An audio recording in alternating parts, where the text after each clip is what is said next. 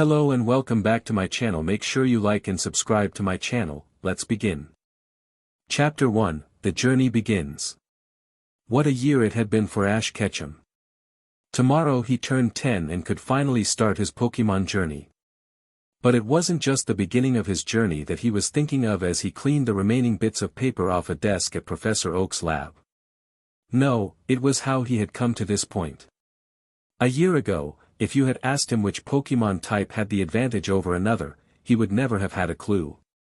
But that all changed on the day of his 9th birthday. 1 year ago. It was a typical morning in the small town of Pallet Town.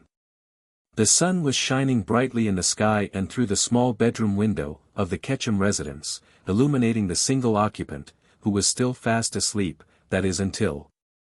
Ash. Dear. You have a package. Delia, his mother, yelled from downstairs. As usual she was up bright and early, eager to make a delicious breakfast for her special little guy, after all it was his birthday. Ash slowly opened his eyes, and upon realizing what day it was, lunged out of bed and rushed downstairs, clad only in his boxers and a green pajama shirt. The smell of pancakes and bacon and eggs could be smelled from the top of the stairs. Closing his eyes and taking a deep breath through his nose, Ash forgot where he was going, tripped and fell down the stairs. Oh my! Ash, are you all right? Delia gasped at the sight of her son as he slowly rose to his feet. His black unruly hair cascading down his face. Yeah, I'm fine, Ash answered as he brushed some of his hair away from his brown eyes. Upon dusting himself off, he noticed the package in his mother's arms. Who is the package for? He asked. Shaking out of her shock, Delia answered. Oh. It's for you, she stated, handing the package to her son. Taking a closer inspection of the box, Ash realized that his was not quite heavy, but what was ever inside resembled the size of one of Professor Oak's textbooks. Opening the box rather quickly, he pulled out a fairly sized book with a piece of paper taped to the cover, with his name on it.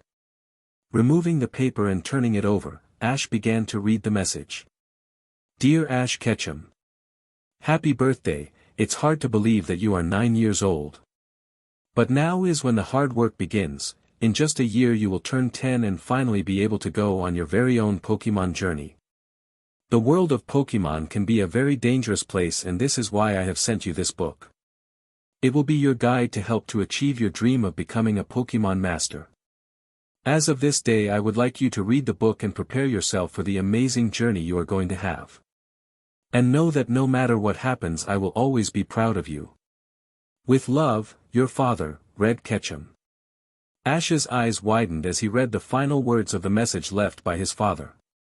Delia noticed the change in Ash's demeanor and became curious. Who's the package from, dear? She asked. Ash looked up from the note before answering. It's from Dad, he stated.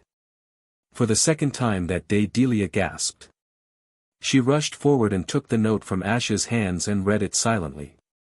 As she read the message, tears started to form in her eyes. It had been years since she had had any communication from her husband, and now here he was sending a present to Ash on his birthday. For the longest time she had thought that Red was dead, but here was proof that he might in fact be very much alive. Wiping the tears from her eyes, Delia turned back towards her son. You should listen to him. Next year you will be going on your Pokémon journey, she said, hold back further tears. And it's going to be tough. If your father has sent this to you, in order to help you prepare for your journey, then you're going to start reading that book tomorrow. But for now, how about we celebrate your birthday and after breakfast we'll go to Professor Oak's lab, Delia said as she watched her son's face light up with a big smile. So much had changed since that day. As his mother, and his father, had requested, he read the book he was given. Inside it had many descriptions on the different types of Pokémon, how to catch a Pokémon and train them, the various items that could strengthen a Pokémon, even a guide on how to become an Aura Guardian, and much more. Ash had taken all of this to heart, and this had eventually led him to study at Professor Oak's lab, while helping the professor with his daily work of caring for the Pokémon at the lab. Ash slowly closed the book as he looked up from the desk and noticed that it was getting late. Collecting the papers strewn across the desk and packing his things, Ash sensed a presence behind him. Ash had been practicing aura for about 6 months now, and in that time he had only learned how to sense the aura around him, and recently, how to form empathy links. Turning around, Ash found a very disheveled Professor Oak enter the room. The professor was wearing his usual white lab coat over his red button-up shirt and light brown khaki pants. To Ash it was clear that some of the Pokémon had recently caused some trouble. Are some of the Pokémon causing trouble? Ash asked as he finished packing. Straightening up his lab coat, Professor Oak answered. Yes. It was that damn Pikachu, he won't let anyone near him.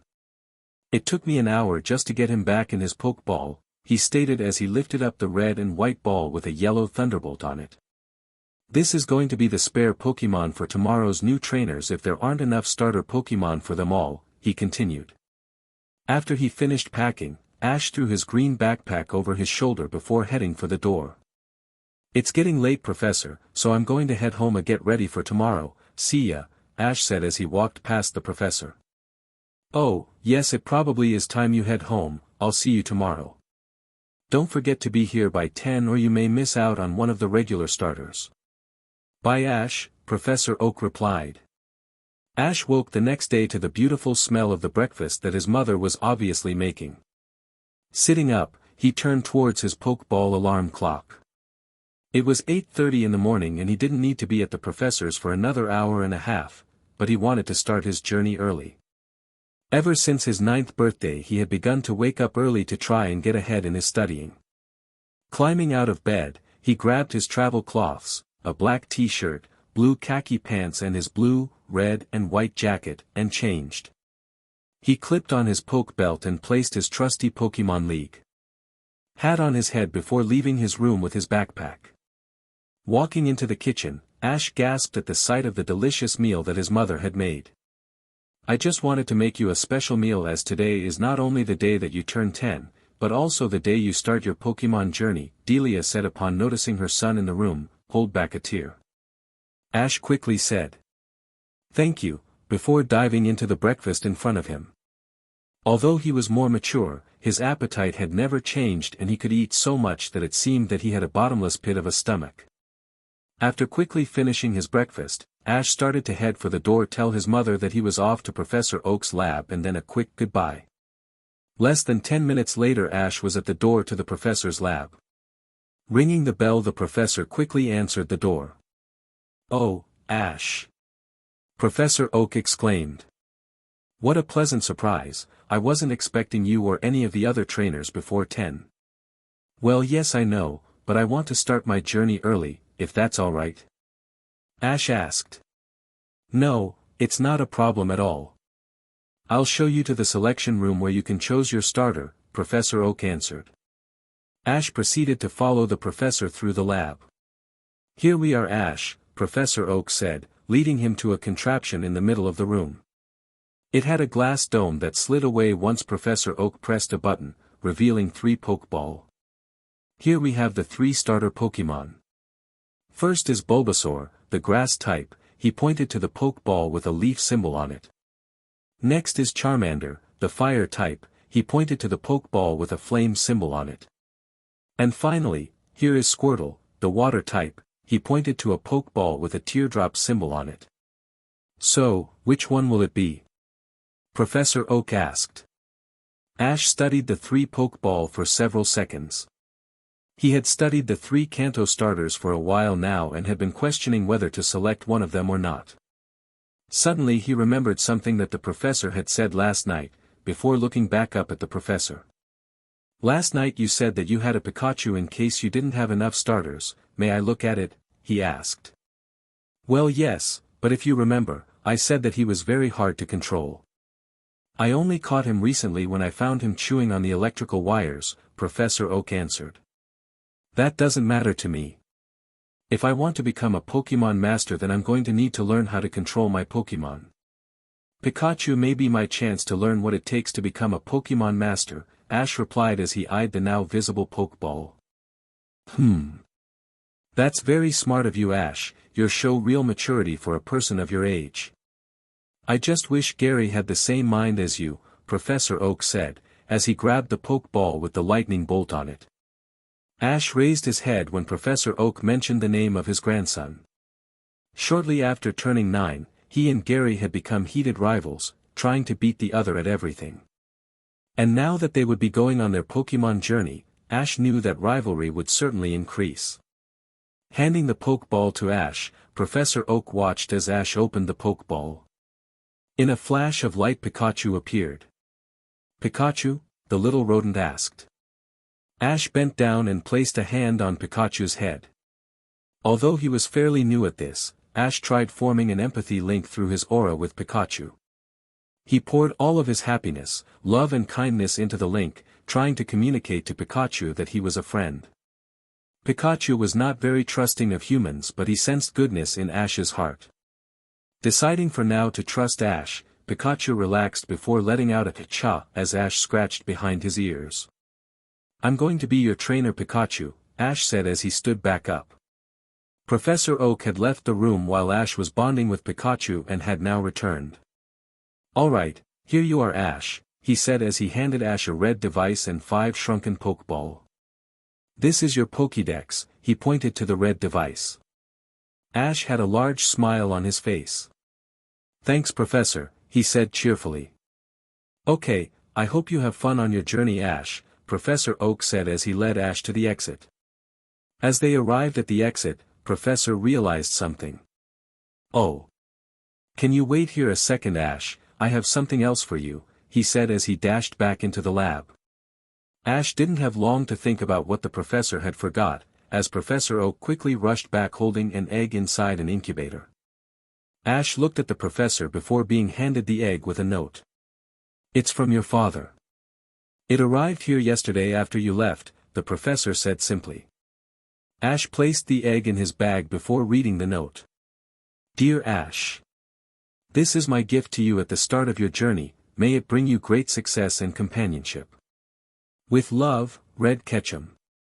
Ash looked up from the note. "Thank you, Professor," he gratefully said before heading for the door.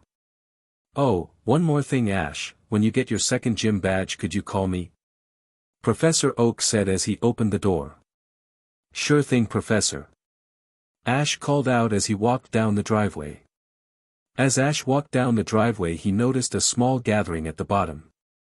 As he got closer it was clear that Delia had organized a small sending-off party for Ash of all of their friends from around town. Ash smiled at the sight and walked up to his mother and gave her a hug. "Goodbye, Mum," Ash said. "I'll call you once I reach Vermilion City." "Be good out there, Ash," she said with tears forming in her eyes, "and don't forget to change your underwear." Ash blushed in embarrassment as a few members of the crowd snickered. "Mom!" Ash called out in embarrassment before giving his mother one last hug before walking down the road towards Route 1. Chapter 2, Meet Misty, Waterflower and Team Rocket. The sun was beating down on Ash as he walked along the path of Route 1. It was 1 in the afternoon and Ash was slowly starting to understand what Professor Oak had meant when he said that Pikachu wouldn't listen. They had been walking for hours and had seen 3 different Pokémon, but every time Pikachu would refuse to battle. But Ash was determined, he had insisted on taking Pikachu and he wasn't going to give up. He just had to figure out how to gain the respect of his little electric Pokémon. For Pikachu it was a different story, he was fully enjoying this trip so far. Every time they came into contact with a Pokémon he would completely deny battling for Ash. It wasn't that he didn't like battling, it was that he was testing Ash. He wanted to see if Ash would try and force him to battle, trying to figure out if this human had the kindness that he felt when they first met. Also the pleading look on Ash's face every time he begged Pikachu to battle was priceless. Deciding to stop for lunch, Ash and Pikachu found a nice tree to sit under. While eating lunch Ash realized that he was yet to scan Pikachu. Pulling out his Pokédex he aimed it towards Pikachu. Pikachu, the mouse Pokémon, and the evolved form of Piku. Pikachu's tail is sometimes struck by lightning as it raises it to check its surroundings. This Pikachu is male and has the ability Static. He knows the moves Thunder Wave, Thunder Shock, Quick Attack, and Double Team. This Pikachu also possesses the Egg Move Volt Tackle, but it has not been unlocked yet. That's an interesting set of moves, Pikachu, Ash stated as he handed the small mouse Pokémon some poke food. Accepting the food, Pikachu just shrugged his shoulders, mumbling, "Pika Pika." Placing his Pokédex back, Ash pulled out some food his mother had made him. Just as he was about to eat, he heard an ear-pounding scream. Looking further down the path, Ash noticed a flock of Spearow had surrounded something. Pulling out his Pokédex again, Ash scanned the Spearow in order to know what he was dealing with. Spearow, the bird Pokémon. Spearow is very protective of its territory. It flaps its short wings busily to dart around at high speed. Spearow, they're a normal and flying type. Pikachu, you will have great effectiveness against them, Ash said, looking down at his mouse Pokémon. As he said this, Ash again heard a scream, but this time it was clearly weaker than the last. Realizing that the scream had come from whatever was surrounded by the flock of bird Pokémon, Ash dashed forward and scared the small group of Pokémon away.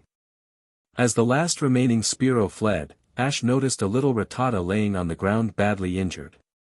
Bending down to pick up the little Pokémon, Ash pulled out a potion as he noticed all the scratches that the Rattata had suffered at the hands of the Spearow. "This is going to help you, Rattata. It will make you feel better until we get you to a Pokémon Center," he said as he sprayed the potion. Rattata was too weak to object and accepted the spray. Instantly he felt better, although he still was badly injured. At least some of the pain was gone. Pikachu watched the scene in awe. Never had he witnessed any human help a wild Pokémon like Ash had.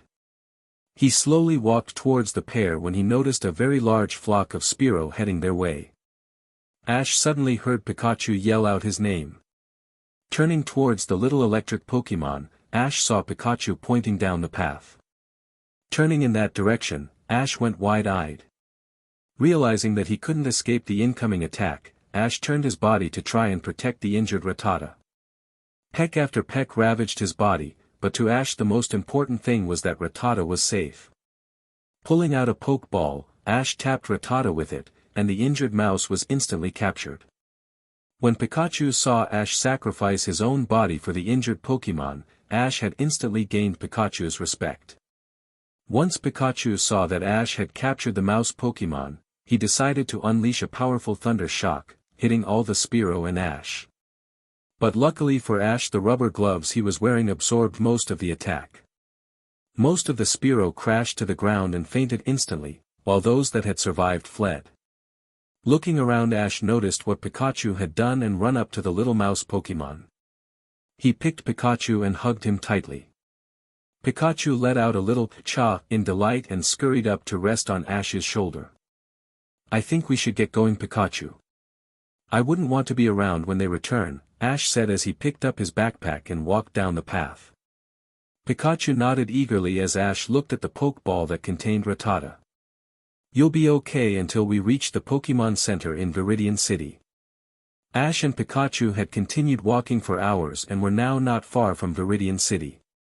As they stopped by a stream to quench their thirst, they suddenly saw a bright glow in the distance. The glow got bigger before disappearing completely. Less than a few seconds later, Ash and Pikachu heard another scream, but this time it was clear to them that this was from a human.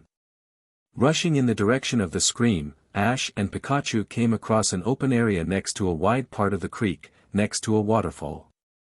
Suddenly rain started pouring, drenching anything the water came into contact with. The storm looked ominous, but what worried the pair the most was the giant blue dragon-type Pokémon that was attacking a girl with orange hair. Thinking quickly, Ash ordered Pikachu into the battle. Pikachu used Quick Attack to get in close and try and climb on top of Gyarados' head and unleash your most powerful thunder shock, Ash said as he hurried to help the fallen girl. Listening to his trainer, Pikachu sprinted off in the direction of Gyarados at blinding speeds.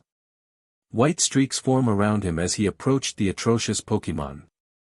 Luckily for Pikachu, Gyarados was distracted by charging up a Dragon Rage attack aimed at the girl, and didn't notice the small mouse approach him or climb onto his back.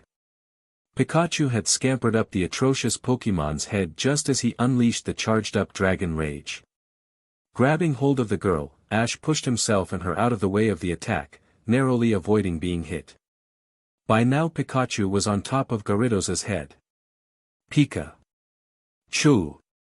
Pikachu screamed as he unleashed his most powerful thunder shock. Yellow streaks of lightning filled the darkened sky as Gyarados was hit with thousands of volts of electricity. Pikachu jumped off of Gyarados' head as the atrocious Pokémon wavered back and forth before finally crashing to the ground, right on top of a bike. Pikachu stood on the ground for a second feeling rather proud of what he had accomplished, before turning towards his trainer and running to him. "Are you alright?" Ash asked the frightened girl. Picking themselves up, Ash took notice of the girl in front of him. She was young, about his age, and was wearing a yellow shirt that showed her midriff and short jean shorts with red suspenders and her hair up in a sideways ponytail. "Yes, I think so," was all the girl could say as she looked at the fallen Gyarados. "That's good. My name's Ash, Ash Ketchum," Ash said extending his hand. The girl turned back towards Ash with a huge smile on her face. "Misty, Misty Waterflower," Misty said before flinging her arms around the shocked trainer. "Thank you for saving me," she said before letting go.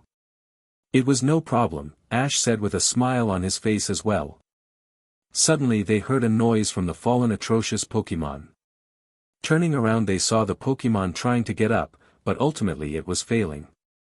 Gyarados must have been affected by Pikachu's static ability when he climbed on its back, Ash said as he walked towards the struggling Pokémon. "What are you doing?" Mist yelled worriedly as Ash approached the Gyarados. "It's paralyzed, and badly hurt, I can't just leave it here," Ash called back. Pulling out a Pokeball, Ash threw it at the atrocious Pokémon. The Pokeball hit the Pokémon before absorbing Gyarados. Again and again the Pokeball wobbled as Gyarados tried to break free, but after several seconds that felt like minutes, the Pokeball dinged, signifying the capture. Picking up the Pokeball, Ash turned around and got into his victory pose. "Alright, I caught a Gyarados!" he exclaimed. "Pie Pikachu!" Pikachu exclaimed in delight. After watching Ash do his victory pose, Misty turned her attention to her bike that was destroyed on the ground. My bike!" she yelled as she ran to it. It was bent in two and there were dents everywhere. It was brand new. "Ugh! That stupid Gyarados!" she yelled in anger. Ash watched as Misty picked up her destroyed bike. He quickly offered to carry it, and she gladly accepted. As they started to walk, the rain ceased and the sun began to peek from behind the sky again. Suddenly, a shrill yet beautiful shriek filled the air. "What was that?" Ash asked. "I don't know," Misty answered. Pikachu started tapping Ash's head. Ash looked at Pikachu and noticed he was pointing at the sky. Ash and Misty turned their heads towards the sky and saw a huge phoenix-like Pokémon, flying over a rainbow. It was red and gold and as it flew, a second rainbow, trailing from its tail. "What Pokémon is that?" Ash asked as he pulled out his Pokédex. "There is no data available. There still are Pokémon yet to be identified." "That's interesting," Ash mumbled as he put his Pokédex back. "Perhaps one day we may find out," Misty stated. "But for now, how about we reach the Pokémon Center in Vermilion City?" Ash nodded. "Yeah," was all he said as they began walking towards Vermilion City. Walking towards Vermilion City, Ash and Misty had been talking for a while, but one thing had kept bugging Ash. "What happened back there?"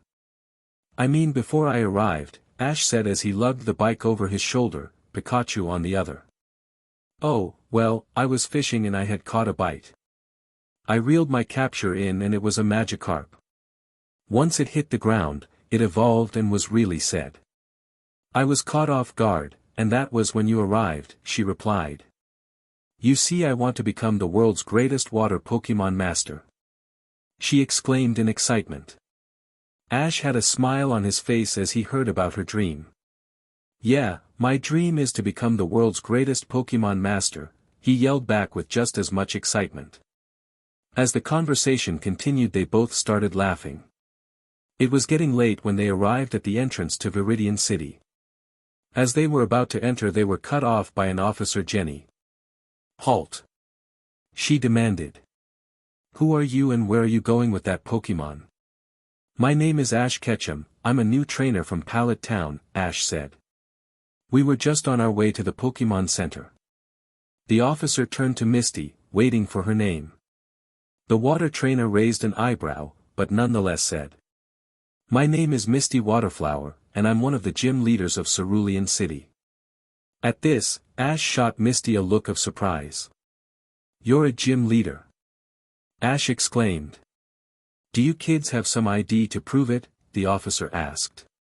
Ash took out his Pokédex and gave it to the officer while Misty took out a blue teardrop-shaped badge. Jenny nodded after checking the Pokédex. Okay, you're all clear. Sorry about this, but there is a group of criminals called Team Rocket on the loose somewhere in this area and you looked suspicious with your Pokémon outside of its Pokeball. That's alright, it's not a problem, I understand you are just doing your job, Ash said. Thank you for understanding.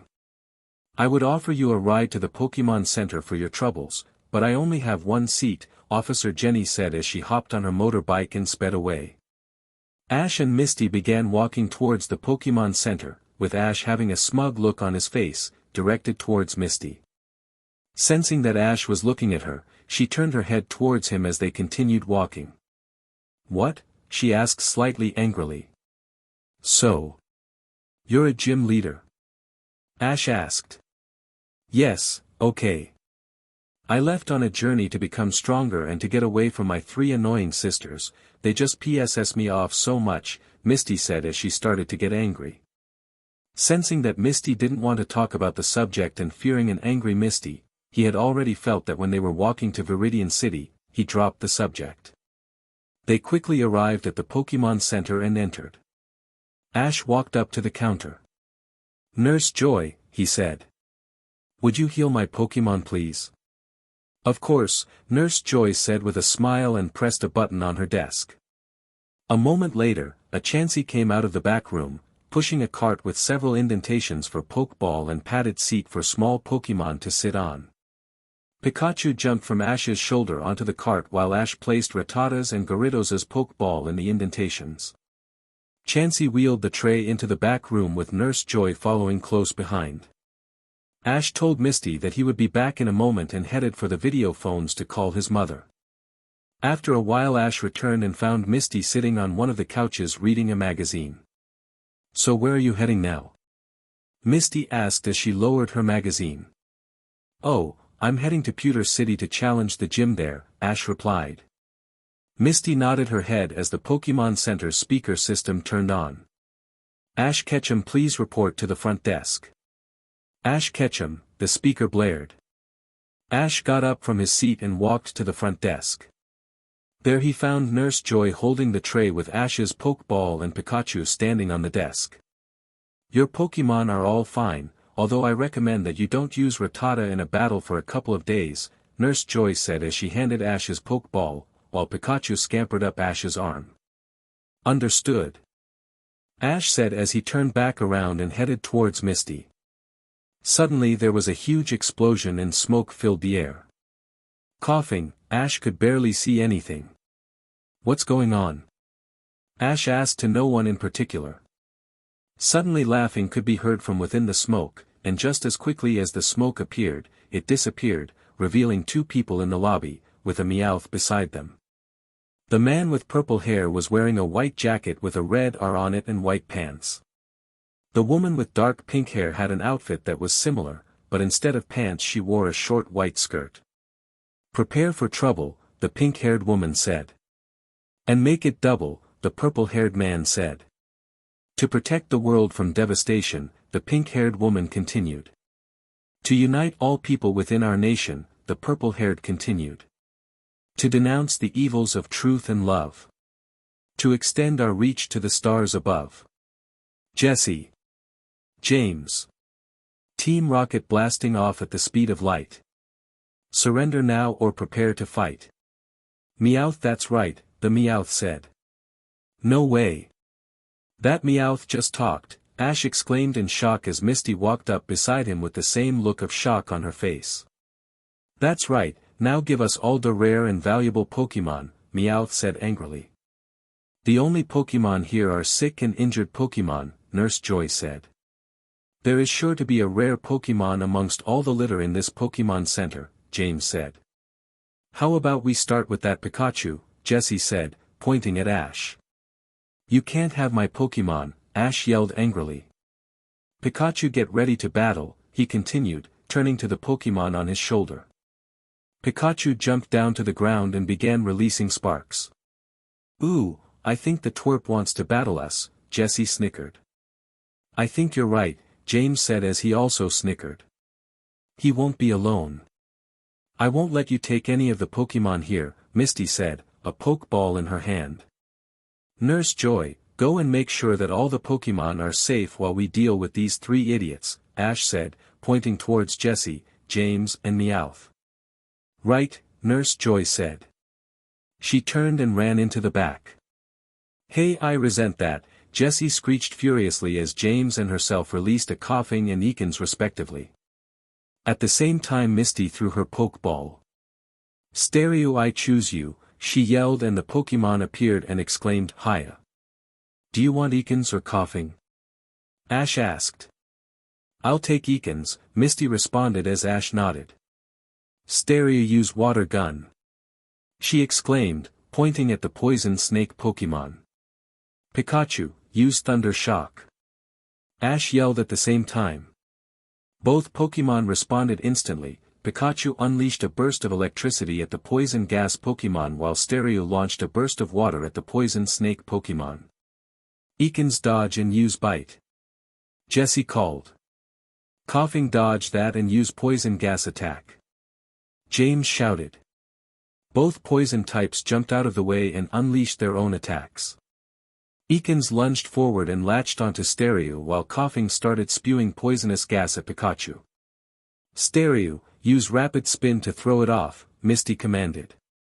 Pikachu, use Quick Attack to escape the gas, Ash said. Stereo started spinning around, causing Ekans to go flying away and actually crash into Coughing. Stereo, continue using Rapid Spin and blow that gas back, Misty yelled. Slowly the gas traveled back towards the rocket trio. The poison gas attack engulfed Jessie and James and they started coughing. Meowth, do something. Jessie demanded. What do you expect me to do? Meowth demanded while also coughing. You're a Pokémon. James said. Oh right, Meowth said stupidly. He then charged at Pikachu. Alright, you rodent, taste my fury swipes. Pikachu, use Quick Attack, Ash said. Pikachu launched forwards at blinding speeds and slammed into the Scratch Cat Pokémon. Meowth went flying and crashed into the two poison types. The three Pokémon then went sliding across the floor and bowled into their owners, knocking them over. Now Pikachu, use Thunder Shock with all you've got. Ash commanded. Pika. Pikachu acknowledged and he sent at the strongest Thunder Shock he could at the rockets. Electricity lit up the Pokémon Center as the Thunder Shock headed towards the Team Rocket trio. The attack slammed into the people and Pokémon causing them to shriek in pain. Suddenly, Coughing started expelling poisonous gas, causing a violent reaction with the electric attack. There was a large explosion and Team Rocket were blasted out of the building. Team Rocket's blasting off at the speed of light, they screamed. As the dust settled, it was clear that the Pokémon Center was safe. After a little clean-up, Ash and Misty booked separate rooms. As Ash arrived at his door he stopped and looked at Misty. You never told me what you were planning on heading, he said. Oh, I don't really know. My bike is destroyed and I may have to head home, Misty added the last part sadly. Ash took a deep breath. If you want you could come with me, he offered. Shaking her head. Oh, no, I shouldn't, I'll be a burden for you, Misty quickly denied. Nonsense, the way you battle back there was amazing, and besides it's better to travel with someone than by yourself, Ash rebutted, placing a hand on Misty's shoulder. Misty blushed at the compliment but quickly hid it. Very well, I guess traveling with someone else will be fun, she said with a smile. That's great, Ash exclaimed. I'll see you in the morning then, he added as he opened the door to his room. Good night Ash, Misty said as she also entered her room. Ash sat on his bed and opened his backpack. Pulling out the Pokémon egg, he examined it. I wonder what you will be, he pondered before placing the egg back in his backpack and going to bed. Chapter 3, Aura, Training and Showdown in Pewter City. Meditation. Oh how Ash loathed that word. But if he wanted to become an Aura Guardian, it was essential. Every morning since he had received the book from his father, he would be up as early as possible to meditate. That's where we find Ash Ketchum now. He had gotten up at the crack of dawn and left the Vermilion City Pokémon Center and was now seated outside, underneath a nearby tree. The area around him was still silent, perfect for his concentration. He was fairly new at using aura, only recently had he learnt to use his aura senses and was now trying to enhance it. As he meditated, he could sense all the living beings around him. People were beginning to wake up, preparing for the day ahead. Pokémon were beginning to stir in the trees, letting the world know that they were awake. But Ash's concentration wasn't on any of them. No, he was focused on a little yellow mouse that was just waking up in his room. He sensed Pikachu panic, he guessed that the little mouse had thought he had left without him. Taking deep breaths, Ash sensed Pikachu's aura becoming stronger as the little mouse searched for him. The closer they are, the stronger I can feel them, Ash mused. He smirked as he sensed Pikachu leave the Pokémon Center and head towards him. Pikachu Pika Pi, Pikapi? Pikachu asked, pointing at the way Ash was sitting. Ash opened his eyes. Pikapi, is that my name in your language? Ash asked. Pikachu nodded vigorously. You want to know what I was doing? Pikachu nodded again. I was meditating, Ash continued. You see, for Pokémon like yourself, using aura is natural, but for humans we must train ourselves. Meditation is a way of focusing on your aura and unlocking its abilities. I'm way off being able to form aura spheres and shields, but I'm currently able to use my aura sense, that was what I was focusing on while I was meditating. Pi Pikachu, Pikachu Chu Pikapi? Pikachu asked, pointing at himself and back to Ash. I don't entirely understand what you're saying. Ash paused. Yet. But if you said what I think you said, then yes. When we first met I created an empathy link between us using my aura, in order to show you that I was trustworthy, but I can't create an aura bond at the moment, I'm still learning how to do that. Suddenly Pikachu began to emit sparks from his cheeks. Pikachu, Pi Pi Ka, he said angrily. Sensing Pikachu's anger, Ash put his hands up in surrender. Okay, I'll tell you where I go next time, I won't let you wake up and be worried about me again, Ash said as Pikachu stopped sparking. Suddenly Ash felt another presence inside the Pokémon Center wake up. I think we better get back inside before she thinks we left without her, I'm more worried about her being angry at me, than you. Pikachu scampered up Ash's body and came to rest on his shoulder as they walked back to the Pokémon Center. Ash arrived at his room as Misty left hers. Morning, Ash said. Good morning, Misty replied, closing the door. Have you had breakfast? No. Suddenly Ash's stomach growled. I guess I forgot, he said, rubbing the back of his head in embarrassment. Misty was slightly disgusted, but decided not to say anything about it. Well then, why don't we, she asked. Sure, Ash replied with a nod, before following her to the Pokémon Center's cafeteria. If Misty thought that Ash's stomach growling was disgusting then she didn't now. Shortly after arriving at the cafeteria and grabbing their breakfast, they sat down and began to eat. Misty ate slowly, she was starved, but was still able to control herself. But one look at Ash, and she couldn't believe what she was seeing. He was stuffing his face and eating so quickly that half his meal was gone in mere seconds. Can you eat any faster? Misty asked sarcastically. Is that a challenge? Ash asked in a serious tone. No, she yelled. Ugh, could you eat with more manners? It doesn't matter now, I'm done, he said, pointing to the now empty plate. I'm going outside to train my Pokémon. When you're done you can join me outside if you want. Okay then, I will, at least I can eat with some manners, Misty angrily replied. Walking out of the Pokémon Center, Ash decided to ignore Misty's comment. As he left the Pokémon Center he saw a small battlefield where people could train. Walking over there he pulled out his 2 Pokeball and released his Pokémon. In a flash of light, Gyarados and Rattata appeared before him. Pikachu scampered off of Ash and stood next to his fellow Pokémon. Okay guys, our first gym battle will be in Pewter City. That gym specializes in rock-type Pokémon, so I will use Gyarados and Pikachu, Ash told his Pokémon. Rattata looked disheartened with the news and became upset. Unfortunately Rattata, you can't battle for a couple of days.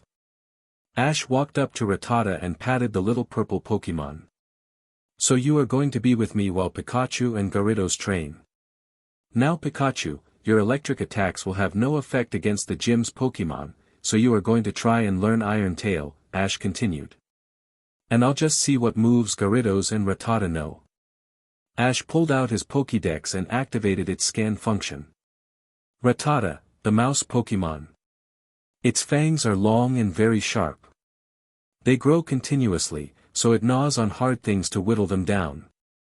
This Rattata is female and has the ability Guts. She knows the moves Tackle, Tail Whip, Quick Attack, Focus Energy, and Bite. This Pokémon also possesses the egg move Flame Wheel, but it has not been unlocked yet. Gyarados, the atrocious Pokémon and the evolved form of Magikarp. Rarely seen in the wild. Huge and vicious, it is capable of destroying entire cities in a rage. This Gyarados is male and has the ability Intimidate. He knows the moves Thrash, Bite and Dragon Rage. Okay, those are some interesting moves. Unfortunately Gyarados, both you and Pikachu are weak to rock-type attacks, but we are going to have to work with what we have for the time being, Ash said, placing his Pokédex back in his pocket. So Gyarados, I want you to try and focus on your Bite attack and try and turn it into an Ice Fang attack.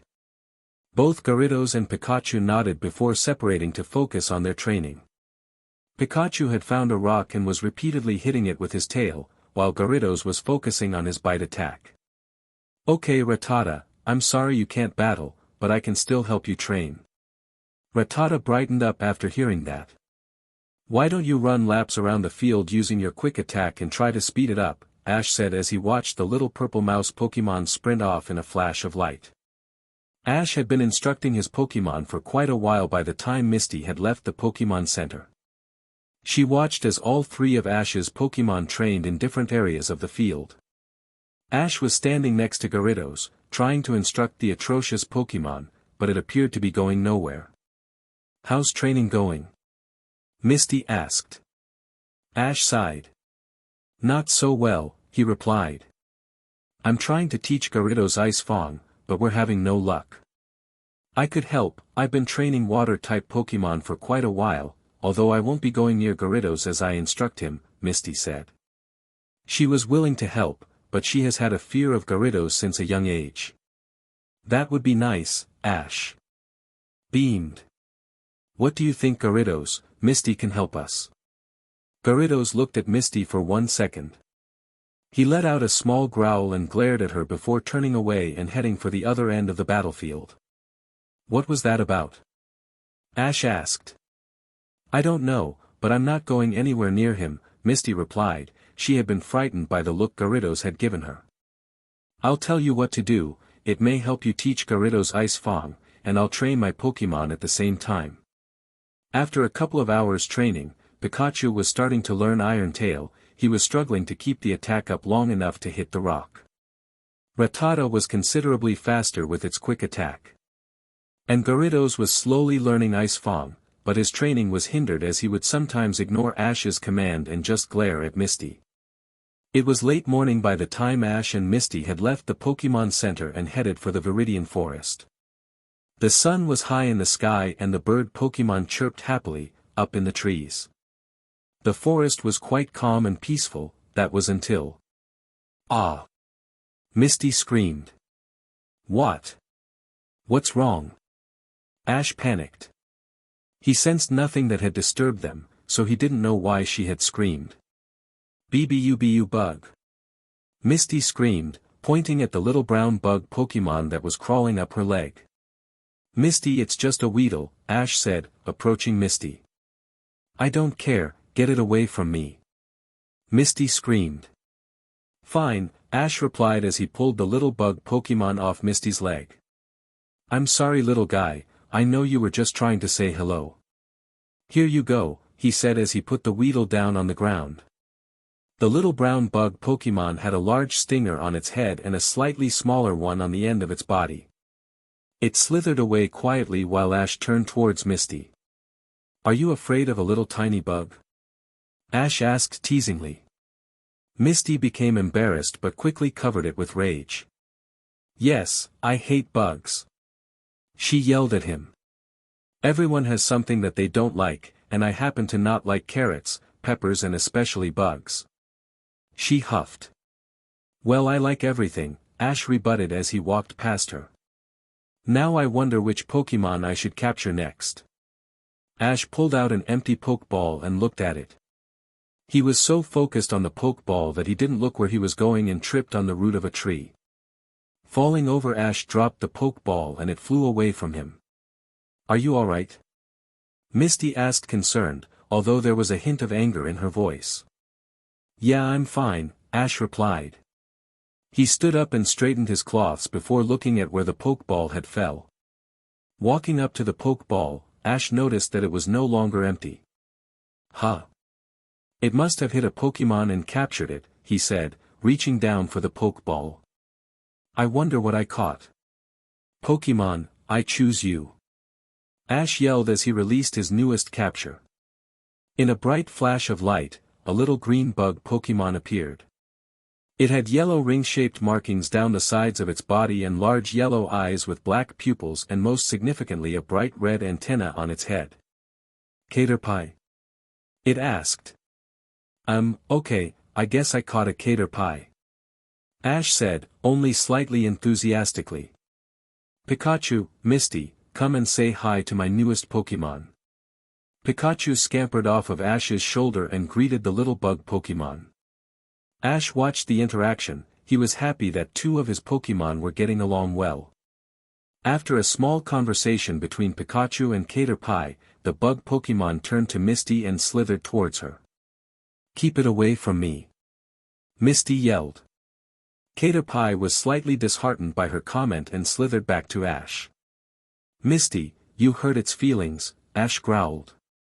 Now I'll take your anger at me, but this little Pokémon has done nothing to you. Misty sighed. Look, I'm sorry, I've had a bad experience with bug Pokémon when I was younger, she said. Just don't let it come near me. Okay, Ash said, pulling out his Pokédex. Caterpie, the bug Pokémon. Its feet have suction cups designed to stick to any surface. It tenaciously climbs trees to forage. This Caterpie is male and has the ability Shield Dust. He knows the move String Shot. Ash put his Pokédex away before picking up Caterpie and Pikachu in a hug. Welcome to the team Caterpie, you and the rest of my team are my family and we are going to have so much fun together, he said joyously. Misty looked on in awe. I've never met anyone like him, he truly does love Pokémon, she said as she watched Ash play with Caterpie and Pikachu. After a little while Ash pulled out Caterpie's Pokeball. Return, he said. A beam of red light appeared and absorbed Caterpie. Ash turned to his other human companion. Do you want to move on? Misty nodded, she wished to be out of this forest as quick as possible. By late afternoon Ash and Misty were becoming tired and they had found a small clearing that they could rest. As they walked through the clearing Ash saw a bird Pokémon. A Pidgeotto, I'm going to catch it. Pikachu and Gyarados are still tired from the training earlier, Ash thought aloud. But you. He pulled out one of his Pokeball. I know you're not supposed to battle, but your quick attack might be fast enough to hit Pidgeotto. Rattata, I choose you, Ash called, throwing Rattata's Pokeball. In a flash of white light Rattata appeared. Rattata. Rattata said exited to finally battle, that is, until he saw his opponent. After one look at the bird Pokémon, Rattata turned and ran behind Ash. Rattata Rattata, the little purple mouse Pokémon said. She was frightened, the memory of what happened to her at the hands of the Spearow still haunted her. Huh, what's wrong Rattata? Ash asked worriedly. Ash, I think she is scared of bird Pokémon, Misty said. Oh, you're still frightened after what happened to you, aren't you? Ash asked. Rattata vigorously nodded. Ash held Rattata's Pokeball. Return. Sighing, Ash turned towards the Pidgeotto. I have to slow you down some way, and I guess I only have one, he said. Caterpie, I choose you. Caterpie appeared before the bird Pokémon, while Misty was shocked. Ash. What are you doing? Caterpie is a bug, Pidgeotto is a bird. Birds eat bugs. She yelled. I know what I'm doing, Ash yelled back. Caterpie used string shot and slow that Pidgeotto down. Caterpie complied and fired a white stream of silk string that hit Pidgeotto before the bird Pokémon could fly away. Caterpie, return, Ash called out. Now Pikachu, I know you're tired but can you battle? Pikachu nodded before jumping off of Ash and getting into a battle position, with sparks emitting from his cheeks. Now Pikachu used Thunder Wave to paralyze Pidgeotto and then finish it with a Thunder Shock. Ash commanded. Pikachu responded by releasing a wave of electricity that the bird Pokémon could not escape because of the string that was around its body. Pikachu then charged up and unleashed a full-power Thunder Shock that caused the Pidgeotto to faint. Seeing that Pidgeotto was not moving, Ash pulled out an empty Pokeball and threw it at the bird Pokémon. Hitting Pidgeotto, the Pokeball opened up and absorbed the fainted Pokémon. After rocking back and forth a few times, the Pokeball finally dinged, signaling the capture. Ash walked up and grabbed the Pokeball. Alright, I caught a Pidgeotto, Ash yelled in his famous victory pose. Pie Pikachu, Pikachu yelled in agreement. That night Pikachu was restless and wanted company. Pulling out Caterpie's Pokeball, Pikachu released the bug Pokémon. Caterpie. What is it Pikachu? Caterpie asked. Pika Pikachu, Pikachu, oh nothing, I was just restless and wanted to talk, Pikachu replied. Pikachu. So what is your dream? Caterpie turned from Pikachu and looked at the bright moon. Caterpie, my dream is to one day evolve into a butterfree and fly in the sky, Caterpie replied with enthusiasm. Pikachu and Caterpie talked to the early hours of the morning, exchanging their dreams and funny stories of the past. That morning Ash was meditating underneath a tree when he was brought out of his concentration by a loud scream. Jumping up and rushing back to his campsite, Ash found Misty cowering in fear and an obviously upset Caterpie. Misty. Ash said aggravated. What happened?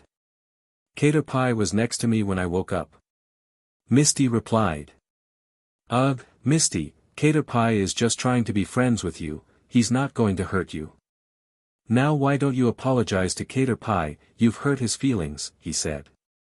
No. I told you earlier to keep him away from me. I told you about my fear of bugs, Misty yelled. Fine. Come on Caterpie, Pikachu, we're leaving, Ash said as he gathered his things. Where are you going? Misty asked. I'm leaving, if you can't say sorry to Caterpie, then there's no point in you accompanying us, Ash replied angrily. Misty watched as Ash disappeared into the forest. Ash walked for as long as he could, before deciding to take a rest. He was really annoyed at Misty, how could she treat any Pokémon like that? Ash sighed, he knew it wasn't entirely Misty's fault, she had had a bad experience with bug Pokémon, when she was younger. If he had had the same experience, he might have been afraid like her. Ash stood up and decided to train his Pokémon. He continued to teach Pikachu Iron Tail and Gyarados Ice Fang. By the end of the training, Pikachu had mastered Iron Tail and was working on the speed of his execution while Gyarados was still having trouble with Ice Fang. Slowly Ash felt a presence move towards him. "I wondered when you would show up," he said, returning all his Pokémon. "You were waiting for me?" Misty asked.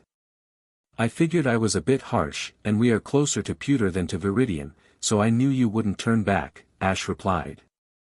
"Look, for what it's worth, I'm sorry for how I acted," Misty said quietly. She never liked admitting defeat. "And I'm sorry too, I shouldn't have gotten angry like that. It's just that I have never met someone afraid of a certain type of Pokémon." Their little reunion was cut short when an Ekans and Coughing appeared, with the Rocket Trio standing behind them. "What are you doing here?" Ash and Misty yelled in unison. "Prepare for trouble," Jessie said. "And make it double," James said. "To protect the world from devastation," Jessie continued. "To unite all people within our nation," James continued. "To denounce the evils of truth and love. To extend our reach to the stars above." Jessie. James. Team Rocket blasting off at the speed of light. "Surrender now or prepare to fight." "Meowth, that's right," the Meowth said. "We want your Pikachu," Jessie demanded. "Now hand him over." "What would you want with my Pikachu?" Ash asked, infuriated at the thought of giving away any of his Pokémon. "You see, your Pikachu is more powerful than the average Pikachu, and that makes it rare," James answered.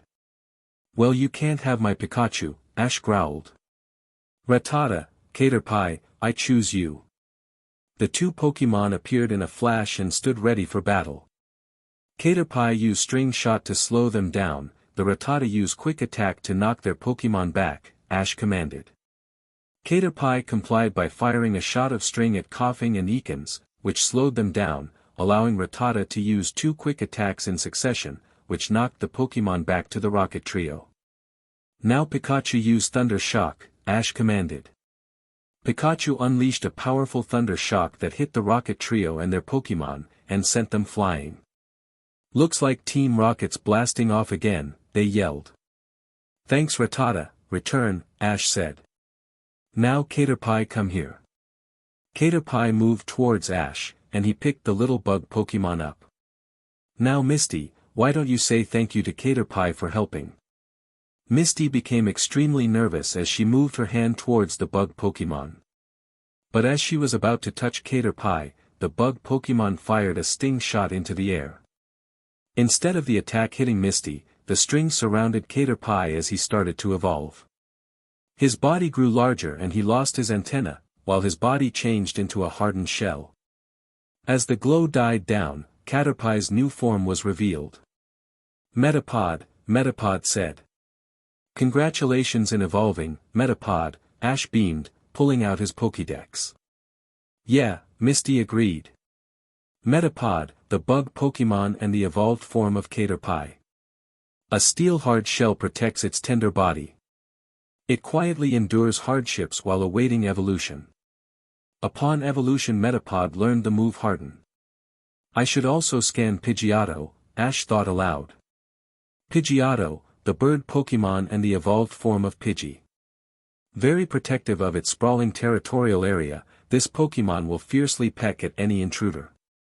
This Pidgeotto is male and has the ability Keen Eye. He knows the moves Tackle, Sand Attack, Gust, Quick Attack, Whirlwind and Twister. This Pokémon also possesses the egg moves Air Slash and Brave Bird but have not been unlocked yet. What a week it had been for Ash, Misty, and Pikachu as they entered Pewter City. The day after Team Rocket attacked, they ran into a sword-wielding kid dressed in a samurai outfit. Ash, using his aura sense, narrowly dodged the initial swing of the kid's sword when they first encountered him. Afterwards the samurai kid challenged Ash to a 2 vs 2 Pokémon battle. Ash first used Pidgeotto and easily won, and then used Gyarados to defeat the kid's Metapod, using Ice Fang. Shortly after the battle, Ash's Metapod evolved into a Butterfree. Ash and Misty decided to head to the Pokémon Center to heal their Pokémon and have some lunch before heading to the city's gym. After receiving his Pokémon from Nurse Joy, Ash and Misty made their way towards the Pewter Gym. "You know, you could always borrow my Pokémon," Misty stated. "Thanks, but no thanks, I want to claim these badges fairly, and if I borrow your water Pokémon then I'm cheating," Ash replied. "That's really honorable of you, Ash, just remember that I will be cheering for you," Misty beamed. "Thanks," Ash said with a huge smile on his face. Suddenly Ash stopped and pulled out his Pokédex. "What is it, Ash?" Misty asked. "I forgot to scan Butterfree," Ash said as he scanned the Pokeball. Butterfree, the bug Pokémon and the evolved form of Metapod. The wings are protected by rain-repellent dust. As a result, this Pokémon can fly about even in rain. This Butterfree is male and has the ability Compound Eyes. Upon evolution, Butterfree learnt the moves Confusion, Poison Powder, Stun Spore and Sleep Powder. Upon arrival at the stone building, Ash confidently pushed the doors open and walked in. The inside of the gym was pitch black, so Ash used his aura sense and sensed someone sitting on the other side of the room. This was confirmed when a voice rang out, "Who challenges me?" "I'm Ash Ketchum from Pallet Town and I challenge you to a battle." Ash called back. "Very well, I accept your challenge," the voice replied. Suddenly, the entire gym lit up and a rocky battlefield started rolling onto the floor. On the other side of the field, a teenager was sitting cross-legged against the wall. When the field was completely formed, a referee walked onto the field to announce the rules. This will be a 2-on-2 Pokémon battle between the challenger Ash of Pallet Town, and the Pewter City gym leader Brock. Only the challenger will be allowed to make substitutions. "Good luck, Ash," Misty said as she walked over to the sidelines. Brock stood up, took his first Pokeball, and threw it onto the field. "Geodude, I choose you," he called. Ash took out his Pokédex and scanned Geodude. Geodude, the rock Pokémon. Geodude has incredibly high defensive power, making it virtually resistant to any physical attacks. "In that case, Pikachu, I choose you," Ash said as the electric mouse ran onto the battlefield. "A Pikachu, huh? This will be over quickly," Brock arrogantly said. The referee raised his flags, "The challenger has the first move. Ready, begin. Type advantage isn't everything. Now, Pikachu, use quick attack," Ash commanded. "Wait, Geodude, when Pikachu gets closer use rock throw," Brock called. Geodude watched Pikachu as the electric Pokémon appeared and disappeared in streams of white light.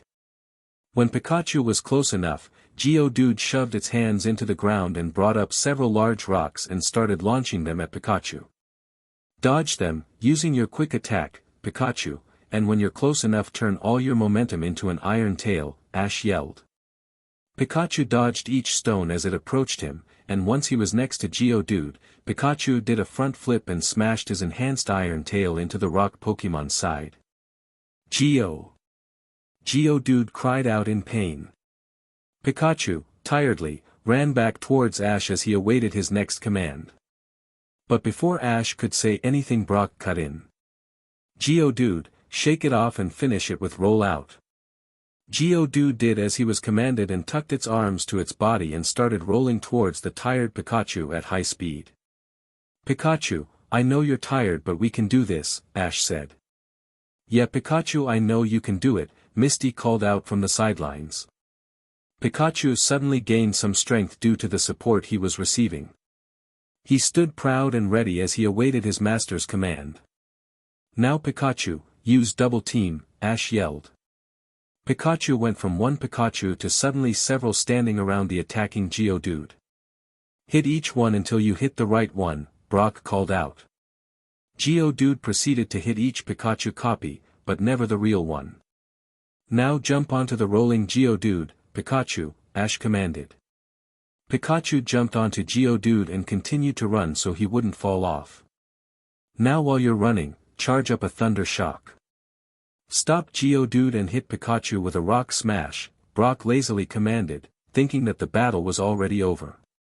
But instead he had played right into Ash's hand.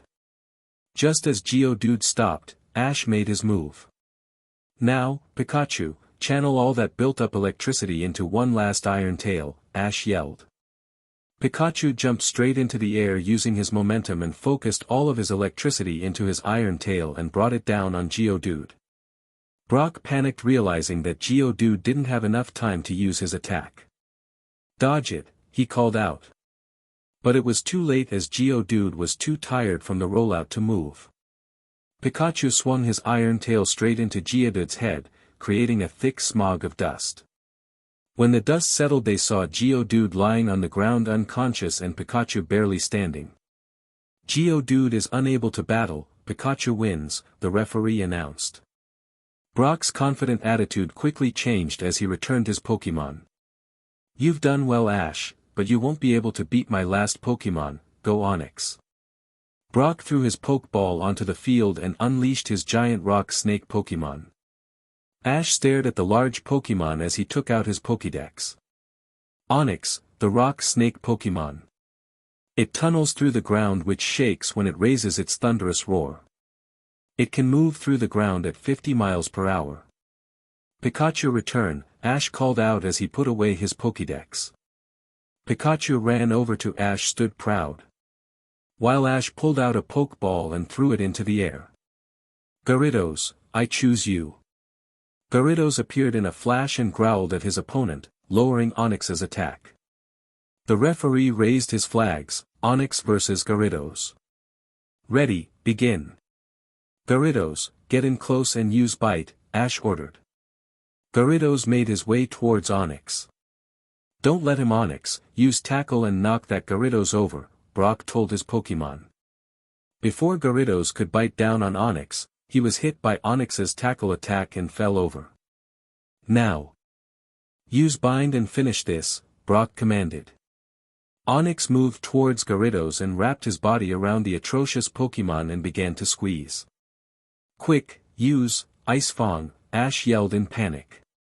Gyarados complied by biting into Onix's rocky body with a full-powered Ice Fang. The attack caused Onix to scream in pain and loosen his grip, allowing Gyarados to escape.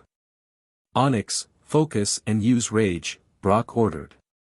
Onix suddenly became extremely angry and charged towards Gyarados. Gyarados, use Dragon Rage, then try and dodge Onix's attack, Ash yelled.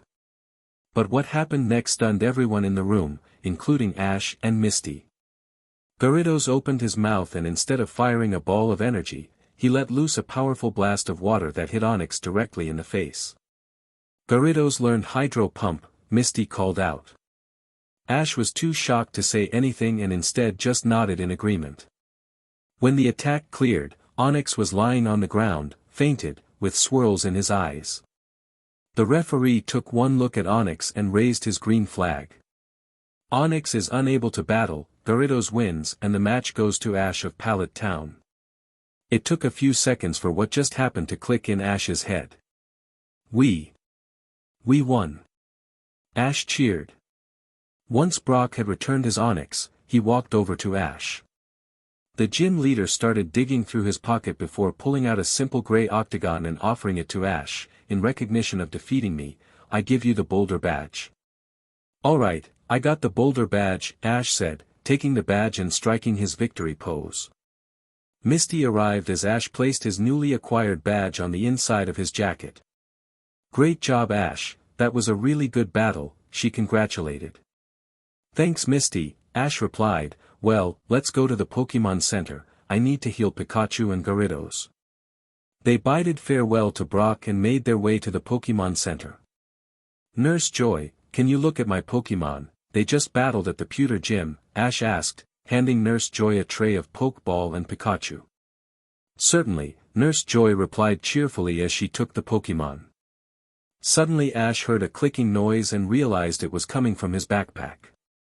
The egg, Ash gasped, pulling the flashing egg from the incubator in his backpack.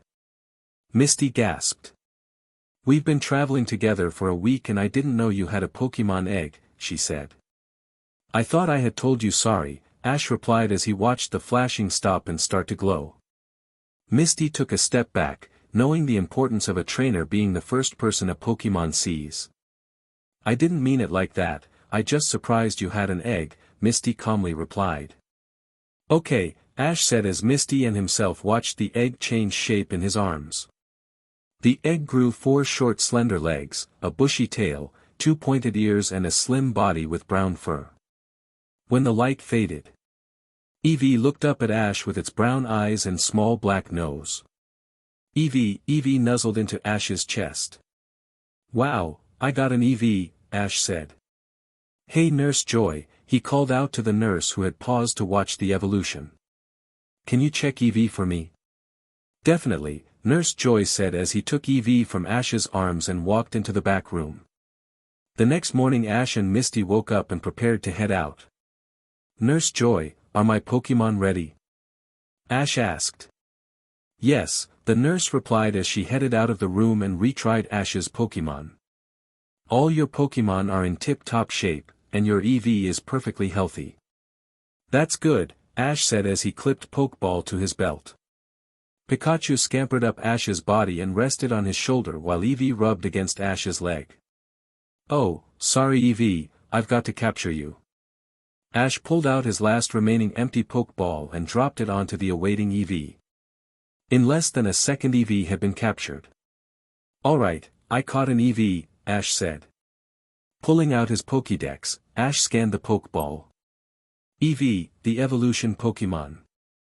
Thanks to its unstable genetic makeup, this special Pokémon conceals many different possible evolutions. This Eevee is male and has the ability adaptability. This Eevee knows the moves Helping Hand, Growl, Tackle and Tail Whip. This Pokémon also possesses the egg move Stored Power but it has not been unlocked yet. That's a good move set, Ash said. Ash, we better get going, Misty said. Ash nodded and they both left the Pokémon Center. As they arrived at the city's limits, they heard someone call out from behind. Hey Ash, wait up, the voice called. Turning, Ash saw Brock running after them, a large backpack on his shoulders. When he caught up with them, he stopped for a moment to catch his breath, panting hard. After a minute, he said, after our battle yesterday my father showed up and offered to take over the gym as gym leader. I wish to become a Pokémon breeder and I believe I can learn a lot if I travel with others and help their Pokémon. Brock paused. So I was wondering if I could join you. That's great Brock, Ash said with enthusiasm, we would love it if you joined, isn't that right Misty? Misty nodded. You don't mind? Brock asked. Not at all, Ash replied. With you to help look after our Pokémon, they will become stronger, and they need to be stronger if I wish to become a Pokémon master. That's great, so where are we heading? Brock asked as they continued their trek. I don't know, he won't tell me, Misty replied. We're heading to Cerulean City. Ash enthusiastically yelled. Wait. What? Is that understood? A distorted voice said through a television monitor. Yes, I'll get right on it, a man in a brown suit and short black hair replied. Good, we can't afford any more setbacks Giovanni, the voice on the monitor said. The person was completely shrouded in darkness and you couldn't see their face. Now how far along is Stage 1? Stage 1 is almost complete, the scientists tell me they almost a working prototype that we can clone more from, Giovanni replied. Excellent, the voice cackled. As long as Stage 1 is complete before the Pokémon League starts up, everything will go to plan. The voice paused. After the Indigo League is over I will begin Stage 2, make sure that you are prepared to enact Stage 3. Yes sir, Giovanni said. He was extremely scared of this faceless person, although several years ago they saved Team Rocket from collapsing and all they asked for was what they needed to be done. Good, the voice said as the screen went to black. After the conversation was over the door opened and revealed a young teen with blonde hair. I've done as you ordered sir, she said. Good work. Domino, Giovanni replied. May I ask why you asked me to send those 3 idiots out to watch the Ketchum kid? Domino asked. Our associates in Hoenn recently had a setback caused by Red Ketchum, the man that almost brought down Team Rocket several years ago, and his son may lead us to him. Now, status report, Giovanni demanded. Domino took a seat on the chair next to the desk. Jesse, James and Meowth reported that the Domino cleared her throat. Twerp, she air quoted. Has just received his first gym badge and is now moving on with the company of Cerulean City Gym Leader Misty Waterflower and Pewter City Gym Leader Brock Slate. She read from the paper that had the written report. Okay, good, tell them to continue to follow Ash Ketchum, Giovanni said. And after that I'm assigning you to lead Stage 3, I need you to head to Johto and set up that base at the supplied coordinates and await my command, is that understood? Yes sir, Domino said as she stood up and left the room. Giovanni leant back in his chair and thought of how he had come to where he is now. Chapter 4, The Waterflower's History, the Starter Trio and Vermilion City. It had been 2 days since Ash, Misty, and Brock had left Pewter City. The past couple of days had been quite adventures for them. They had traveled through Mount Moon, stopped Team Rocket and saved the Clefairy's Moon Stone. Ash and Brick had also caught a Sandshrew and Zubat respectively, while they were there. But with all the wild Pokémon, getting lost, Ash and Misty fighting, and Brock wondering why he had joined them, they were now less than a day away from Cerulean City. Sandshrew, the mouse Pokémon. Disliking water, it lives in deep burrows in arid areas. It can roll itself instantly into a ball. This Sandshrew is male and has the ability Sand Veil. He knows the moves Scratch, Defense Curl, Sand Attack, Poison Sting, Rollout, Rapid Spin, Swift, Fury Cutter and Magnitude.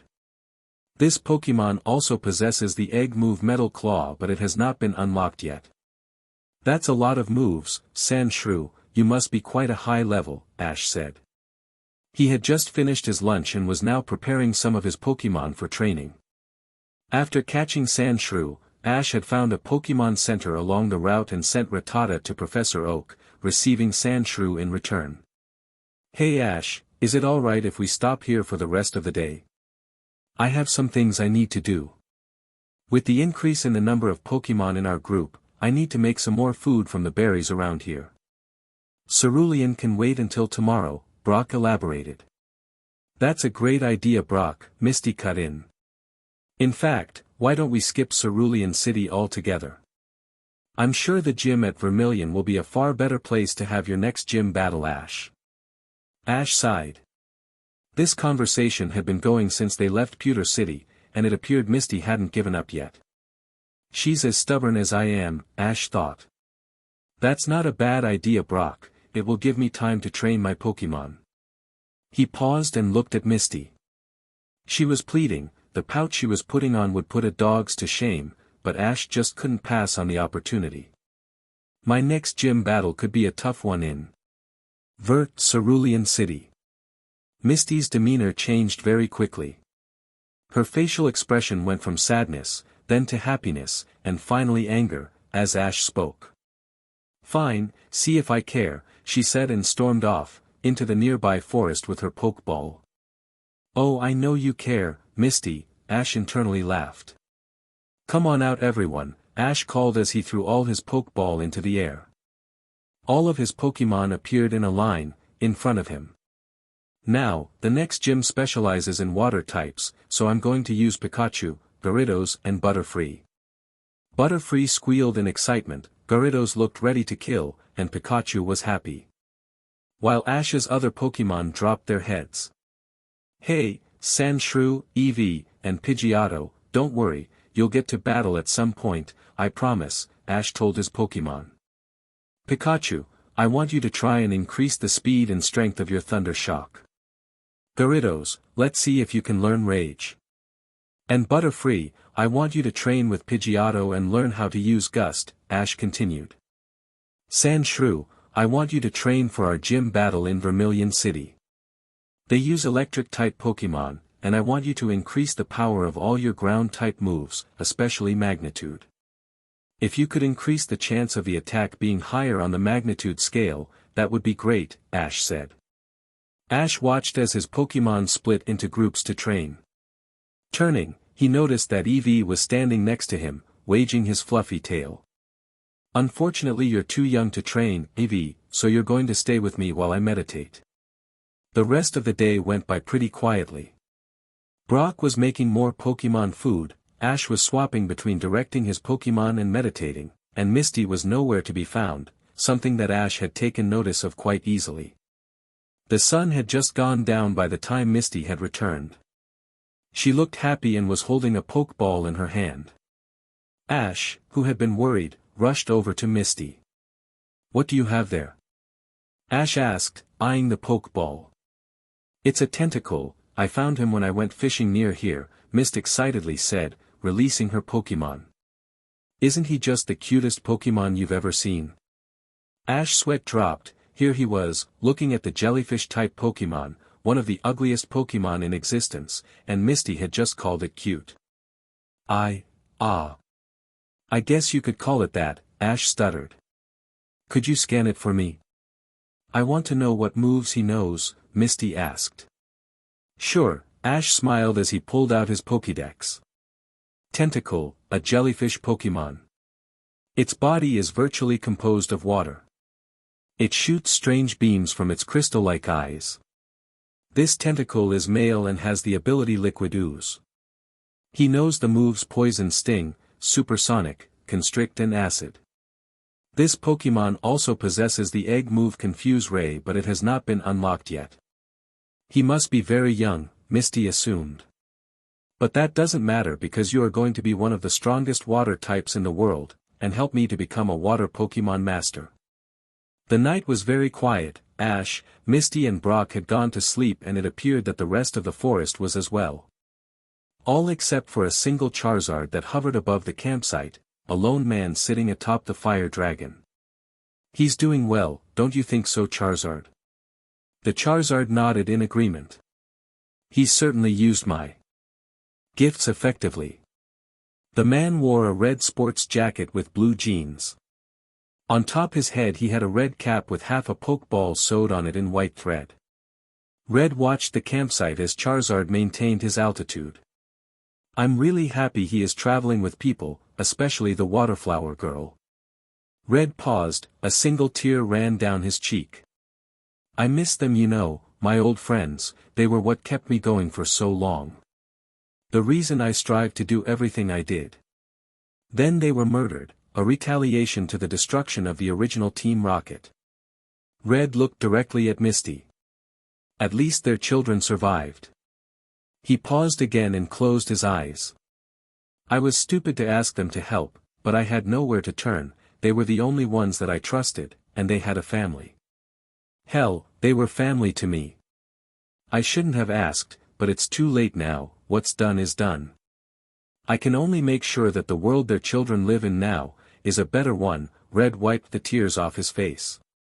"Head to the Indigo Plateau, Lance has news about one of Team Rocket's bases. It's time we find out what Stage 1 is," he told Charizard. Charizard sped off, the sound vibrating through the trees. Ash had woken to a sudden gush of wind, accompanied by a whooshing sound. "What was that?" he asked a little too loud. Misty rolled over in her sleeping bag. "I don't know, now go back to sleep." "I guess it was nothing," Ash said as he closed his eyes again. The next morning was quiet and peaceful. Ash woke at dawn and proceeded to meditate. He was almost finished enhancing his aura sense and would soon move on to improving his aura sight. He was also starting to form an aura bond with Pikachu, something that himself and Pikachu were quite happy about. After packing up their campsite, Ash, Misty, and Brock proceeded down the path. It was quite a quiet walk until they ran into a fork in the road. One sign pointed to Cerulean City, and the other to Vermilion City. "We should go to Vermilion City," Misty said, pointing to the sign. "There are so many things to do there, and some of them are so romantic." Misty went dreamy-eyed inside. "Misty, for the last time, we're going to Cerulean City. I know you're a gym leader there and that you don't want to see your sisters, but I have to have a gym battle there anyway," Ash said, facing in the direction of Cerulean City. Fine then, Misty angrily said. I'll meet you outside the city. She stomped her feet and walked off. So Brock, shall we start moving? Ash asked. Brock nodded and they slowly walked down the path. Once they had arrived at Vermilion City, Ash and Brock headed to the Pokémon Center to have their Pokémon checked. After a short wait, Nurse Joy returned their Pokémon, stating that they're perfectly fine. Are you ready to head to the Cerulean Gym? Ash asked. Actually, I have some things I need to do, we're low on many different supplies and I must replenish them. So I'll be shopping for supplies instead of watching your battle, Brock answered. Ash sighed in sadness. Sure Brock, I'll meet you back here afterwards, he said as they left the Pokémon Center and split up. Ash continued to walk through Cerulean until he came across a large building with an image of a dugong on the front with the words, Cerulean Gym. Entering the building he found no one to be there. Walking into the next room, Ash discovered a large swimming pool with platforms floating in it. Turning towards the stand that lined the near wall, Ash noticed 3 beautiful teenagers seated in the front row, chatting with one another.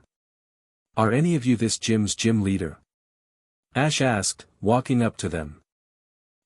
Yes we are, the girl with blonde hair and wearing a red swimsuit. I'm Ash from Pallet Town and I challenge you to a battle, Ash exclaimed. No, Daisy simply stated. What? Ash was slightly angry now. How could they deny a gym battle? It was in the guidelines that they had to accept every challenge.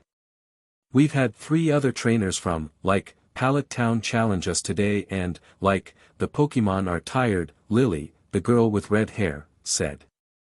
And I, broke a nail the last time I battled, Violet, the girl with blue hair, whined. Booby you but you have to accept my challenge, Ash argued. But we're not, going to. But we can, give you the badge if you, want one, Daisy replied, holding the blue, teardrop-shaped badge. Huh. Ah. Ash contemplated. Should he? He didn't know, but he knew he needed the badge to reach the Pokémon League. Thanks, but I'd rather earn my badges. Take it, a badge is a badge, Daisy said. Ash reluctantly walked towards them and was about to grab the badge. Well, there you dash. Hold it right there. Someone called out from the top of the seating area. Looking up, Ash noticed who it was. Misty, he yelled in shock. Misty jumped from the seating and landed in front of them. All right Daisy, if you don't want to battle him, then I will, Misty said. Are you sure Misty? Ash asked. You're not just going to get the badge, you're going to have to earn it by battling me. So Misty, it's a surprise to see you back so soon, Daisy said. Didn't you say you wouldn't be back until you became a great Pokémon trainer? Violet continued. I will become a great Pokémon trainer. And the only reason I'm here is because he wanted to come, Misty said, pointing at Ash. Well he's, totally, not someone I'd choose for a boyfriend, but you're no prize yourself, Daisy said as Ash fell over. My boyfriend. Misty angrily yelled. If I battle him in a Pokémon battle that will prove that I'm more talented than you are, she exclaimed. Misty turned away from Daisy and stomped towards Ash. Alright Ash, are you ready to battle? Sure, Ash reluctantly answered. Splitting up, Ash and Misty walked to their end of the battlefield. Is a 3-on-3 battle okay? Yeah. Now, ladies first. Misty calls Goldeen, Misty yelled, releasing her little fish Pokémon. Okay Pikachu, I choose you. Ash exclaimed, pointing at the battlefield. But nothing happened. Turning, Ash noticed Pikachu's gloomy attitude. What's wrong Pikachu? You don't want to battle Misty? Pikachu shook his head. Pikachu, you're a pickable. Misty called out. Pikachu. Pikachu squealed in happiness. Traitor, Ash mumbled, grabbing a Pokeball. Okay then, I guess it's time for Plan B, Gyarados, I choose you. Ash said, throwing the Pokeball into the air. In a flash of light the giant atrocious Pokémon appeared. I'll go first, Misty said. Goldeen, dive underwater and then come up from beneath him and hit him with a horn attack. Don't let them, Gyarados, Ash said. Dive into the water as well and use bite. But Gyarados didn't do anything. He just stood still, in the water, staring angrily at Misty. Come on, Gyarados, attack. But Gyarados just ignored Ash's command. Instead he leaned back and unleashed a powerful hydro pump directly at Misty. Misty had no time to react and was hit squarely in the face by the full-powered hydro pump. Misty! Ash yelled as he recalled Gyarados and rushed to the other side of the field. At least that may, help her with her hair, Lily whispered while Violet and Daisy nodded, as the Tree Sisters watched the scene unfold. Are you alright? Ash asked as he extended his hand. Grabbing his hand, Misty was helped up. Yeah, I think she was stunned as Ash threw his arms around her in a hug.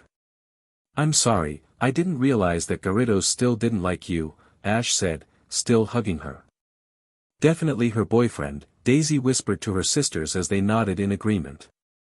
Ash quickly pulled away after realizing how long he had hugged her.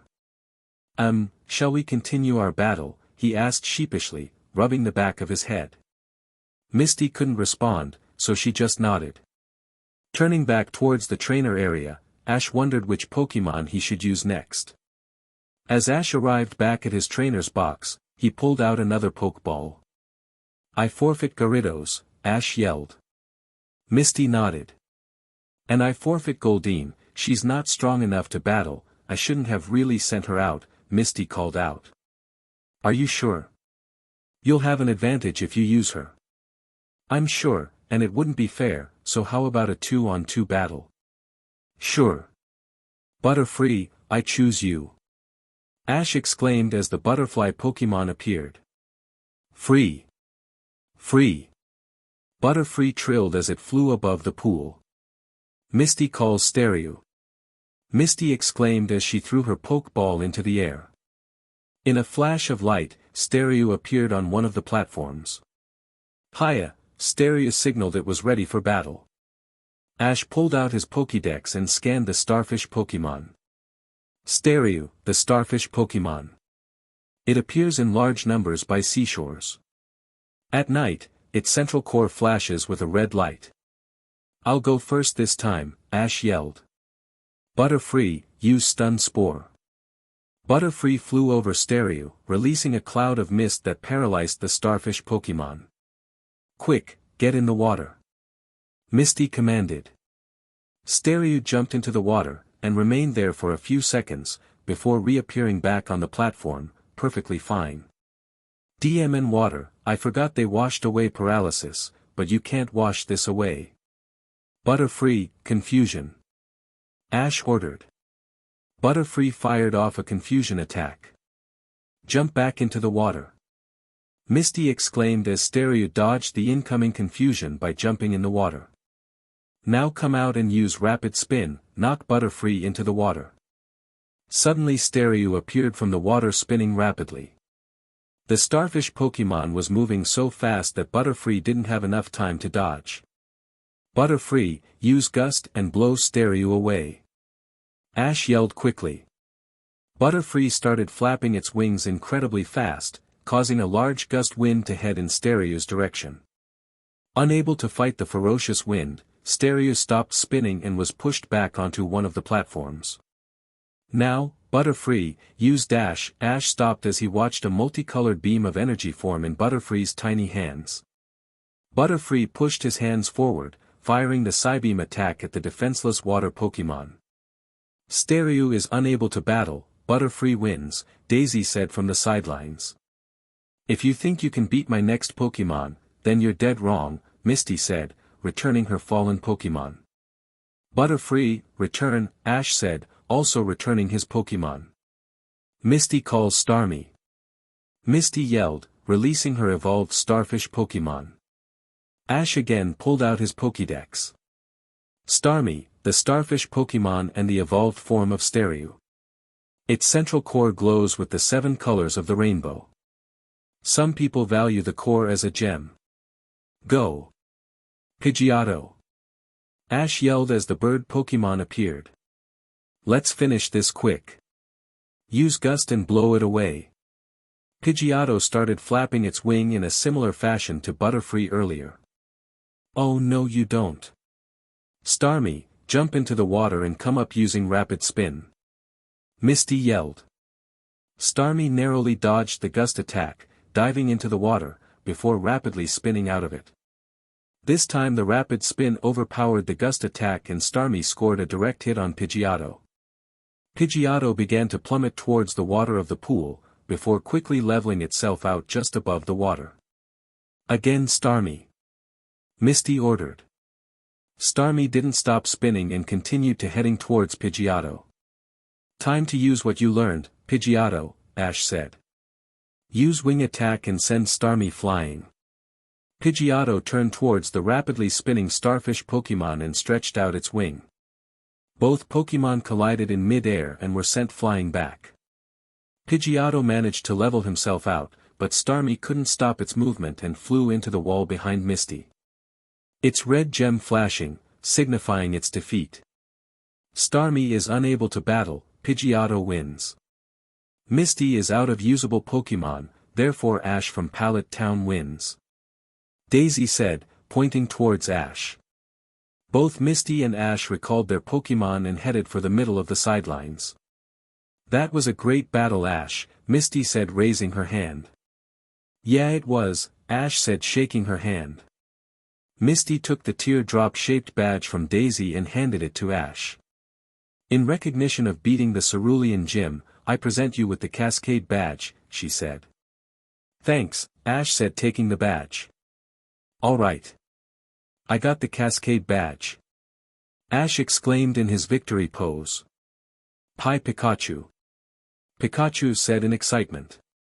Shall we head off? We need to go to the Pokémon Center and heal our Pokémon, Ash said as he placed the badge on the inside of his vest, with the other. Misty nodded and they headed for the exit. By Lily, by Daisy, by Violet, I won't be back until I become a water Pokémon master like our father was. Misty yelled to her older sisters as herself and Ash waved to them. Alright. Daisy yelled. I know Mum and Dad would be proud. Ash and Misty arrived at the Pokémon Center shortly after leaving the gym. When they entered they were greeted with the sight of a love-struck Brock and an obviously annoyed Nurse Joy. Brock? Ash asked, slightly confused as to what had gotten into his friend. Oh Nurse Joy, your beauty outshines 1,000 suns, Brock said, ignoring Ash's comment. I think we better remove him before Nurse Joy does, Misty said as they dragged their friend away. After a few minutes Ash and Misty returned, with a frustrated Brock in tow. Nurse Joy, could you heal my Pokémon? Ash asked, holding the tray that contained his Pokémon. Certainly, Nurse Joy replied. She looked at Ash for a second before remembering something. You're Ash Ketchum from Pallet Town, right? Ash nodded. Did you just win your gym battle? Ash nodded again. Nurse Joy quickly ducked under the desk before appearing again with a package. I was told to give this to you when you got your second gym badge, she said. Professor Oak would like you to call him before opening the package. Ash took the package and headed for the video phones. Dialing the professor's number, Ash surveyed the package. After a few seconds the professor answered. Why, hello Ash, Professor Oak said happily. I can see you got my package. I sure did Professor, what's in it? Ash asked. Why don't you open it and find out, Professor Oak answered. Ash ripped open the package extremely quick. His eyes widened when he picked up the items in the box. Ash eyed the red device. That's an intermediate, national Pokédex, Ash. It will allow you to register and identify Pokémon that are not just from the Kanto region, Oak explained. It also has a portable transportation function that allows you to transport Pokémon from wherever you are, to my lab. Ash picked up the other device. That's a PokeNav. It has an inbuilt map with your location so you won't ever get lost, and will also allow you to call anyone that you have the number, Oak continued. Whenever you want to transfer a Pokemon, you can just call me and I'll do it right away. Also, I've increased your limit of Pokemon to 10. Thanks Professor, Ash exclaimed. But, why are you doing this? You helped me around my lab for the last year and I felt that you've earned the right to have these perks, Oak answered, but suddenly his expression became very serious. But know, that if you exploit these gifts, I will not hesitate to take them away. Is that understood? Yes, Ash firmly replied. Good, Oak said as his usual smile returned to his face. Now how about we test your new Pokédex's transportation function? Ash nodded. I'll send you Rattata now, Oak said as he disappeared from the screen. Ash opened his new Pokédex. I'm an intermediate Pokédex programmed by Professor Oak for Ash Ketchum of Pallet Town. My primary function is to provide Ash with information and advice regarding Pokémon and their training. My secondary function is to act as a portable Pokeball transporter. If lost or stolen, I cannot be replaced. Suddenly Ash heard a beeping noise, followed by a buzzing noise, coming from his new Pokédex. In an instant, Rattata's Pokeball appeared. Did it work? Oak asked, appearing in front of the screen again. Yes it did, Ash answered, holding Rattata's Pokeball up to the screen. Excellent, now remember, if you want to exchange Pokemon, and you're not at a Pokemon Center, just call me using your PokeNav, Oak finished. And don't forget to call your mother every day, Delia cut in, pushing Professor Oak out of his chair. Ash scratched the back of his head. Sure, Mom, Ash reluctantly, and nervously, said. Okay then, don't forget to change your, you-know-whats, Delia smiled. Mom. Ash called out in embarrassment.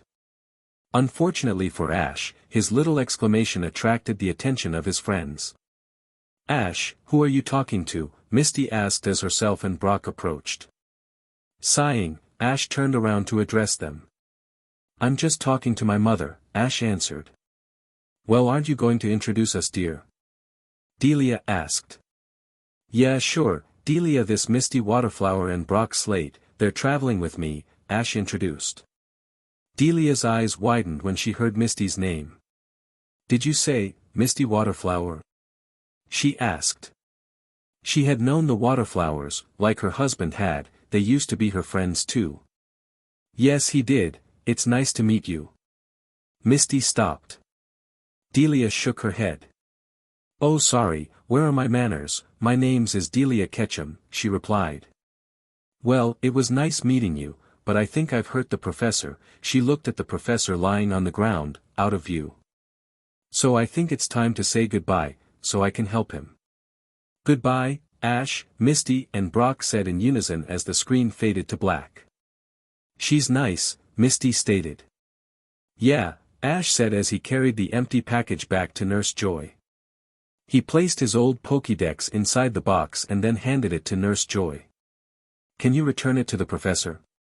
Of course, Nurse Joy said with her usual smile. She quickly left the desk and returned with their Pokémon. Your Pokémon are perfectly healthy, she stated, handing them their Pokémon. Relinquishing the package, Ash turned to his friends. So do we have everything we need? He asked. Yes, I got all the supplies we'll need. What about you? Brock asked Misty and Ash. I have everything I need, Misty said. And I have plenty of Pokeball, I bought some just before we left, so I'm all set, Ash said, putting his backpack over his shoulder. So, shall we leave Cerulean? Finally. Misty exclaimed as they left the Pokemon Center. The next few days went by quickly for Ash, Misty, and Brock. They first ran into a boy named AJ, and Ash battled him. Ash's Sandshrew was quite powerful, but AJ's, his Sandshrew's rollout is what finished the match. The next day they arrived at Pokemon Tech and met some of the students there. And just yesterday, Ash, Misty, and Brock had found a small village in the middle of nowhere, where sick Pokemon were being protected by a powerful Bulbasaur. After some Team Rocket intervention, Ash challenged Bulbasaur to a battle. He used Sandshrew and managed to defeat Bulbasaur with a powerful magnitude attack. Ash then proceeded to capture Bulbasaur. And, so, Ash, Misty and Brock, are now on their way to the nearest Pokémon Center when something red caught their eyes. "Is that a Charmander?" Ash asked, rushing up to the little lizard Pokémon. "It is," Brock said. "And it appears to be in bad shape. Look here," Misty pointed to the ground. "There's a broken Pokeball, someone just dumped the poor Pokémon here in a storm." Misty was fuming. How could someone do that to a Pokémon? "We can't just leave it here," Ash said. "I'll catch it and we can take it to the nearby Pokémon Center." Ash grabbed an empty Pokeball and was about to capture Charmander, when the little Pokémon stopped him. "I don't think it wants to come with us," Brock explained. "I think it's still loyal to its previous trainer." Ash knew he had to do something quick, so he did the only thing he thought would work. He began to form an aura bond with Charmander. Ash had recently formed a full bond with Pikachu, and was now hoping that it would work with Charmander. A blue haze formed around Ash and Charmander as they bonded. Ash and Charmander's memories and emotions intertwined as they bonded. Ash saw what Charmander's previous trainer had put him through, while Charmander saw the comparison between Ash and his former trainer. As the blue haze disappeared, Charmander decided to become Ash's Pokémon and show his old trainer just how powerful he could become. Ash then proceeded to capture Charmander without any problems. Misty and Brock watched on in shock as they saw the aura bond occur. "What was that?" Misty asked as they rushed towards the nearest Pokémon Center. "I'll tell you later," was all that Ash said. As they arrived at the Pokémon Center, Ash rushed Charmander to Nurse Joy, before sitting down on one of the lounges and sighing. Ash listened to the conversation going on close by and was shocked when he turned and saw Charmander's previous trainer. "Wow, you have that many Pokémon, Damien," one of the boys exclaimed. "Yes, I recently had a Charmander, but it was too weak, so I let him go," Damien answered. Before anyone else could say anything, Ash cut in. "How dare you!" he yelled angrily. "That Charmander was left dying out there because of you. The meaning of being a trainer is to care for all your Pokémon, not just the strong ones. And I'll show you, I'll turn your Charmander into a powerful Pokémon." Damien just snorted. "That Pokémon is worthless, you can't turn it into anything," he replied. "Well, I will, I only just caught him, in order to save him, and I'll turn him into the most powerful Pokémon you'll ever see," Ash said as he walked off, while Damien just laughed. The next day, Charmander was given a clean bill of health and Ash, Misty, and Brock left on their way to Vermilion City. The next few days went by quickly. They had stopped at a small town that was being harassed by a group of Squirtles known as the Squirtle Squad. Team Rocket had managed to trick the little turtle Pokémon into doing their work. After Ash, Misty, and Brock stopped Team Rocket, and the Squirtle Squad prevented a large forest fire from spreading to the town. Ash, Misty, and Brock left, but not before the leader of the Squirtle Squad joined Ash's team. Now they were arriving at Vermilion City, where Ash would have his third gym battle. Bulbasaur, the seed Pokémon. It bears the seed of a plant on its back from birth. The seed slowly develops. Researchers are unsure whether to classify Bulbasaur as a plant or animal. Bulbasaur are extremely calm and very difficult to capture in the wild. This Bulbasaur is male and has the ability Overgrow. He knows the moves Tackle, Growl, Leech Seed, Vine Whip, Poison Powder, Sleep Powder and Take Down. Charmander, the lizard Pokémon. Charmander's health can be gauged by the fire on the tip of its tail, which burns intensely when it's in good health. This Charmander is male and has the ability Blaze. He knows the moves Scratch, Growl, Ember, Smokescreen and Dragon Rage. This Pokémon also possesses the egg moves Dragon Pulse, Dragon Rush and Flare Blitz, but they has not been unlocked yet. Squirtle, the turtle Pokémon. This tiny turtle Pokémon draws its long neck into its shell to launch incredible water attacks with amazing range and accuracy. The blasts can be quite powerful. This Squirtle is male and has the ability Torrent. He knows the moves Tackle, Tail Whip, Water Gun, Withdraw and Bubble. This Pokémon possesses the egg move Aqua Jet, but it has not been unlocked yet. Ash scanned his new Pokémon as they entered the Vermilion City Pokémon Center. Ash handed his Pokémon to Nurse Joy for a quick checkup before to the Vermilion City gym. As they left, they ran into a kid with a Rattata. It was clear that the little mouse Pokémon was badly hurt in a Pokémon battle. Ash asked the kid what happened and he explained that Rattata's injuries had been caused during a gym battle against the city's gym leader Lieutenant Surge. Ash then left the Pokémon Center with his Pokémon, ready to battle the gym leader. So which Pokémon are you going to use, Ash? Misty asked. If it's a 2-on-2 I'll use Sandshrew and Pikachu, Ash stated as the gym came into view. That's the gym, Ash stated. The trio were standing in front of a large building that had a lightning bolt symbol at the head. They walked in to see several gym trainers milling around. All of them were wearing leather clothing. Ash stepped forward and loudly declared, "I'm Ash from Pallet Town and I challenge Lieutenant Surge to a gym battle." The gym fell silent as everybody looked at Ash. "Is that so?" a booming voice said from the back of the gym. Out of the shadows stepped a large man with spiky yellow hair cut military style and dog tags hanging around his neck.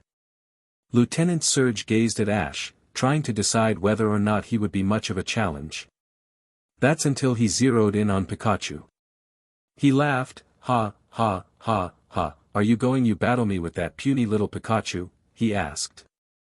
"I don't tell you what Pokémon you use, so let's get this battle started," Ash yelled back. "Fine, the baby wants a gym battle," Lieutenant Surge said as he moved towards the trainer's box on the battlefield. A referee appeared and stood next to the battlefield. This is a 2-on-2 Pokémon battle between gym leader Lieutenant Surge and challenger Ash of Pallet Town. The battle will be over when one side's Pokémon are unable to battle. The challenger has the first move. Ready, begin. "Go Sandshrew," Ash exclaimed, throwing the Pokeball high into the air. As the light faded, Sandshrew stood, ready for battle. "Electabuzz, time for battle," Surge said as the electric Pokémon appeared. Its body was covered in yellow fur with black stripes, with a large stripe on its chest shaped like a lightning bolt. Its long tail traveled behind it. Two sharp fangs protruding from its mouth and a pair of antennae with bulbous ends on its head. Ash pulled out his Pokédex. Electabuzz, the electric Pokémon and is the evolved form of Elekid. With powerful electric currents running through its body, Electabuzz appears to glow. Sandshrew vs Electabuzz, battle begin. Electabuzz, use low kick, Surge called out. Dodge it using. Rollout, Ash countered. Sandshrew curled up into a ball and rolled out of the way. Now use magnitude and finish this. Sandshrew stopped rolling and stomped his feet towards the ground. Stop him with Ice Punch. Surge commanded. Sandshrew was too slow as the electric Pokémon rushed across the field and slammed his ice-covered fist into the mouse Pokémon, causing a large amount of damage. In one hit, Sandshrew was thrown across the field and came to rest in front of Ash. "Come on Sandshrew, get up," Ash encouraged. Suddenly Sandshrew started glowing. He grew taller and large spikes appeared on his back, while his claws grew significantly bigger and sharper. Sandslash! Sandslash bellowed as the glow faded. "Congratulations on evolving Sandslash!" Ash exclaimed as he pulled out his Pokédex. Sandslash, the mouse Pokémon. When it runs at full speed, it sends up a thick cloud of sand in order to hide itself. Upon evolution, Sandslash learned Crush Claw and Dig. He has also unlocked the egg move Metal Claw. Ash smirked when he heard the last bit. "Okay Sandslash, use Dig." Sandslash complied and disappeared underneath the battlefield. "Keep your eye open Electabuzz, he could come up at any moment," Surge warned. Use Metal Claw, Ash ordered, sensing where his Pokémon was, using his Aura Sense. Electabuzz didn't have enough time to react as Sandslash rose from underneath him. Electabuzz was thrown into the air and then hit by Sandslash's Metal Claw attack. When the dust settled, Electabuzz was still standing, but only barely, while Sandslash looked like he could go another round. Finish this off with magnitude. Ash ordered. It was all over the second Sandslash lifted up his foot. When he brought his foot down, the battlefield shook violently as a result to the magnitude 10 quake. When the vibration stopped, Electabuzz was on the ground unconscious. Electabuzz unable to battle. Lieutenant Surge, please choose your final Pokémon, the referee said. It looks like you're going to battle my most powerful Pokémon, Lieutenant Surge exclaimed as he returned Electabuzz. Go Raichu. Raichu leapt onto the battlefield. Raichu? Ash asked, pulling out his Pokédex again. Raichu, the mouse Pokémon and the evolved form of Pikachu. It can loose 100,000-volt bursts of electricity, instantly downing foes several times its size. Sandslash, return, Ash said, recalling his Pokémon. Are you ready Pikachu? Pikachu responded as he leapt onto the battlefield to face his opponent. Pikachu vs Raichu, let the battle begin. Raichu, use Thunderbolt, Surge commanded. Raichu unleashed a powerful Thunderbolt at Pikachu. Dodge it using agility, Ash said. Pikachu ran off at lightning speeds and avoided the electric attack. Now use Iron Tail. Ash shouted. Pikachu's tail took on a metallic shine as he ran towards Raichu. He leapt into the air and performed a front flip, bringing his tail down on Raichu. Raichu, counter with Mega Punch. Surge shouted. Raichu leapt towards Pikachu as his paw began glowing a bright metallic blue. The two attacks met in mid-air, holding a stalemate. Eventually, the two competing energies reacted and exploded quite violently. Both electric types shouted in pain as their attacks collided and they were thrown back towards their trainers. They hit the ground hard, and started struggling to get back up. Unfortunately for Pikachu, Raichu made it back up first. Alright Raichu, use Mega Kick. Raichu ran right up to the still struggling Pikachu and his foot began glowing a metallic light blue. Come on Pikachu, you can do it. Misty cheered from the sidelines. Yeah, Pikachu. Brock followed suit. With all the encouragement, Pikachu slowly began to rise. I know you can do it Pikachu, I believe in you. Ash exclaimed. Ash transferred some of his aura through their aura bond to strengthen Pikachu's resolve. With the support, Pikachu began to rise quicker. Pikachu just managed to get up before the attack arrived. Quick use agility. Ash yelled. Pikachu barely managed to avoid the Mega Punch as he dodged the attack. Hit him again with Iron Tail. Pikachu was too quick for Raichu, as he closed in on his evolved form and hit Raichu on the head with his Iron Tail. Again. Ash ordered. Pikachu followed his master's command, repeatedly hitting Raichu with an Iron Tail attack. Get out of there, Surge ordered. But it was too late, Pikachu had caused Raichu to go into a daze. Now finish it with your most powerful Thunder Shock. Ash called out. Pikachu charged up all the electricity it had and unleashed it on the defenseless Raichu. Raichu was directly hit and when the dust cleared he was lying unconscious on the ground. Raichu is unable to battle. Pikachu and Ash from Pallet Town are the winners, the referee announced. Pikachu turned and ran to his trainer in excitement. Yes you did Pikachu, I'm so proud of you, Ash said, picking up his starter. Surge stared at Ash and Pikachu for a moment before shaking his head in wonder. He returned his defeated Raichu and walked up to Ash. You did great kid. Here's proof of defeating the Vermilion City gym, he held out a small badge shaped like a gold flower. The Thunder Badge. Thank you, Lieutenant Surge, Ash said as he took the badge and went into his victory pose. Alright, I won the Thunder Badge. Ash, Misty, and Brock then said their goodbyes and left for the Pokémon Center. Chapter 5, Red and the Secret of Mutwo. The darkened corridor was still and quiet as Red covertly walked through the Team Rocket base. He was on an island in the middle of nowhere, just off the coast of Kanto. He had had a meeting with the G-Men, an organization that he founded, and learned that whatever Team Rocket was doing, this base was essential to Stage 1, whatever that was. Suddenly a door, not far down, opened, the light illuminating the corridor. Red crept along the wall until he could hear the occupants inside. I'm telling you, whatever the scientists are doing, it creeps me out. Have you seen that thing they have in the tank? One grunt spoke. Yes, and don't worry, the scientists say everything is alright, besides, that thing is under heavy sedation. It has no chance of escaping and wreaking havoc on us, the other grunt replied. Looking inside, Red noticed that there were only 2 grunts in the room. He backed away as one of the grunts turned around and headed for the door. Red waited for the grunt to leave the room before grabbing him in a chokehold and dragging him away. After the first grunt fell unconscious, Red entered the room.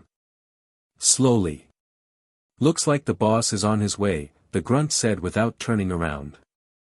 As Red approached the grunt that was sitting in a chair watching the monitors, the grunt slightly turned around, and was greeted with a square punch to the head that knocked him out instantly. I'm in, Red said, holding a small radio communicator in his hand. Good, Lance replied. Now locate the central control room, there you should be able to plug into device and we will gain access to all their files. I know what to do, Lance, even though I haven't been around recently, doesn't mean I'm an idiot. Remember who recruited and trained you? Red searched a schematic of the facility. I only disappeared to protect my family, and now I'm back because we have bigger problems than just genetic manipulation and theft of Pokémon. Sorry, Red, Lance replied. I've been in charge for so long, that I forgot, it was you, Blue, Dan and myself that started the G-Men. So how's the search coming? I've located their central control, but it appears that everyone is in the main chamber, where whatever Stage 1 is, so I should have the intel we need shortly, Red replied. Good, you need to hurry, Giovanni is reportedly on his way, you need to be out of there by then, Lance warned. Roger, Red said as he released Espion. We need to get to the control room as quick as possible, so if we run into any guards I want you to knock them out with hypnosis, he told the psychic Pokémon. Red rushed out of the room and down the corridor, with Espion at his heels. He reached the end and turned left into another corridor. After a few more seconds he turned the final corner and a door at the end of the corridor appeared, with the sign, Control Room, written above it. Approaching the door, Red surveyed his surroundings, he was completely alone, and there was no guard in sight, which Red found very weird. Perhaps they thought their secret base couldn't be found, or perhaps the facility was understaffed. Red shook his head and focused on the door. It had a key lock, and he internally thanked himself for searching the security grunts before heading for the control room. Swiping the card, the door unlocked, and Red slowly opened it to reveal one grunt overlooking all systems. He let Espion in and watched as the hypnosis attack took effect. The grunt slumped to the ground and was fast asleep. Red approached the control panel and began entering commands.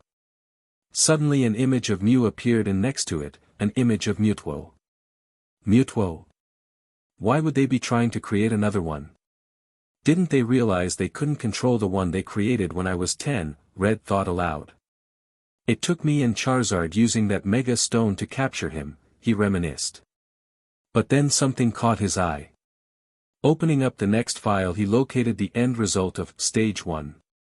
They aren't just creating one. Red said in shock. They're going to create a whole army of Mutwos. Arceus is not going to like this. Plugging in the small device he had, the files began to upload themselves to a G-Men location somewhere else in the world. Transfer commencing, Red said, holding the communicator. Roger, Lance replied. As the device uploaded the files, Red continued to look through all the command controls and noticed a switch for the sedation machine of the new Mutwo. Deciding he had to take action, Red cut off the sedative to Mutwo's tank, awakening the legendary psychic Pokémon. Through the microphone, Red heard the yells of the scientists to turn on the sedatives. Ignoring the command, Red left the device to upload the remaining files, deciding to flee the facility while he had a chance. Running down the corridors, with Espion in tow, Red almost made it to the exit before being cut off by a lone grunt. "Stop right there," the grunt ordered. Red ignored the order and charged at the grunt, sliding across the ground and knocking the grunt over by hitting him in the knees. Once the grunt was down, Red punched him once in the head to knock him out. Getting up, Red recalled Espion and rushed for the exit. It was still day outside and Red reached the edge of the cliff before stopping. Pulling out a Pokeball, Red released his Dragonite, and climbed onto the Dragon Pokémon. "We need to get out of here fast," he told his Pokémon. Dragonite took off at extreme speeds. Looking back, Red watched as the facility suddenly exploded, a massive fireball consumed the secret base as it was destroyed. But Red wasn't safe yet. As he faced forward, suddenly a helicopter came into view. Dragonite swerved out of the way of the helicopter as it raced towards them. Red followed the helicopter as it turned around and followed Red. "That's Red. Shoot him out of the sky," Giovanni ordered. The helicopter's bays opened up and shot 4 missiles at Red and his Dragonite. Red watched as the missiles were fired from the helicopter. He encouraged his Dragonite to fly faster, to which the Pokémon complied. But the speeds at which Dragonite was flying weren't fast enough as the missiles drew closer.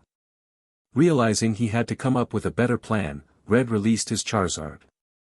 Holding up his Mega Ring, Red activated the connection between the stones. Charizard was suddenly enveloped in a white glow as he began to change shape. His wings changed shape, as his whole body changed color, the flame on his tail grew larger and turned blue. As the glow died down, Charizard's Dragon Mega form appeared. "Charizard, when I give Dragonite his next order, I want you to fire a fire blast at the missiles," Red said as he looked around. Noticing a cruise ship in the distance, he pointed to it. "And after that I want you to fly to that ship and wait for me." Red waited until the missiles were close. "Now, Dragonite, dive," Red commanded as the Dragon Pokémon barreled towards the ocean below. Once Dragonite was out of the way, Charizard unleashed a burst of fire, in the shape of the Japanese symbol for fire, at the 4 incoming missiles. The fire blast hit 2 of the missiles, but missed the other 2 as they followed Dragonite towards the ocean. Red watched the remaining missiles and waited until Dragonite was right near the surface to level out. Both of the remaining missiles didn't have the maneuverability that Dragonite had and crashed straight into the water. Yes, Red celebrated, but the celebration was a bit premature as the missiles reappeared from under the water's surface and continued to head towards them. "These missiles are more persistent than a Mother Ursaring protecting. It's baby Teddy Ursa," Red exclaimed in frustration. Suddenly, he came up with one final idea. "Dragonite, start spinning," he ordered, tightening his grip around the Dragon Pokémon. Dragonite was first reluctant to follow his master's command, but eventually complied. As the missile drew closer they began to rotate like Dragonite was. Red watched the missiles get closer and closer to each other as they approached. At the last second, before the missiles collided with each other, Red moved his right hand into the air and created a blue sphere of energy in his hand. As the sphere grew larger it began to envelop Dragonite and himself. The explosion from the 2 missiles collided with the aura shield. Red and Dragonite were protected from the explosion, although he was weakened by using a large amount of aura. "I must be careful, I don't have the power I used to, after I gave some of my aura to Ash when he was born," he thought aloud. Looking around, Red noticed that the helicopter was nowhere in sight. "We must have traveled too far in too short a time frame for them to follow," he mused. He quickly found the cruise ship and flew towards it. As Red approached the ship he noticed it was the Saint Anne, one of the largest cruise ships around. He approached the main deck and saw his Charizard being attacked by what looked like the ship's security. Dragonite landed on the deck and Red got off his Pokémon. Returning Charizard and Dragonite, Red was met with a barrage of orders from the security to surrender. Placing his Pokeball on the ground, Red removed his cap and revealed his identity. You're the Pokémon Master, one of the guards said in awe. One by one the other guards slowly took a decent look at Red's face, realizing that he was indeed the Pokémon Master. Although they were still wary, the guards decided to escort Red to the cruise ship's captain. Ash, Misty, and Brock had arrived at the Vermilion City port a few days ago, and had received 3 tickets from a pair of strange girls. Although they thought they had gotten away with it, Ash saw through Team Rocket's disguise and had prevented an attack they were planning on the ship. Yesterday they had arrived at a small resort town and spent the day relaxing. During their stay, Misty had found an injured Horsia and had nursed it back to health, before the little water Pokémon joined Misty's team. Today they had decided to remain in their cabin for the day. And after they heard about the Charizard that was attacking the main deck, they felt that they had made the right decision. Suddenly they heard a large swell of feet rushing by their door and decided to investigate. Opening the door and stepping outside, Brock stopped one of the rushing people. "What's going on?" he asked. "Didn't you hear?" the young girl replied, a curious look on her face. "The Pokémon Master just arrived on the ship and is currently signing autographs and handing out tips on how to train Pokémon." Ash, Misty, and Brock watched as the girl disappeared into the sea of people, as they rushed by. Deciding that they couldn't pass up the opportunity to meet the Pokémon Master, Ash, Misty, and Brock left their cabin and followed the crowd. As they arrived on the main deck, they joined the large line that had already formed. "Do you know who the Pokémon Master is?" Ash asked Misty and Brock. "No," Brock replied. "All I know is his first name," Misty answered as she shrugged her shoulders. "Well, I can't wait to meet him, because if I want to become the Pokémon Master, I'm going to have to beat him," Ash said in excitement. The line began to shorten as people met the Pokémon Master and then disappeared. They were at the front of the line when Ash saw the Pokémon Master bid goodbye to a young boy and turned towards them. Ash's demeanor went from excitement, to shock, and then finally anger. "I hate you," he screamed at his father and turned around, stomping his feet as he left. Red felt a pang in his heart as he heard his son say the 3 words he never wanted to hear. When he first noticed his son, his heart started racing due to how nervous he was. He watched as Ash turned around and stomped away, people in the line giving him dirty looks as he passed. After all, to them Red was their idol. Red watched as Misty took a quick confused glance at the Pokémon Master, before turning and following her friend. While Brock was too stunned to do anything. Although Red felt sad, he knew he couldn't blame his son, he hadn't been there for most of Ash's life. Of course he should have realized that Ash would resent him when they met. He should have known that their relationship would have to be rebuilt. But he hadn't expected to see his son so soon. As Ash left, Red decided to scan his son using his aura sense. He could feel each and everyone's aura, but his son stood out. It was so powerful, and yet untamed, the potential Ash had was far greater than any Red had when he was younger. "I think it's time," Red said, pulling out one of his Pokeballs. In a burst of light Dragonite appeared before his master. "I need you to go to Empty Silver and pick up the bag there that has 3 packages in it," he told his Pokémon. He watched as his Pokémon took off and disappeared on the horizon, heading towards Johto. Ash slammed the door behind him as he entered his cabin. He walked to his bed and sat down as tears began to roll down his face. It wasn't long before he heard the door slowly open. He tried to wipe away the tears before whoever was entering could see them. As Misty approached the bed, Ash lowered his cap to hide his eyes. "Ash, what's wrong?"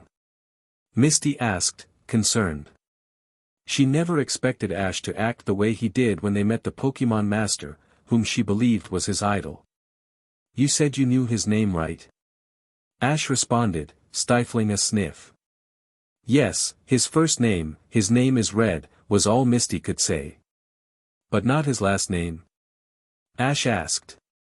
"No," Misty shook her head. "Remember when you asked me what I did with Charmander over a week ago?" Ash said. Misty nodded. Well, it's called an aura bond. You see, every living thing has aura flowing within them. I'm training to become an aura guardian, a person who can use their aura. Ash leaned over and opened his backpack. While he pulled out a book, Misty sat down next to him on the bed. I received this book from my father when I was 9, inside it are many different things that can help you in the world of Pokémon, but it also talks about the Aura Guardians, Ash continued. He handed the book to Misty. Open it, to the first page. Misty slowly opened the book to the first page and gasped. On the first page was a written message. If you want to become a Pokémon Master, becoming an Aura Guardian is essential. Red Ketchum. So, that man we saw, the Pokémon Master, he's your father? Misty asked. Ash nodded and handed Misty a crumpled photo.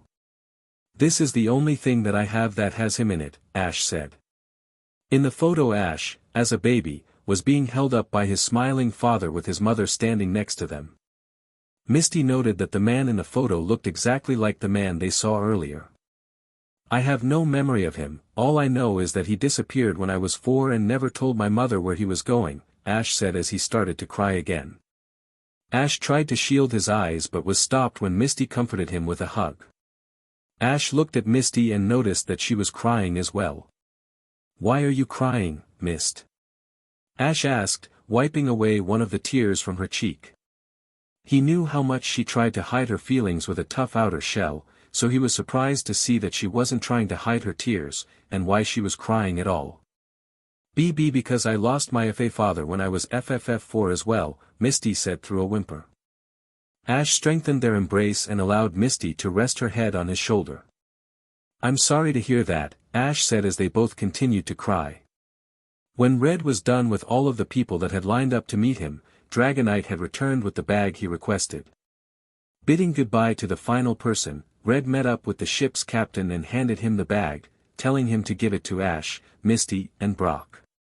By the time Red returned to his cabin, a room that the captain had given him for the services he was going to do in the next couple of days, it was already dark. Sitting on the couch, in his room, he pulled out his Master Ball and released its occupant. Master, a bipedal-shaped Pokémon, with feline-like features and 3 knobs on the end of his hands and a tube coming from the back of his head to his back, bypassing his neck said. What is it you want from me? Mutwo telepathically asked. I need you to send a message to Arceus, Red replied. Very well, what is it you wish for him to know? Mutwo asked. Tell him that our enemy intended to create an army of cloned legendary Pokémon to use against us, but it was stopped, Red replied. He will not like this news, Master, we were barely able to prevent our enemy from controlling Rayquaza. I know, just do it, please, Red asked, Mutwo nodded and teleported away. It was 2 hours later when Mutwo finally reappeared. I have told him of the news, he was both happy and sad by it. The way he acted was not what I expected, he was happy that they were trying to clone a legendary, it meant that they were becoming desperate, while he was also sad that they could so easily clone a legendary, Mutwo said. At least he knows now, Red replied, looking up from the desk. Master, may I ask which Pokémon they were trying to clone? Red sighed, he knew this was coming when he mentioned a legendary being cloned. They were trying to make another Mutwo, like yourself, he reluctantly said. What? Are they so stupid, they couldn't control me, and they think they can create an army, when they can't even control one, Mutwo angrily telepathically said. Can you sense him? Red asked. Mutwo closed his eyes and concentrated. Yes, but it appears that he is in the hands of Giovanni, Mutwo growled. It seems that they have found a way to control him, whatever device they are using is dampening his power. How does he feel? Red asked. He felt like me when I was created, he questioned his existence and his purpose in life. Very well, Red paused. He grabbed 2 pieces of paper and held them up. I need you to teleport these notes to Misty and Ash's packages, could you do it? Mutwo nodded and with a flick of his hand the notes disappeared. Later that night, Brock returned to the cabin to find both Ash and Misty asleep in each other's arms. One look at them and Brock noticed that they had cried themselves to sleep. Deciding to sleep as well, Brock made his way over to his bed and laid down. The next morning, Brock was the first to wake up and saw that Ash and Misty were in the same positions they were last night. He got up and prepared a delicious breakfast for the sleeping kids. As the smell of food traveled through the room, Misty was the first to wake up. She straight away noticed that she wasn't alone on the bed and was being hugged by someone. Due to all the crying, last night had become a foggy memory. The last thing she remembered was telling Ash about her father's death. She tried to push away from the person next to her, but she wasn't strong enough. Looking at the person, Misty noticed it was Ash who was next to her. Feeling quite uncomfortable, she nudged him. "Ash, wake up," she whispered. No response. "Ash," she said a little louder, she was starting to get angry. Ash just mumbled in reply. Finally at her boiling point, Misty punched Ash in the arm. "Ash! Get off me now," she screamed in anger.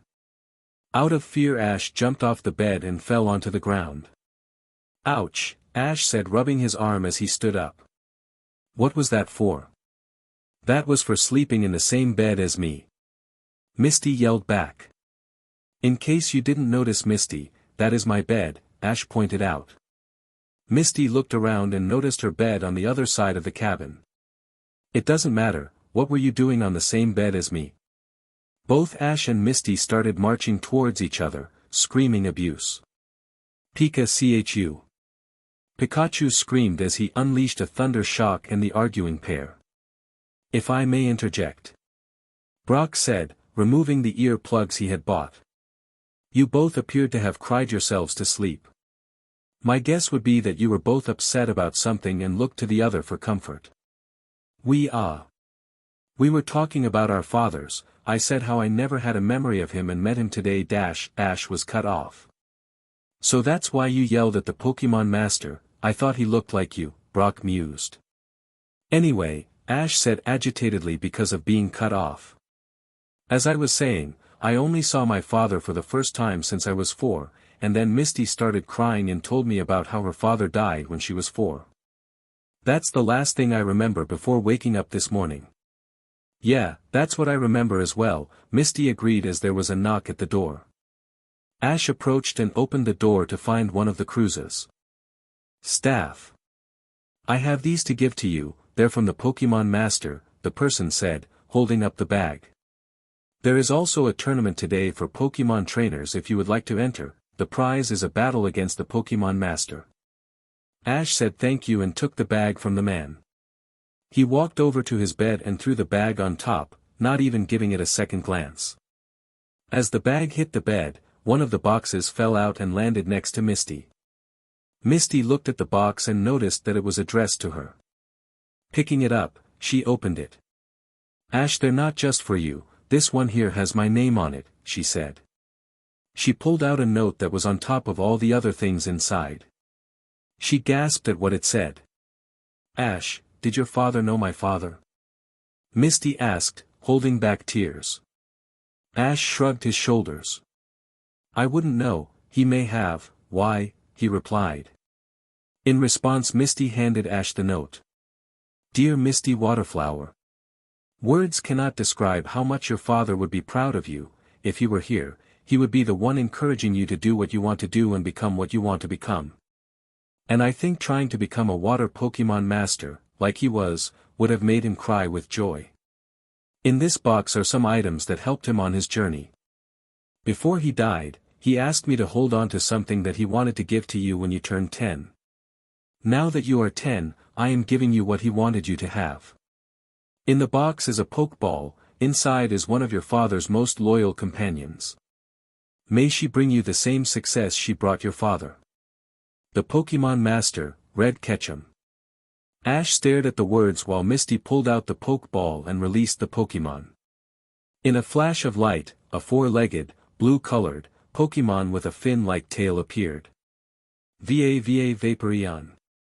Vaporeon squealed excitedly, rubbing up against Misty. Misty gasped when she saw the Pokémon. She remembered Vaporeon from when she was a little girl, and always wondered what happened to her. She patted the water-type Pokémon as she pulled out the other items inside the box. One was a super rod, some lure ball and a Pokédex. Pulling out the Pokédex, Misty opened it. I'm a gym leader Pokédex programmed by Red Ketchum for Misty Waterflower of Cerulean City. My primary function is to provide Misty with information and advice regarding Pokémon and their training. I also contain the saved data from my previous owner Dan Waterflower, including locations of rare water-type Pokémon and how to raise them. With this Pokédex, Misty can enter several different water-type tournaments that occur around the world, that are only accessible by those who are considered the best water-type trainers. If lost or stolen, I cannot be replaced. Misty activated the scan function and scanned Vaporeon. Vaporeon, the bubble jet Pokémon, and an evolved form of EV. The composition of its cells is similar to molecules of water, and as such, can melt in water. This Vaporeon is female and has the ability Water Absorb. She knows the moves Sand Attack, Water Gun, Quick Attack, Water Pulse, Aurora Beam and Ice Beam. She also remembers the moves she had as an EV. Misty was ecstatic and hugged the bubble jet Pokémon. Ash watched the scene in happiness as he grabbed the 2 remaining boxes from the bag, handing one to Brock. Inside Brock's, he found several items that would help him become a breeder, including a book on what types of food each individual Pokémon would eat and what effects it would have on them. Ash reluctantly opened his box, but once he saw what was inside, he was shocked. He also had a note, but underneath it was a Pokémon egg, but that wasn't what Ash was shocked by. Next to the blue egg with a large black zigzag shape, around the middle, was a group of 6 Pokeball. 5 of them were Ultra Ball and one of them was a Master Ball. Ash pulled out the Master Ball as he looked at the note. Dear Ash. I know how upset you are with me, and I can't blame you. I wish I could take it all back and be in your life when you were growing up, but fate had a different path for me. I can't tell you why I left, yet. But I can tell you that I'm extremely proud of what you are trying to accomplish. My dream was for you to always beat me and become the next Pokémon Master. Today, the cruise is holding a Pokémon battle tournament, and I wish for you to enter. And please know, that no matter what happens I couldn't be prouder to have you as my son. With sorrow, Red Ketchum. Ash lowered the note and looked at the Master Ball. He didn't know what to do. On one hand he had a Pokémon tournament he could enter, and on the other he had the fact that if he won, he could verse his father, who he was still very upset with. Deciding to enter the tournament, Ash rushed out of the cabin and onto the main deck, where he could sign up. It was mid-afternoon when the tournament began. There were only 16 contestants, and the first 2 opponents Ash faced were easy. The third was pretty tricky. Bulbasaur, use Vine Whip and lift Paras into the air, Ash ordered. Bulbasaur extended its vines and wrapped them around the bug, grass, type. Now finish it by smashing it into the ground. Bulbasaur did as commanded and smashed Paras into the ground. When the dust cleared, Paras was unconscious. Paras is unable to battle, Ash from Pallet Town wins. The referee yelled. Red sat in his chair smiling at the enjoyment his son got from battling. The final battle between Ash from Pallet Town and Sophia from Lumio City will begin in 15 minutes, the referee announced. Ash walked to the trainer's rooms where he met up with Misty and Brock. So, one more match and you can verse your father, Brock said. Yep, and I'm going to show him how angry I am with him, Ash answered. Which Pokémon are you going to use? Misty asked. I think I'll use Krabby, I haven't used him yet and this will be a good chance, Ash replied. He swapped one of his Pokeball for Krabby's using the transporter on his Pokédex and then scanned the crab Pokémon. Krabby, the river crab Pokémon. Living on sandy beaches and burrows it digs, Krabby can grow back its pincers if they break off in battle. This Krabby is female and has the ability Shell Amour. She knows the moves Harden, Bubble Beam, Mud Shot, Metal Claw and Ice Beam. Ash thought about the upcoming battle right until he was told it was time.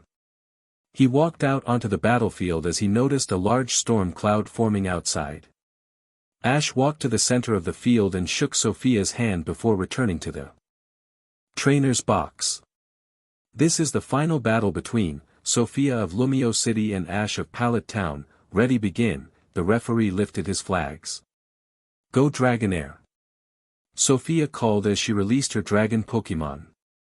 Dragonair had a long, blue, snake-like body, with 2 bells on the end of its tail and 1 on its neck, and 2, white, wing-like ears. Krabby, I choose you, Ash called as he released his water-type Pokémon. Both Pokémon stared each other down until Sophia made a command. Let's end this quickly, use Dragon Rage. Dragonair opened its mouth and the purple ball of energy formed in its mouth. The Dragonair fired the energy ball at the immovable Krabby. Use Harden to protect yourself, Ash ordered. Just before the energy ball hit, Krabby's shell took on a metallic shine as she hardened her shell. Thanks to the harden, the Dragon Rage attack did little damage. This frustrated Sophia, as she had been having easy battle all day. Get in close and use Dragon Tail, she angrily commanded. Dragonair flew across the battlefield and swung its blue glowing tail at Krabby. Counter with Metal Claw! Ash yelled. Krabby's pincer took on a white shine as she swung it towards the incoming attack. Both attacks collided in a massive explosion, causing smoke to cover the battlefield. Ash used his aura sense to see what was going on inside the smoke. Krabby looked tired but was still standing, while Dragonair was just floating above the ground in front of Krabby. Dragonair is right in front of you, Ash yelled into the smoke. Use Metal Claw on the ground in front of you again. Sophia looked confused at what Ash was saying. How can you know where the Pokémon are when they're covered in smoke? She was cut off by a scream of pain. Air! Dragonair yelled after being hit by the Metal Claw.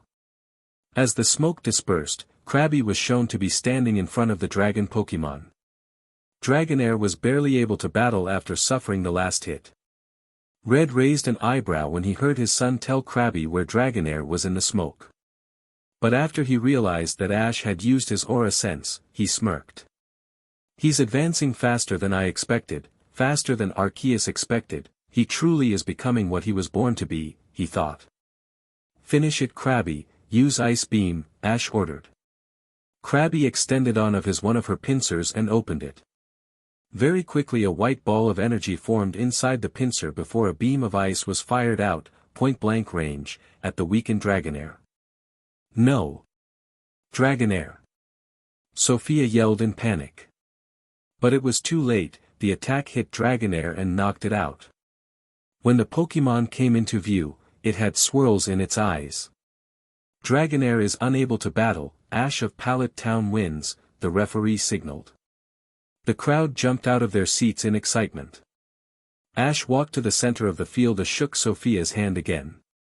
Congratulations on winning, good luck against the Pokémon Master, Sophia said as she turned around and walked to the trainer's room. Ash was about to follow her when he was stopped by someone holding a small trophy. Congratulations on winning the Saint and annual Pokémon Battle Tournament Ash, the announcer said handing Ash the trophy and a Pokeball. Huh, why are you giving me a Pokeball? Ash asked. That's the prize for winning the tournament, the announcer replied. I thought the prize was a battle with the Pokémon Master. The first prize for winning the tournament is a new Pokémon, and for this month's tournament only, there was also a token prize of facing the Pokémon Master, the announcer explained. Well, why don't you see what new Pokémon you have? Pokémon, I choose you, Ash threw the Pokeball into the air and released its occupant. A four-legged, gray-skinned, white-furred Pokémon appeared, with a sharp scythe-like tail and a sickle-shaped horn on the side of its head and a tuft on the top of its head adorned with a single blue-black oval. An Absol? Ash said in awe as he pulled out his Pokédex. Absol, the disaster Pokémon. Absol live in steep mountainous regions, and rarely venture down into areas inhabited by humans, but should an Absol be seen by humans, it is said that catastrophe is soon to follow. This Absol is male and has the ability Pressure. He knows the moves Perish Song, Me First, Razor Wind, Detect, Taunt, Scratch and Faint. This Pokémon also possesses the egg move Zen Headbutt, but it has not been unlocked yet. He was recently given to us by a breeding company that sponsors some of our events. They told us that it only recently hatched from an egg, so I would not use it in a battle for a while, the announcer said. Ash nodded and returned the disaster Pokémon. He placed the trophy next to his egg that was inside the incubator, in his bag. The announcer turned towards the crowd. The battle between the Pokémon Master and the tournament champion will occur in 10 minutes, now let's have another round of applause for the tournament winner. Ash, he said. The crowd roared in approval as Ash waved to them before heading for the trainer's room. He looked out a window as he drew nearer to the door and realized that the storm was getting worse. 10 minutes later Ash stood next to his father ready for battle.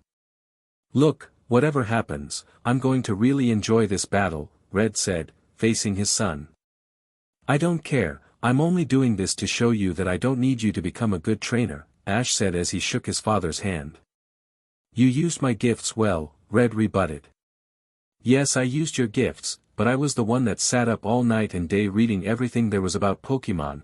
I did that by myself, you weren't there to guide me, you weren't even there PRD, Ash stated as he closed his eyes in sadness. Parting, Ash and Red separated and headed to their ends of field. The seats were packed in the onboard stadium. It appeared that more people had arrived to watch the Pokémon Master battle as there weren't that many seats packed during the tournament. The exhibition match between the Pokémon Master and the tournament champion is about to begin, the announcer blared through the speakers. On the red side we have the Pokémon Master, Red Ketchum, the crowd cheered. And on the green side, we have the challenger, Ash Ke. Ash Ketchum. The crowd began to murmur when they heard Ash's last name. They didn't know that the challenger was the Pokémon Master's son, and some now thought it made sense as they looked from Ash to Red and back. Ash had easily beaten his first two opponents and then narrowly defeating the third, and lastly beating a Dragonair with a Krabby. He had clearly been trained by his father when he was younger. Oh, how the crowd was dead wrong. Both Ash and Red ignored the crowd and held out their chosen Pokémon. This will be a 3-on-3 Pokémon battle. Ready, begin, the referee declared. Go dash, and that's when the tidal wave hit. Chapter 6, The Water Symbol. The storm had been subtly building since the beginning of the tournament and was now in full swing. The ship rocked back and forth violently as the waves crashed in from all sides. Alarms were blaring and, despite the best efforts of the crew, the passengers were running around frantically. Please make your way to the lifeboats located on the main deck, the speaker blared as Ash, Misty, and Brock followed the crowd out of the stadium. After the initial rogue wave hit, Misty and Brock rushed out of the stands, and scurried to their friend's side. By the time they arrived, Red had vanished, as if he wasn't even there. Ash was dumbfounded, he had no idea what was going on. Please remain calm, there are plenty of lifeboats for everyone, a crew member called out as he directed the traffic of passengers to different lifeboats. The ship was taking on water, and fast, there was too much for the automatic pumps to push out.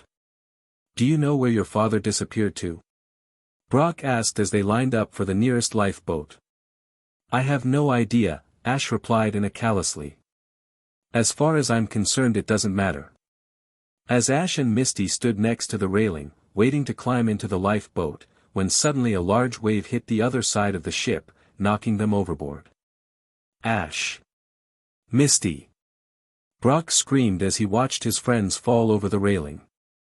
He lunged for his friends and managed to grab Ash's wrist before they disappeared. As Ash and Misty fell, Ash had managed to grab her hand, and they were now dangling from the side of the boat. Thanks Brocco, Ash said. Suddenly, the lifeboat they were going to board, broke off from the ship and fell to the ocean below, luckily with no one on board. We can't get all the lifeboats out, one of the crew said. And we don't have enough room for all the passenger. As Ash overheard the conversation he came up with a plan.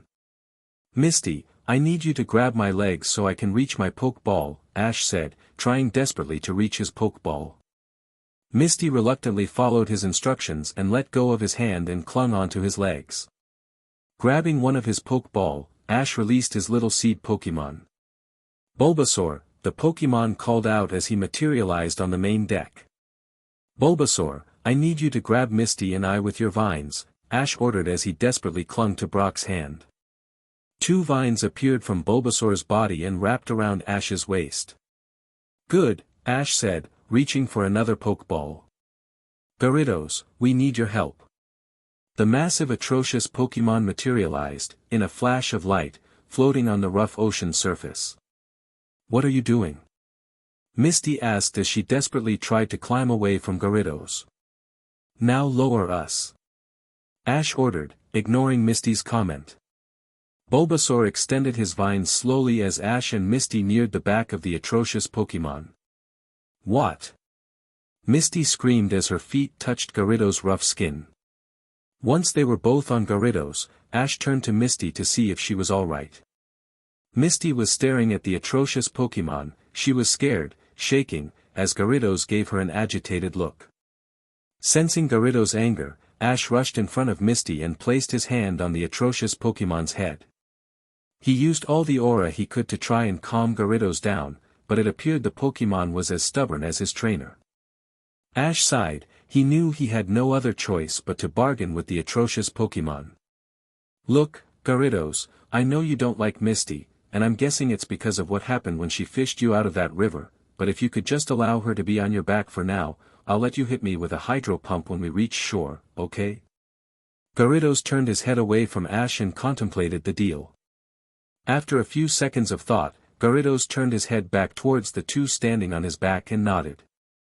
Ash sighed in relief before turning back towards the slowly sinking ship. Brock, are you alright? Ash called out. Yeah. Brock answered from the railing. How about you? Yeah, we're good, Ash said, turning towards Misty, who informed him of her well-being with a nod. I think you should join us, Brock. I heard them say they didn't have enough lifeboats and I think it would be best if we all stay together. Brock couldn't argue with that and decided to them. Using Bulbasaur, Ash had the seed Pokemon lower Brock onto Gyarados before preparing to depart. Return, Bulbasaur. Ash said as he raised his Pokeball. A red beam of light shot from the Pokeball and hit Bulbasaur before absorbing him. Ash looked around to see where the lifeboats were heading when he noticed that others had followed his example and had released Pokemon into the water. Several Blastoise, Lapras and Gyarados were in the water, carrying their trainers and others. Ash was about to order Gyarados to follow the other lifeboats when Brock noticed something on the ship. Hey Ash, isn't that your father? He said, pointing towards the main deck. Ash looked back at the ship, and indeed his father was still there. He was the last remaining person on the ship, everyone else had been evacuated. What is he doing? He could get himself killed. Ash said in disbelief. Red calmly walked along the main deck of the slowly sinking ship. He had disappeared to make sure that no one would be stuck on the ship as it sank. After using his aura sense to search the entire ship, he was pleased to discover no one was left in the lower decks. Now standing at the bow of the ship, Red grabbed a necklace from his bag and placed it around his neck. At the end of the chain was a single Pokeball, his Master Ball. Grabbing the Master Ball, Red released its occupant. Master? Mutwo questioned as he looked at the scene around him. What is it you need of me? This storm, it doesn't seem natural, could it be being caused by Kyogre? Red asked with real concern. He was worried that one of the teams may have gained control of the legendary Pokémon. Mutwo's eyes began to glow blue as he scanned the ocean and skies. As he searched, he found another legendary he was not expecting and began communicating. No, he answered. I contacted Rayquaza and he said that Kyogre was currently located near Hoenn. Red sighed. Good, he said, his relief evident. Then what's causing the storm? Mutwo again searched the storm and discovered something interesting. There appears to be a lot of psychic energy driving the storm, he gasped. You're not suggesting what, Ash? Yes, I am, Master. Mutwo cut him off. I think they are testing the other Mutwo's abilities. They are commanding him to create the storm, testing how strong he is. I don't like this, Red muttered. It appears that they may have made the new Mutwo more powerful than you. I know, Master, Mutwo telepathically answered. But I believe that if they have made this Mutwo more powerful, then they won't be able to control him for long. As Mutwo finished, the storm began to die down, but the damage had already been done. The ship was now half submerged in the water and it was fast approaching Red and Mutwo. We better leave, Red said as he looked out in the direction of the lifeboats and Pokémon. He checked their auras to make sure that they were safe. He smirked when he found the three that he was looking for. Yes, Master, Mutwo answered. Where would you like to go? Take me to M. Silver. It's time we have another meeting, she needs to be apprised of the new information, Red answered. Mutwo's eyes widened when Red mentioned the meeting. Are you sure, Master? The last time we met. Her. She almost used her sacred fire on you, Mutwo questioned. Red laughed. Ha. I know. She doesn't hate me, I, just, sometimes annoy her. You know what she is like, she doesn't like being questioned by a human. Besides, she was the one that led me to the green orb, Red said, pulling out the emerald-colored orb. And she will now tell us what to do with it. Yes, Master, Mutwo said as he raised one of his three-fingered hands. She always was Arceus' favorite, Red mused before they disappeared. Ash, Misty and Brock watched as Red approached the bow of the ship. They were surprised when they suddenly saw a Pokémon with him. But this Pokémon looked different from any they had previously encountered, and due to the fact they were too far away, they couldn't get a clear look at the strange Pokémon. They watched as the two conversed for a few minutes. During that time Ash tried to scan the new Pokémon using his aura sense, but he couldn't, there appeared to be a barrier of aura energy preventing him. After several seconds Ash realized that the barrier was being created by his father. He was initially shocked to learn that his father was an aura guardian, but he quickly realized that he couldn't have begun his training unless his father was an aura guardian himself. Shaking out of his thoughts, Ash returned his focus to the ship and noticed his father was now facing him. He watched for a few more seconds before noticing the storm was disappearing. Ash looked up at the night sky as the rain stopped. But as he turned his gaze back towards the ship, his father was gone and the ship had almost sunk under the ocean. The sun was just peeking over the horizon as Ash, Misty, and Brock arrived on the beach of a nearby town. After the ship had sunk, the storm had calmed down and the waves ceased. All the lifeboats and people riding on Pokémon congregated together and took a roll call. After a while it was determined that everyone had made it off, although some were worried that the Pokémon Master was not among them. But the captain assured those worried that the Pokémon Master was safe as he had informed the captain that he would leave once everyone was off. After a while the captain announced that they would be waiting for a nearby ship to come and pick them up, but wouldn't arrive until later the next day. Using his Pokenav, Ash discovered that they weren't far from a nearby town and discussed heading there with Misty and Brock. After a short conversation they agreed to head to the small town. They informed the captain, who argued against the move vehemently. After several minutes of arguing, the captain realized that he wouldn't win and reluctantly agreed to let them go. He gave Ash his Pokenav's number and told him to call every quarter hour to inform them of their progress.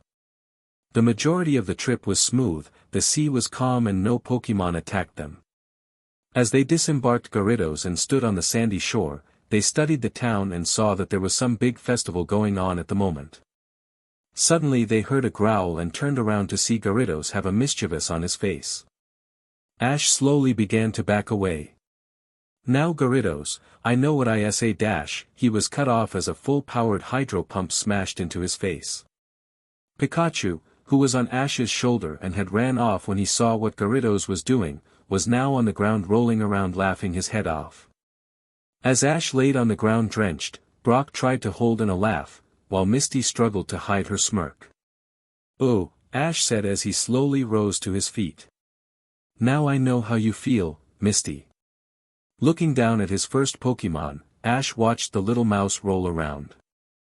Would you mind, he said to Gyarados, pointing at Pikachu. Perhaps because he wanted to get back at Pikachu, or because he thought it would be funny, Gyarados aimed a point-blank range hydro pump at the little mouse Pokémon. Pikachu. Pikachu squealed in surprise. Thanks Gyarados, Ash said as he returned his atrocious Pokémon. Serves you right, he said to an annoyed Pikachu. Now come on, let's get to the Pokémon Center and heal you up. Ash extended out his arm, which Pikachu angrily climbed up. As they walked through the rushing crowd of people, Misty was in paradise. Whatever the event was, it was clearly about water-type Pokémon. The festival had dozens of games all centered on water Pokémon. Ash and Brock had to literally drag Misty away from the festival and towards the Pokémon Center. As they entered the Pokémon Center, Misty had ceased her struggle and had resigned to following Ash and Brock. Inside the center, there were very few people as it appeared they were all out at the festival. Welcome to the Sunnyshore's Town Pokémon Center, Nurse Joy said as she saw the approaching group. As they neared the main desk, Brock rushed forward and tried to swoon Nurse Joy. In a mad dash, Misty grabbed Brock by the ear and dragged him away. Ash didn't know what to say after the event, and shortly after they disappeared, Misty and Brock were standing next to Ash again. Nurse Joy, would you mind checking our Pokémon? Ash asked as they all handed their trays that contained their Pokémon. Yes, I'll look after them, Nurse Joy said as she took the trays. Would you mind telling us what is going on outside? Misty asked. Oh, it's just a festival before the Sunnyshore's Town Water Tournament tomorrow, Joy answered. If you would like more information, head to the stadium just down the road and talk to the information guide there. She turned around and took the Pokémon to be checked. Deciding that they had nothing better to do, and that they had each gotten some sleep on Gyarados, they left the Pokémon Center and headed towards the stadium. The stadium was quite large and looked like it could hold a few thousand people. It was a rectangular shape and appeared to be fairly new. Ash, Misty, and Brock entered the main entrance and headed for the main desk. Excuse me, could you tell me what this tournament is about? Misty asked. Certainly, the young woman at the desk politely answered.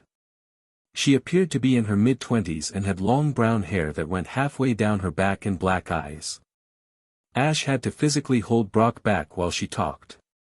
This tournament is called the Sunnyshore's Town Water Tournament. It's a tournament where only Pokémon with at least one of their types being water are allowed to battle, the woman continued. It's for trainers wishing to gain a water symbol and gain access to the World Cup. World Cup? Misty asked. Oh my yes, you see, the World Cup is Johto and Kanto's version of the Pokémon League, except it is completely water-type orientated. If you win the World Cup, you get to challenge the Kanto and Johto Water Pokémon champion, and if you win you become the champion, the woman said. Just like the Pokémon League, Ash mused. Yes, in fact the Pokémon League runs the type championships every year, the woman answered. There are other type tournaments, Misty asked. Yes, in each region there is the standard Pokémon League and 18 type Pokémon Leagues, the woman answered.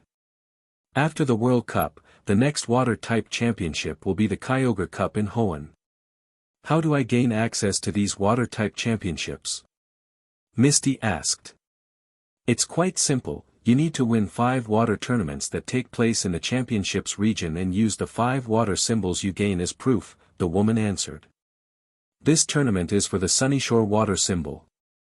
How many tournaments are there? Each region has lots of tournaments. Can I enter this tournament? Misty pleadingly asked. That depends, the woman answered. You need to be a recognized trainer that only specializes in water Pokémon with the Pokémon League before you can enter. Misty pulled out her new Pokédex and handed it to the woman. Could you scan my Pokédex and check if I'm eligible? She asked. Certainly, the woman cheerfully answered as she took the Pokédex. She placed it in the slot and Misty's information came up on screen. Oh my, the woman gasped. She had not expected Misty to be eligible due to her age, but when she saw Misty's last name she realized why. "You're the former water Pokémon Master's daughter," the woman said in her shock. Misty reluctantly nodded. She didn't want to be known because of her father, similar to how Ash felt, but instead wanted to make a name for herself. "Well, it appears that everything is in order. The tournament starts at 10 in the morning and there are a total of 8 trainers that have entered. Be here before 9 to find out who you will be versing first," the woman continued. Just before the woman pulled out Misty's Pokédex from the slot, she decided to check who had authorized her entry. When she saw the name of the authorizer, she gasped and looked up at the young boy standing next to Misty and noticed the resemblance. "You're the Pokémon Master's son." Ash became a bit uneasy. He, like Misty, hated being known because of his parents.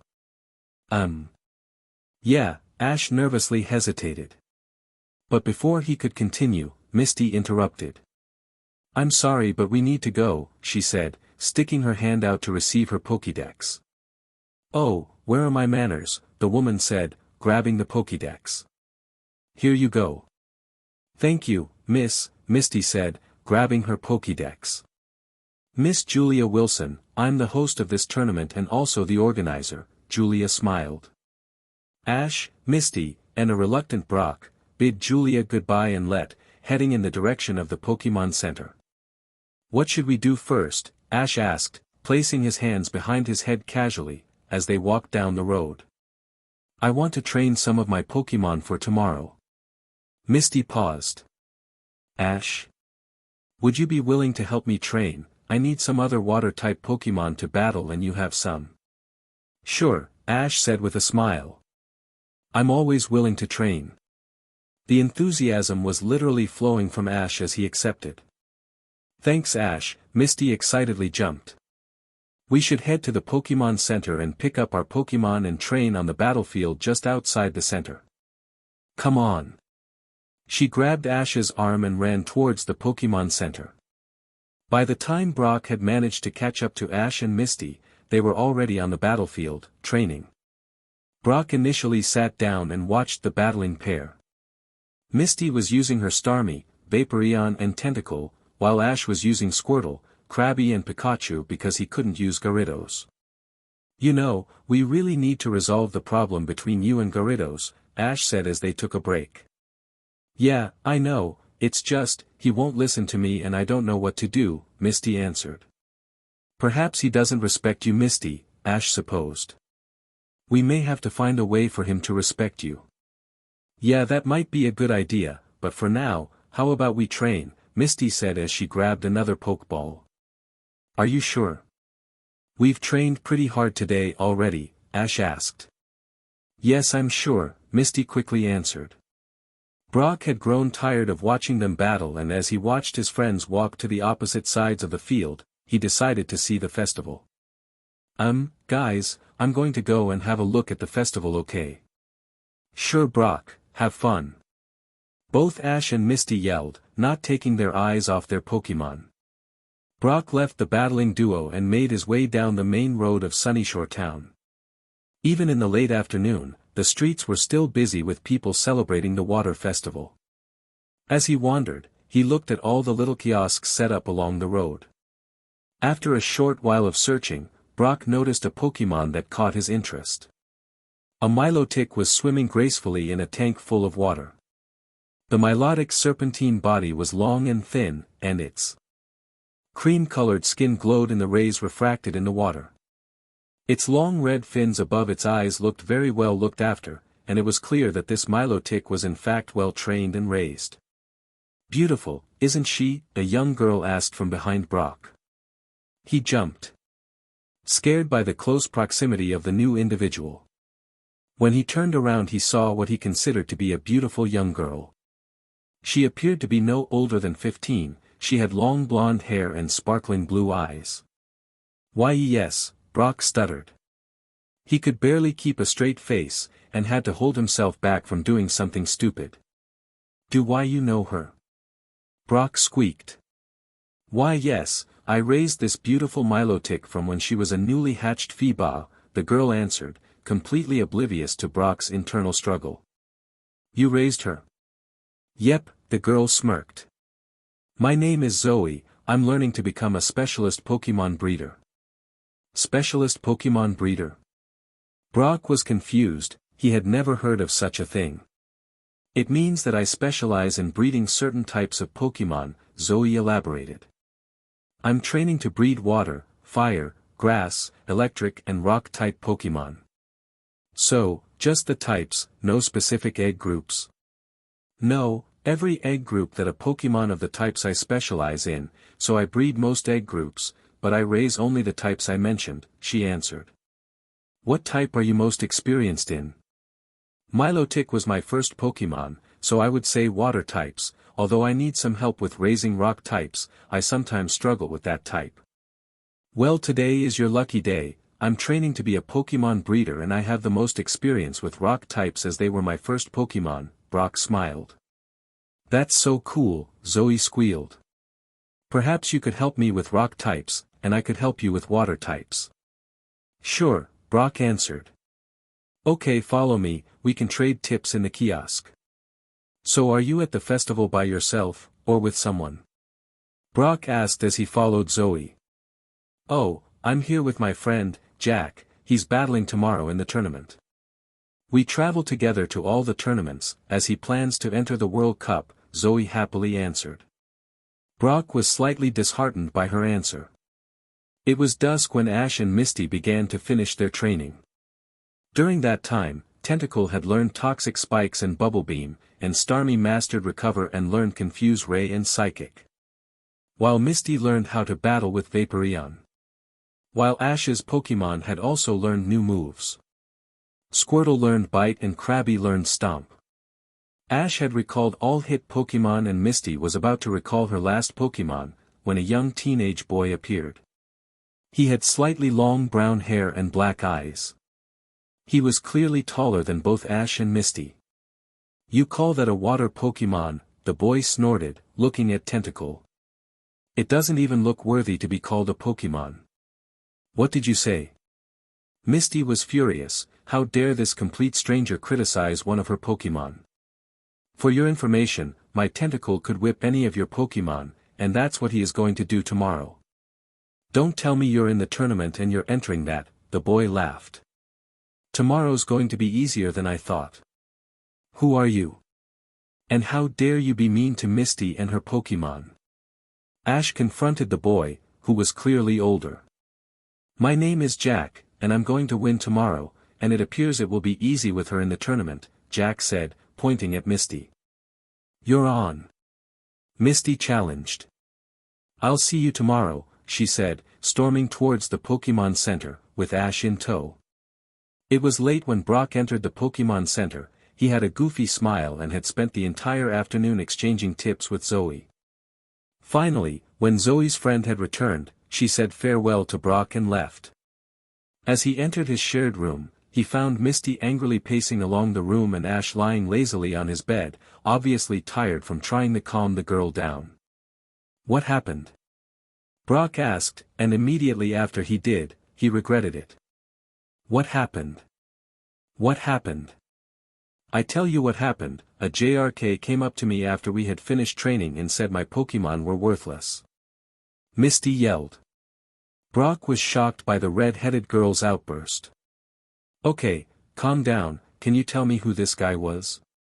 His name was Jack, and he will be in tomorrow's tournament, Misty answered. Brock gulped, he had just met the 15-year-old boy himself. Don't worry Misty, you'll do fine tomorrow, I'm sure, he encouraged. You're right Brock, I shouldn't let some loser put me down, and I know what my Pokémon are capable of. He doesn't know what he's in for, Misty said. The conversation quickly turned to lighter subjects, until Ash remembered something. Hey Brock, why did you have a goofy smile when you entered the room? Oh, I met a girl Dash. What did you do? Misty fiercely accused. Nothing, I swear. Brock put his hands up in surrender. She was a breeder and we just exchanged tips and stories all afternoon. You mean you controlled yourself? Misty couldn't believe it. Yes I did, Brock sternly replied. Now how about we go to bed, we have a big tournament tomorrow. Ash and Misty nodded in agreement and laid down on their beds. The stadium was completely packed. Every seat was taken for the day's tournament. All 8 trainers stood slightly off to the side of the battlefield. Half the field was a normal Pokémon League field, while in the center there was a large swimming pool that took up most of the middle of the field. Ladies and gentlemen.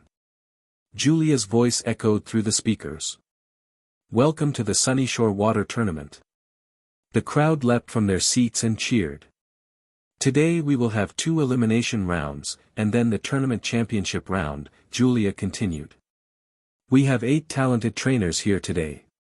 Now the rules are simple, the first round will be a 1-on-1, then the second a 2-on-2, and finally, the final round will be a 3-on-3 Pokémon battle. Now let's see who will be versing who, Julia's voice echoed. Suddenly the big screen turned on and revealed each trainer's position. Misty sighed in relief. If she wanted to face Jack, she would face him in the final round. Now let the tournament begin. The first round went smoothly for Misty. She used her tentacle against her opponent's Lombra, using her Pokémon's poison attacks to defeat her foe.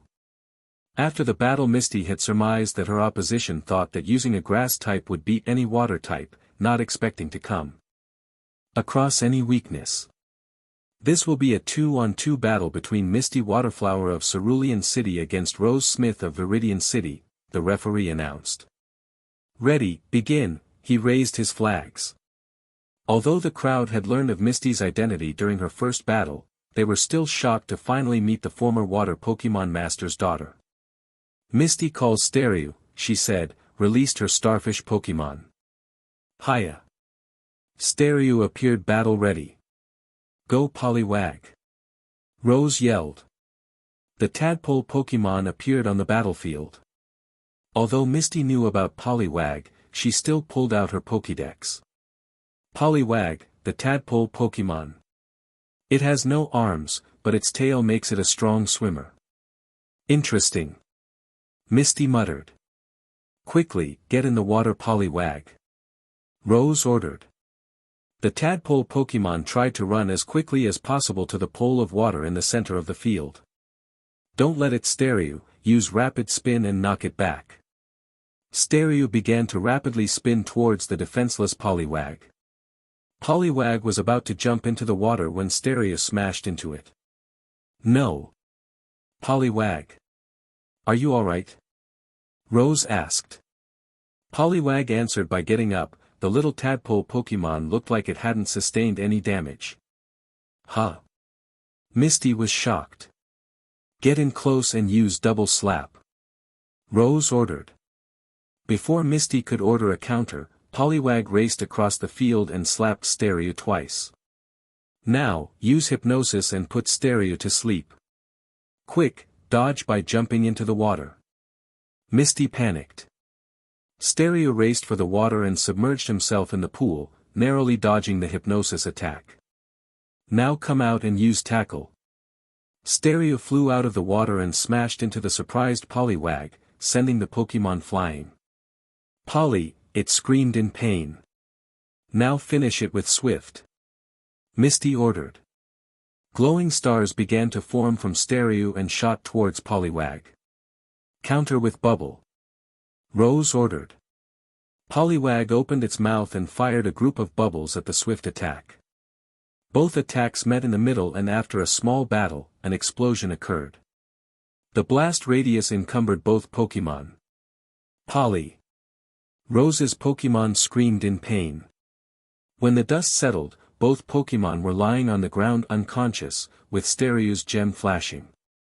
Both Pokémon are unable to battle. This match is a draw. Trainers, select your final Pokémon, the referee said, raising his flags. And both Pokémon go down. Julia's voice blared through the speaker system. Let's see which Pokémon they will choose next. Corsola, go. Rose yelled as her final Pokémon was released. In a flash of light, the small pink Pokémon, with branch-like growths on its back, appeared. Surprised by the new Pokémon, Misty pulled out her Pokédex and scanned it. Corsola, the coral Pokémon. A combination of both water and rock types. It sheds and regrows the horns on its head numerous times. A water and rock type. That's strange, Misty mused, pulling out her final Pokémon. Misty calls Starmie. The evolved form of Staryu appeared on the battlefield. Starmie vs Corsola. Battle begin. The referee raised both flags. Corsola, use ancient power. Rose ordered. Suddenly, several rocks floated into the air, they were surrounded by a purple hue. The rocks surrounded Corsola before flying off in the direction of Starmie. Misty waited patiently as the stack drew nearer to Starmie. Starmie. Use Psychic and send the attack back. Starmie's gem started to glow as the purple hue around the rocks turned blue. The rocks stopped before barreling straight back as Corsola. Surprised by the reversal of the attack, Rose was unable to tell her Pokémon to dodge, as all the rocks smashed into Corsola. Sola. Corsola screamed out in pain. Misty's doing well, Ash said to Brock. They were sitting in the stands, watching the battle unfold. Yeah, I agree, Brock said as he watched Corsola get hit by a water gun attack. Do you think she could win the tournament? Maybe, if she has the right head. If she wins this match, she'll be versing Jack, so I hope she keeps her temper under control, Brock answered. Use Confuse Ray. Then finish it with multiple rapid spins. Misty ordered.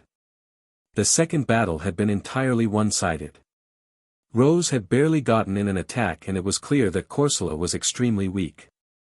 This was most evident when Corsola couldn't move out of the way of the Confuse Ray attack in the following rapid spins. After one final rapid spin, Starmie came to a stop in front of its opponent. Corsola laid unconscious on the ground with swirls in its eyes. Corsola is unable to battle. Starmie wins. As Rose has no Pokémon remaining, Misty wins, the referee announced, raising the green flag in Misty's direction. And there you have it, folks. Misty will be moving on to the final round of the Sunyshore Water Tournament. Can she beat the unstoppable Jack? Julia's voice echoed. We'll take a 15-minute break before the final battle. Misty walked onto her side of the battlefield, eager to beat Jack. Here it is, ladies and gentlemen. The final battle of the Sunyshore Town Water Tournament. Julia's voice echoed through the speakers as the crowd cheered. On the red side, we have Jack of Slateport City. The crowd cheered. And on the green side, we have Misty Waterflower of Cerulean City. The crowd jumped from their seats and cheered louder than ever before. Both Misty and Jack turned from the crowd and faced each other as the referee took his position. This will be a 3-on-3 Pokémon battle, no substitutions are allowed, the referee announced.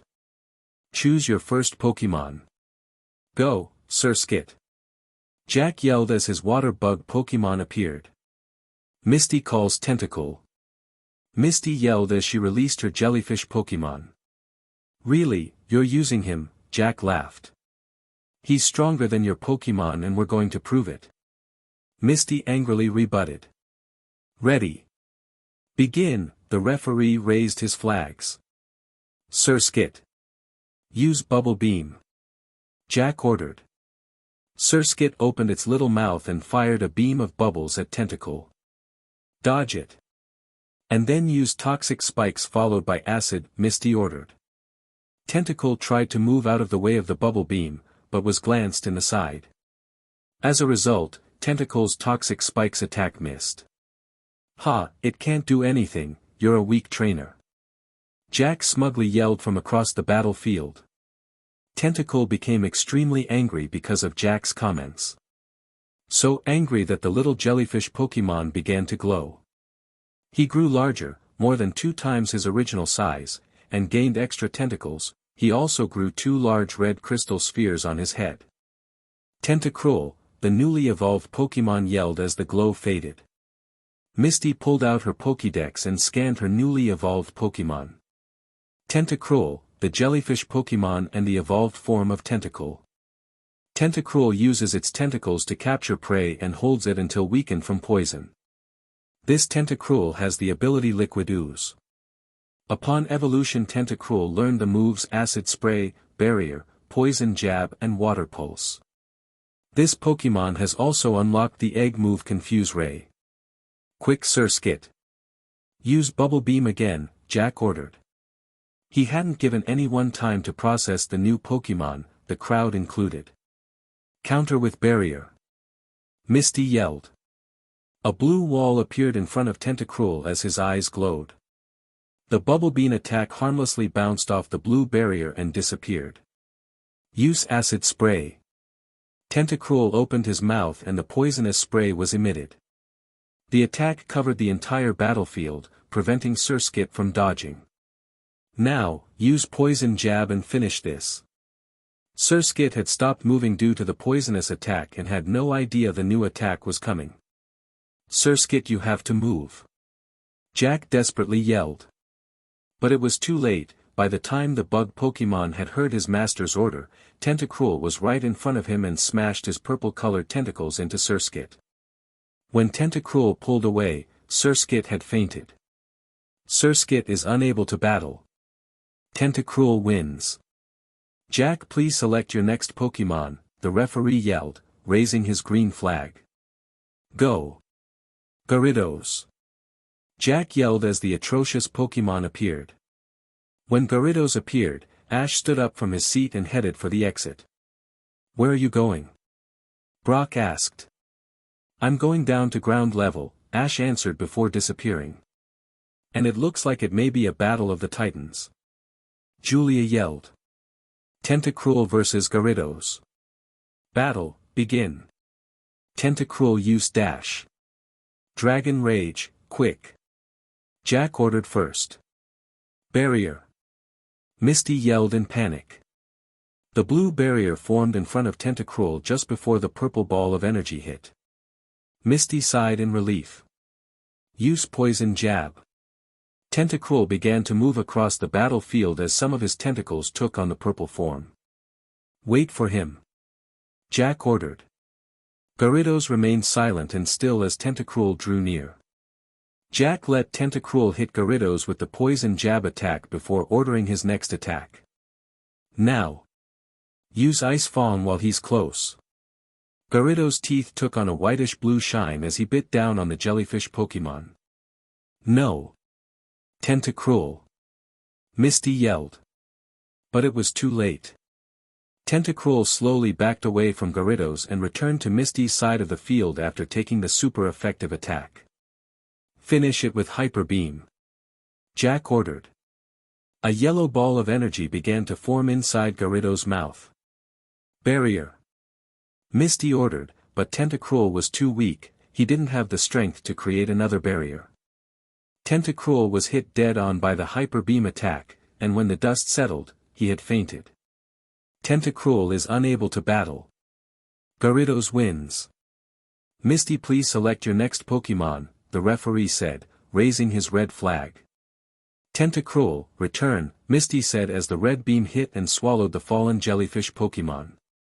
Thanks, you deserve a long rest. Misty placed her fingers over her two remaining Pokeball before deciding which one to use. Misty calls Dash, but before she could continue, Gyarados screamed in pain. The atrocious Pokémon had a purple hue on his face. Oh, my.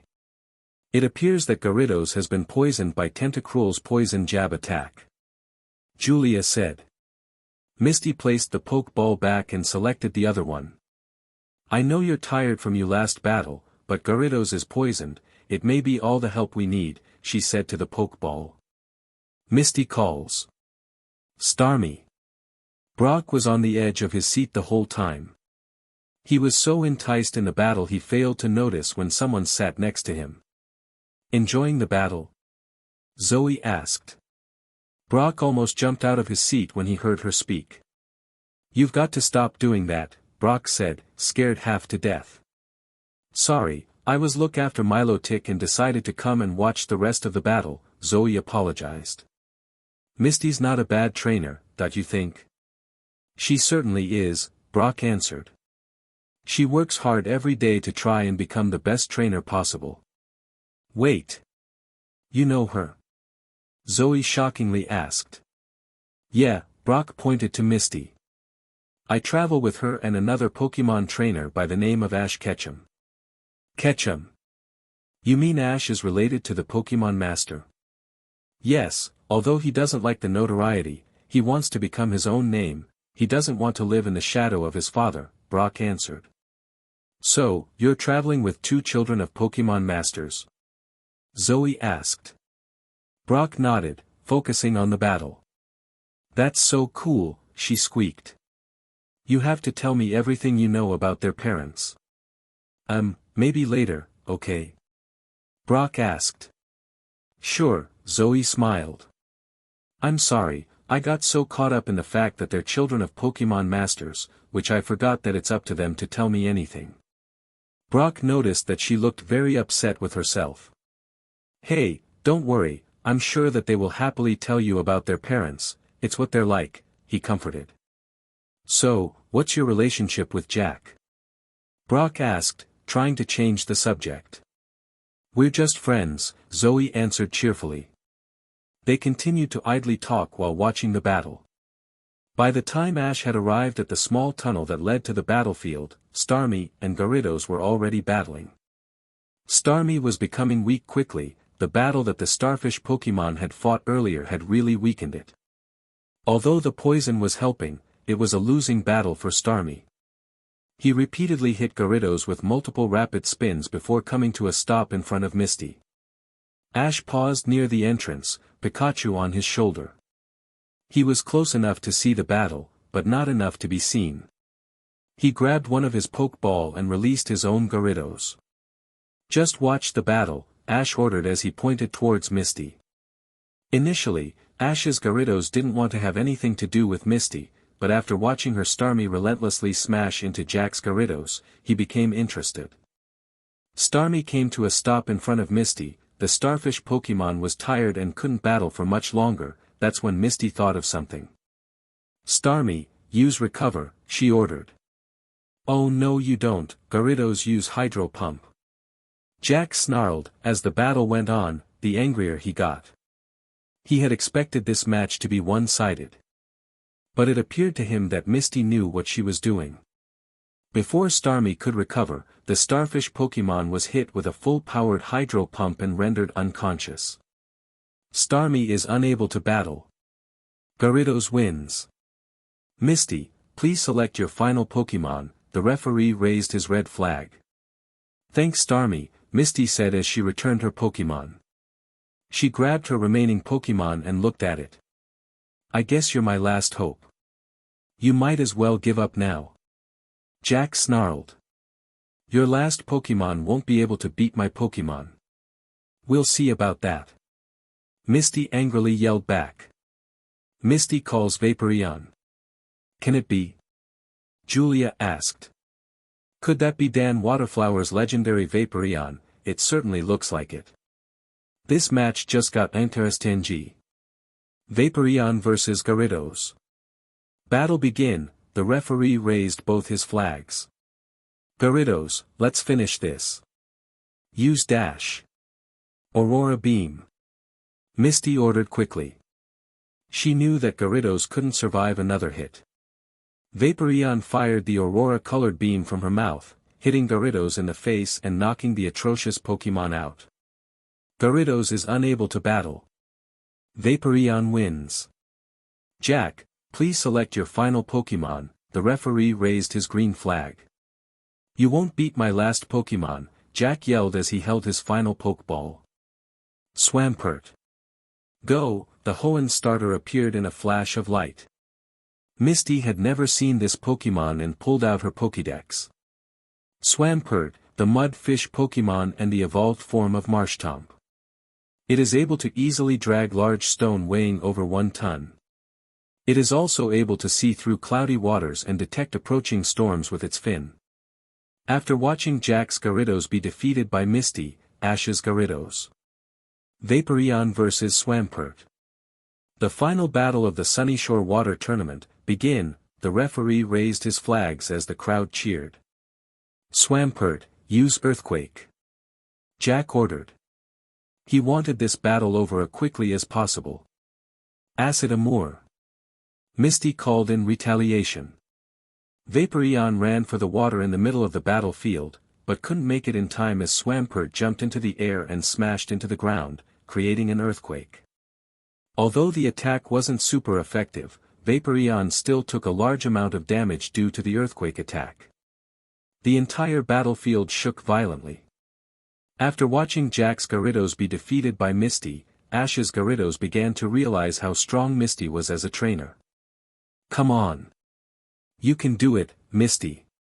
Ash cheered, while Gyarados growled. Misty heard Ash's encouragement from within the tunnel, but what surprised her the most was the loud growl she heard from what she believed to be Ash's Gyarados. Is Ash's Gyarados cheering me on? Misty thought. Hammer arm!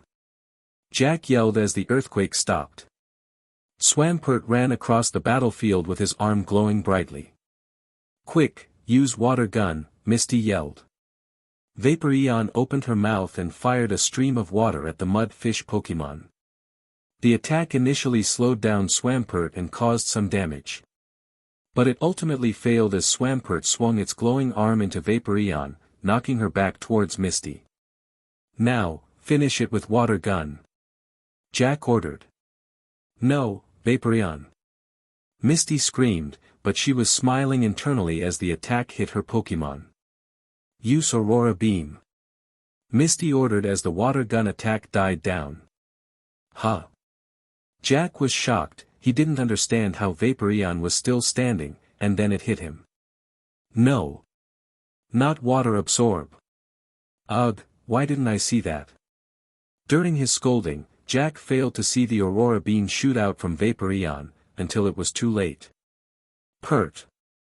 Swampert yelled in pain. Now use Mud Shot. And follow up with a point-blank Ice Beam. Misty ordered. Mud flew into Swampert's eyes, blinding him. Jack tried to think of something, but by the time he had a plan, it was too late.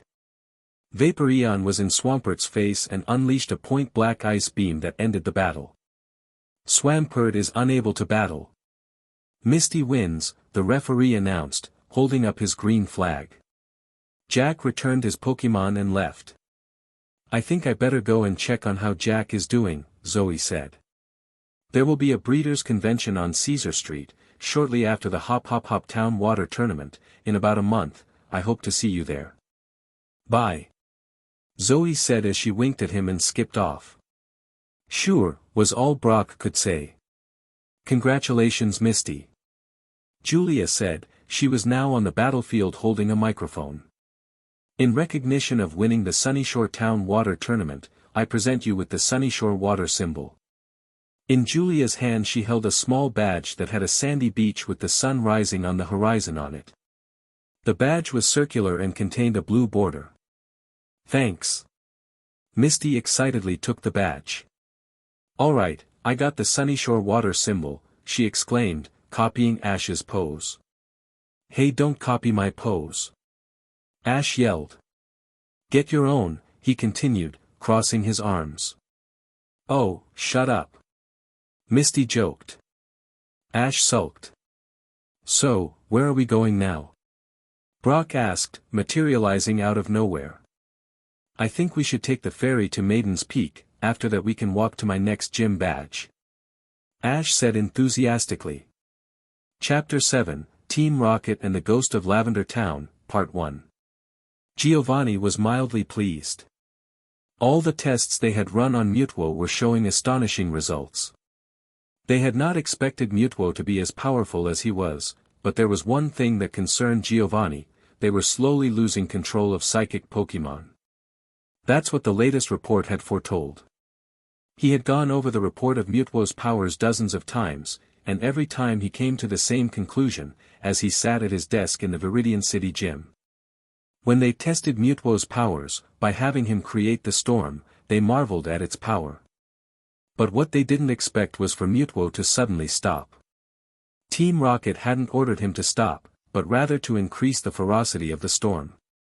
Instead Mutwo lowered his hands and sat on the ground, stating that he was too weak to continue. But Giovanni knew better. The tests had shown Mutwo's powers were far greater than what he had used that day. The report had also shown Mutwo's reluctance to sometimes follow commands. That was the problem Giovanni was now facing. He had to find a way to maintain control of the psychic Pokémon, or at least a way to contain him.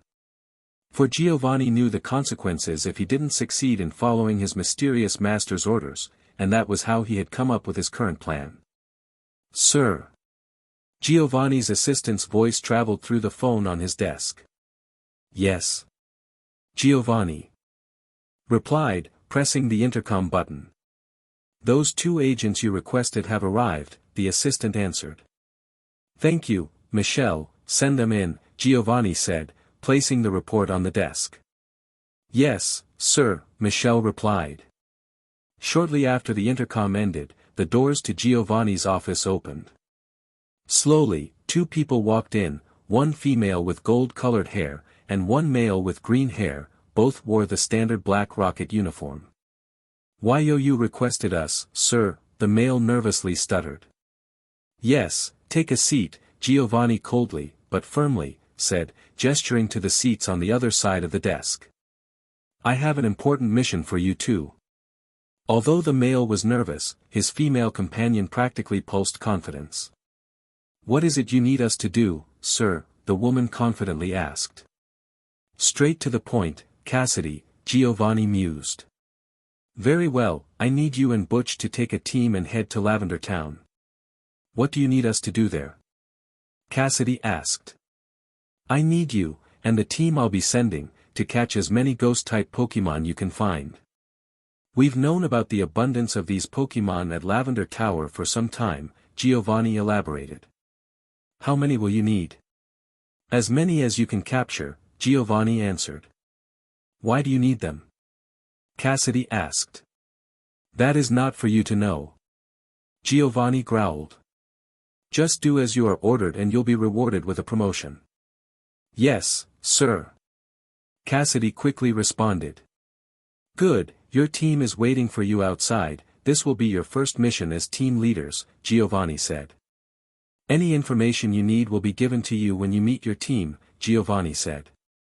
"We will need certain Pokémon to catch any ghost Pokémon, sir," Cassidy said. "They are with your team. Now, go," Giovanni demanded. Standing up, Butch and Cassidy quickly walked towards the doors. "Oh, Butch and Cassidy," they both paused. "Don't fail me, you won't like the consequences," Giovanni warned. The trip on the ferry had been boring, for Ash, Misty and Brock. They had decided to stay at Sunnyshore Town for an extra day, and were now well on their way to Maiden's Peak. The only problem was that the ferry had no activities, and took 8 hours to reach the ferry's destination.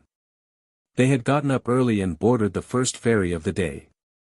That was at 8 in the morning. It was now midday. "Hey Ash," Misty said, "look out over the ocean. I know what we could do to make the time go faster." "Yeah?" Ash asked.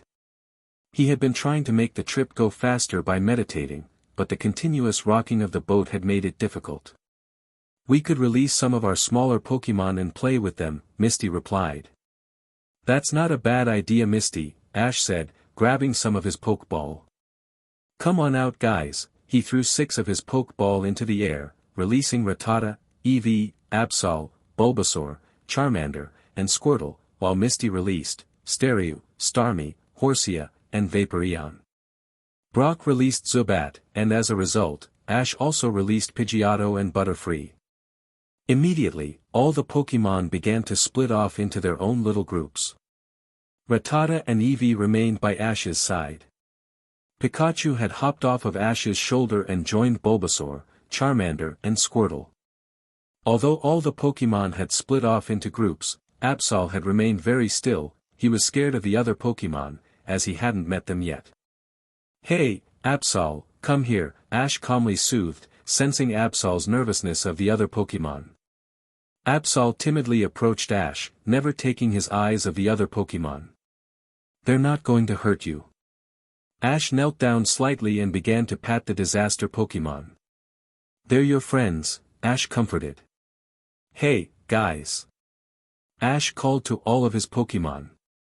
"Why don't you come over here and introduce yourselves to Absol?" All the Pokémon rushed over to Absol and individually greeted their newest friend. At first, Absol was reluctant, and shielded himself behind Ash. But after some careful coaxing by the Aura Guardian in training, the disaster Pokémon cautiously greeted his fellow Pokémon. The introduction was going well, until Misty noticed Vaporeon acting strange. She was continually glancing at Eevee, and slowly making her way towards the evolution Pokémon.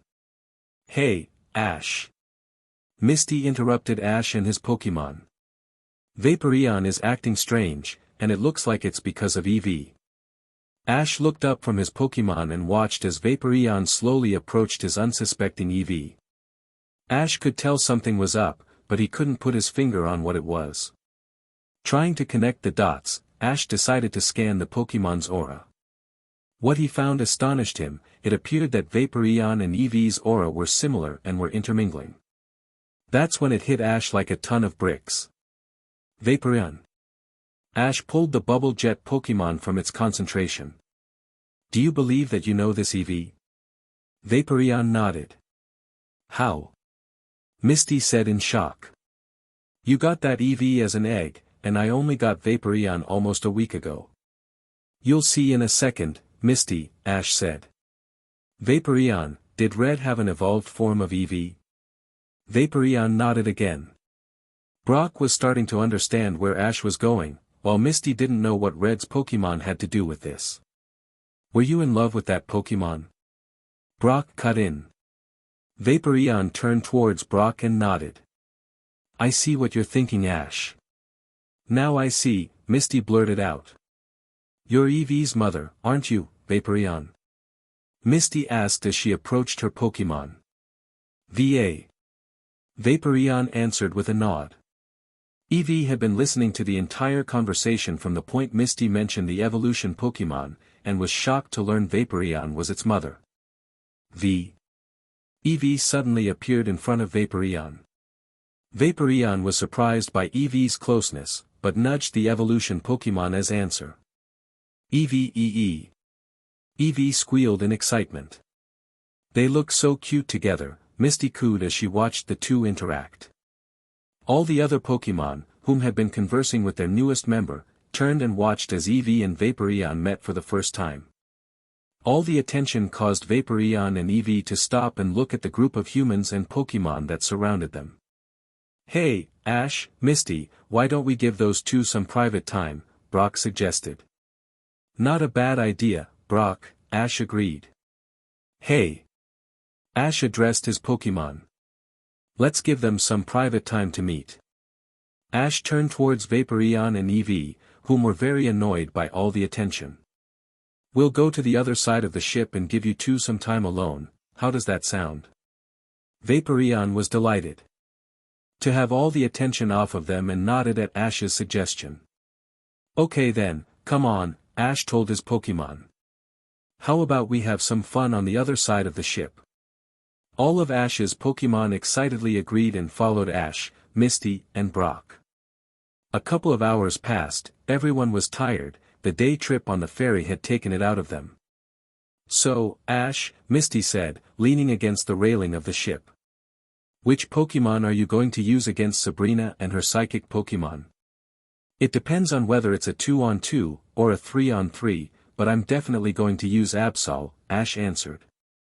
Misty looked confused when Ash said Absol. "But isn't Absol still young? That's what I thought I heard that announcer say," she asked. "Yes, he is young, but he is also very powerful. I had a private training session with him yesterday during our day off," Ash answered.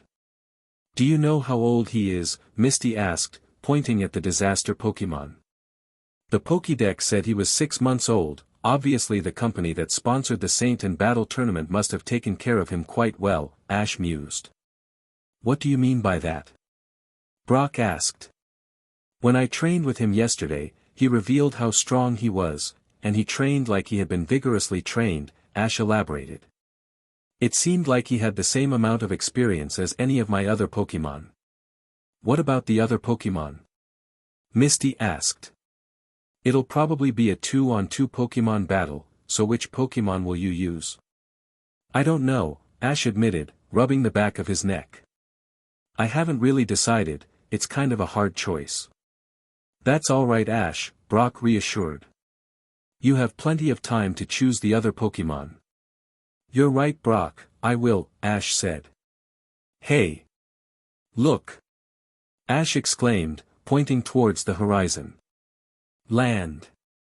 Slowly, land started to peak on the horizon.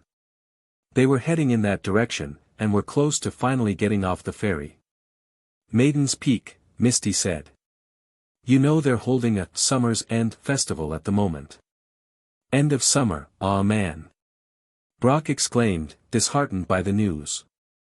I missed another summer season and won't be able to see any beautiful girls, on the beach, in bathing suits.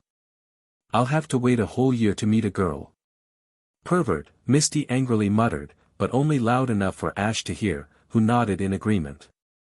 As the ship drew closer to the mainland, Ash, Misty and Brock, rounded up their Pokémon and returned them to their Pokeball. Ah, Misty cooed as she saw Vaporeon and Eevee. Vaporeon was lying on the ground, with a sleeping Eevee snuggled against her body. I'm sorry, Vaporeon, Ash reluctantly said, approaching the snuggling Pokémon. But I have to return Eevee to his Pokeball for transport. Vaporeon nodded as Ash pulled out Eevee's Pokeball and returned the evolution Pokémon. Misty quickly followed suit and recalled Vaporeon. Ash, Misty and Brock departed the ferry and watched as people flew by, eager to join in the town's festival. Maiden's Peak welcomes the passengers arriving from Sunnyshore Town. We invite you all to attend our annual Summer's End Festival. Now in progress, the speakers on the dock blared. The festival looks great. Ash exclaimed. Yeah. It looks like fun, let's check it out. Misty agreed. I'll ride the Ferris wheel all alone, Brock miserably said, still upset about the end of summer. Huh? Who's that? Brock looked further down the dock and saw a young woman. She wore a white silk dress and had long light purple hair that was blown around by the wind. Wow, what a knockout! Brock exclaimed, before being knocked over by a rush of people that left the ferry. As quickly as the woman was there, she disappeared. Hey, she's gone. Brock crawled onto his knees and looked back down the dock. But Pikachu was the only one to see her disappear. Pika-cha? Pikachu questioned. As Brock crawled past Pikachu, the mouse Pokémon began to think about what the woman was. Pikachu, Pikachu was worried. Cheer up Brock, we're at a festival. Ash excitedly said, grabbing hold of Brock's arm. Yeah. Misty agreed, grabbing Brock's other arm. Let's have some fun, she said as Ash and herself began to drag Brock away from the dock. After Ash, Misty and Brock disappeared, the rocket trio quickly, but silently, made their way off the ship and onto the dock. After a short talk about money, James looked further down the dock and saw the same woman that Brock saw. After being pulled to his senses by Jessie and Meowth, James took another look down the dock, but the woman had disappeared, again. The rocket trio then made their way towards the festival, hoping to find money. Ash, Misty and Brock were enjoying the festival and the main parade, when they were stopped by a little old lady. The old lady warned Brock about the maiden's curse. Misty mistook the beautiful lady as herself and was insulted by the old lady. After angrily dragging Ash and Brock away, Misty and her friends found themselves outside a shrine, with a large gathering. Team Rocket, whom had also been visited by the old lady, had also made their way to the shrine. The man standing outside the shrine talked about the history of Maiden's Peak, and the story of the maiden that waited for her soul mate to return from a war 2,000 years ago, but no matter how long she waited, her true love never returned. Although, she continued to stand on the peak every day, and her body eventually became rock, like the ground underneath her. Upon revealing the painting of the maiden, Brock and James recognized the woman in the painting as the woman they saw on the dock. Asking questions about the peak, Brock and James were directed towards Maiden's Rock, the rocky cliff the town was named after. Brock and James were so entrenched in their love for the maiden that they couldn't take their eyes off on the rocky statue on the cliff. It was beginning to get late, when Ash and Misty decided it was time to leave. "No matter how long you wait here, a rock is a rock, Brock," Ash said. "Yeah, let's go back to the festival," Misty agreed. "This is boring." They had been standing at Maiden's Rock for most of the day. "Why don't you two go back? I want to stay here a little bit longer," Brock said, entranced. "You remember where we're staying tonight, right?" Ash asked. "The Pokémon Center near the port. I'll make it back before curfew," Brock said, not taking his eyes off of Maiden Rock. Ash reluctantly picked up his backpack and looked back at his friend. "Don't worry about me, I'll be okay," Brock reassured. Ash and Misty then reluctantly left their friend at Maiden Rock and made their way towards the Pokémon Center. Ash and Misty had been patiently waiting for their friend to arrive at the Pokémon Center. It was nearly 11 o'clock, and curfew was about to begin. Suddenly, the automatic doors of the Pokémon Center opened. Ash and Misty looked in the direction of the entrance, hoping their friend had arrived, but instead a 14-year-old boy, wearing a white t-shirt, a black jacket with hoodie on that had white striped cuffs and baggy, white skinny jeans. He also had a black bandana around his mouth, a metal stud earring on his right ear, and a dragonite thong around his neck, and a black backpack. The boy mysteriously walked in and quietly booked a room for the night, before disappearing into his room. Ash and Misty were so shocked by the boy, that they forgot the time. Suddenly, the clock rang out, signifying that it was 11 o'clock. Ash tried to rush out of the Pokémon Center to find his friend, before he was locked in, but was stopped by Nurse Joy, who told him to go to bed. Reluctantly, Ash and Misty left the lobby and headed for their room. The next morning, Ash and Misty got up early to try and find their friend. Ash was so worried about Brock that he decided to skip his morning meditation and start the search early. After searching the town high and low, Ash decided he had to use his aura sense to find his friend. But to try and locate one person in a large town was a massive challenge for Ash. He had to try and expand his aura sense to cover the whole town. He had never tried such a task on a large area, and the furthest he had ever been able to look, without hurting himself, was only a small distance. Deciding he had no other choice, Ash closed his eyes and began to focus. When he reopened them, his irises had turned from brown to blue. He could see further than he had ever before, feel each person's aura with the city. It was quite an experience for Ash. He tried to focus, he needed to find his friend's aura. Luckily, he knew what Brock's aura looked like and could easily identify it out of the thousands that were around them. Misty was shocked when she saw Ash's eyes change color.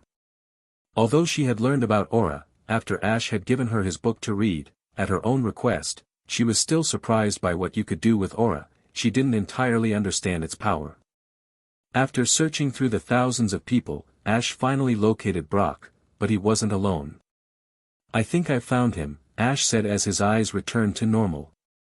"He appears to be inside the building at Maiden Rock."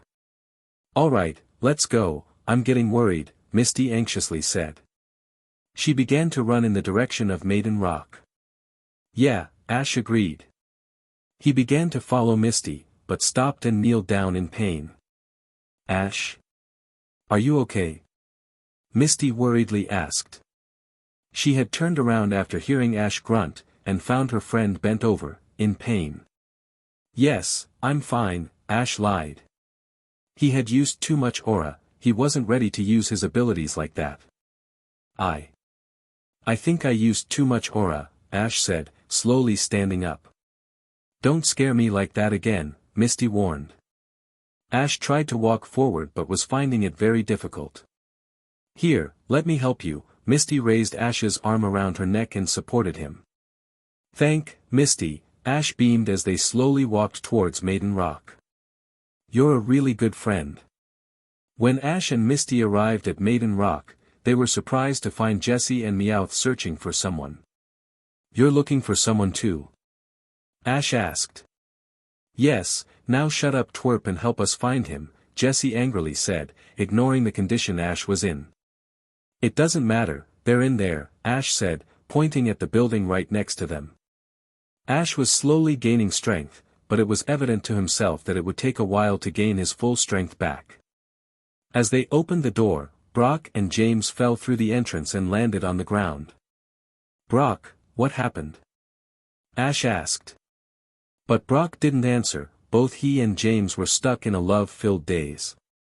"Pull yourself together," Ash said, grabbing Brock by the shoulders and lifting his back off the ground. "What do you think you're doing?"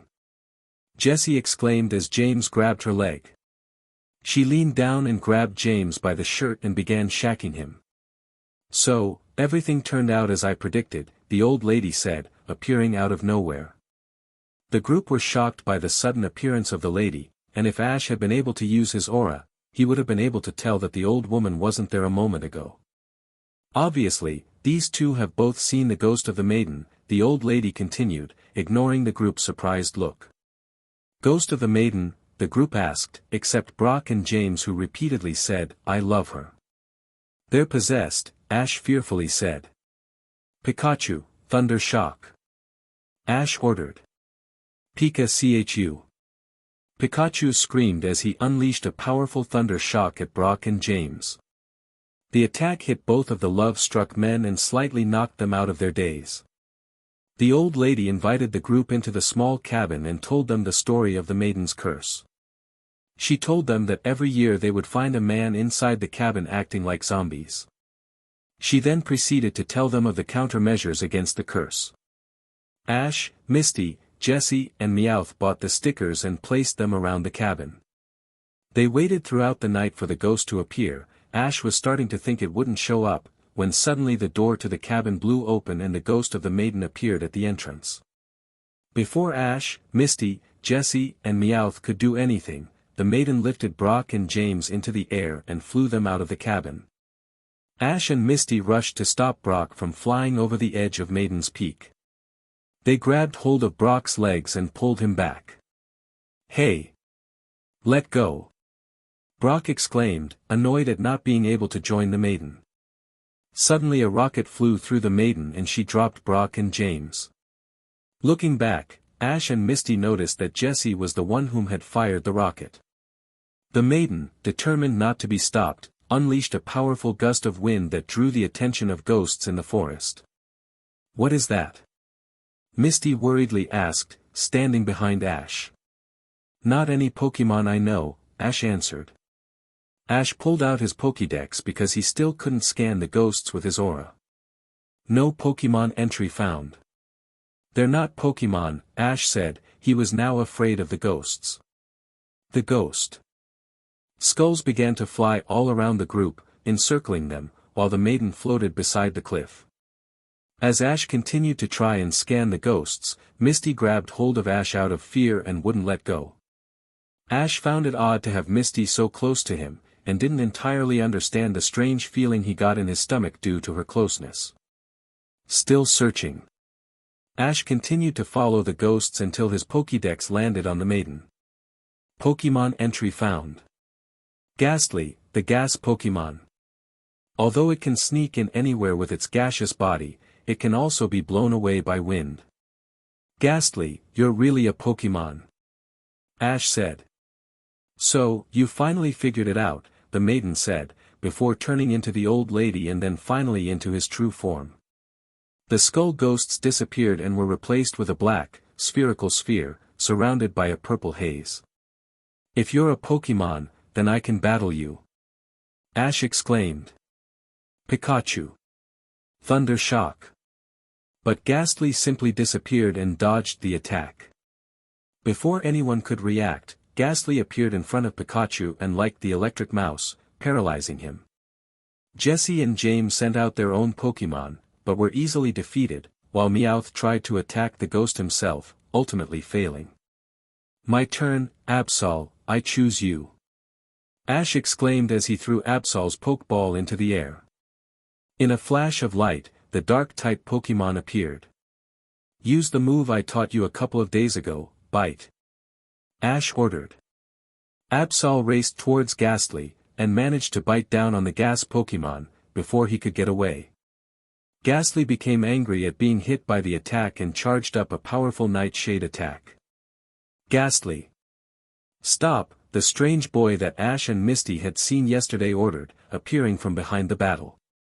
Ghastly turned towards the newcomer and recognized the boy. The Gas Pokémon immediately stopped his attack and raced towards his old friend. They both greeted before turning towards the group. I'm sorry for what Ghastly has done, he usually doesn't travel this far away from Lavender Town, the boy said. Is Ghastly your Pokémon? Misty asked. No, but he is an old friend of mine, he can sometimes cause trouble for those around Lavender Town, and doesn't stay too far away from Lavender Tower. I saw him a couple of days ago leave and decided to follow him, the boy elaborated. Can he talk? Brock asked, now out of his daze. No, he just uses a sort of hypnosis to convince his victims he can talk, the boy answered. Come on, Ghastly, let's go home. The boy turned around and began to leave. Wait! Ash exclaimed. What is your name? Styles Kaizu, Styles answered before disappearing. Well, that was odd, Ash mumbled. Yeah, Misty agreed. Hey, look, sunrise, Misty pointed towards the horizon. Later that day, Ash and Misty were by the shore placing a boat in the ocean, with a candle on it. At the end of every summer the visitors send out these tiny boats, each one with a candle to light the way for any wandering spirits that can't find their way back home, Officer Jenny explained to Brock. Later that night, Ash was waiting by a small wooden fence at the celebration of the end of the festival, looking up the ghost Pokémon Ghastly with his Pokédex. Ash was dressed in a traditional blue kimono. Ash had regained his full strength after relaxing the entire day. Sorry I'm late, Misty said, walking up to Ash. When Ash looked up from his Pokédex, he couldn't help but stare. To him, Misty looked beautiful with her hair down, dressed in a pink kimono.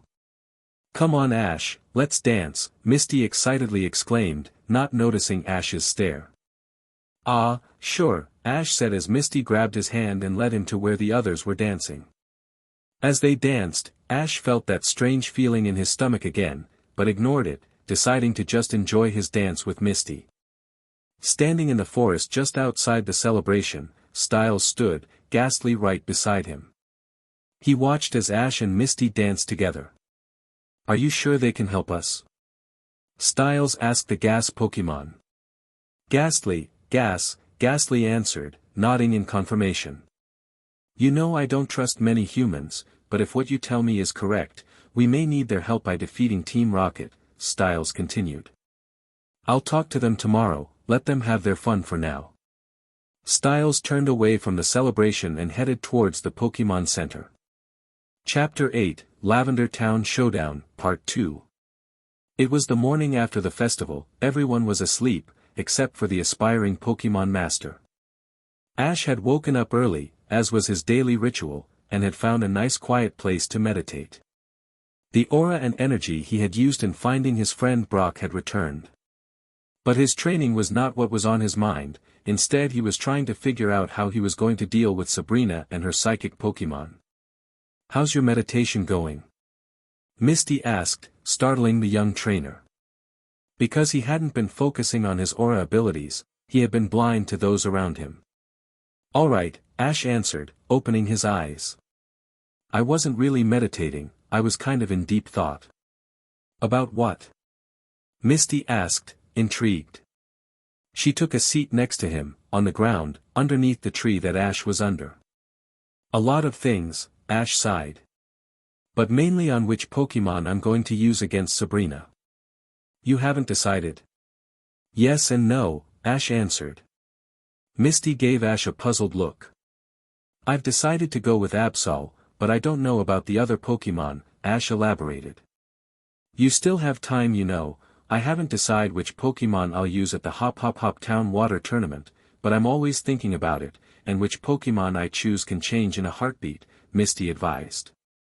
I know, but it's not that, going up against Ghastly got me thinking, Ash said.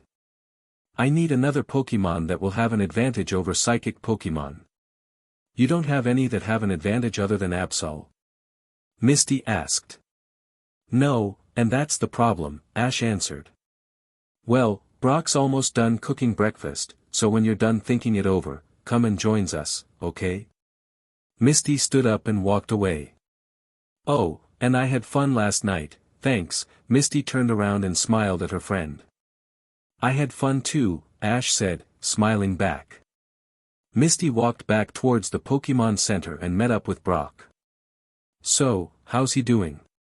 Brock asked, referring to their friend. Good, Misty replied, taking a seat at the table and grabbing her breakfast. He's just thinking about which Pokémon he will use against Sabrina. That's not a bad idea, Brock mused. Sabrina is a pretty tough gym leader, and Ash is going to need all the help he can get. Brock was about to eat his own breakfast when he noticed Ash enter the Pokémon Center. Good morning, Ash, Brock smiled. Morning, Brock, Ash mumbled in deep thought. So have you decided what you want to do? Misty asked. Yes, Ash answered, breaking his thought and looking at his friends. I know exactly what we will be doing. So are we heading to Saffron City? Misty asked. She had already packed and had everything in her bag, sitting next to her. No, Ash answered, earning puzzled looks from both Misty and Brock. We're heading to Lavender Town. If you remember what that strange boy, Styles, I think that was his name, said, he said that Ghastly came from Lavender Town, and if I'm correct, there are probably more ghost-type Pokémon there, Ash elaborated. Okay then, shall we head off? Brock asked, packing up his cooking utensils. Right after I have some breakfast, Brock. Ash exclaimed, louder than he would have liked. Status report. Giovanni's voice barked through the radio on Cassidy's side. We've taken control of the town, boss, Cassidy responded, grabbing the radio. We are currently rounding up all the ghost Pokémon in town. Excellent, Giovanni evilly laughed. I trust the Pokémon I gave you have been effective. Yes, sir, they have been extremely helpful, Cassidy answered. Good, you have 2 days, then I want another report. There was a pause. And if you haven't captured most of the ghost Pokémon by then, there will be consequences. Is that understood? Giovanni growled. Why yes, sir, Cassidy uneasily replied. Get back to work. Giovanni angrily commanded as the radio signal went dark. Gull. The water-type Pokémon screeched, high above the ground. Huh? What was that? Misty asked, looking for the source of the sound. They had just entered the route that would take them to Lavender Town and weren't very far from the ocean. Hey look. It's a wind gull, Misty said, pointing at the flying Pokémon. I'm going to catch it, Ash exclaimed, grabbing an empty Pokeball. Oh no you don't. Misty quickly exclaimed. I saw it first, so I get to catch it. Fine, Ash grumbled, putting away his Pokeball. Misty calls, Starmie, Misty said, unleashing her starter Pokémon. In a flash, the starfish Pokémon appeared. Hiya, it exclaimed, battle ready. Starmie, use Psychic and bring Windgull to the ground. Misty ordered. A blue aura of energy formed around the seagull Pokémon, startling it. Before Windgull could do anything, the Pokémon was smashed into the ground. Windgull quickly flapped its wings and charged toward Starmie, its wings glowing white in a wing attack. Dodge it, using rapid spin, and come around and hit it with a swift attack, Misty commanded. Windgull was too slow and widely missed the rapidly spinning Starmie. Starmie immediately stopped spinning the second it was safe and fired multiple stars at the flying water type, hitting it. Gull! Windgull cried in pain before fainting. Pokeball, go! Misty yelled, throwing one of her empty Pokeball. The Pokeball hit the downed Windgull and swallowed the water-type Pokémon in a flash. The Pokeball rocked back and forth for a few seconds before dinging, signaling the successful capture. "All right," Misty exclaimed, running up to the Pokeball. "I caught a Wingull." She immediately released her Pokémon and allowed Brock to treat it, while she scanned it with her Pokédex. Wingull, the seagull Pokémon. Wingull will fly through the sky as though surfing waves. It normally carries food and other valuable items, then hides them here and there. This Wingull is female and has the ability Keen Eye. She knows the moves Growl, Water Gun, Supersonic, Wing Attack, Mist and Water Pulse. This Pokémon also possesses the egg move Twister, but it has not been unlocked yet. Wingull has some interesting moves, Ash mused. "Yeah," Misty agreed, returning her new Pokémon. "We should get going. If we want to make it to Lavender Town by tomorrow night, we have to hurry." "Yeah, you're right," Ash suddenly realized. "You ready to go, Brock?" "Yep," Brock answered, placing the medicine in his backpack and following his friends. It was very dark by the time Ash, Misty, and Brock had decided to stop for the night. They had covered a lot of ground during the day, and they would arrive in Lavender Town by midday tomorrow. Ash and Misty were out in the forest gathering firewood, while Brock was setting up dinner. Ash was picking up another piece of firewood when he sensed a presence nearby. "I know you're there, come out before you get hurt," Ash warningly said, grabbing one of his Pokeball, while Pikachu jumped off his master and let out sparks from his cheeks. "How did you know I was there?" the boy responded, lowering the bandana from his face, appearing from the shadows. "That's none of your business, Styles," Ash cautiously answered. "Now what do you want?" Misty had stopped what she was doing and was now standing behind Ash, slightly off to the side. "I need your help," Styles answered, getting straight to the point. "My town is in trouble, and my friend here," Ghastly appeared from behind a tree. "Says that you can help us." "I don't know," Ash reluctantly said. "You're going to have to help me if you want to get a ghost Pokémon in Lavender Town," Styles angrily growled, cutting Ash off. "What do you mean?" Misty asked. "The town, my town," Styles sighed. "That is in trouble, is Lavender Town," Styles answered. "I don't understand," Ash asked with a puzzled look. "Of course you wouldn't, I told you we can't trust other humans," Styles said to Ghastly. "Ghastly," Ghastly said, shaking his head. The ghost-type Pokémon floated towards Ash. He paused for a second before floating around the stunned Pokémon trainer, happily chanting ID name. "What happened?" Misty asked, backing away from the happy ghost type. "The town was attacked by a group of men and women in black uniforms," Styles answered. "I believe you have had some experience with them before." "You mean Team Rocket?" Ash asked. "Yes, but not those bumbling idiots that follow you around," Styles answered. "I'm talking about the real Team Rocket, the ones that won't hesitate to kill you." "You know, you're not a very good salesman," Ash joked. "But we'll help you, right?" Ash asked, turning his gaze towards Misty. Misty thought over the issue for a few seconds before coming to a decision. "Right," she answered, while nodding her head. "That's good," Styles said, smiling for the first time. "Come with us back to camp for the night and we'll head to Lavender Town tomorrow," Ash offered. "I don't know," Styles unsurely muttered, he hated being in crowds. "Come on, it'll make it easier for us to leave as early as possible tomorrow," Ash argued. "Fine," Styles sighed. Ash and Misty picked up all the wood they had gathered and headed back to camp, with Styles in tow. The next morning was like any other morning for Ash, Misty, and Brock, but their new companion, he hadn't been around people in a very long time, and was finding it hard to handle the change. "So, Ghastly, do you have a plan?" Styles asked his Pokémon friend. He didn't like talking to others and found it easier to talk to his Pokémon. Ghastly shook his head as he floated around. Sighing, Styles knew that he had to come up with a plan and knew that he needed his new friends to help him come up with it. "Hey, Ash. Styles called out. Ash, whom had been meditating before the long journey, opened his eyes and smiled at their companion. Yes. Ash asked. What are you doing? Styles asked. Oh this, Ash muttered. I'm meditating, it's something I do every day.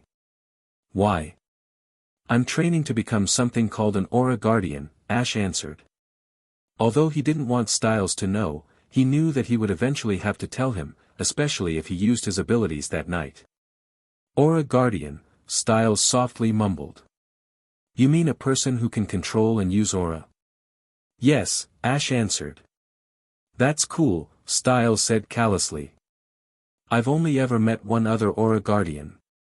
Really? That piqued Ash's interest.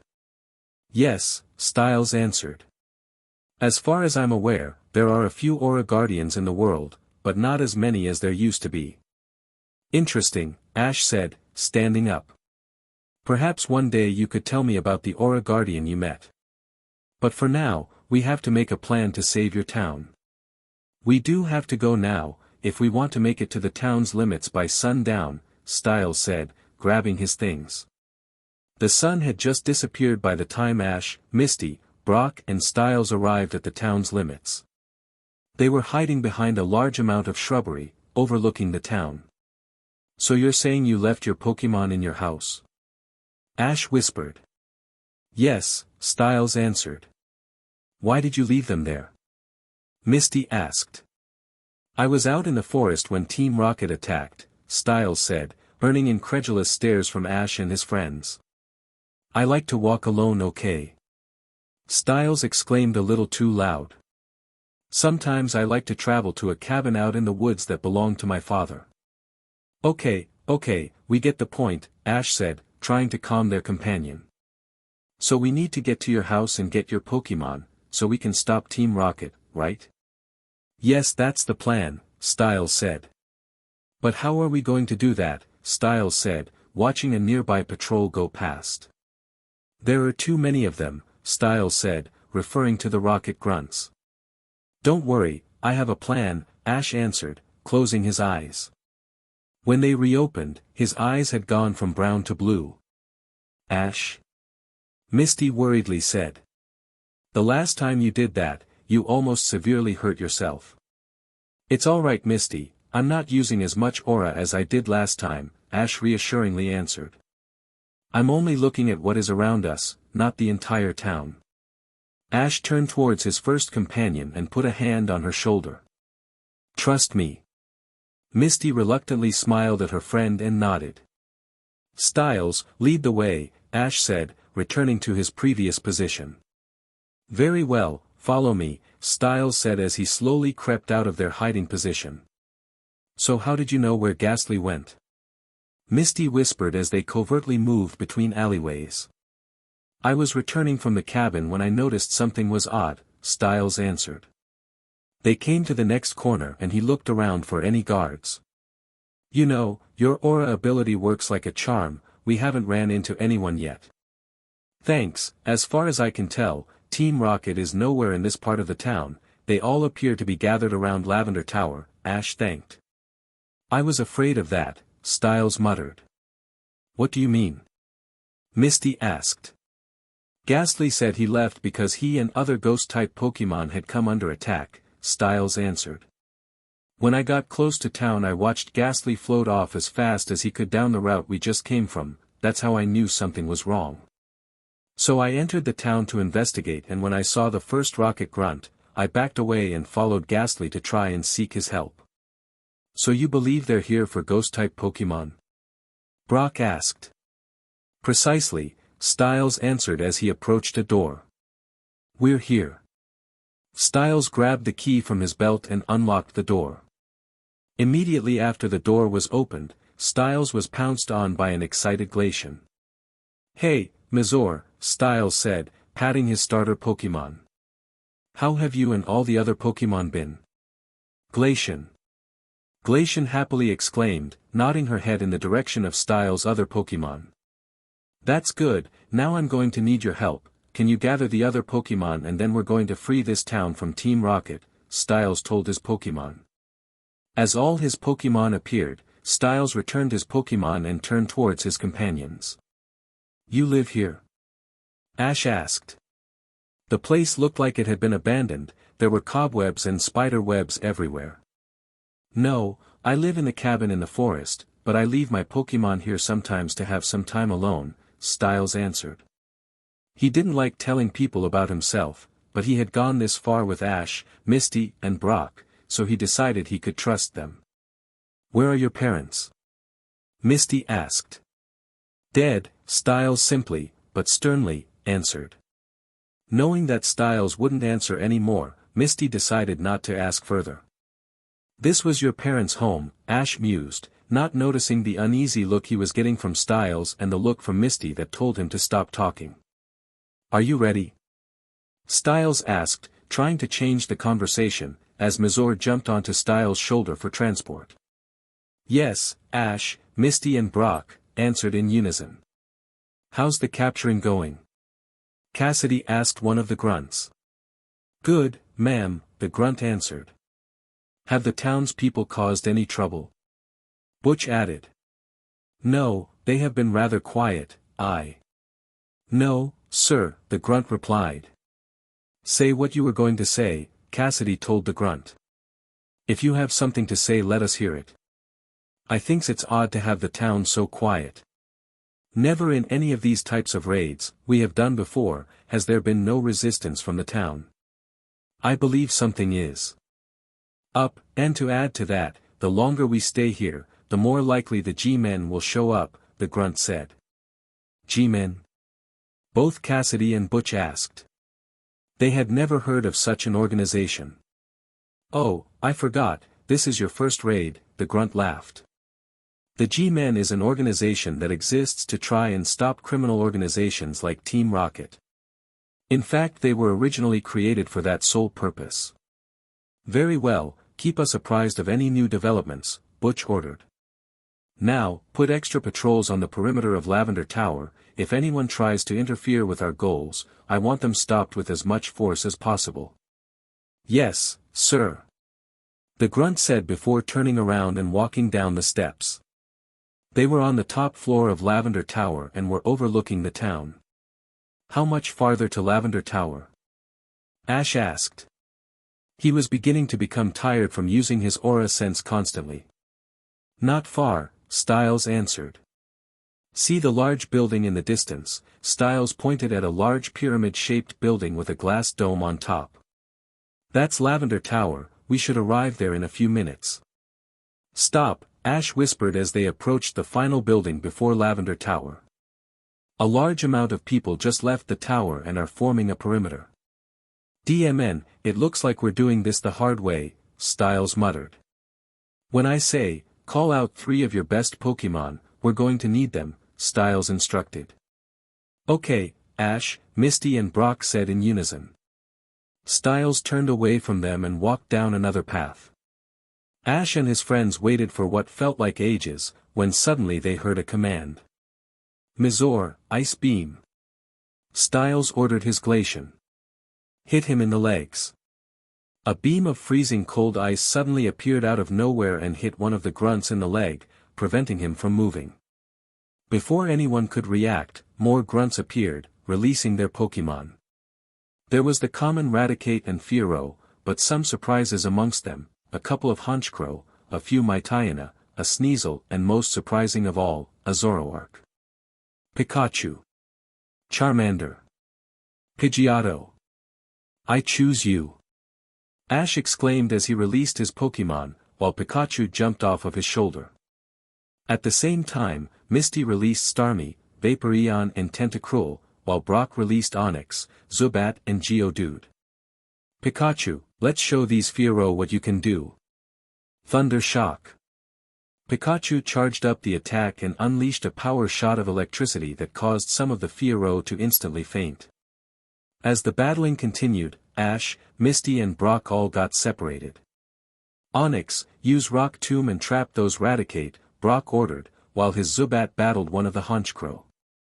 Suddenly 4 large slabs of rock rose from beneath the ground, trapping the helpless mouse Pokémon. No you don't. One of the grunts snarled. Raticate, use dig and get out of there. Earthquake. Brock simply ordered. Onyx raised his tail and slammed it into the ground. The earth beneath them shook violently as the Raticate fell into Brock's plan. No, the grunts screamed as the mouse Pokémon were hit by the attack. But it was too late, all of the Raticate had been knocked out while trying to dig to freedom. Gur, another grunt growled. You won't get away with that. Honchkrow, stop that Onyx with Night Slash. Honchkrow dove towards Onyx with its wing glowing dark purple.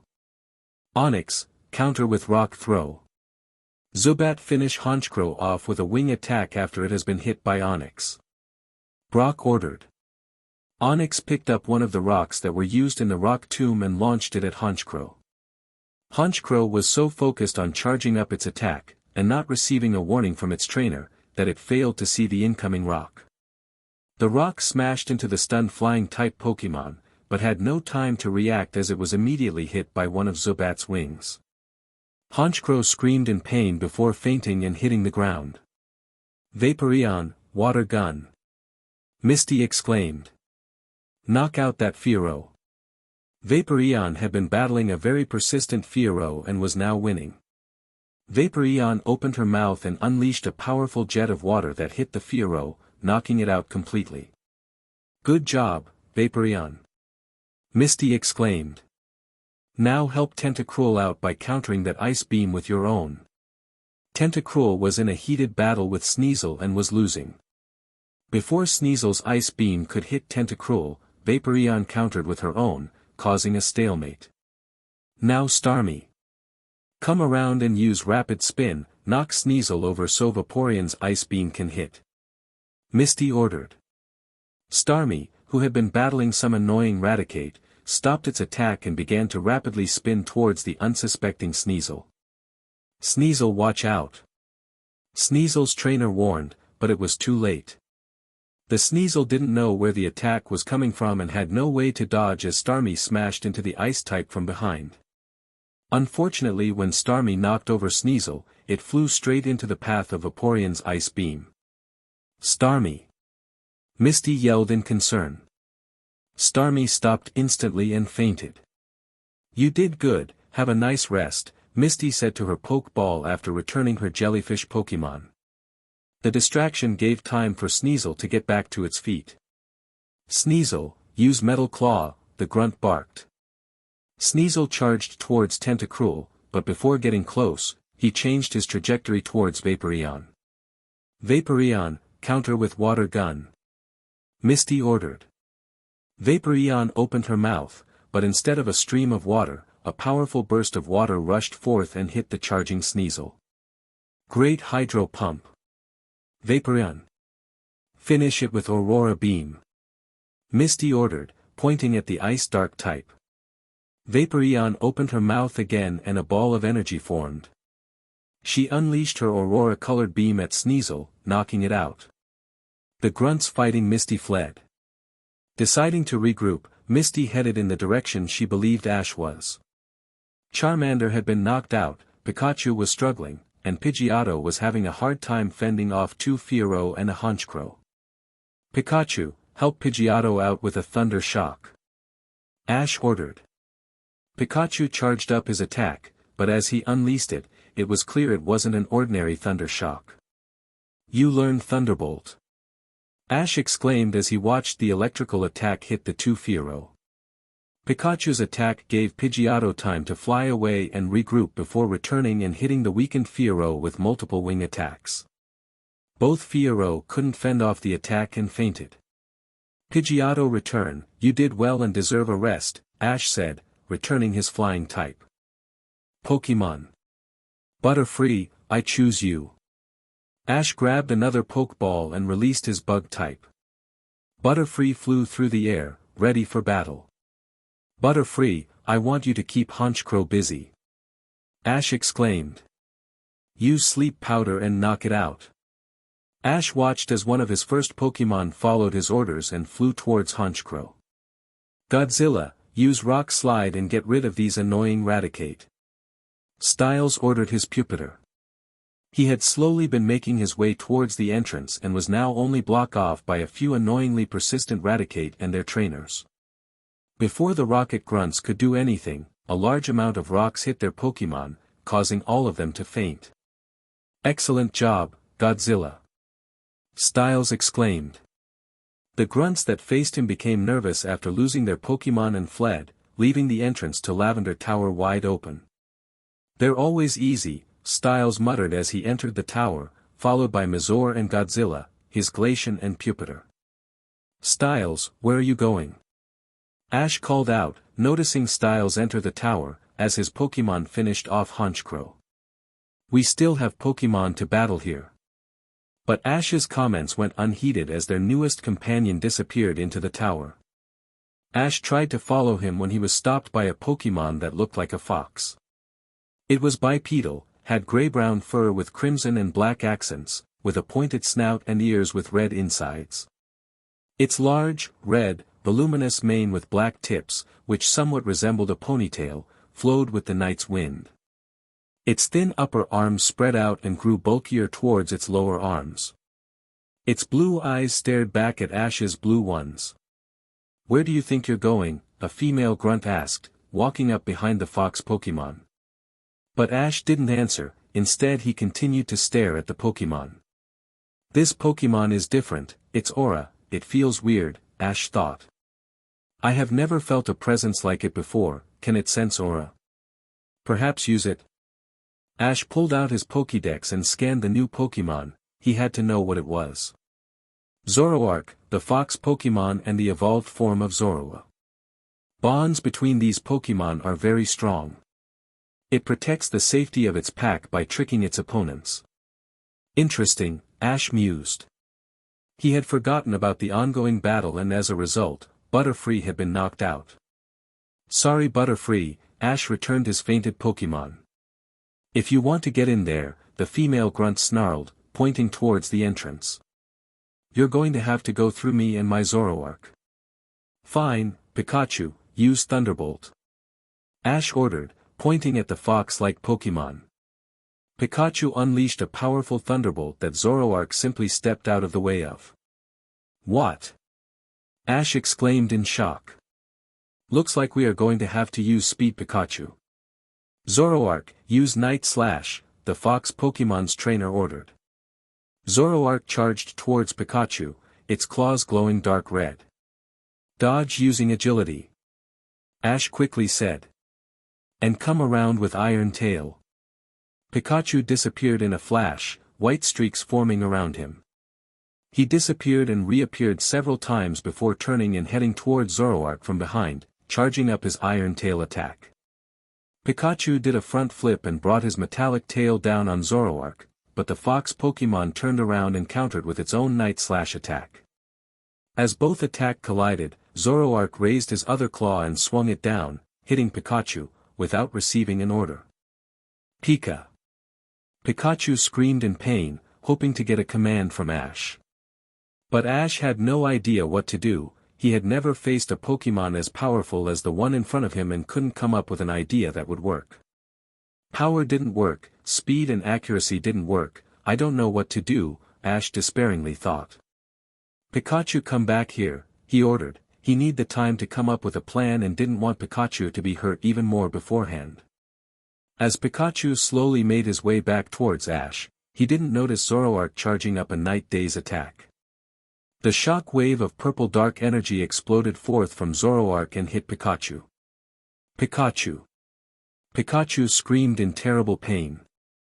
"Vaporeon, stop that attack with Water Pulse," Misty ordered as she and Vaporeon appeared. Vaporeon shot a ball of water that formed into a powerful wave that knocked the Night Daze attack back. "Use Ice Beam." Misty watched as Ash rushed forward and picked up his fainted Pikachu. Zoroark was too startled to move as the Ice Beam hit it and caused it a lot of damage. "Gur," the female grunt growled. "You haven't seen the last of me," she snarled as she returned her Zoroark and fled, knowing that she couldn't beat both of them. "What now?" Brock asked as he appeared behind his friends. All the other grunts had been defeated, and there was no one outside. I guess we head inside, Ash answered as he cradled his injured Pokémon. Misty and Brock followed Ash as they slowly entered Lavender Tower. As they climbed each level, they found more and more rocket grunts knocked unconscious. I guess Styles must have done this, Ash mused. As they neared the top floor, they heard the cry of a baby Pokémon. Deciding to investigate, Ash, Misty and Brock found a baby cub one, but its colors were different. Deciding they didn't have time to think it over, Brock walked up to the crying Pokémon and greeted it with some food. After some coaxing, the Pokémon agreed to join Brock's team and was captured. As they arrived at the second highest floor, they noticed a strange machine. After investigating, they found several ghost Pokémon trapped inside the machine. Coming up with an idea, Ash released Gyarados and ordered him to bite the machine, causing the psychic barrier that held the ghost types to be destroyed. Several ghosts happily greeted Ash and his friends before floating away for safety, while two remained, a Haunter and a Gengar. Haunter, Haunter said as he liked Ash's face. Ghastly, the one Ash and his friends knew, appeared and greeted his Pokémon friends. They all floated around, happily to be reunited, before Ghastly left after talking to the other ghost Pokémon. Haunter and Gengar turned towards Ash and Brock respectively and floated towards them. "You want to come with me?" Ash asked. Haunter nodded. He was extremely grateful for being freed and felt that Ash deserved to be his trainer. "Welcome to the team," Ash said as he raised an empty Pokeball and caught the ghost type, while Brock caught Gengar. "We need to keep going," Misty said. "We haven't ran into Styles and I'm starting to get worried." Her face showed extreme concern. "Right," Ash and Brock agreed as they began heading up the final stairs of the tower. As they entered the top floor, they found Styles unconscious on the ground. "Styles!" Ash yelled as he and his friends rushed to his side. In their haste to help their friend, they failed to see Butch and Cassidy, standing next to a Drowsy. "Drowsy, hypnosis!" Butch ordered. Ash and his friends turned around, but were too late as they were knocked out by the attack. The sun shone upon Ash's face, causing him to wake up. He was bounded, with his friends. He searched the area with his aura and was relieved when he felt the presence of his Pokémon, but he also felt two unwanted people. "Who are you?" Ash asked as he turned his head towards Butch and Cassidy. "Prepare for trouble," Cassidy said. "And make it double," Butch added. "Not another stupid motto," Ash groaned. "To infect the world with devastation," Cassidy continued, ignoring Ash's comment. "To blight all people in every nation," Butch said. "To denounce the goodness of truth and love. To extend our wrath to the stars above," Cassidy. "And Butch, of course. We're Team Rocket, circling Earth all day and all night," Cassidy finished. "Surrender to us now or you will surely lose the fight," Butch finished. "Your motto is better, I'll give you that," Ash mused. "But Biff over here could use some work. The name is Butch." Butch snarled. "Shut up," Cassidy barked at her fellow Rocket. Suddenly the radio switched on and Giovanni's voice could be heard. "Status report," Giovanni demanded. "Sheet," Cassidy said, grabbing the radio. "Ah. We've had a bit of a problem, sir," she answered. "What kind of problem?" Giovanni angrily asked. He didn't like failure. "Some annoying kids showed up and freed the ghost Pokémon," Cassidy unsurely answered. "Kids. Kids!" Giovanni screamed into the radio. For several seconds there was a pause. "Wait, what do they look like?" he seethed. "One of them has black hair, brown eyes and appears to be about 10 years old," Cassidy answered. "Wait, black hair. Is he wearing a blue vest jacket and a Pokémon League cap?" Giovanni cut in. "Yes," Cassidy answered, not know how their boss knew what Ash looked like. "And does he have a Pikachu?" "Yes, we were just about to dispose of them," Cassidy answered. Don't. Giovanni desperately ordered. Pull out of there, the mission is a failure. But, sir.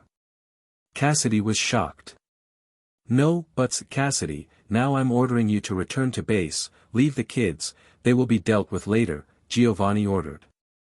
Yes, sir. Cassidy answered as the signal died. Butch, let's pack up and get out of here. Good, because I think I see a Dragonite in the distance, Butch said, pointing out the window. Let's go then, Cassidy ordered as they disappeared down the stairs. On behalf of the G-Men, I would like to thank you, Lance said as Ash and his friends left Lavender Tower. What you have done could have certainly saved the town, and several ghost Pokémon. It was no problem, Ash brushed the praise off. Brock looked around the grounds outside Lavender Tower, they looked completely different during the day. As he looked around, he noticed the Honchkrow that he had knocked out was still on the ground. What's going to happen to the Pokémon that were abandoned by Team Rocket? Brock asked. We'll treat them and then find a nice home for them, Lance answered as he signed one of the forms an officer had given them. Would it be alright if I took one of them to raise? I believe I could really help it, Brock asked. Which one?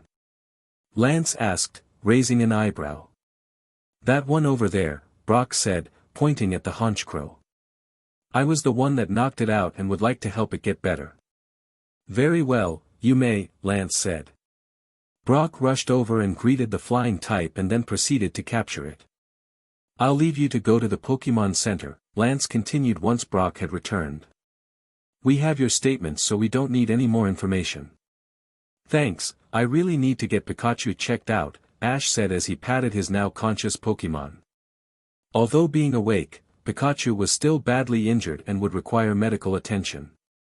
Lance turned around and began to head toward some officers. This is the second time Team Rocket has attacked Lavender Town, and more specific, Lavender Tower, since I was born. Red will not be pleased, he said to himself. Ash, Misty, and Brock started to head off in the direction of the Pokémon Center, but stopped when they noticed Styles wasn't following. What's going on, Styles? Ash asked. I'm going to head to my cabin and gather my things and then head for Vermilion City, Styles answered. I was relaxing for a day before heading there to challenge for the Thunder Badge. Oh, okay, I hope to see you at the Pokémon League then, Ash said, hiding his sadness in saying goodbye. Yep, Styles smiled before raising his bandana over his mouth and walked away. Chapter 9, Psychic vs. Aura Guardian. 2 days had passed since the events in Lavender Tower. Ash and his friends were still at the local Pokémon Center. Pikachu had been severely injured by the Zoroark and required an extended stay for medical care. Ash had used this time to strengthen his aura, but he couldn't get the image of the Pokémon that had caused great pain to Pikachu out of his mind. Every time he closed his eyes he saw the fox Pokémon staring at him, and he relived that night every time he dreamt. That was where Ash was now. He was fast asleep, rolling around in his bed in the Pokémon Center. He had been having the same nightmare for the last few days. The Zoroark would fire its Night Daze attack, but instead of hitting Pikachu, the purple shockwave of pure dark energy would hit him. He would scream in pain, but no one would come to help him. The female grunt would laugh, know that he was helpless. His face would contort in pain, then everything would go black. Ash. Ash, wake up. Misty soothingly tried to wake her friend. She had awoken due to the screams Ash yelled in his sleep. When she got close, she could see the pain on his face and she was worried deeply. This was the third time it had happened. She would wake in the middle of the night to his screams, and she couldn't understand why. Ash wouldn't tell her, but it was obvious to her that whatever had happened that night at Lavender Tower had done something to him. Ash, please wake up, she pleaded, shaking him slowly. She'd been trying to wake Ash for 10 minutes now and it appeared. Nothing was working. Suddenly, Ash woke up, his eyes were shining blue, but they had the look of fear, not their usual excited happy look. Misty, Ash said, breathing heavily. His eyes returned to normal as he calmed down. Thanks for waking me, he said with a fake smile. Ash, Misty said worriedly, taking a seat on the bed. You need to tell me what happened. These nightmares will continue until you talk about it. How could you know that? Ash questioned defensively. If I tell you, will you tell me what happened? She solemnly responded. Yes, Ash reluctantly answered, slowly nodding his head. It all happened when I was 4, Misty sighed. She hated telling this story. The night my parents died. Several years ago. A young Misty Waterflower was playing with a toy Squirtle and a toy Totodile. She was 4 years old and was sitting in her room. Suddenly, she heard screaming coming from outside the house. She got off of the bed and waddled towards the window. She wasn't quite tall enough to see out the window, but standing on the small chair allowed her to peep her eyes above the window sill. It was raining, and she struggled to make out the figures standing around the house in the darkness. She had never seen them before, but she knew they didn't mean anything good. The door to her room smashed open, frightening her. Misty, her father Dan cried. What are you doing over there? Get away from the window. Dan, with his fiery red hair, rushed over to his daughter and picked her up. He hurriedly ran out of the room, desperate to find his other daughters. Daddy, what's happening? Misty terrifyingly asked. She had no idea what was going on, and the suddenly desperate nature of her father scared her. It's all right, sweetie, Dan soothed, stroking his daughter's hair slowly. We're just going to find your sisters and play a game of hide and seek. How does that sound? Oh okay, Misty sobbed. They continued to run down one of the hallways until they found Violet, Lily, and the oldest Daisy. The 3 girls followed their father as he led them to a back room of the house. Okay, girls, I don't want you coming out here for anything, is that understood? Dan warned. The 3 girls nodded, while Misty didn't entirely understand what was going on. Now, I will lock the door when I close it, and I don't want you to open it for anyone other than myself or your mother, understood? The girls nodded again. Daddy, Misty cried as Dan closed the door. Don't worry, sweetie, I won't be long, Dan calmed. Daisy, look after your younger sisters for me, okay? I love you, he said with a tear in his eye as he closed the door and locked it. I love you too, Misty said as the door closed. The 4 girls listened as they heard their father walk away. Not long after their father disappeared, they heard the door being smashed in, followed by screaming and yelling. They could make out the yells of their mother and father, but the others, they were completely unknown to them. Suddenly, they heard a shot, then another, then a few more, then silence, eerie, deadly, silence. Misty's sisters had been murmuring during the whole situation. They clearly knew more than their youngest sibling, but Misty wasn't listening, her entire attention was on what was unfolding outside. When they heard the first shot, her sisters gasped, clearly knowing what the sound meant. But Misty didn't, she was too young to know anything. As far as she was concerned, her father was playing a scary game with them, she didn't know any better. They heard footsteps approach the door. This scared Misty's sisters and she wondered why they were acting the way they did. Is anybody there? A dark voice asked through the door. The doorknob suddenly started to twist and turn as the man tried to enter. Misty didn't know whether to respond, but the decision was made for her when Daisy pulled her close and covered her mouth. Drop it, a female voice barked. We've done what we were told to do, our orders were not to harm the kids, only the parents, and that's done. The woman laughed after she said the last bit, a sadistic laugh that sent shivers down Misty's spine. Misty and her sisters listened as the footsteps disappeared down the hallway, then they were in silence, dead silence. We stayed there for 2 days, until our grandmother found us. Misty continued her story, tears streaming down her cheeks. The story was a real sensitive matter for Misty, and she hated talking about it, but she knew it would be the only way to help Ash with what he was going through right now. Our parents were dead, but they didn't tell me that. I was 4 years old. They told me they had gone away for a while, Misty said. It wasn't until I was 8 that I found out the truth. By then, we were living with our grandmother. But for years after that fateful night that took my parents, I had nightmares about those people in the dark. They scared me, and I wouldn't talk about it. She elaborated.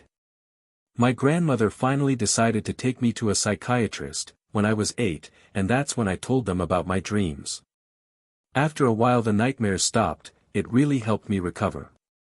Misty had stopped talking. The retelling of her loss had taken a lot out of her, she had shed all of her tears she had. I'm really sorry about that, Misty, Ash said, extremely saddened by her story. He sat up and moved closer to her and wrapped his arms around her, trying to comfort her. Thanks, Misty half smiled. But I'm supposed to be helping you. She exclaimed. So, I held up my end of the bargain, now you tell me what happened. Fine, Ash sighed. I guess it has to do with that Zoroark we battled a couple of days ago. You mean that fox-like Pokémon? Misty asked. Yes, Ash answered. I was weak from using my aura throughout the entire town. But when I scanned that Pokémon, I felt kind of strange, like he was looking straight into my very soul as if he really wanted to hurt me. It felt strange and it scared me. Well, you know that Pokémon can't hurt you now, Misty reasoned. I guess you're right, Ash agreed. I think this chat will really help me, thanks Misty. No problem, Ash, Misty smiled. As their conversation ended, the sun began to beam down on them from through the windows. I know what we can do, Misty said, trying to lighten the mood, as she looked at the time on the alarm clock. What? Ash asked. We can have some fun with our Pokémon, Misty answered. It's 7 in the morning, and we should get out there and enjoy a nice relaxing day. Yeah. Ash agreed, smiling at his friend. And I can train Absol and Haunter for our battle against Sabrina. Pikachu will be free to leave tomorrow, so I think it would be a wonderful idea to play with our Pokémon. Okay, Absol, Haunter, come on out. Ash yelled as he threw the 2 Pokeball into the air. In a flash Absol and Haunter appeared.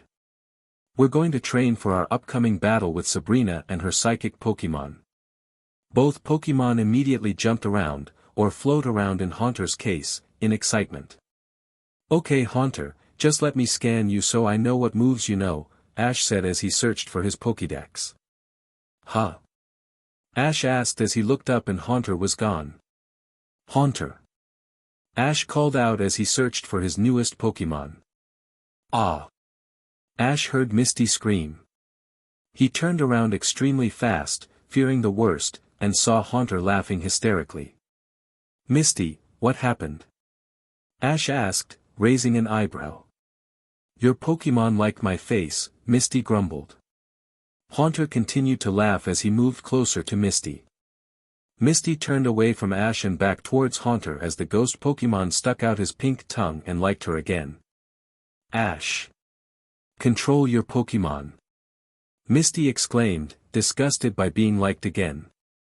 Haunter, Ash sighed, he didn't want to get into an argument with Misty, even though he found the whole situation funny. Come over here, we need to train.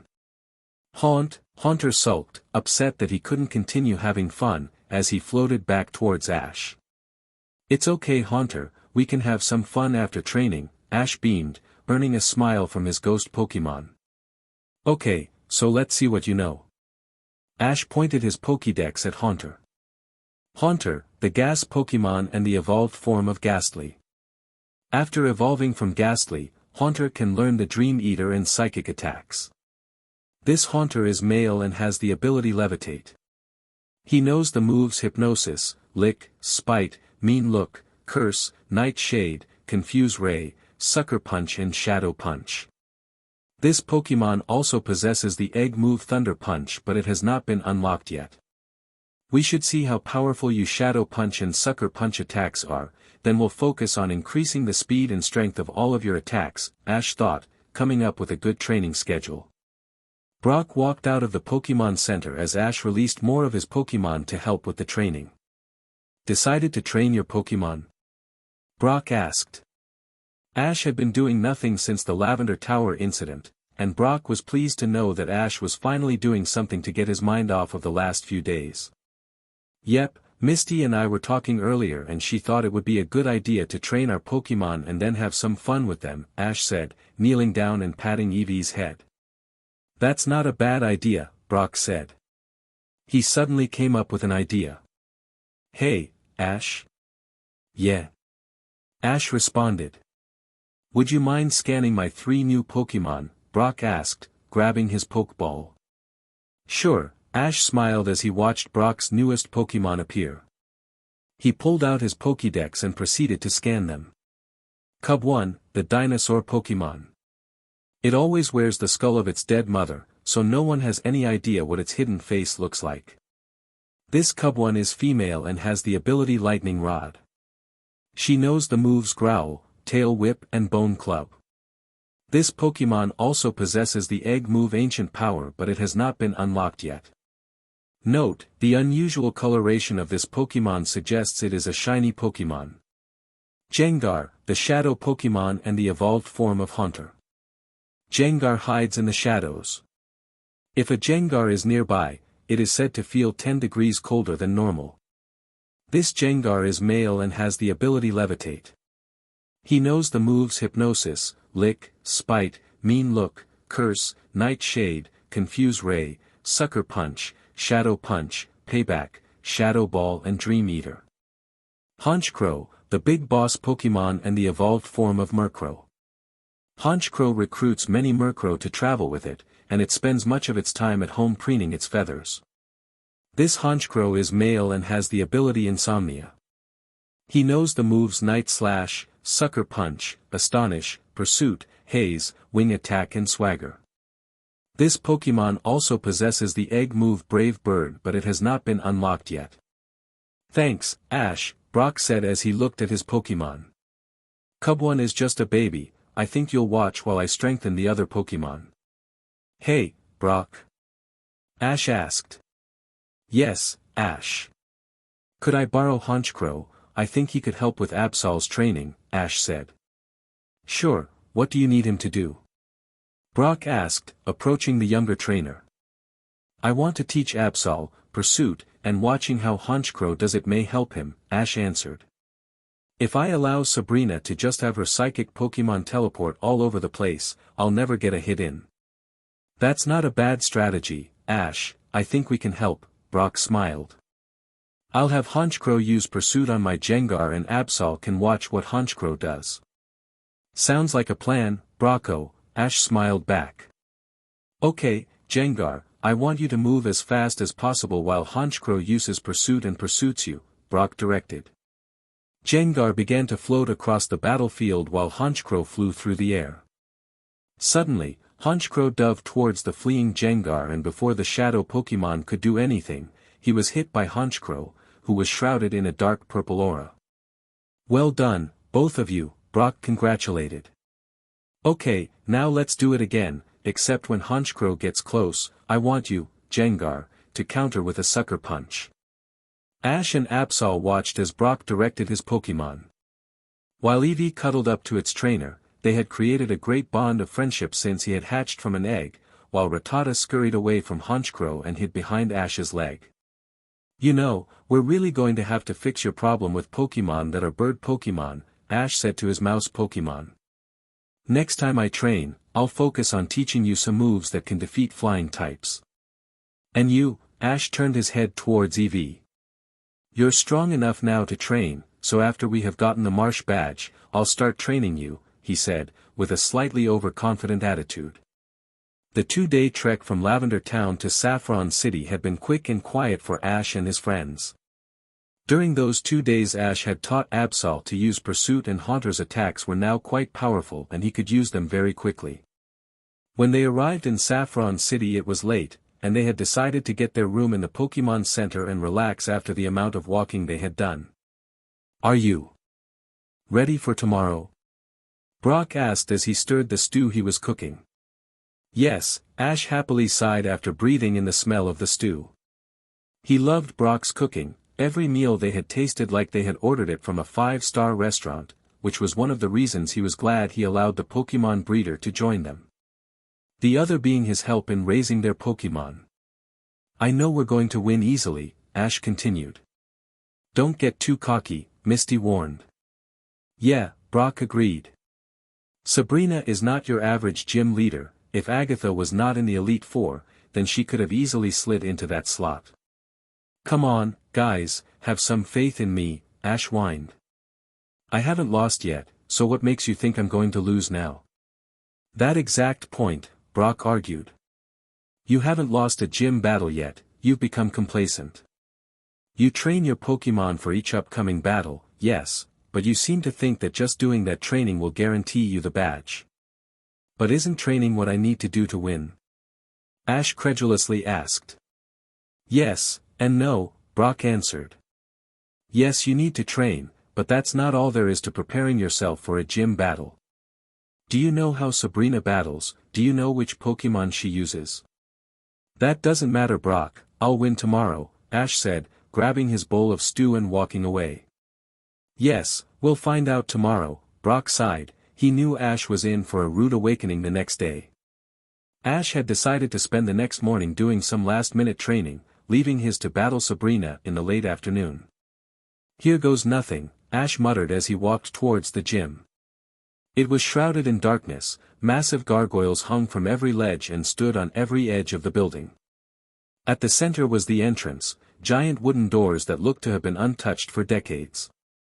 Walking silently towards the doors, Ash couldn't help but notice how the building blocked out the sun as you drew close. Ash was surprised to find the door locked when he went to open in. Noticing a knocker in the center of the door, Ash grabbed the thin, golden, metal bar, raised it and then brought it back to its resting place in a quick motion. The noise from the knock reverberated throughout the entire structure, the sound bouncing off every wall, sending a shiver up our hero's spines. Ash, I don't think anyone is in, Misty worriedly said. She didn't want to enter the building at all, she had this strange feeling that something bad happened here in a past life. What are you, chicken? Ash teased, waiting for a response. He wouldn't admit it, but he was somewhat frightened himself. No. Misty defiantly yelled back. Suddenly, the wooden doors slowly opened, creaking until they came to a stop, causing Misty to cower behind Ash in fear. Let's go, Ash said, walking into the passageway behind the doors. Misty and Brock reluctantly following close behind. Is anyone here? Brock asked his friend as they turned down another hallway. I don't know, let me scan this place with my aura, Ash answered, stopping and closing his eyes. When he reopened them, they had changed to their usual blue hue when he searched for auras around him. When he had been learning to sense others' auras, he had to meditate to get the right amount of concentration, which involved keeping his eyes closed and remaining very still. But now, ever since the fiasco at Maiden's Peak, Ash had been able to use his aura the way he was without meditating, although he would never use as much as he did in their search for Brock again. There are a lot of people here, Ash said, looking around the hallway. They appear to be in different rooms working on advancing their psychic abilities. But where is the gym leader? Brock asked. He was eager to meet Sabrina. At the end of this hallway, it appears the battlefield is straight through those doors, Ash answered, pointing at the doors that looked eerily similar to the doors at the entrance. As they approached the doors, they suddenly burst open, allowing Ash and his friends to enter the room with the battlefield without a problem. Welcome, Sabrina's voice bellowed from across the room. She was shrouded in darkness and couldn't be seen. Suddenly, the lights in the room switched on, revealing a large battlefield and Sabrina sitting on the other side. To the Saffron City gym, Sabrina continued. She was wearing a pink spaghetti-straped shirt and white skinny jeans. She had her eyes closed, not even bothering to look at her opponent, while her black hair flowed as if being blown around by the wind. My name is Adash. I know who you are, Sabrina cut in. And I accept your challenge. She finally opened her blue eyes. She stood from her chair and walked over to her side of the battlefield as a door off to the side opened, revealing a referee. This is a 2-on-2 Pokémon battle between gym leader Sabrina and challenger Ash from Pallet Town. The battle will be over when one side's Pokémon are unable to battle. Only the challenger is able to make substitutions. The challenger has the first move. The referee laid out the rules of the match. Absol, I choose you. Ash exclaimed, releasing his first Pokémon. Soul. Absol cried, ready for battle. An Absol, Sabrina raised an eyebrow. Interesting choice, but type advantage won't win here, she continued as two Pokeball floated around her. Mr. Mime. Mime. Mr. Mime exclaimed, happily extending out his arms, ready for battle. Ash pulled out his Pokédex and scanned the new Pokémon. Mr. Mime, the barrier Pokémon and the evolved form of Mime Jr. By rapidly moving its fingers, Mr. Mime can stop air molecules to create an invisible wall. Absol vs. Mr. Mime, battle begin, the ref exclaimed, raising his flags. Let's do this Absol, get in close using quick attack and use bite. Ash ordered. Absol charged off at a blinding speed, determined to reach Mr. Mime, white streaks forming behind him. Sabrina didn't do anything, she just stood there watching Absol charge across the battlefield. Once Absol was close enough, Mr. Mime simply raised its hands and disappeared, reappearing of the other side of the battlefield. Again. Ash yelled, annoyed he didn't see the simple move coming. As Absol turned around and charged after Mr. Mime again, Sabrina began to smile. Once Absol was close again, Mr. Mime teleported. Pursuit. Ash ordered, happy that his plan was working.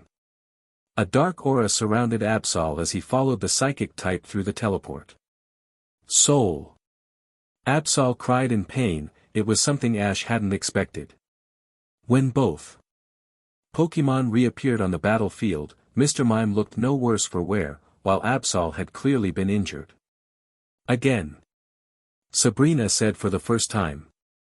Mr. Mime's right hand started to glow white as he brought it down on Absol. Soul. Absol cried in pain again. Huh.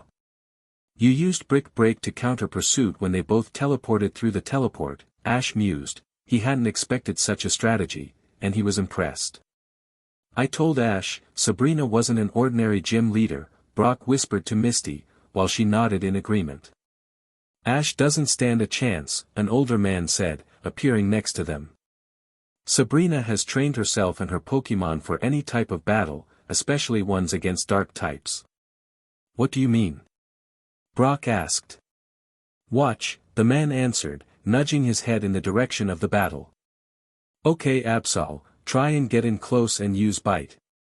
Ash commanded, desperate to get the battle back on an even level. Absol began to charge towards the barrier Pokémon, whom remained stationary, waiting for its opponent to draw near. The same move won't work that time, Ash told Sabrina, expecting Mr. Mime to teleport.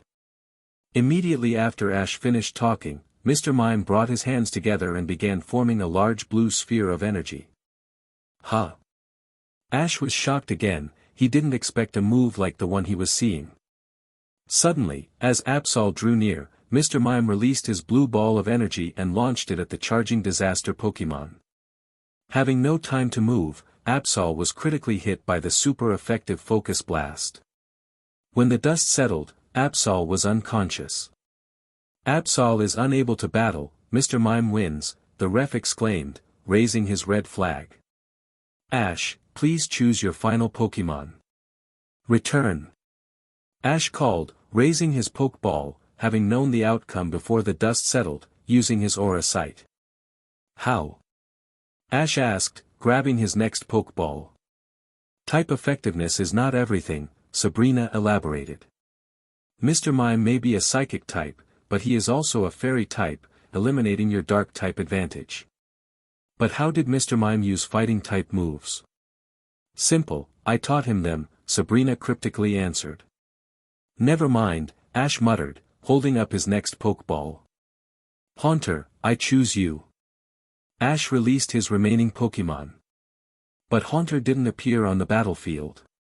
Ash grew worried that his newest Pokémon had disappeared, at least until he turned around and the ghost-type Pokémon liked his face.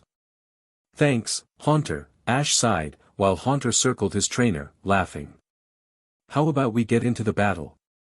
Although annoyed to not continue having fun, Haunter turned away from his trainer and entered the battlefield. Haunter vs Mr. Mime, battle begin, the ref raised both his flags. Haunter, disappear. And do what we trained. Ash ordered. Before Mr. Mime and Sabrina could do anything, Haunter became invisible. Ash had followed Haunter's location using his aura and knew exactly where he was, but what he didn't know was that because he knew where Haunter was, so did Sabrina, because she had read his mind. Behind you. Sabrina uncharacteristically called out. Barrier. Before Haunter could attack with his fully charged Shadow Punch attack, Mr. Mime turned around and created a clear barrier between the opposing Pokémon, protecting him from the attack. Gur, Ash was becoming frustrated, every plan he had come up with wasn't working, and he didn't know why. Disappear again. Ash angrily barked. Ash decided to try something different for a change. He didn't watch Haunter with his aura after the gas Pokémon disappeared. When you're ready, try again. Sabrina had no idea where the attack was coming from, she couldn't locate the gas Pokémon using her psychic powers, and she couldn't use Ash's mind to find the Pokémon either. Suddenly, Haunter reappeared right next to the barrier Pokémon, and launched his purple sparking fist at Mr. Mime, sending a black fist with purple static electricity at the barrier Pokémon. The attack collided with Mr. Mime, but Haunter didn't stop. He continued to launch Shadow Punch after Shadow Punch at his opponent until he was unconscious. Mr. Mime is unable to battle, Haunter wins, the ref raised his green flag. Sabrina, please choose your final Pokémon. You did well to defeat Mr. Mime, but let's see how you go against my best Pokémon, Sabrina exclaimed, returning her fainted barrier Pokémon. Kadabra. In a flash a yellow humanoid Pokémon appeared. It held a spoon in one hand while the other remained raised in the air. It had a red star on its forehead and two yellow beards coming from either sides of its mouth. Curious, Ash pulled out his Pokédex. Kadabra, a psychic Pokémon and the evolved form of Abra. It employs powerful telekinetic attacks. Haunter vs Kadabra. Battle begin. Before Ash and Haunter could do anything, Kadabra disappeared without Sabrina giving a verbal command. The psychic Pokémon reappeared next to Haunter and unleashed a multicolored beam of energy point blank at the gas Pokémon. Without having time to react, Haunter was hit by the Psybeam, causing great pain. Again, Kadabra disappeared, before reappearing above Haunter and launching another Psybeam. This repeated for a few more times before the gas Pokémon was knocked out. Haunter is unable to battle, Kadabra wins. Ash has no available Pokémon, Sabrina wins, the ref exclaimed, raising his red flag. Don't say it, Brock, Ash warned, sitting on the lounge in the lobby of the Pokémon Center. They had just arrived at the center after Ash's humiliating defeat at the hands of Sabrina. I wasn't going to say anything, Brock feigned innocence, while having a look that said, I told you so. I know what you were going to say, it's written on your face, Ash argued. Well, I told you so, Brock quickly said. I told you not to say it. Ash yelled, a little louder than he would have liked. Excuse me, the man that had been at the gym interrupted Ash and Brock's little argument. If you want to beat Sabrina, I can help you. He was wearing a dark yellowish hat, a green jacket and gray pants. What do you mean? Ash asked. I can help you, I know a way that can give you an advantage over Sabrina, the man elaborated. Hey! Misty exclaimed. You're the man that was at the gym, watching the battle, who are you? I'm Sabrina's father, the man answered. The three young trainers were shocked to learn the man was in fact Sabrina's father. Why would you help me if you're her father? Ash skeptically asked. Because I believe you deserve help, the man answered. You look like a decent trainer, and I like to help those that are worthy of following their dream. But why? Ash asked. I used to run the gym, you see Sabrina inherited her psychic abilities from me and has used them to become the toughest gym leader in all of Kanto, the man sighed. When I was gym leader I did the same, but I would still guide and help those I believed could go far. Sabrina doesn't do that, she only cares about winning, and her reputation. So I watch the battles and choose to help those I think that deserve it. How can you help me? Ash asked. First of all, by giving you these, the man said. He reached into his jacket and pulled out 3 discs. These are TMs, or technical machines. They can teach any Pokémon a move that they might not learn otherwise. Really, I've only vaguely heard of them, Ash said, grabbing the 3 discs. They're really expensive to buy. Yes, well, sometimes gym leaders will hand them out along with the badge trainers have won, and sometimes they're handed out as prizes in tournaments and contests, the man explained. Which moves are these ones? Ash asked. They're the moves Shadow Ball, Shadow Claw, and X-Scissor, the man answered. How many times can I use TMs? Ash asked.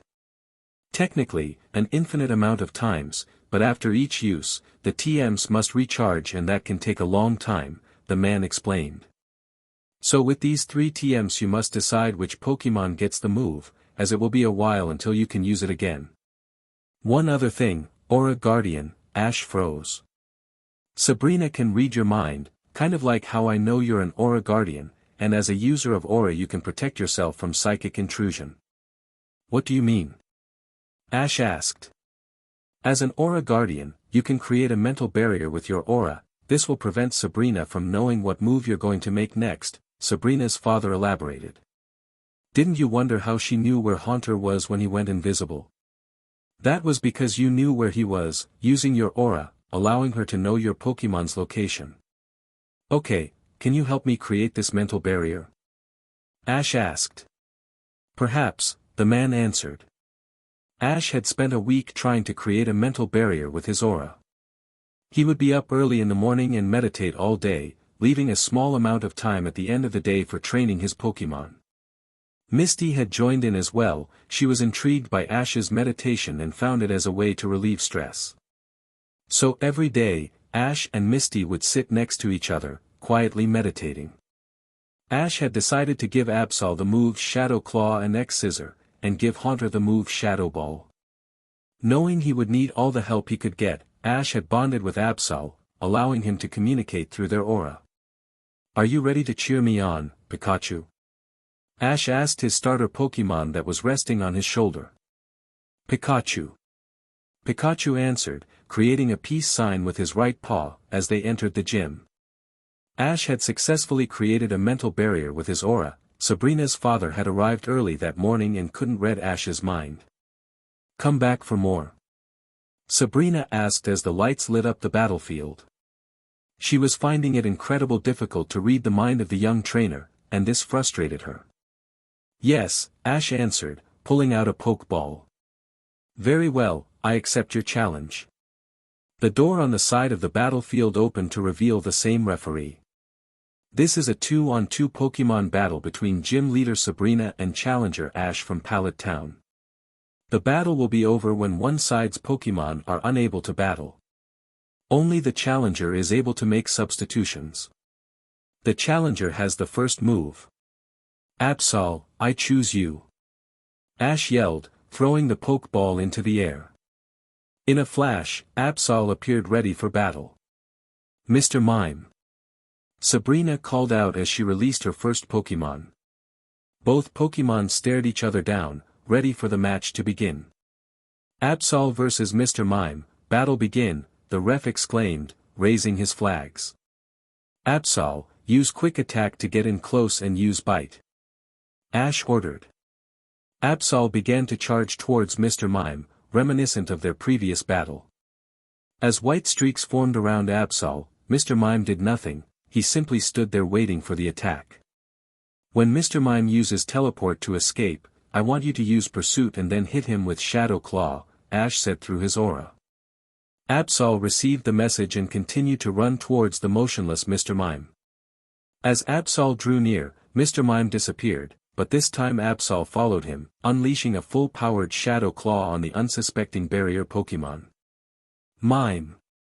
Mr. Mime yelled in pain as Absol's dark purple glowing claw came into contact with the barrier Pokémon's face, causing a large amount of damage. What? Sabrina incredulously exclaimed. How? I didn't know you were going to do that. But before she could order a command, Absol brought down its other claw, hitting the weakened barrier Pokémon with another Shadow Claw attack. Sabrina telepathically ordered her Pokémon to teleport, but following Ash's order, Absol followed the barrier Pokémon using Pursuit, ultimately biting down on Mr. Mime with a bite attack. The battle was a battle of complete silence. Sabrina was ordering her Pokémon commands telepathically, while thinking that Absol was fighting on its own. But that was farther from the truth. In fact, Absol was following every command Ashes was ordering through his aura, and it was working perfectly. In one final attack, Absol pursued Mr. Mime through its teleport and hit him with one final Shadow Claw, knocking out the barrier Pokémon. Mr. Mime is unable to battle, Absol wins, the ref said, surprised by what he was witnessing, raising his green flag. Sabrina, please choose your final Pokémon. I don't know how you did it, but you somehow defeated Mr. Mime without ordering a command, Sabrina said. Never mind. Sabrina shook her head. Kadabra. Sabrina released her final Pokémon. Absol vs Kadabra. Battle begin. Absol, use Bite. Ash ordered. Absol ran across the battlefield.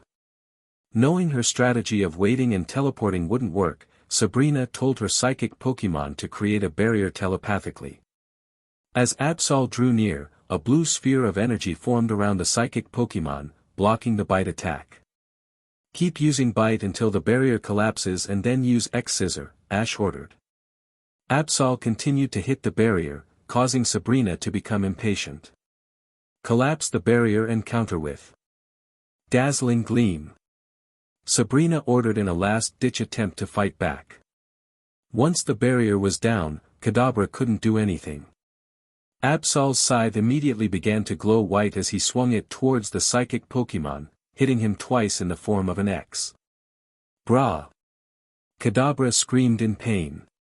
During the battle, Ash began to sense a strong concentration of aura build within Kadabra, and what happened next shocked him.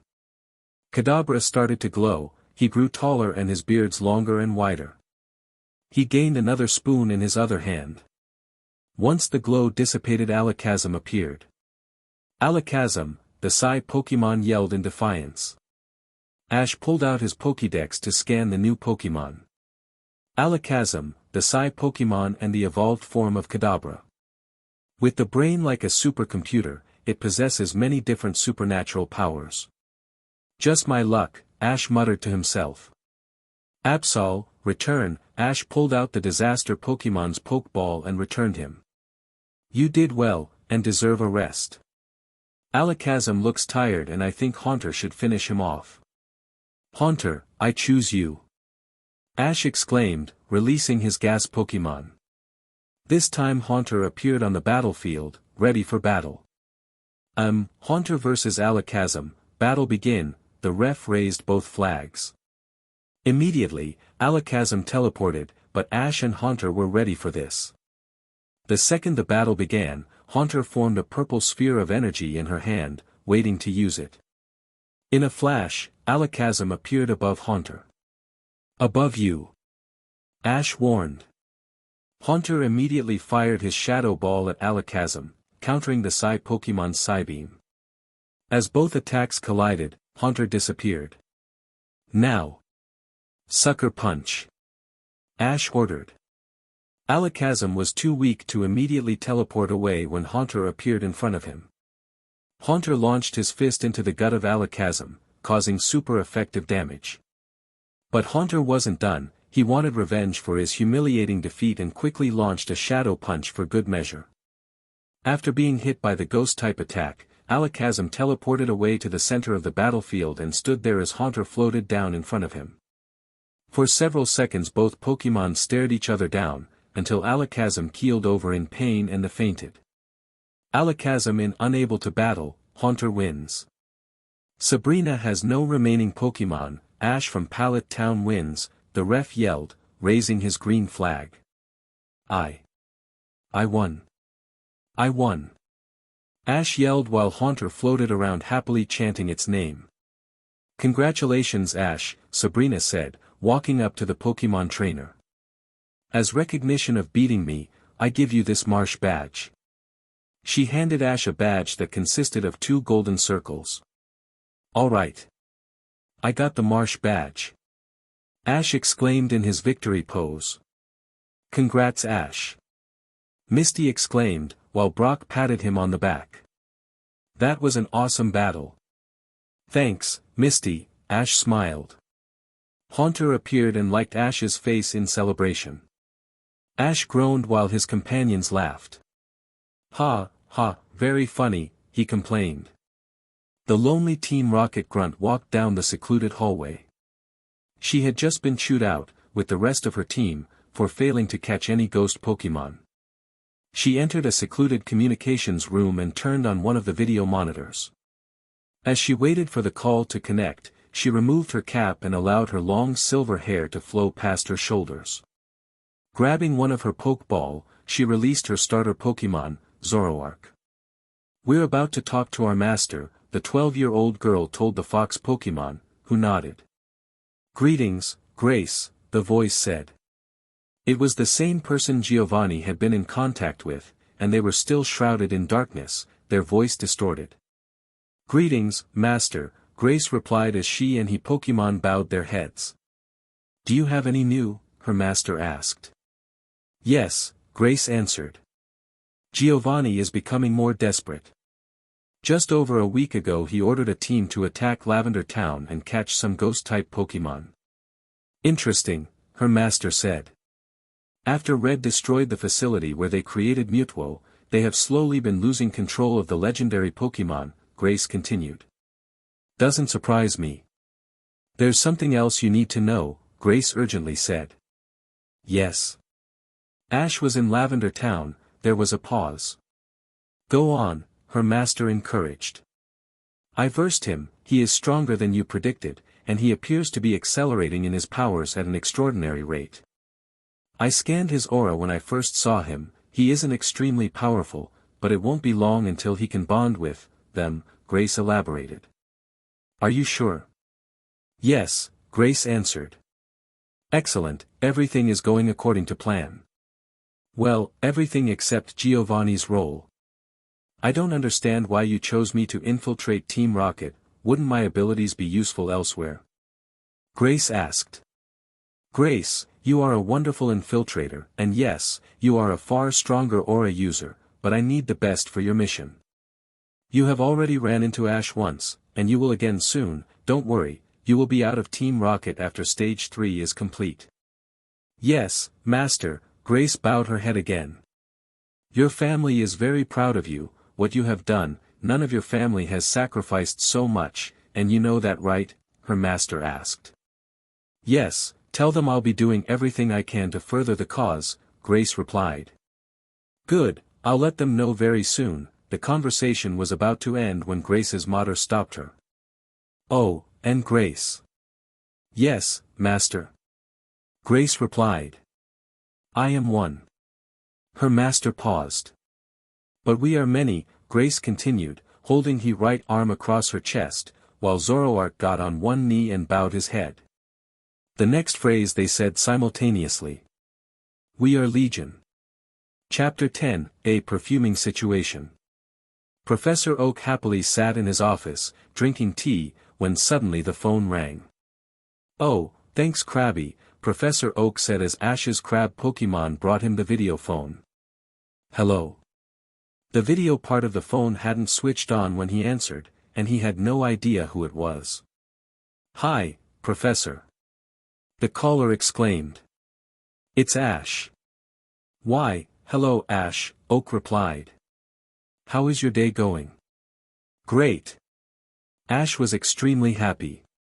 I've got 4 badges. Only 4? Oak questioned. Yes, Ash uneasily answered, he was uncomfortable with the professor's tone. All the other trainers that left Pallet Town have already got 5 badges, Oak said. 5 already? Ash exclaimed, shocked. Why, yes, Gary has already left Celadon City with his 5th badge, Oak answered. And Gary has already caught over 30 Pokémon, while I've only gotten a couple from you. 30 Pokémon? Ash exclaimed. Yes, the more Pokémon you have, the stronger a trainer you can become. I might suggest you send some more Pokémon to me so you have room to catch more and they won't disappear immediately, Oak suggested. Sure, Ash said, thinking over the Pokémon he had with him. Which Pokémon are already there? You sent Krabby over after originally swapping her with Sandslash, and you sent Gyarados before you left Lavender Town.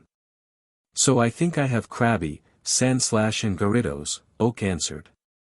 Okay then, Ash thought about which Pokémon to send over. Might I ask you to send over Butterfree, Absol and Haunter? I would love to have a look at them, Oak said. Sure, Ash answered. I'll send them right away. Ash pulled out the 3 Pokeball in question and one by one placed them on his Pokédex's inbuilt transporter. Okay, I've got them Ash, thanks, Professor Oak smiled, although Ash couldn't see it. Where are you calling from, by the way? I'm calling from the route between Saffron City and Celadon City, Ash answered. Oh, so you're calling from your Pokenav, Oak mused. Yes, Ash answered. Well, I don't want to waste any more of your time, if you want to catch up to the others, bye, Professor Oak said, ending the call. Bye, Ash said as he ended the call with his Pokenav. Jessie, why aren't we trying to capture any of the twerp's Pokemon? James whined. They were hiding in a tree watching the route that Ash, Misty, and Brock were on. Because the boss said so, Jessie angrily replied as she watched Ash put his Pokenav away. After our failure on the Saint Anne, we have been told to not try and steal any of the twerp's Pokemon. But Dash. No, but James, she said, angrily kicking him in the side. I don't want to be worse off in the boss's eyes. But, if we catch their Pokemon, we'll be rewarded, Meowth argued. No, Meowth, Jessie grabbed Meowth and picked him up. Hey! Let me go! Meowth yelled, loud enough for Ash to hear, as he struggled to get free. Shut up, Meowth, Jessie fumed. We have our orders, and if we failed in capturing their Pokemon, then we would be kicked out of Team Rocket or worse, she warned. Yeah, I guess you're right, Meowth stopped struggling. But it's just so boring. Suddenly the Pokenav they carried started ringing. Yes. Jessie answered. Jessie, Giovanni said. I have a mission for you 3 idiots. What is it, sir? Jessie answered, ignoring Giovanni's remark and covering James' mouth with her hand. I need you to. Ash sighed. He had been walking back to camp where his friends were when he heard Team Rocket. He was surprised that they hadn't tried to catch Pikachu in quite a while. But his mind wasn't on that, it was on what Professor Oak had said. What do you think, Pikachu? Am I really that bad of a trainer that I'm so far behind Gary and the others? Ash asked as he absent-mindedly scratched his starter Pokemon behind the ear. Pikachu, Pikachu said, shaking his head. Pikachu jumped off his trainer's shoulders and stood in front of him. Pi Pika, Pikapi, Pikachu, Pikachu continued, pointing at Ash's heart and then at himself. You say that I love all my Pokemon, and that is what it takes to be a strong trainer, have love and belief in my Pokemon? Ash asked, confused by what Pikachu was saying. Although, through his bond, he was slowly starting to understand Pikachu's tongue, he sometimes didn't entirely get what his starter Pokemon was saying. Pikachu. Pikachu answered, nodding his head in agreement. Pika Pi Pikachu, Pika Pi Pikachu Ka. Because if I love my Pokemon, they'll love me back and want to fight their hardest for me, Ash said, while Pikachu nodded. Thanks Pikachu, Ash smiled, kneeling down and scratching the mouse Pokemon behind the ears, earning a happy cha from his starter Pokemon. Come on, Pikachu, let's get back to the others. Ash extended out his arm and Pikachu eagerly climbed up it. Ash still wasn't entirely happy and was still gloomy, he only hid it from Pikachu. Pikapi Pikachu Pikachupi, Pikachu said. You also love Misty. What was that, Pikachu? Ash asked as they walked down the route. Of course I love Misty, she's my best friend. Pikachu face-palmed and shook his head. Ash could be so dense. Hey guys, Ash gloomily said as he arrived back at camp. The camp had been packed up and Brock was cooking some donuts as a snack while they walked. You look kind of down, Ash, Misty said, eating one of Brock's donuts. Have a donut, that always cheers me up. I just heard Gary has 5 badges, Ash sulked as he walked up to the donuts Brock was holding. I get it, he's upset because he's falling behind, Misty mused. How far are we from Celadon City? I really want to get my next gym badge. Ash asked. Celadon City is only a day's walk from here, Brock answered, pointing further down the road. Even less if we keep up a fast pace. Ash thought, turning his hat around. There's no way I'm going to let those guys win. Just remember, Ash, unlike all the other wannabe Pokémon trainers out there, you've got to make it to the Pokémon League your own way, Misty advised. Right, remember, it's quality over quantity, especially as you've got lots of different Pokémon, Brock added. Yeah, catch more Pokémon. Ash exclaimed. He'll never learn, Misty sighed. I didn't ask you, Ash was very annoyed by Misty's comment. Suddenly they heard noises coming from a nearby bush. Mankey happily said as he raised his head out of the bush. It's a Pokémon, Ash said, grabbing his Pokédex. Mankey, a pig-monkey Pokémon of the fighting type. Known for its superior footwork, it packs a powerful punch. Mankey jumped out of the bush and happily pranced towards Brock, before jumping around the surprised breeder. I think it wants a donut, Brock said, holding out a donut to the pig-monkey Pokémon. Mankey began to sniff the donut before happily accepting the treat and hopping away to a nearby rock to eat it on.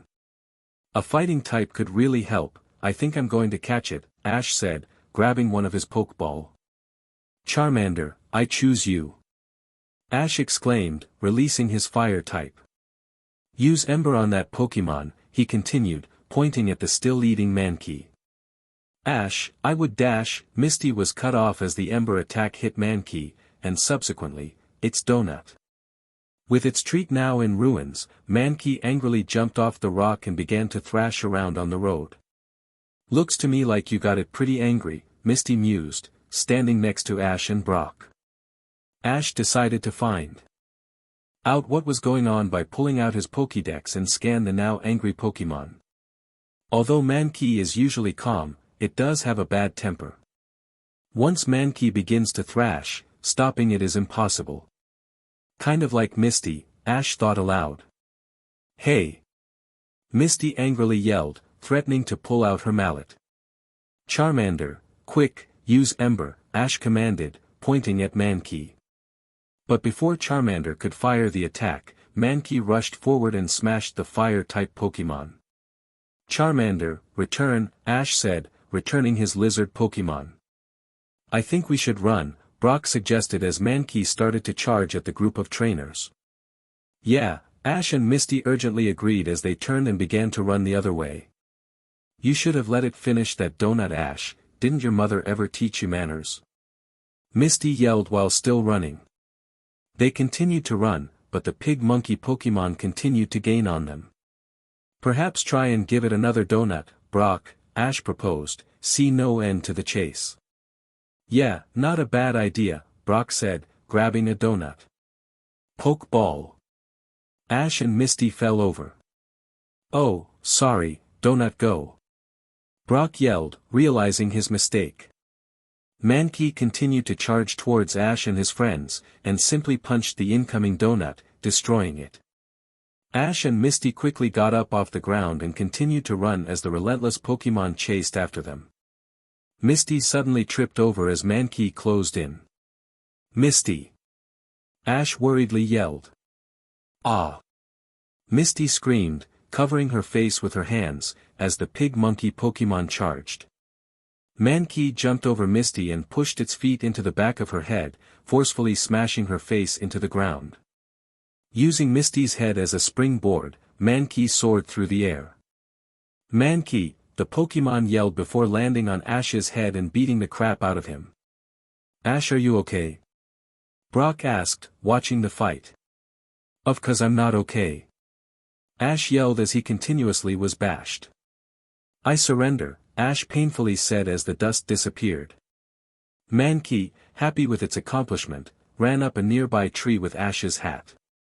That Mankey sure beat you up big time, Brock said, helping his friend. Are you okay? Misty asked as she knelt down next to her friend. He was badly bruised, and some blood was coming out of the scratches on his arm. Ash didn't respond, he instead raised his hand to his head and noticed something was missing. Where'd my hat go? He worriedly asked. Misty responded by pointing at the tree nearby.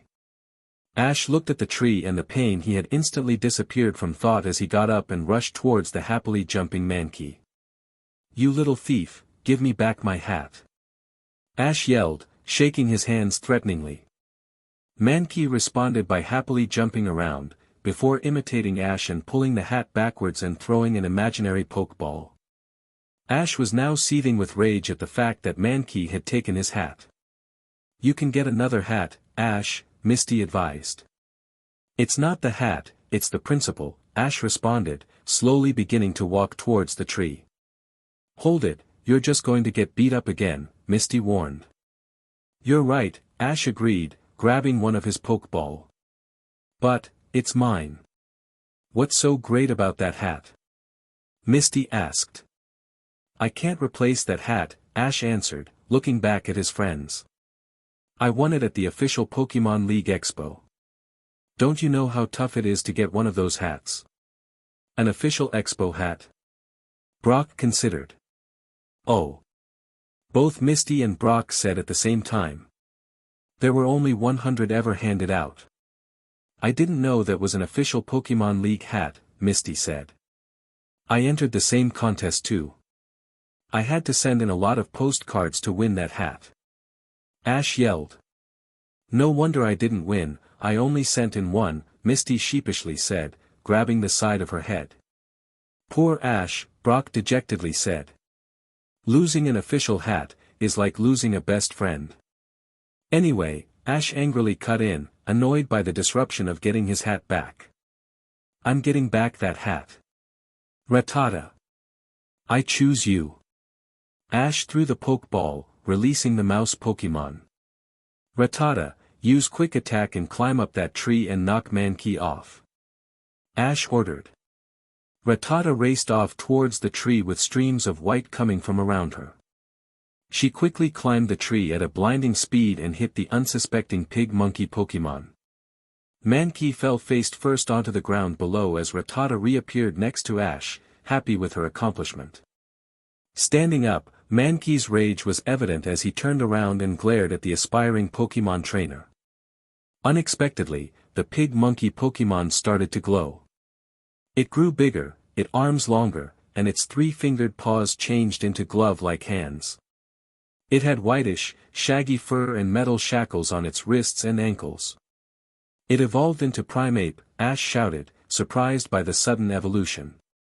Rattata, return, you're not strong enough to beat it. He placed Rattata's Pokeball on his belt and grabbed another one. Bulbasaur, I choose you. Bulbasaur, the seed Pokémon yelled, ready for battle. Bulbasaur, use Vine Whip and lift Primeape into the air, Ash ordered.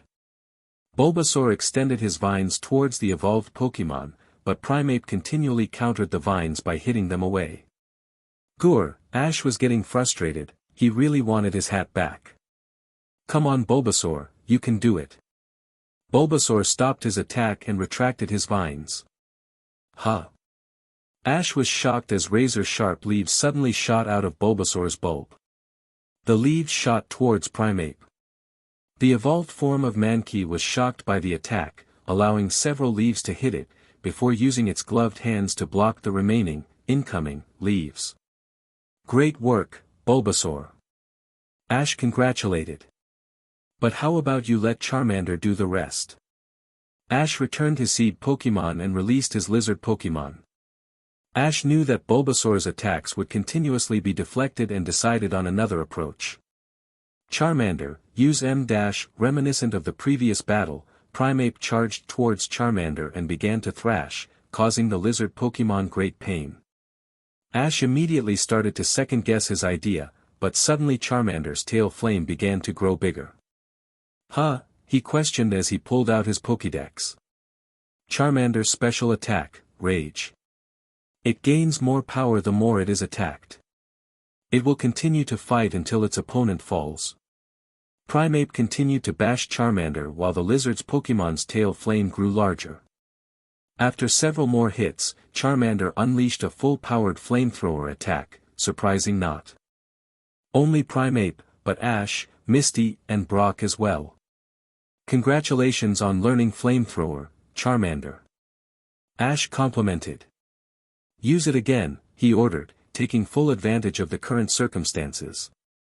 Noticing what was going to happen, Pikachu raced across the battlefield, using quick attack to speed himself up and jump for Ash's hat that was still on Primeape's head. Charmander opened his mouth again and launched an extremely hot torrent of fire, hitting the stunned Primeape and causing it to faint. Pokeball, go! Ash yelled, throwing one of his empty Pokeball. The Pokeball collided with the fainted Primeape, absorbing it before landing on the ground. It rocked back and forth several times before dinging, relieving Ash. But suddenly, the Pokeball began rocking again, before dinging one final time, signaling the successful capture. Alright, Primeape is mine! Ash shouted, picking up the Pokeball. Thanks, Charmander, Ash congratulated, returning the lizard Pokémon. Ash was over the moon because of capturing Primeape and couldn't wait to battle for his next gym badge. I don't need to worry about how long it takes me to get to the Pokémon League, Ash thought. As long as I have my friends and my Pokémon, there's nothing I can't accomplish. Ash pulled out his Pokédex and scanned his new Pokémon. Primeape, the pig-monkey Pokémon and the evolved form of Mankey. It stops being angry only when nobody else is around. To view this moment is very difficult. This Primeape is female and has the ability Anger Point. She knows the moves Fling, Scratch, Low Kick, Leer, Focus Energy, Fury Swipes, Karate Chop, Seismic Toss, Screech, and Assurance. Ash happily sighed as he sat down on one of the lounges in the Celadon City Pokémon Center. He had just handed his Pokémon over to Nurse Joy and was now going to enjoy the rest of the day, before training his Pokémon for the upcoming gym battle. Why are you so happy, Ash? Misty asked as she sat down next to her friend. She was intrigued by Ash's sudden change in demeanor since yesterday. I was thinking about my journey so far, Ash answered, closing his eyes and smiling. Did you know that it has almost been 3 months since I started my journey? No, I didn't, Misty said. Although, I did only start my journey a couple of weeks before you, so I should probably have realized that. Misty felt really silly not remembering how long it had been since she started her journey herself. Yeah, the good news is that I have 5 months until the Pokémon League begins in the Indigo Plateau, meaning I have plenty of time to get my remaining gym badges, Ash said. So who cares how long it takes me, as long as I get to the league, I won't be behind the others. You're right about that. Some trainers take years to get all their gym badges for one league, while others do it much quicker. It all depends on how strong you want your Pokémon to be, Misty agreed. So, Ash, Brock said, appearing with a red ear from Misty after their latest run-in with Nurse Joy. Have you decided which Pokémon you're going to use against Erica? Not entirely, Ash answered. I've decided to use Bulbasaur and Charmander, but as for the third one, I haven't decided. What about Pidgeotto? Misty suggested. I don't think so, Ash responded. I know he'd have a type advantage, but after what Sabrina said to me, I remembered what I told myself before my journey. What was that? She asked. That type advantage wasn't everything, that I could beat any Pokémon with any type, Ash answered. So I'm thinking of using one of my other Pokémon. So, I guess you would use Primeape then, Brock thought. No, I haven't trained with her yet, so I won't use her, and I'm saving Squirtle to battle Blaine later on, so he's out of the question, Ash answered. I guess then you'll have to decide between Rattata, Eevee and Pikachu. Brock identified Ash's remaining Pokémon. Okay, Bulbasaur, Charmander, come on out. It was the next day and Ash was about to train his Pokémon, but he still hadn't decided on the third. Okay, so I've chosen you two to battle in our next gym battle, he told his Pokémon. Charmander and Bulbasaur became extremely excited at the prospect of battling in their first gym battle. And I guess I'll use Pi Dash. Ash was cut off as one of his Pokeball exploded, releasing Rattata, his mouse Pokémon. I guess you want to battle as well, huh? Ash leant down and patted Rattata on the head, earning an affirmed nod from the mouse Pokémon. Okay, then you three will be the Pokémon I'll use in our gym battle against Erica tomorrow, Ash said, formulating a plan. That smells so nice, Misty happily sighed, enjoying the smell of perfume that was in the air of Celadon City's gym. Ugh, Ash disagreed, covering his mouth and face as they entered. He hated perfume and always found it disgusting because of how it made some men act. Let's get this over with. They continued to walk down the corridor until they entered a large garden area that also acted as the gym's battlefield. I challenge you to a gym battle, Ash interrupted the small seminar that was taking place. Ash, have some manners, Misty belittled her friend. She was embarrassed to be seen in the same light as Ash, who now had all the eyes of the woman and Erica on him. It's quite alright, Erica interrupted their argument. As gym leader I am obligated, I accept your challenge. This is a 3-on-3 Pokémon battle between gym leader Erica and challenger Ash from Pallet Town. The battle will be over when one side's Pokémon are unable to battle. Only the challenger is able to make substitutions. The ref laid out the rules as Erica and Ash stood either side of the grass battlefield. Erica had changed her cloths from the ones she wore during the seminar. She was now in a luscious yellow kimono dress with brown leaves littered across it and she wore a red bandana in her teal hair. The challenger has the first move, the referee finished. Charmander, I choose you. Ash pulled his hat backwards and released his lizard Pokémon. Interesting choice, Erica muttered. This should be easy, Weepinbell go. A yellow bell-type Pokémon with 2 leaves sticking out its sides appeared. Weepinbell, the bell Pokémon and the evolved form of Bellsprout. It spits out poison powder to immobilize the enemy and then finishes it with a spray of acid. Charmander vs Weepinbell, battle begin. Charmander, use Dragon Rage. Charmander opened his mouth and a purple sphere of energy formed in it. The sphere slowly got larger until Charmander released it, launching it at the bell Pokémon. Weepinbell, dodge it by spinning out of the way and use Razor Leaf.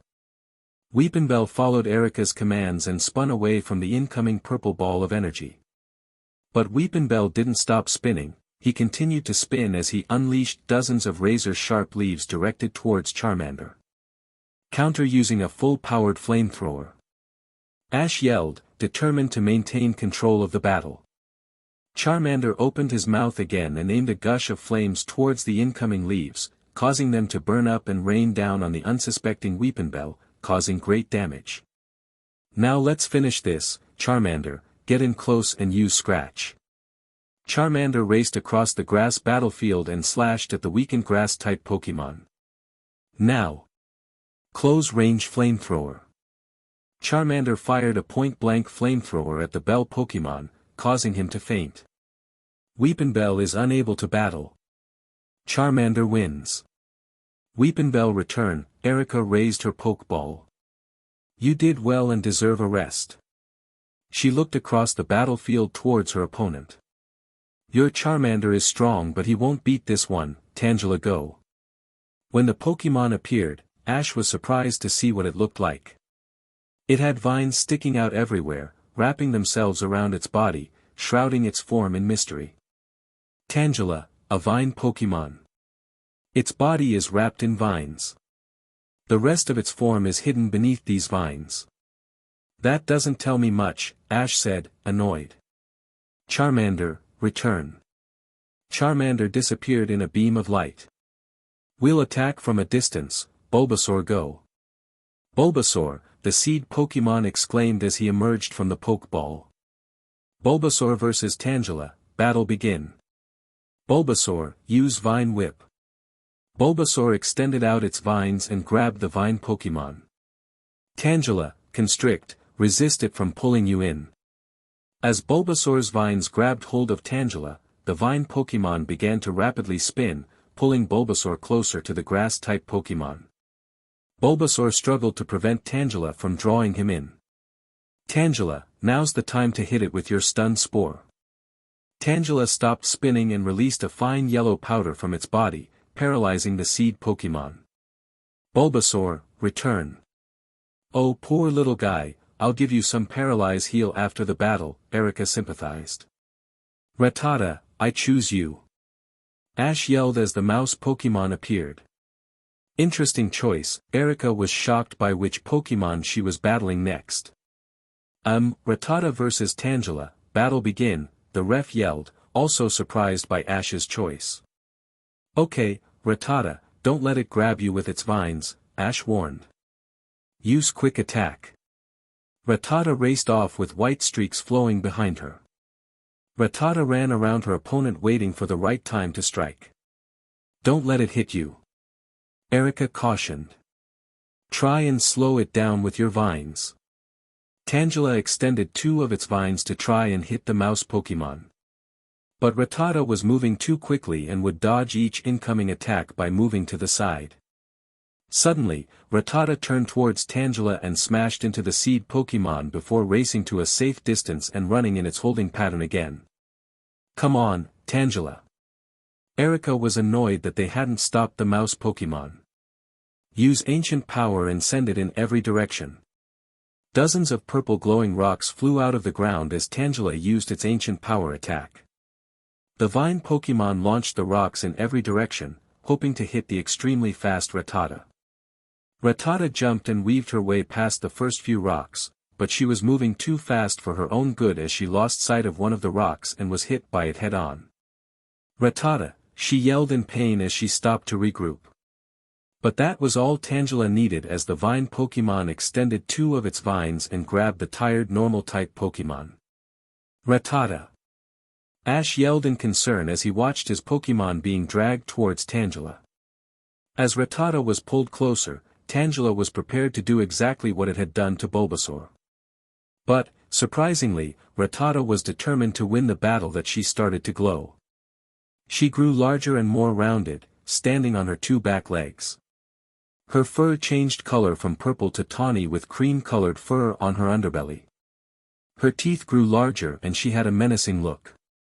Raticate, the mouse Pokémon and the evolved form of Rattata. It whittles its constantly growing fangs by gnawing on hard things. It can chew apart cinder walls. This Raticate has the ability Guts. Upon evolution she learned the moves Pursuit, Hyper Fang and Sucker Punch. She has also unlocked the egg move Flame Wheel. That's great Raticate! Ash shouted, happy that his Pokémon had evolved. Now, let's turn the tide. Use Flame Wheel. A flame began to form around the newly evolved Pokémon, causing Tangela to let go with her vines, as she began to roll towards the vine Pokémon. No! Erica worriedly yelled as she watched her vine Pokémon be hit by the powerful Flame Wheel attack. But Tangela wouldn't go down that easily. Roots shot out of Tangela's body and dug into the ground, giving it some health back. As Raticate charged towards Tangela, planning to end the battle with one final hit, Erica came up with a plan. Tangela, Poison Powder. Tangela released a purple-colored powder that poisoned the charging mouse Pokémon, stopping her in her tracks. But Erica's plan ultimately backfired as Raticate's Guts ability kicked in. She charged up her Flame Wheel attack and rolled at an incredible speed towards the surprised Tangela and its trainer. As the Flame Wheel hit, it did extra damage because Raticate's Guts ability increased her attack by 50%, causing Tangela to faint. Tangela is unable to battle, Raticate wins, the ref raised his green flag. Erica has one Pokémon remaining. Raticate, return. You did well and deserve a long break. I'm really proud of you, Ash said, returning his poison mouse Pokémon. I forfeit Raticate, she can't continue battling. Very well, the ref said. Please choose your next Pokémon. Charmander, go. Charmander yelled, ready for battle. Ash is doing well, Brock said, sitting amongst a group of girls, watching the battle. He might actually win, one of the girls agreed. Yeah, he's a lot more impressive than he looks, another agreed. Misty just smiled as she heard the compliments. She suddenly had this strange feeling in her stomach as she continued to watch the battle. Your battle skills are impressive, Ash, but there's one thing you don't have. Empathy with your Pokémon, Erica said. Is she serious? Ash angrily thought as his aura flared up. Charmander agreed with Ash's statement, having heard it from their aura bond. Without it you'll never become a great Pokémon trainer like me, Erica continued. Now I'm going to give you a lesson in empathy. Gloom, go. Okay, it's time we teach her a lesson. You ready, Charmander? Ash asked. Charmander nodded. They watched as a plant-like Pokémon appeared. Gloom, the weed Pokémon. Gloom gives off a very unpleasant smell. While strong against water Pokémon, Gloom is weak against fire and flying types. Charmander vs. Gloom, battle begin. Gloom, use poison powder. Gloom leaned its head forward and released a foul-smelling stench that spewed across the battlefield. Counter with flamethrower. Charmander opened his mouth for what seemed like the 1000th time and spewed extremely hot fire, countering the poison powder attack. As both attacks battled for supremacy, Ash came up with a plan. Keep using flamethrower and move closer to Gloom. Once you're close enough, use Scratch while you charge up a Dragon Rage attack. I promise you can rest afterwards, I'll let Bulbasaur handle the rest. Charmander slowly started to walk across the battlefield, holding back the poison powder with his flamethrower, stunning Erica. Once the lizard Pokémon was within striking distance, he brought his claws down on the weed Pokémon, causing it to stop its attack. After Charmander hit Gloom with a Scratch attack, he charged up a purple ball of energy in his mouth, no longer needing to use flamethrower because the poison powder attack had stopped. He fired the Dragon Rage attack directly at Gloom, causing it damage, before returning to Ash's side of the field. Well done, Charmander, Ash congratulated, returning the lizard Pokémon. Bulbasaur, I know you're paralyzed, but I know you can do it. Ash exclaimed, releasing his seed Pokémon.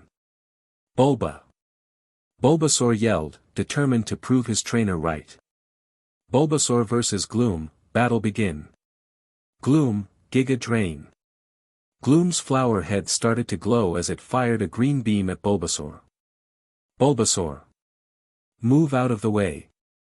Bulbasaur began to move away from the incoming Giga Drain but was hampered by his paralysis and was hit by the corner of the attack. Bulbasaur yelled as his power was drained. Come on, Bulbasaur, I believe in you. Ash encouraged, knowing his seed Pokémon was weak. Suddenly, Bulbasaur began to glow, he grew larger and the bulb on his back opened up to reveal a beautiful flower. Wow, 2 evolutions in the one battle. Brock was shocked. Yeah, Misty agreed while the girls nodded. Ivysaur, the seed Pokémon and the evolved form of Bulbasaur. The bulb on its back absorbs nourishment and blooms into a large flower. This Ivysaur has the ability Overgrow. Upon evolution he learned the moves Sweet Scent, Growth and Solar Beam. Okay, Ivysaur, the name sounded unfamiliar on Ash's tongue. This is our last chance, use Solar Beam.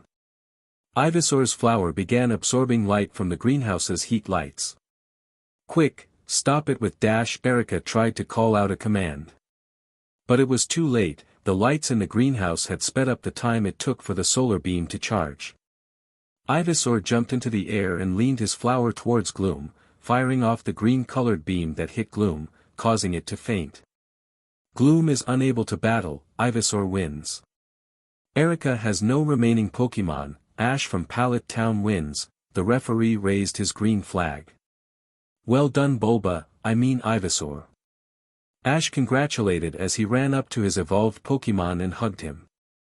Congratulations Ash, Erica said, holding out the rainbow badge. It was a great battle, and I was starting to get overconfident, so I thank you. And in recognition of beating me, I present to you the rainbow badge.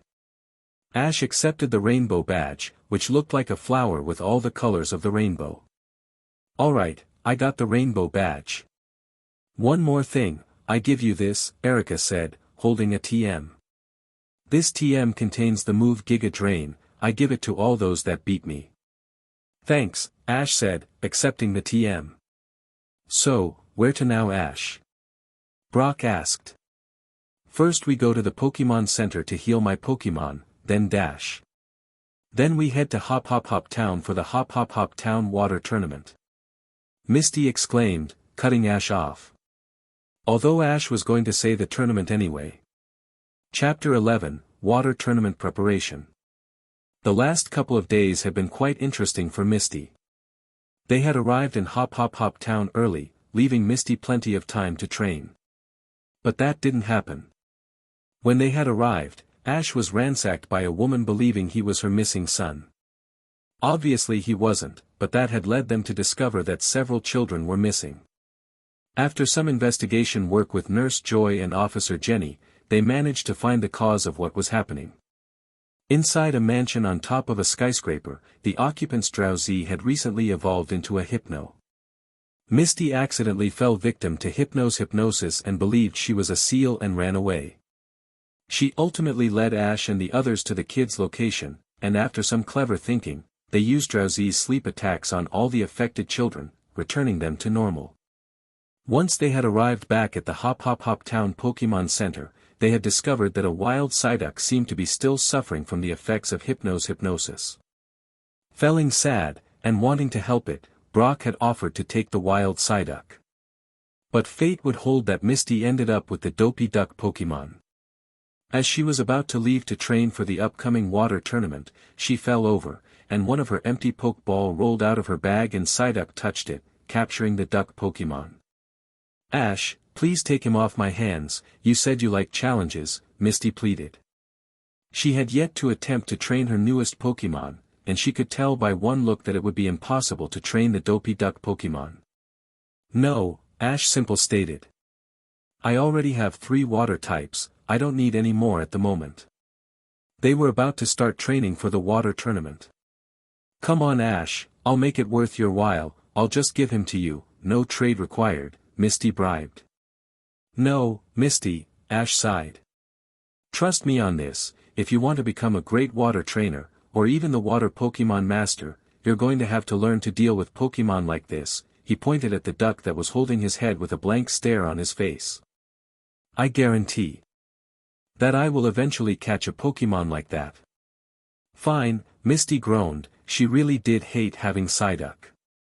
But she didn't hate Psyduck, in fact they were the pre-evolution to one of her favorite Pokémon, equal with Tentacruel. You know I'm willing to help, right? I'll help you train Psyduck, and perhaps together we may be able to get through to him, so what do you say? Ash smiled, placing a reassuring hand on her shoulder. Yeah, Misty half smiled back. So, how about we scan him first, see what moves he knows, Ash suggested. I guess so, Misty mumbled, pulling out her Pokédex. Psyduck, the duck Pokémon. When a Psyduck's headache gets severe, it starts to exhibit odd powers. This Psyduck is male and has the ability Cloud 9. I wish I was on Cloud 9, Misty sighed. He knows the moves Water Sport, Scratch, Tail Whip, Water Gun, Disable and Confusion. This Pokémon also possesses the Egg Move's secret power but it has not been unlocked yet. I think I've got an idea, how about I call out Eevee and test Psyduck's Water Gun, see how accurate he is, Ash planned. Not a bad idea, yeah, sure, let's do it, Misty decided. Okay then, Eevee. Come on out. Ash threw the Pokeball into the air and the evolution Pokémon appeared in a flash of light. Eevee's brown fur coat nearly glowed in the sunlight due to Brock's recent grooming for the Breeders' Convention. Eevee looks great, Ash, Misty complimented. Thanks, Ash smiled. But all of it goes to Brock, he has really been doing well with some of my Pokémon. I know what you mean, Brock's new Pokémon food have really helped with some of our Pokémon strength, Misty said. Okay, how about we start, Ash suggested. Yep, I'm ready, Misty answered. Ash and Misty separated to opposite sides of the field. Alright, Eevee, use quick attack and run around Psyduck, just not too fast, Ash ordered. In response, Eevee took off, white streaks forming around and behind him. He raced around Psyduck, slower than usual to help the duck Pokémon. Okay, Misty breathed. Psyduck, try and hit Eevee with a water gun. Misty called. But nothing happened. Psyduck just stood there watching the fast evolution Pokémon run around him. Psyduck. Water gun. Misty was becoming agitated, she didn't expect this. Psyduck stopped following Eevee and turned towards his trainer, tilting his head in confusion. Misty sighed. Ash was watching the whole situation and was worried at what he was seeing, clearly this Psyduck was a bigger problem than he first seemed. Turning his head back towards the running Eevee, Psyduck put his right stubby arm out and scratched Eevee on the face as he ran by. Eevee. Eevee called out in surprise, he wasn't expecting any attack but water gun and was now mad. He stopped and eyed the dumb duck Pokémon. Eevee suddenly charged, using his quick attack to speed himself up, he was extremely angry. As he got close to Psyduck he jumped into the air and bit down on Psyduck's head. Psyduck yelled as he ran around the field in pain, holding his injured head. Eevee, Ash sighed, the situation was going from bad to worse. Eevee watched on, with a smug look on his face, as the duck Pokémon continued to run around the field with Misty chasing after him, trying to stop the water type. Misty finally gave up and pulled out Psyduck's Pokeball. Sorry about that, Ash apologized. I guess Eevee can get angry sometimes. It's alright, Ash, Misty reassured. Psyduck had it coming, he shouldn't have used Scratch on Eevee, especially when he was running so fast, this was only a training exercise, not a full battle. You know it's not your fault, right? Ash asked. I think it's going to take some time, but perhaps eventually we will get through to Psyduck. Yeah, he's going to be a handful, but now that I think about it, if I give him away, what sort of trainer am I? Misty asked herself. But anyway, have you chosen which Pokémon you want Eevee to evolve into? I don't really know, why? Ash responded, he didn't know why Misty was bringing it up now. Well, Eevee just used Bite, Misty explained. You have been training him for the last couple of weeks and he has become quite powerful, an example of that would be the attack he just learned. If you're not careful he may evolve into one of the natural evolutions, Espeon, Umbreon or Sylveon, you are both very close. I don't entirely understand what you are getting at. Ash was confused, he hadn't really thought about all of Eevee's evolutions. What I'm saying, is that if you wish Eevee to evolve into Vaporeon, Jolteon, Flareon, Glaceon, or Leafeon, you're going to have to decide soon, they require a stone or object to evolve, while the other three can happen during the day or night. If Eevee was at the right level he could evolve into Espeon or Sylveon now, depending on your relationship with him, or tonight he could evolve into Umbreon, Misty elaborated. I'll think about it soon, right now I would like to focus on your training, Ash said, returning Eevee to his Pokeball. Which Pokemon would you like to train next? Well, we've had a look at the battlefield, inside the stadium, when we arrived so I could sign in, Misty mused. And the battlefield is mostly a pool, compared to Sunyshore Town, so I would love to train Horsia. We haven't really trained much, but if we can find a place to train her it would be great. She and Goldeen would be perfect for the tournament. Not a bad idea, but where are we going to be able to train? Ash thought. There aren't any battlefields with a pool in the city, other than the stadium obviously. That's it. Misty exclaimed, excited by her idea. What? Ash asked, confused by Misty's outburst. We passed a lake just outside the city, we can head there and spend the day, have a picnic and train, Misty answered. That's not a bad idea, Brock has already made us lunch, we can grab it and have a day out, all three of us, Ash agreed. Have you seen him? Misty asked. No, Ash responded. They had been searching the Pokémon Center for half an hour and still couldn't find Brock. I found our lunch in our room, but he was gone, and Pikachu can't pick up his scent. Yeah, he wasn't anywhere near Nurse Joy, and no other women appear annoyed, so I have no idea, Misty added. He could be out buying supplies, but why wouldn't he have told us if he was? Ash questioned. I don't know, Misty answered, it was strange to not know where their older companion was. He always made sure that everyone knew where everyone was, that was his way, he was the older brother that had to protect his younger siblings. Well, how about we head to the lake ourselves, Ash suggested. Just the two of us, have a great lunch, some fun, and train our Pokémon. I mean it's only early autumn and it's pretty hot out today, we could go swimming. I love swimming. Misty blurted out in excitement. Sure, it sounds like fun. Okay, cool, I'll go and get some cloths for swimming and then I'll transfer over all of my water-type Pokémon so we can train later on. Yeah, I'll go and get some stuff myself and I'll get the food Brock left for us. I'll meet you back here in 10. Sounds like a plan, Ash replied as they split to get ready. Brock watched as the aspiring Pokémon master and his annoyed red-haired friend left the Pokémon Center to train. He had told them that he would meet them out there shortly and that he was just finishing off the lunch they had planned to eat for the day. As he made his way back towards their shared room in the Pokémon Center, he was suddenly grabbed by a mysterious hand from behind another hallway adjacent to the one he was in. He yelped in surprise as he was pulled aside. Oh, I'm so sorry Brock, the mysterious person blurted out. I didn't mean to scare you, I was just trying to say hi. That's alright, Brock reassured as he turned around. I'm sure you are being taught dash, he stopped when he saw who it was. Her elegant blonde hair flowed down past his shoulders. Hi Zoe, he stuttered. He hadn't seen the fellow breeder since the last water tournament. When did you arrive? He continued, remembering her companion was probably entering the town's water tournament. Oh, Jack and I arrived last night, Zoe answered. I saw you and your friends when we entered, but you left before I could say hello. I'm sorry about that, Brock apologized. There was no need to, Zoe smiled. You look like you had your hands pretty full, Misty looked quite angry at something, she added, concern appearing in her voice and face. Don't worry about that, Brock laughed.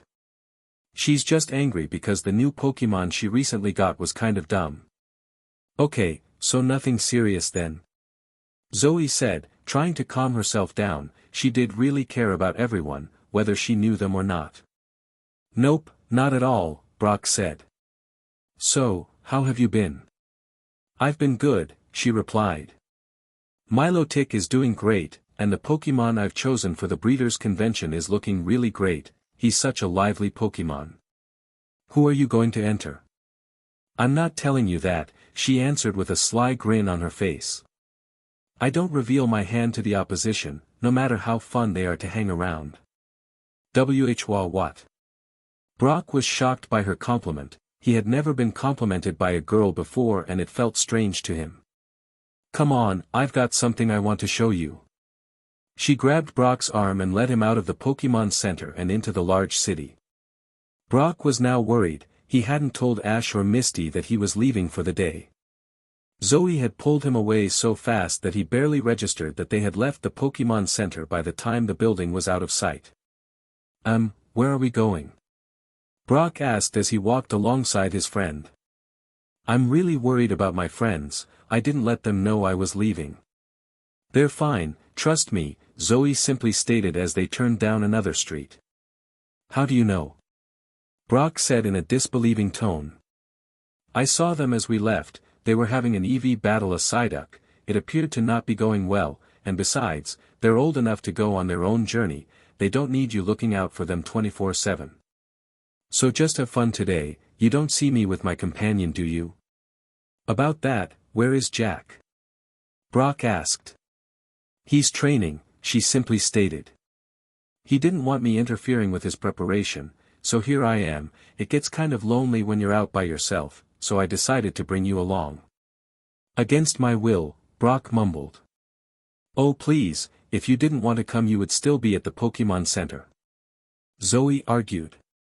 And you certainly wouldn't be walking beside me right now. Fine, so maybe I won't get out and see the town, happy? Very, Zoe smiled. Here we are, Zoe sighed. They were standing outside a fairly large building that had lots of people around it. The walls were laced with images of different legendary Pokémon and several regulars from different regions. Huh? This isn't Caesar Street. Brock was confused, he was expecting to go to the most well-known street for breeders in all of Kanto. Of course not, Zoe snorted in disbelief. Caesar Street is closed for the preparations for the convention next week. This here, she pointed to the building, is Hop Hop Hop Town's Pokémon Art Gallery. A Pokémon Art Gallery? Brock skeptically questioned. What's so special about it? He continued to follow his fellow Pokémon breeder as they approached the entrance. You'll see once we enter.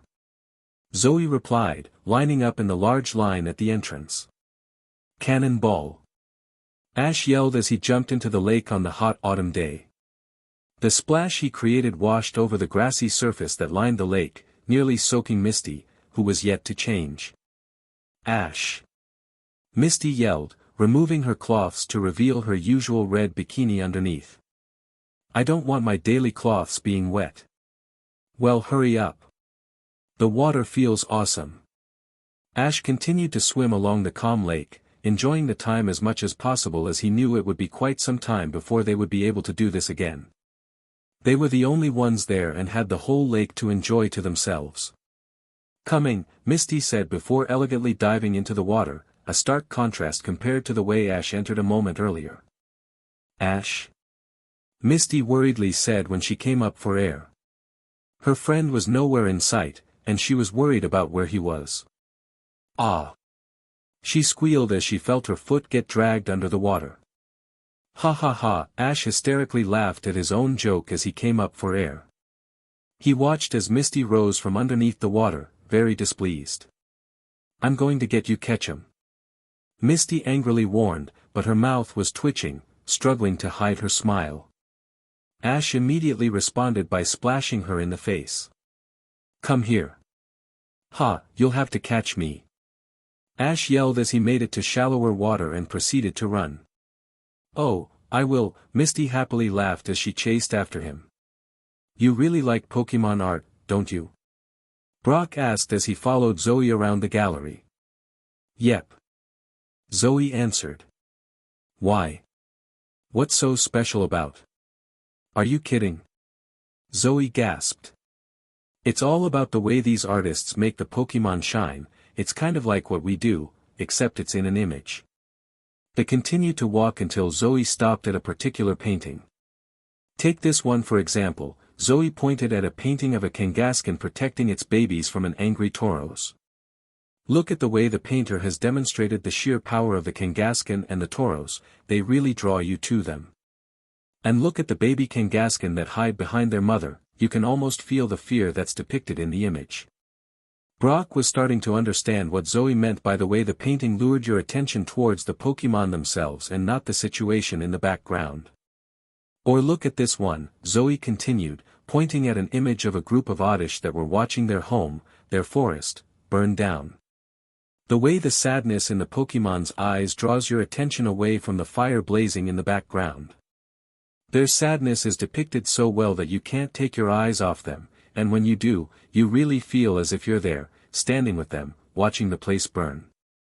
I see now, it's more about the Pokémon than what is actually happening, and that's why you like it. The images make you feel as if you're there, they show the true beauty of the Pokémon, not just the scenario, Brock said.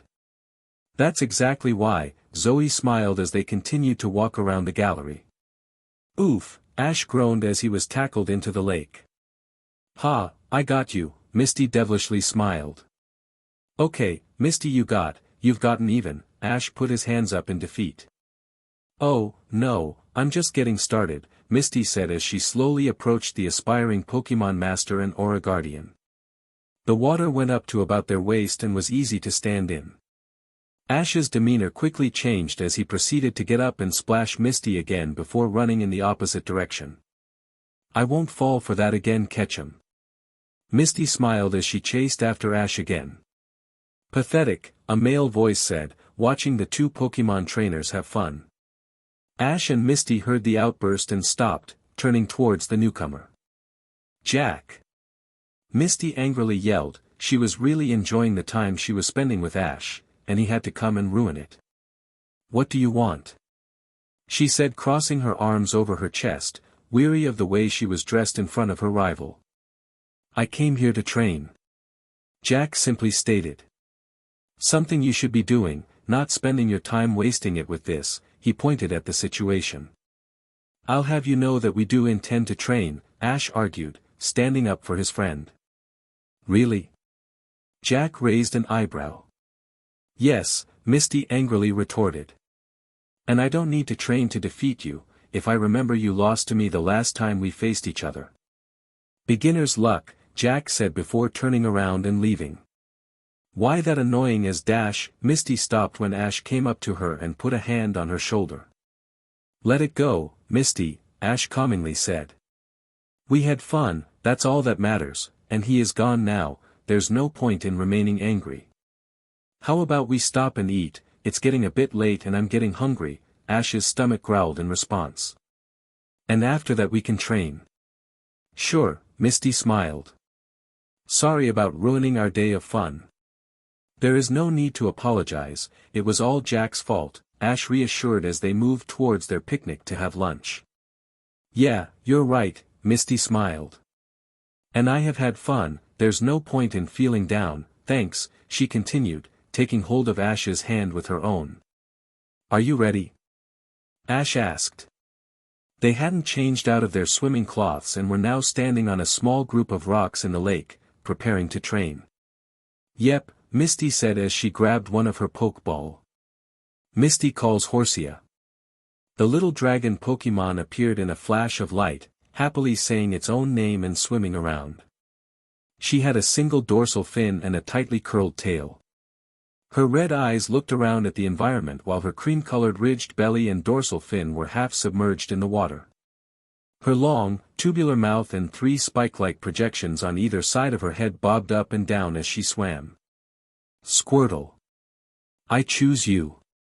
Ash yelled as the turtle Pokémon appeared. Squirtle.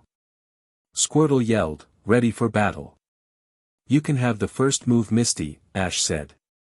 Why thank you, Misty smiled. Such a gentleman, she thought. Horsia. Bubble Beam.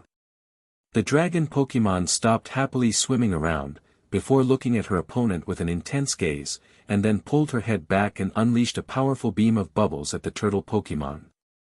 Dive into the water to dodge, Ash ordered. Squirtle dove into the water as the bubbles flew past him. Great, now come up and use Skull Bash. Squirtle ducked his head in as he rocketed towards the dragon Pokémon, a silver aura surrounding him. See! Horsia yelled as she flew out of the water. Today has been great, Brock smiled as he and Zoe left the Hop Hop Hop Town Pokémon Art Gallery.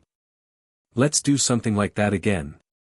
He began to walk towards the Pokémon Center before Zoe grabbed his arm. Oh, no, our day isn't over, I still have one more thing to show you, she said, leading him in the opposite direction to the Pokémon Center. Horsia, return, Misty said, holding the dragon Pokémon's Pokeball. Thanks, Ash, that was a great battle. Yeah, Ash smiled, returning Squirtle. You nearly had us there, Horsia's agility had it dodging most of the attacks Squirtle sent out. I think we only have time for one more battle, Misty said, looking at the sky. It's getting kind of late. Yeah, one more sounds fine, Ash agreed. You go first, Misty suggested. Okay then, cried Ash. One of Ash's Pokeball burst open, cutting him off, and revealing the atrocious Pokémon in all his glory. "You want to battle?" Ash asked. Gyarados stopped glaring at Misty for a second before turning towards Ash and nodding his head. "Oh, no," Misty disagreed.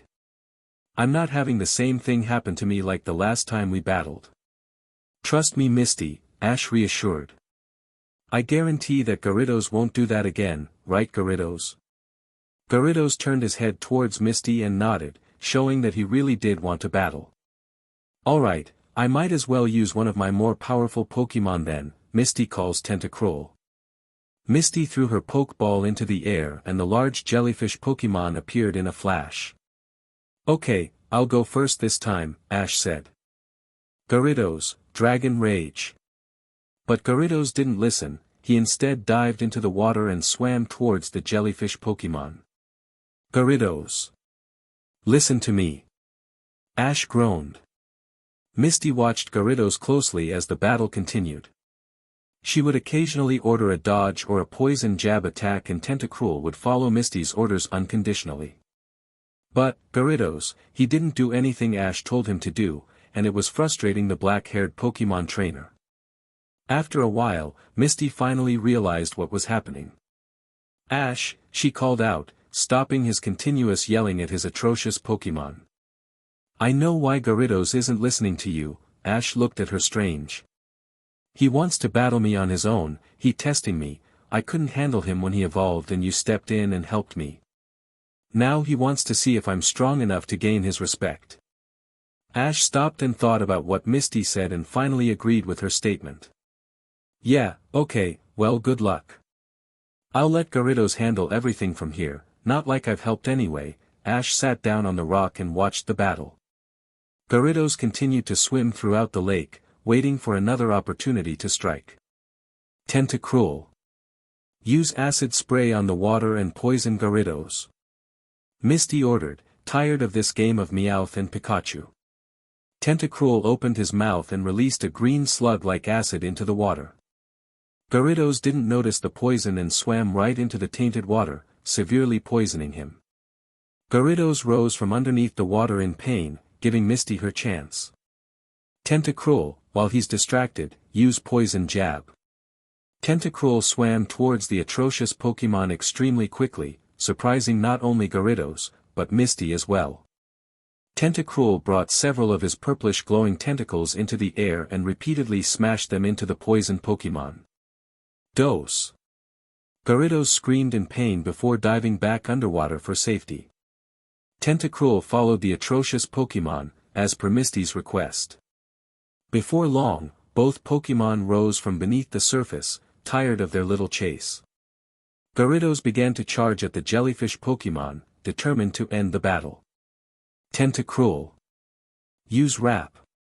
But everything didn't go according to plan for Gyarados as Tentacruel stopped the atrocious Pokémon's charge with his tentacles and wrapped them around Gyarados, causing him a lot of pain. Misty's next move shocked Ash. "Finish it with Hex," she ordered. Tentacruel's eyes began to glow purple and a purple aura surrounded the atrocious Pokémon. Gyarados screeched in pain as the attack caused double the damage due to his poison status. Tentacruel let go of Gyarados once he had finished the attack and swam back towards Misty. She watched as the atrocious Pokémon stopped yelling in pain and glared at her, before stopping, nodding in respect and fell over, fainted with swirls in his eyes. Gyarados, return. A beam of light shot out of the Pokeball Ash was holding, absorbing the atrocious Pokémon. "Congratulations, Tentacruel." Misty yelled before returning her jellyfish Pokémon. "That was great, Misty," Ash said as he approached her. "When did you teach Tentacruel Hex?" "He learned it about a week ago," Misty answered as she jumped off the rock and walked back to their picnic site. "I think it's time to go," she continued, looking at the darkening sky. "Yeah," Ash agreed, before they got changed and left, while Pikachu slept on the blanket they had bought. "So what are you showing me now?" Brock asked as they rode the elevator of the tallest building in Hop Hop Hop Town. "You'll see," Zoe winked. The elevator stopped and the doors opened to the top floor of the building. "Now, close your eyes." "Okay," Brock said, following her instructions. She guided him to a small bench in the room and sat him down. No, peeking, Zoe said as she sat down next to him. Okay, you can open them. Whoa, Brock gasped as he saw the sight in front of him.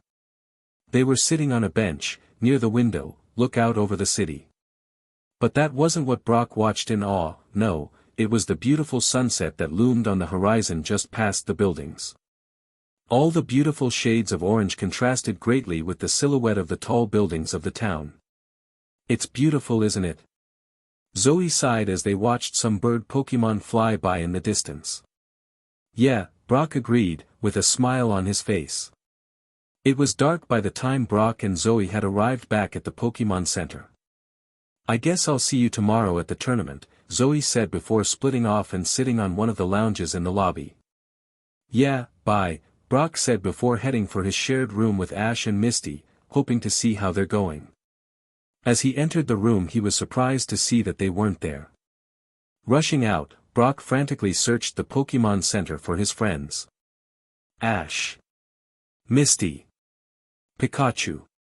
Brock yelled when he returned to the lobby. What's wrong, Brock? Zoe asked, looking at her friend. I can't find Ash or Misty. Brock urgently explained. I shouldn't have left them, Arceus knows where they could be now, they could be hurt, or worse. He was internally scolding himself for being so stupid. He was their guardian, and he had no idea where they were. Relax, Brock, Ash said as he and Misty entered the Pokémon Center, Pikachu on his shoulder and carrying the stuff from the picnic. Relax. Brock angrily blurted out. Where have you been? You should have let someone know where you were going. We just went to the lake we passed on our way into town, Ash rebutted. We decided to have a picnic with the lunch you had made us and went swimming as well. You went swimming? Brock raised an eyebrow, crossing his arms over his chest.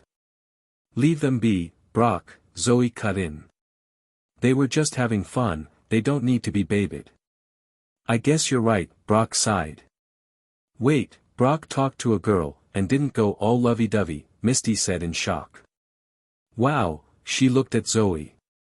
I don't know what it is about you but Brock has never acted this way around girls, was it you do, I don't need to grab his ear. Huh? Zoe asked. What are you talking about? Nothing, nothing at all, Brock blurted out, hurriedly grabbing Ash and Misty and dragging them away from his breeder friend. You're going to tell us about this, Misty said, crossing her arms and staring at the breeder, as they entered their room. Fine, Brock sighed, he didn't know where to start. Chapter 12, The Hop Hop Hop Town Water Tournament. It was the day of the water tournament and Misty was getting pretty anxious. She hadn't expected the tournament to be televised, the Sunnyshore's Town one wasn't. And what made it worse was that this tournament was far bigger than the previous one. The crowd was triple the size, but that wasn't the issue. It was the fact that if she was going to win she had to defeat 5 trainers instead of 3, and some of them looked pretty tough, and some were expected to place highly in the World Cup, or so the reporters said. That was another thing that had made Misty anxious, and really annoyed. The second Ash and his friends had entered the stadium they were swamped. The reporters wouldn't stop asking her, and Ash, questions. Questions about their lives, questions about their Pokémon, anything really, they were the children of current and former Pokémon masters after all. It had taken security and a couple of Officer Jennies to quell the crowd of reporters and let Ash and his friends through. They were currently in the trainer's room, Ash and Brock saying their goodbyes and good lucks before separating. Are you sure I can do it? Misty worriedly asked as Ash and Brock turned to leave. I'm sure you can, Ash answered, turning around to face his best friend. Look, Ash sighed when he saw the worry in Misty's face. It doesn't matter how you go in the tournament, it's how much fun you have. What do you mean? Misty asked, wishing she had a small Pokémon to hug at that moment, staring at the floor. If I don't do well, then those reporters will be over me like a pack of vultures. Don't think about them, don't think about the competition, just remember what you told me, Misty gave Ash a questioning look. You have to get to the World Cup your own way, and besides, even if you lose you're still young and learning what it takes to be a strong Pokémon trainer. There are plenty of water tournaments you can enter to gain access to the World Cup. How many water tournaments are there between now and the World Cup, Brock? Misty asked, watching the breeder read the tournament guides. According to this, Brock answered, pointing at the guidebook. There are a total of 3 water tournaments held every week all around Kanto and Johto. Really? Misty perked up at this. Yep, Brock answered. We just have to be in a town that's holding a water tournament and you can enter. See, there's nothing you need to worry about, Ash encouraged. If you lose here there is always next time. Yeah, I guess so, Misty half smiled. So, do you know which Pokémon you're going to use? Brock asked, trying to change the subject. Yep, Misty happily smiled. Ash and Brock couldn't help but notice the change in their friend's demeanor. In the first round I'll use Horsia. Then in the second I'll use Goldeen and Staryu, and after that I'll use my more powerful Pokémon depending on whom I'm versing and how strong their Pokémon are. That's the spirit. Ash excitedly exclaimed. Misty giggled at her friend's antics. Brock and I will go now, good luck, Ash continued as he and Brock turned and left. Welcome ladies and gentlemen to the Hop Hop Hop Town Water Tournament, the announcer's voice boomed through the speakers of the stadium that held thousands of spectators. Before you we have 32 Pokémon trainers all hoping to win today's water symbol and get one step closer to the World Cup. The crowd cheered as the trainers entered the stadium. Some were new, like Misty, while others were considered veterans and were not only expected to finish well, if not win, the water tournament, but to also place highly in the World Cup itself. Clearly Misty was going to have her hands full if she was to win today. But the conversation with Ash and Brock had really helped her confidence, and she really believed she could do well in the competition. Let round 1 begin, the announcer finished. This will be a one-on-one Pokémon battle between Misty Waterflower from Cerulean City and Hannah from Pastoria City, the referee raised his flags. Misty has the first move, the ref continued after the randomizer chose who would have the first choice. Please choose your Pokémon. Misty calls Horsia. Misty yelled, releasing the dragon Pokémon into the massive pool that covered most of the battlefield. Interesting choice.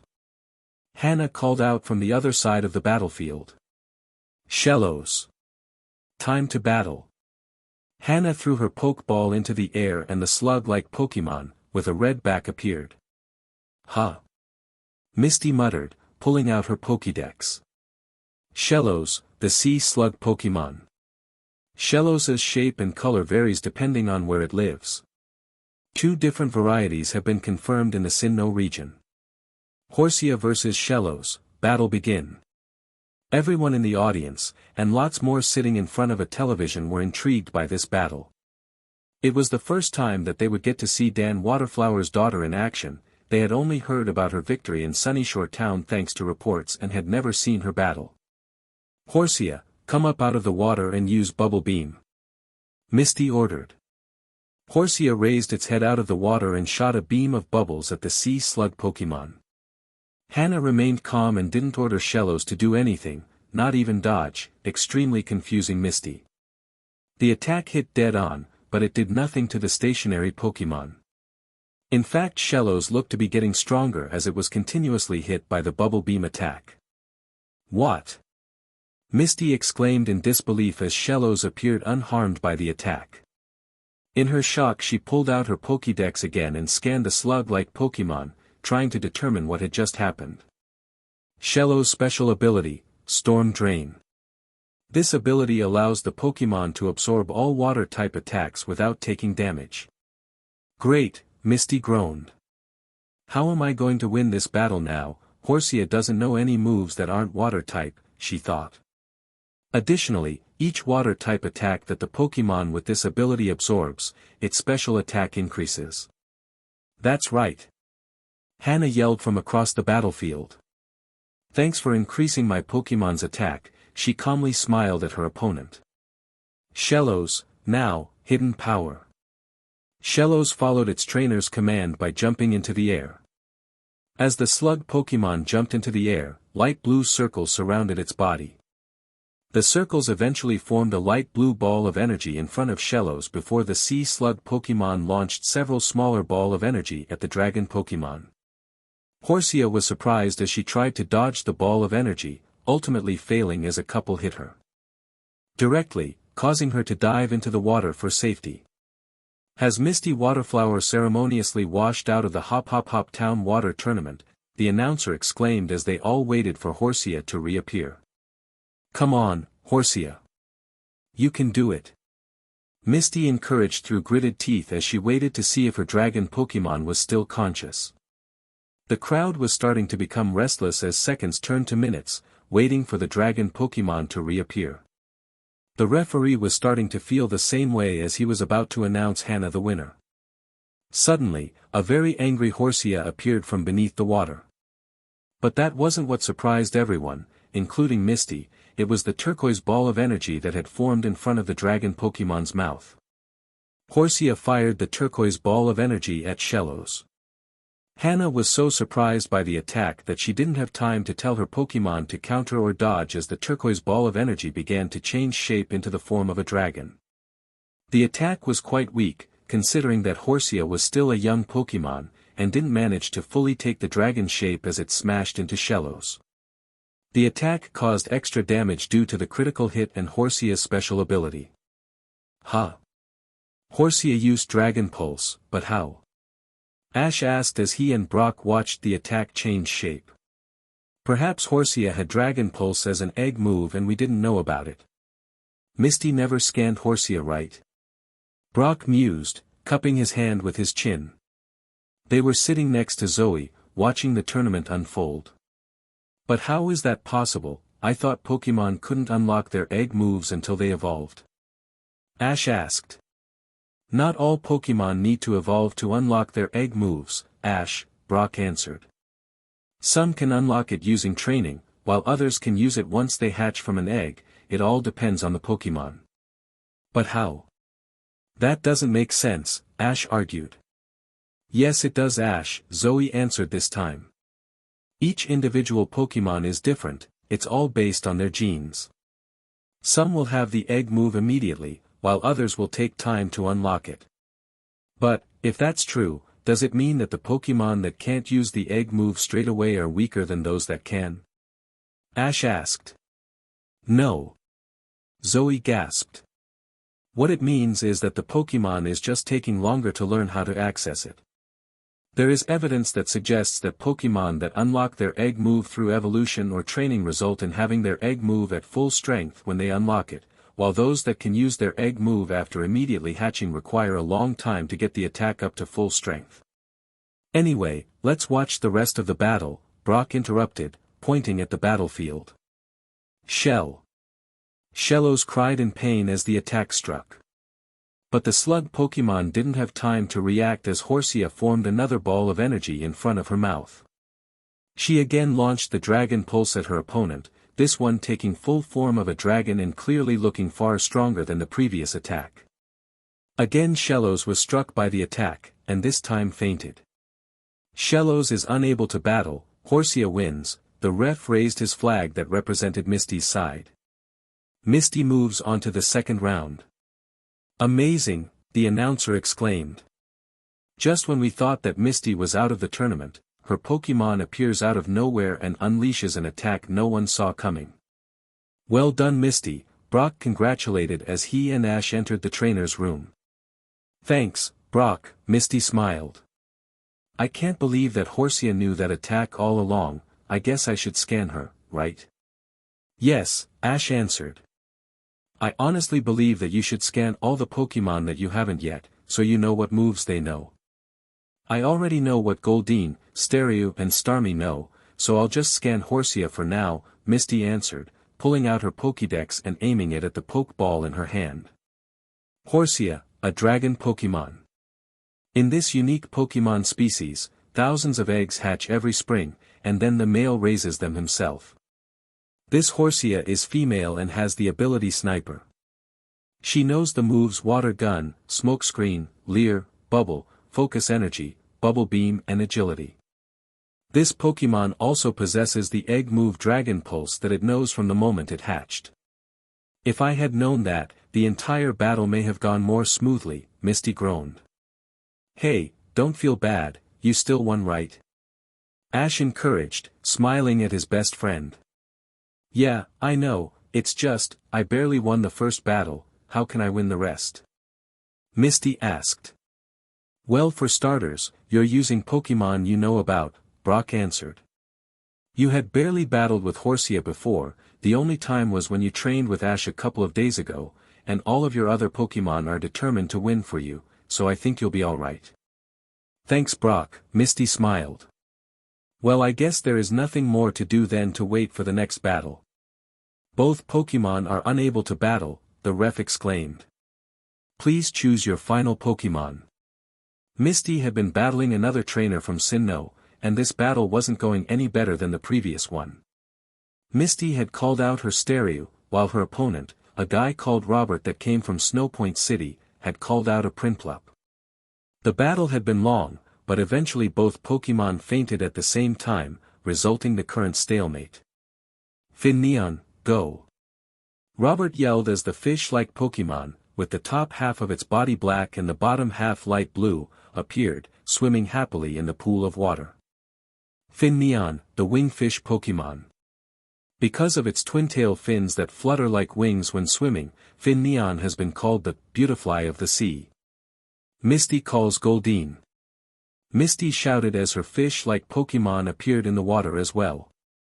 It looks like a battle of fish, the announcer exclaimed. Let's see how this turns out. Goldeen vs Finneon, battle begin. Finneon, don't let them get the first hit in, use Pound. Robert ordered. Finneon took off extremely fast, racing towards Goldeen.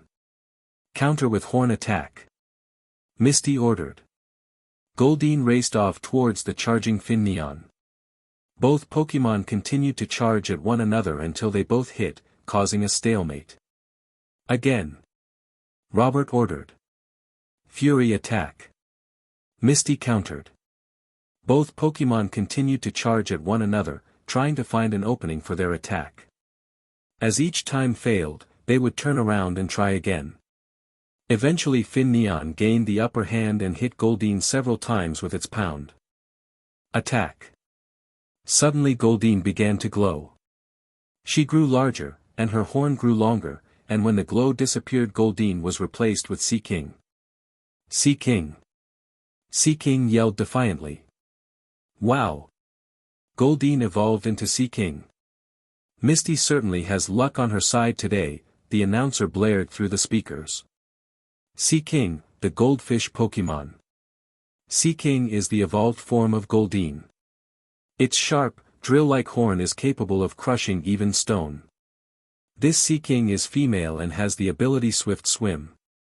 Upon evolution she learned the moves Waterfall, Horn Drill and Agility. Sea King, use Agility to speed yourself up and use Horn Drill. Misty ordered. Sea King raced through the water, disappearing and reappearing every so often. You have to move Finneon, it's the only way you will have a chance to dodge the attack. But by the time Finneon started to move, Sea King had appeared right beside the wingfish Pokémon, her horn spinning rapidly. Sea King smashed her spinning horn into Finneon and sped away, before reappearing on the other side and hit the wingfish Pokémon again. This continued until Finneon was extremely tired, and Misty knew it was time to end it. Sea King. Misty called out, cutting off her Pokémon's attack. Use Waterfall and rise into the air, then come down on Finneon with Drill Peck.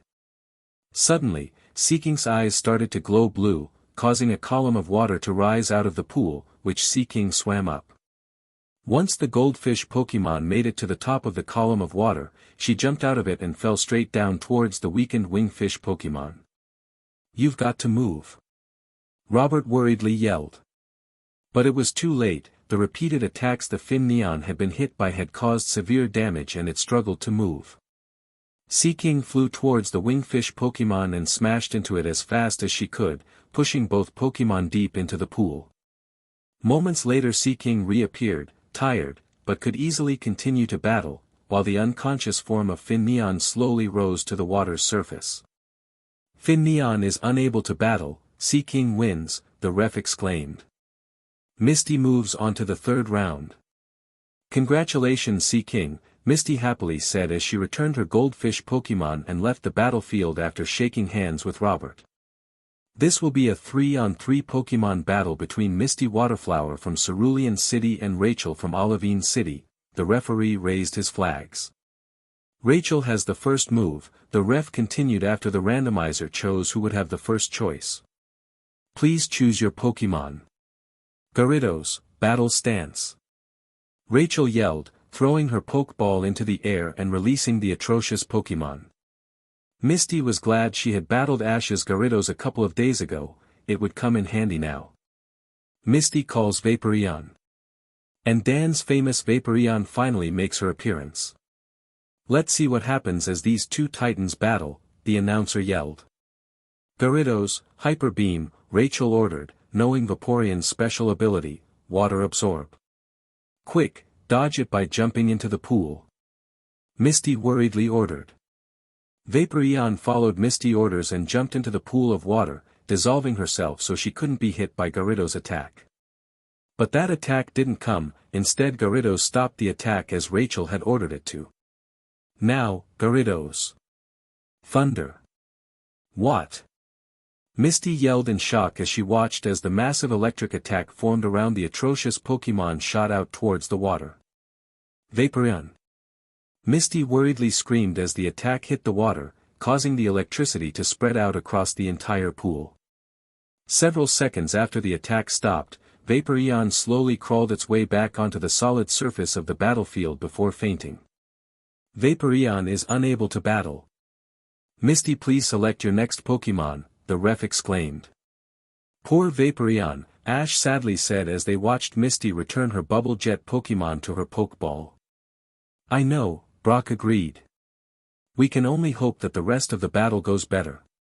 I guess I'm going to have to use speed against this Pokémon, I have to find a way to dodge the attack, Misty thought as she searched through her Pokeball. After a few seconds of thinking, she finally came to a decision. Misty calls Wingull.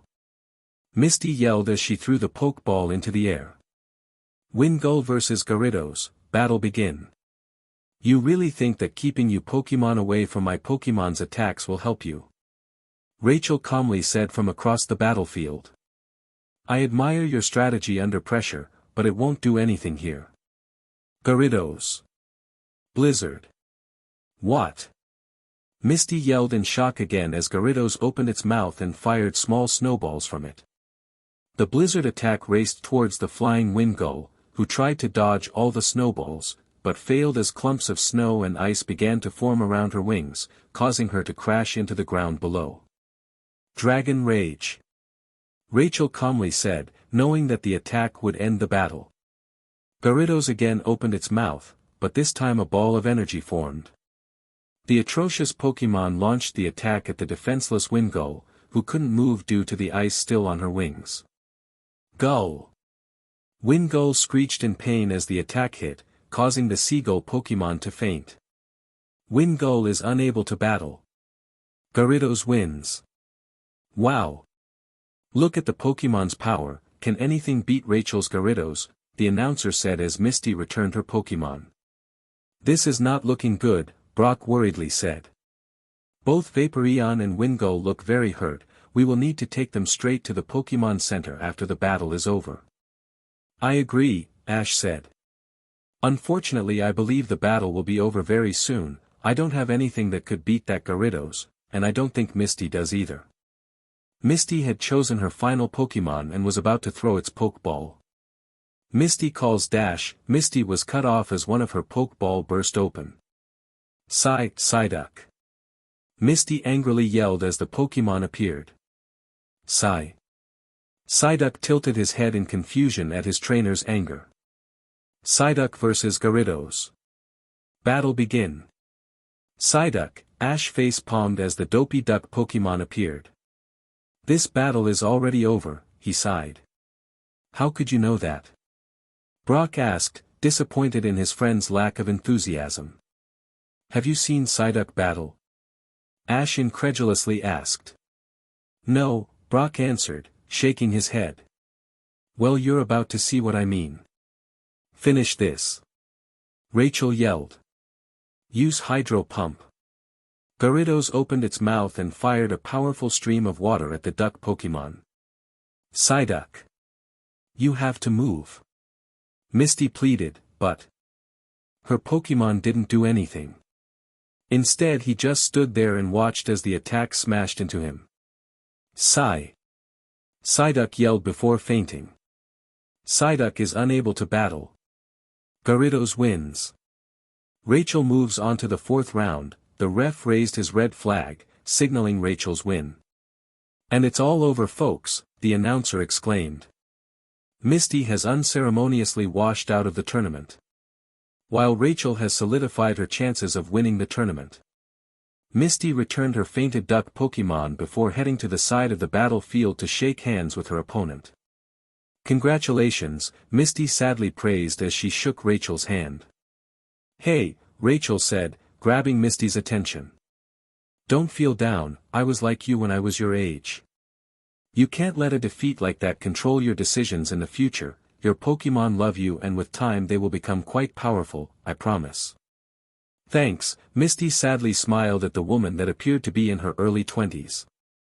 "But I need to get my Pokémon to the Pokémon Center, they need desperate medical attention, they're pretty hurt." Misty turned and left the battlefield before she started crying. A defeat like that was horrible, and she blamed herself. The tears started to flow freely as she ran towards the Pokémon Center. Chapter 13, The Breeders' Convention. Misty rushed into her room in the Pokémon Center, slamming the door shut behind her. She let the tears flow freely once she had closed the door. She leaned against the wall and fell to the ground as she thought about what had just happened. When she had taken her Pokémon to Nurse Joy, she was told that her Pokémon were worse off than expected. Not only were her Pokémon extremely tired, some of them would need intensive care for the next few days. Vaporeon still had electricity in her body, causing her to be in continuous pain, while Wingle's wings were still frozen and would take a long time to defrost and recover. Although he took a powerful hit, Psyduck appeared to be okay. But it was clear that it would be a few days until her Pokémon would be fully healed, and even more until she could train them again. But did she want to train them? Did she have the right to? Did they want her to train them? Was she worthy of being a trainer? Their trainer? After all, she was the one that had caused them to be in the state they are now. All this and more was flooding through Misty's mind as she pulled her legs up to her chest and hugged them tightly. Misty didn't know how long she sat there crying, it felt like hours to her, but the sudden knock at the door broke her out of her trance. "Misty," she heard Ash's worried voice travel through the door. "Can Brock and I come in? We want to talk to you." Misty didn't understand why Ash and Brock hadn't just opened the door. It wasn't like this was her own room, they were sharing it. They didn't have enough money to buy separate rooms and had to pull together to buy this 3-bedroom one as it was. She first thought that they may have been polite to her, but when she looked up at the door she understood why they couldn't enter. It was locked, and she had the only key. "Please, Misty," she heard again. "We're really worried about you. Nurse Joy told us about the condition of your Pokémon." She remained silent and motionless, continually staring at the doorknob. She didn't know whether she wanted to let them in or not, at least not for now. "Misty," came Brock's voice. "We know you're upset, and that you want to be alone, but you can't bottle yourself up like this, it will only make the pain feel worse." This cut Misty out of her trance again. Deciding to let them in, Misty shakily got to her feet and unlocked to the door. She didn't even listen to them enter as she walked towards her bed and sat down, trying to prevent more tears. The moment Ash and Brock saw Misty's expression they knew this would be an uphill battle to try and comfort their friend. She didn't pay any attention to them, and instead stared dejectedly at the end of her bed. Ash sat on his bed, trying to think of something to say that would cheer up his best friend, while Brock leaned against the wall near the door, surveying the whole situation. It was not your fault, Ash soothingly said after several minutes of silence. Not my fault. Misty angrily screamed. Ash knew that her anger was not directed at himself, but instead herself, so he sat silent as she continued to yell. Of course it was my fault. I was the one that decided to continue the battle after Vaporeon was severely injured. I could have called off the battle, forfeited, but I didn't, and another Pokémon was hurt because of it. She laid back on her bed. Not my fault, she incredulously whispered, closing her eyes. Ash took a worried glance at Brock after Misty had finished her outburst. They knew Misty would blame herself for her Pokémon's well-being. To her she was their mother, and mothers protect their children, not hurt them. But what Ash knew, and Misty failed to see, was that in Pokémon battles there are always risks. He realized this after what happened to Pikachu in Lavender Town. Pokémon don't battle because they are told to. They battle because they want to become strong. They battle because they want to form a close bond with their trainer. And above all else, they battle because they want to make themselves proud, to make their trainer proud. And as Pikachu had once told him, they know the risks every time they go into battle, and they are willing to take it. But Ash didn't know how to put it into words. He didn't know how to explain to Misty that her Pokémon battled because they cared. But perhaps he didn't have to. Perhaps he had someone that could speak for him. That was when he turned his head to look at his right shoulder. Pikachu sitting on top of it, sadly staring at his friend. Pikachu, Ash whispered, hoping to keep his voice low enough so that Misty couldn't hear. Could you talk to Misty? I think you and her Pokémon will have a better chance at comforting her. Pikachu nodded and jumped off his master's shoulder. I think it will have to wait, Brock said as he watched Pikachu jump onto the bed. She's asleep. I guess the stress of the day must have taken it out of her. Yeah, I guess so, Ash agreed. How about we leave Pikachu here with her and go and check on the Pokémon? Brock suggested. Okay, yeah, that's not a bad idea, Ash said, walking towards the door. Stay here Pikachu, and when she begins to stir, talk to her. Help her. Pikachu nodded, sitting down next to Misty. Pikachu sat there for hours, never taking his eye off Misty, calmly waiting for her to wake up. Ash had entered once to place a couple of Misty Pokeball in her bag, and left shortly after when he realized that Misty was still asleep. Suddenly, Misty began to stir. Pikachu quietly approached his master's best friend and licked her cheek, hoping to wake her up quickly. Huh? Misty drowsily whispered. Pikachu, her eyes fluttered open. Why are you here? Pikachu Pikachupi, Pikachu said, liking her cheek again. Why should you be concerned about me? I'm a terrible trainer, you should be looking after Ash, not me, she rebutted, still not wanting to talk. Pikachu disagreed, shaking his head to emphasize what he thought. Pikachu cha pai, Pikachupi. Well they should. I don't deserve to be their trainer if I let them get hurt the way I did. Pikachu sighed, he wasn't getting through to the red-headed Pokémon trainer. That's when he thought of an idea. If he couldn't, perhaps Misty's Pokémon could. He jumped off the bed and grabbed Misty's bag. Pikachu, what are you doing? Misty asked as she watched Pikachu search through her bag.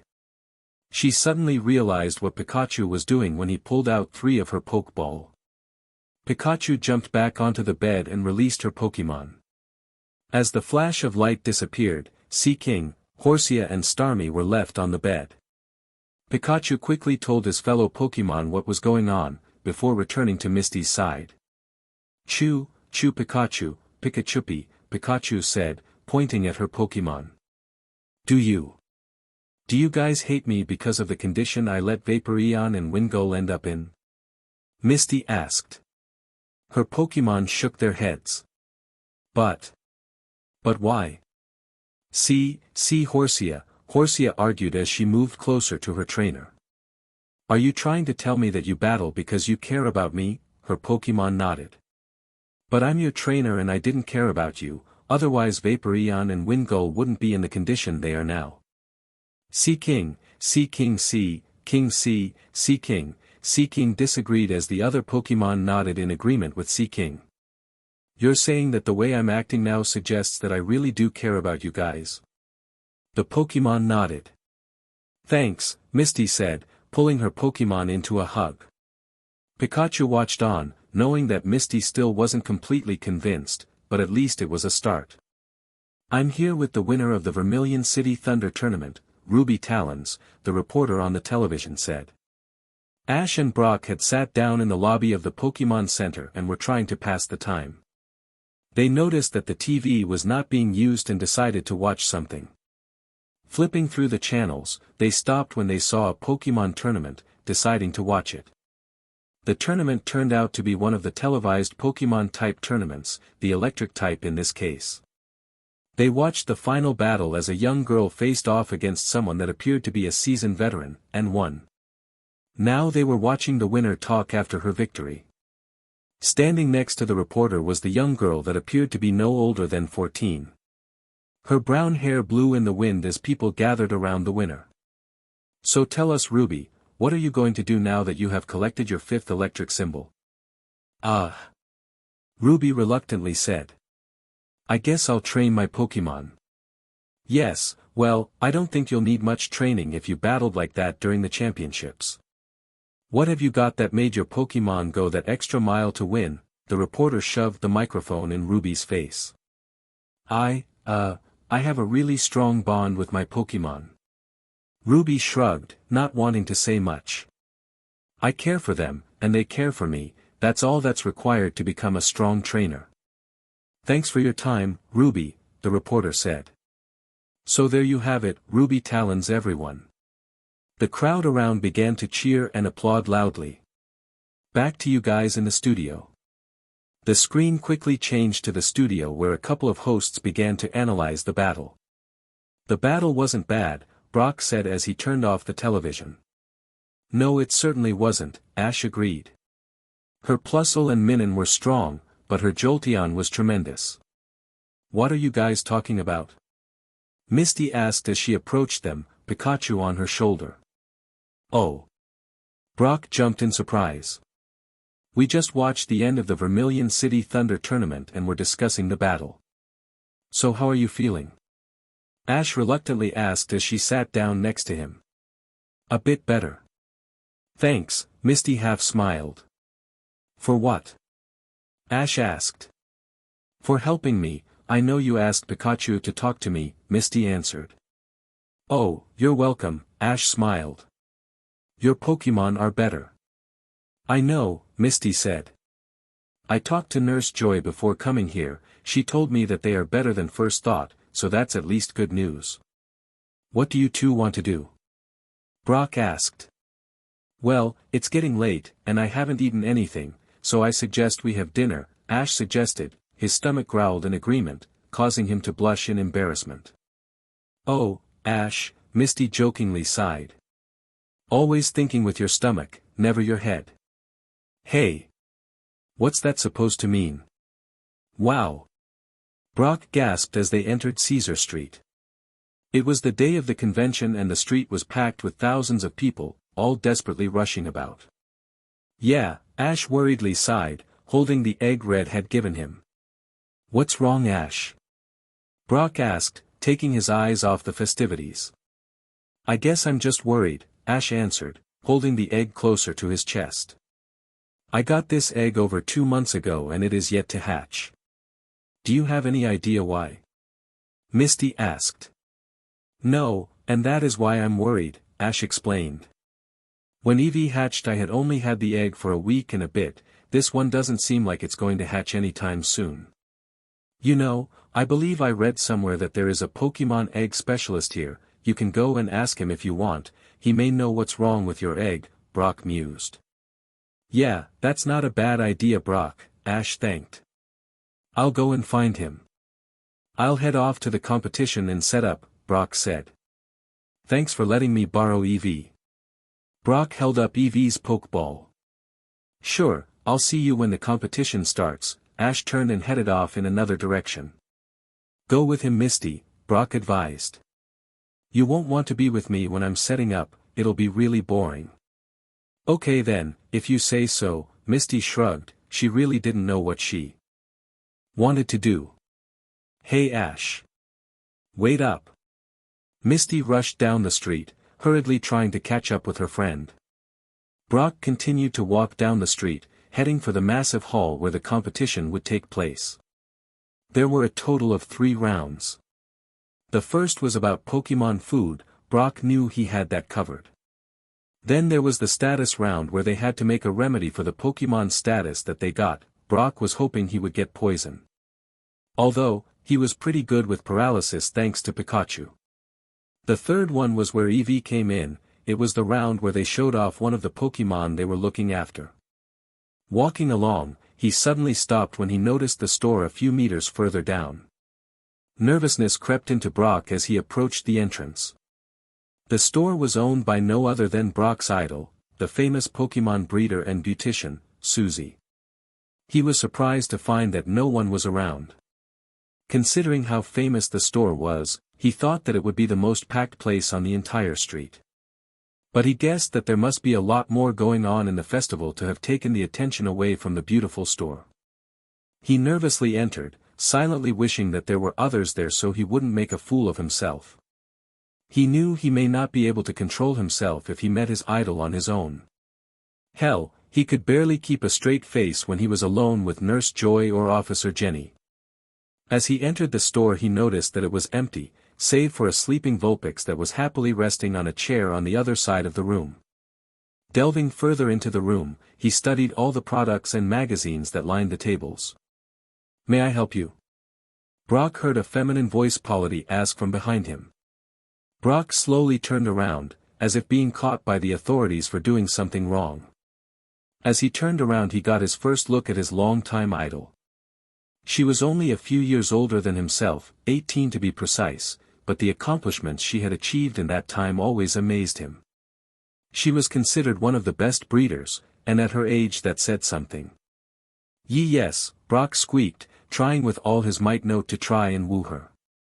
But it was like being pulled towards a black hole, it was inevitably going to happen. And one look at her long teal-colored hair drove him over the edge. My name is Brock, nice to meet you Susie. I wanna breed like you. I mean I want to be a breeder like you, he hurriedly stuttered, losing all composure. It's very nice to meet you Brock, Susie happily said. I'm flattered you want to make me your model dash. Yes I want to model you, I mean I'm flattered that you're flattered. I mean your Vulpix is nice, Brock spluttered, hoping he may have saved himself. Yes, well, thank you Brock, Susie said, bewildered by what was going on in front of her. She's just resting at the moment, but she will be ready for the competition. You're entering. Brock was shocked. It was a small competition, and he didn't expect one of the most famous Pokémon breeders to enter. Oh, no, Susie politely answered. Vulpix will be judging the first round, she and a couple of other Pokémon will be eating the food that the competitors make. Oh, that's good then, Brock sighed, happy that he wasn't going up against his idol. I'm wondering why no one is in the store today. Brock asked, slowly moving his head around to emphasize what he was asking. The store is closed for the afternoon, Susie simply answered. Because I will be one of the judges I can't have the store running at the same time. But why is the door unlocked then? In case any aspiring breeders like yourself. Brock blushed.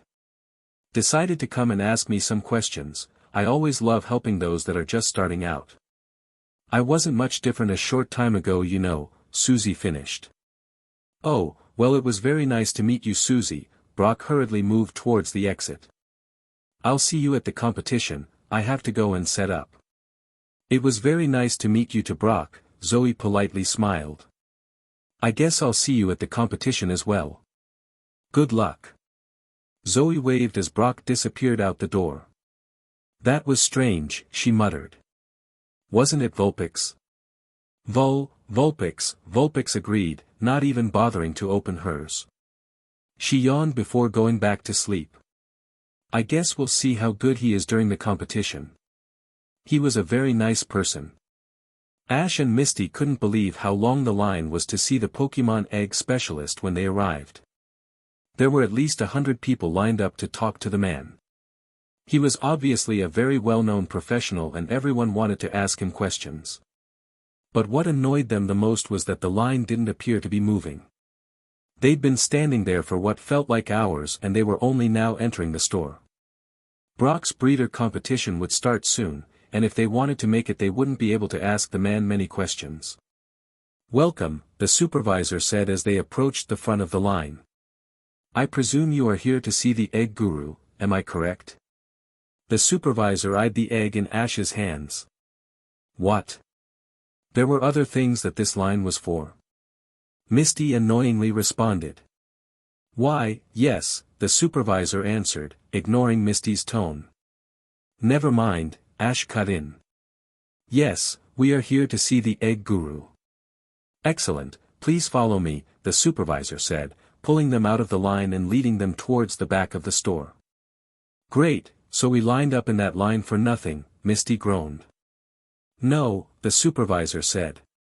"Most of the people in the line are here to see the egg guru, but the people in front of you are lined up to buy something from the store." "Oh," Misty muttered. "Here we are," the supervisor stopped and pointed behind the curtain.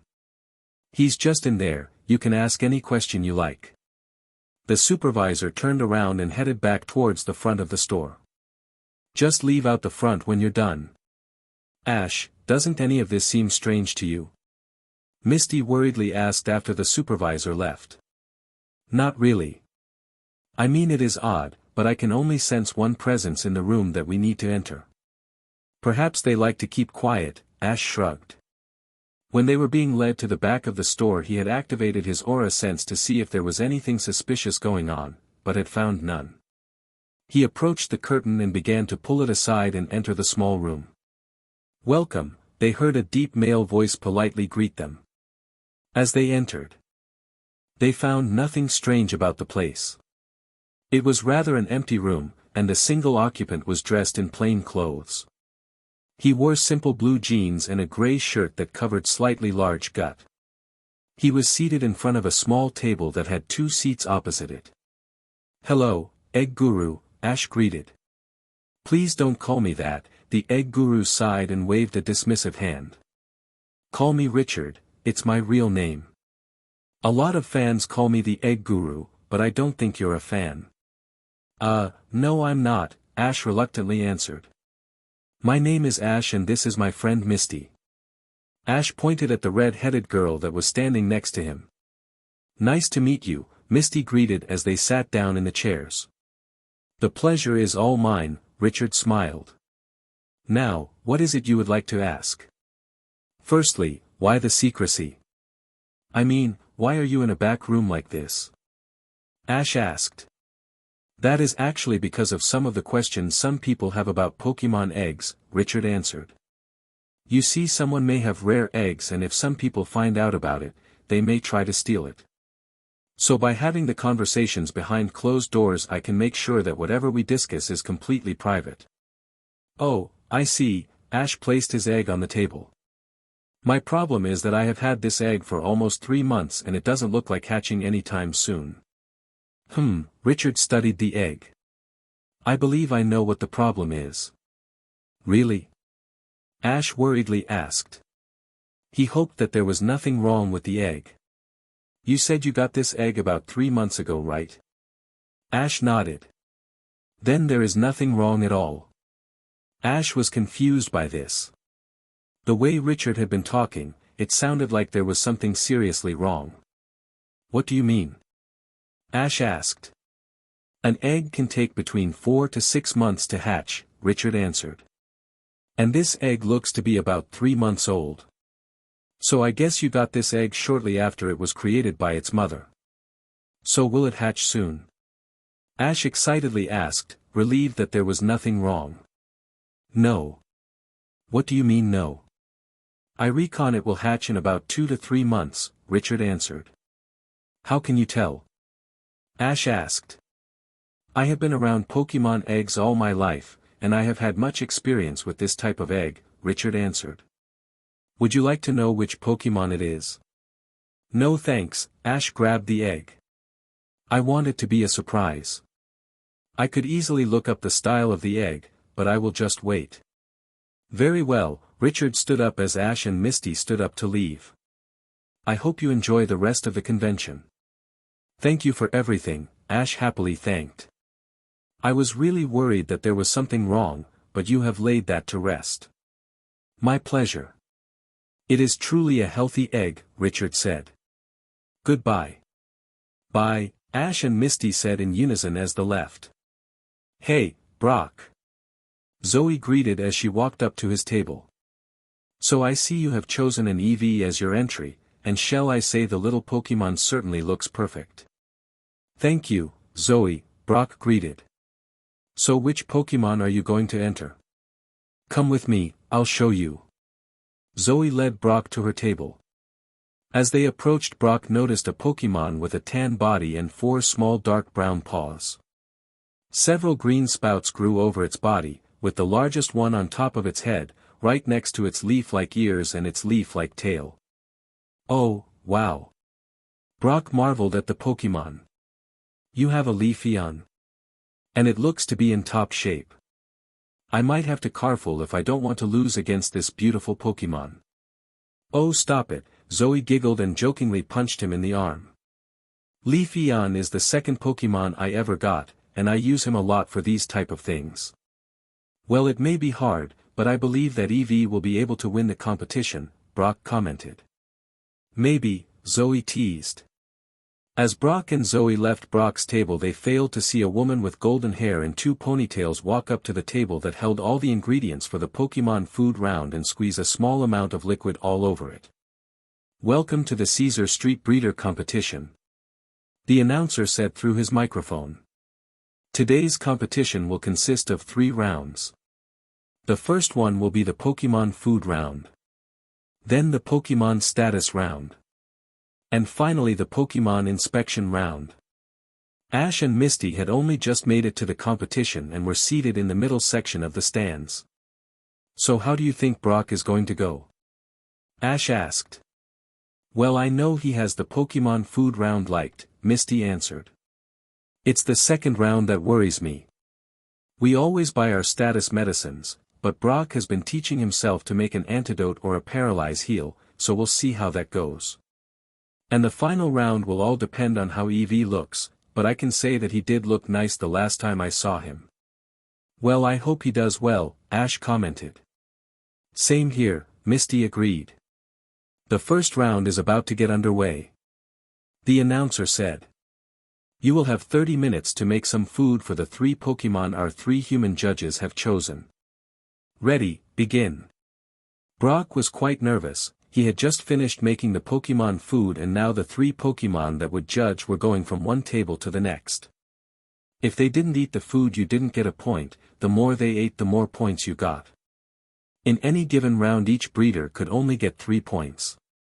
In the first round it was quite simple, 1 for eating it, 1 liking it, and 1 for all the other Pokémon eating it after the main 3 had gone through each table. Brock watched as the 3 Pokémon smelled the Pokémon food on the table next to his. There was Susie's Vulpix, a Shinx and a Mudkip. They obviously didn't like the smell of the food, as they raised their noses into the air and moved on. Although Vulpix hadn't eaten any of the competitors' food since the round of testing had begun. They had finally arrived at Brock's table, and he could have sworn he was sweating bullets because of how nervous he was. But his nerves were laid to rest when all 3 Pokémon, including Vulpix, much to the surprise of Susie, began to dive into his food after smelling it for a second. The judges almost had to pull their Pokémon away from Brock's food as they continued to eat. But the 3 Pokémon stopped and continued on to the next table. After the 3 Pokémon had gone to each table, a group of supervisors took the food from each table and placed it randomly on the ground. Then each Pokémon was allowed to approach the food and eat the ones they liked.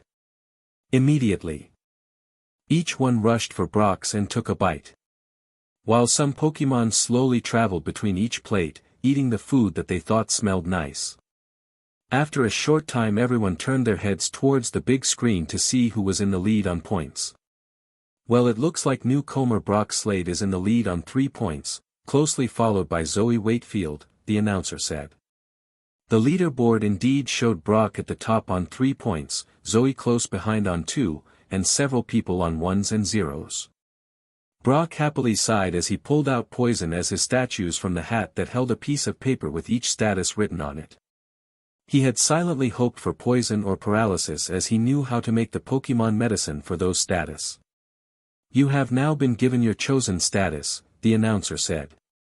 You will have 30 minutes to make the Pokémon medicine. Ready, begin. Brock quickly rushed off to the table that held the berries that could be used in the medicine. He studied all the different colored berries, ranging from reds to yellows and much more, until he saw the ones he was looking for. He quickly picked up several pink heart-shaped berries with leaves on them, and a couple of green-colored berries as well. Pecha berry and lum berry, perfect, Brock mused. He quickly grabbed some other ingredients and ran back to his table. As he placed all of his ingredients on the table, he looked up and noticed that Zoe was carrying similar berries to the ones he was carrying. Got poison too? Brock asked as she walked by. Was all Zoe said in her concentration as she disappeared to her table. Brock didn't know why she could so openly talk to the girl, considering how he acted around all other beautiful women. Perhaps it was because they had something in common. But he had that with Susie and he could barely control himself then. Maybe because I see her as my idol, Brock mused as he mashed up the berries. He decided to let it go for the moment and continue with the task at hand.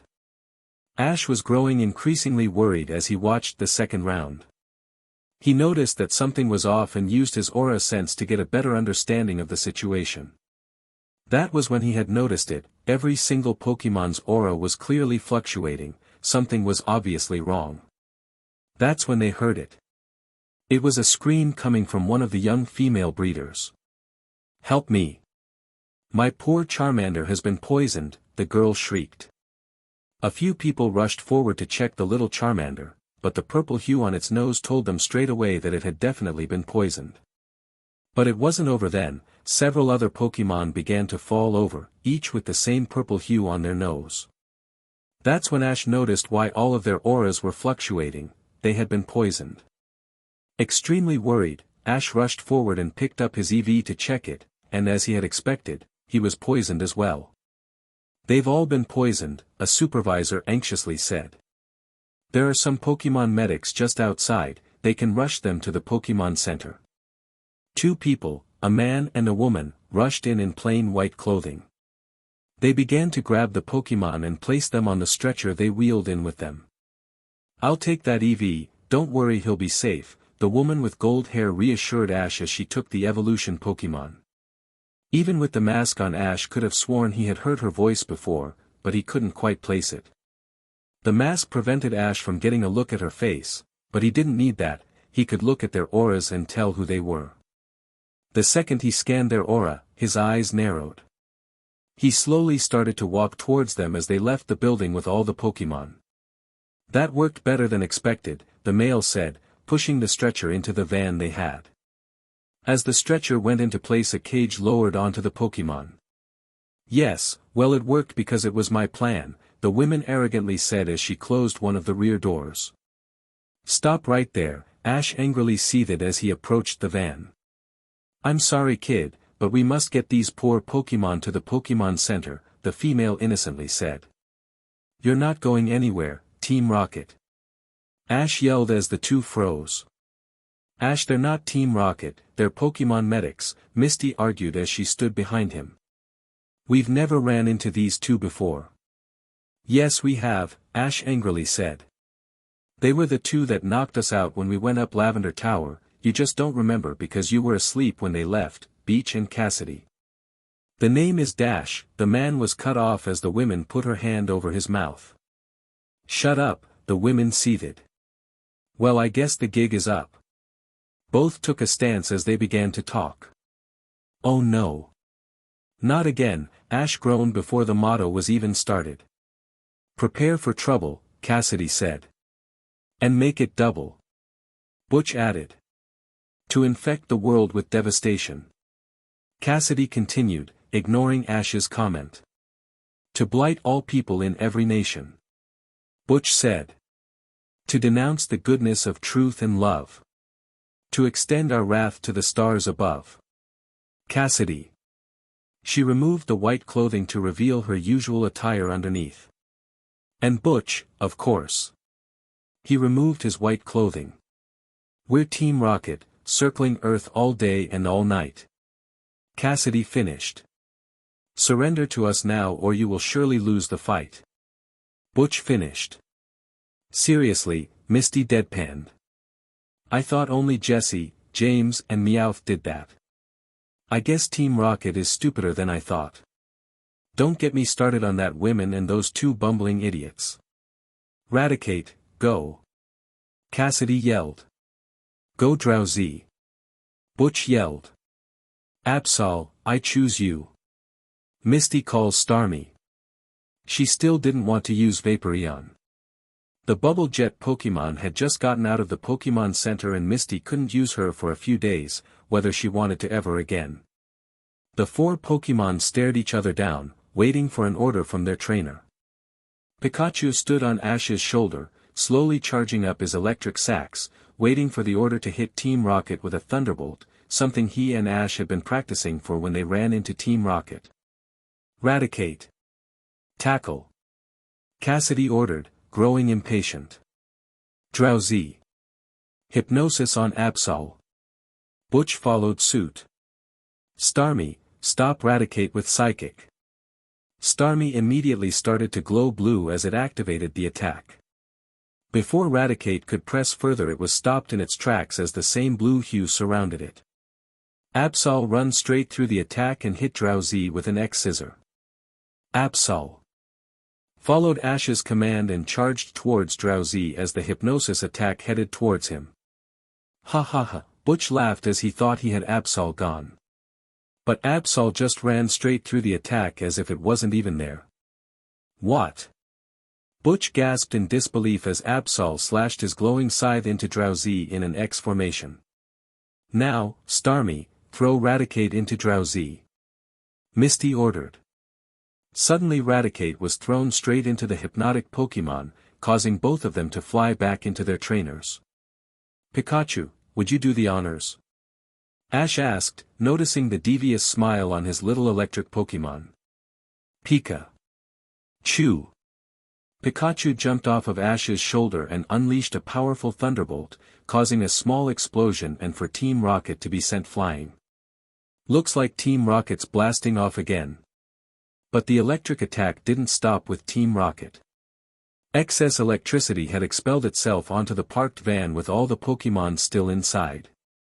Smoke quickly rose from the engine and everyone knew that it would soon explode once the electricity hit the fuel. Brock rushed forward and opened the van's rear doors as Ash and Misty returned their Pokémon. Grabbing hold of the cage the Pokémon were trapped in, Brock quickly tried to pull it upwards. But after a few attempts he finally raised the cage and allowed the Pokémon to escape. The Pokémon ran for their trainers as the van started to smoke more. Brock finally let go of the cage after the last Pokémon he could see had escaped. He rushed back towards the building, hoping to avoid the explosion. But he was stopped when a panicked Susie approached him. Have you seen Vulpix? She worriedly asked. No, Brock answered.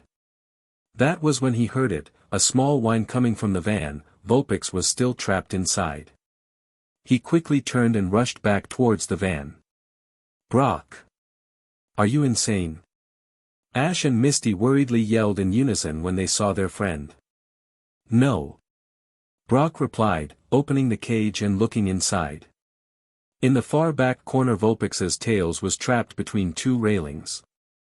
He climbed deeper into the cage and patted the scared Vulpix, trying to calm her down. This will only hurt a bit, Brock whispered as he grabbed the top railing so he could lift it up. Vulpix whined, very frightened. Brock raised the railing and grabbed Vulpix with his free hand. He quickly made his way back towards the rear of the van. As he raised the cage so he could exit he noticed that the smoke was increasing, the van was about to explode. He quickly scooted through the exit and began to run towards the building. But he didn't make it as the van exploded behind him. The resultant shockwave threw him through the entrance to the building where everyone else was watching on. "You idiot!" Misty angrily said as she rushed to his side.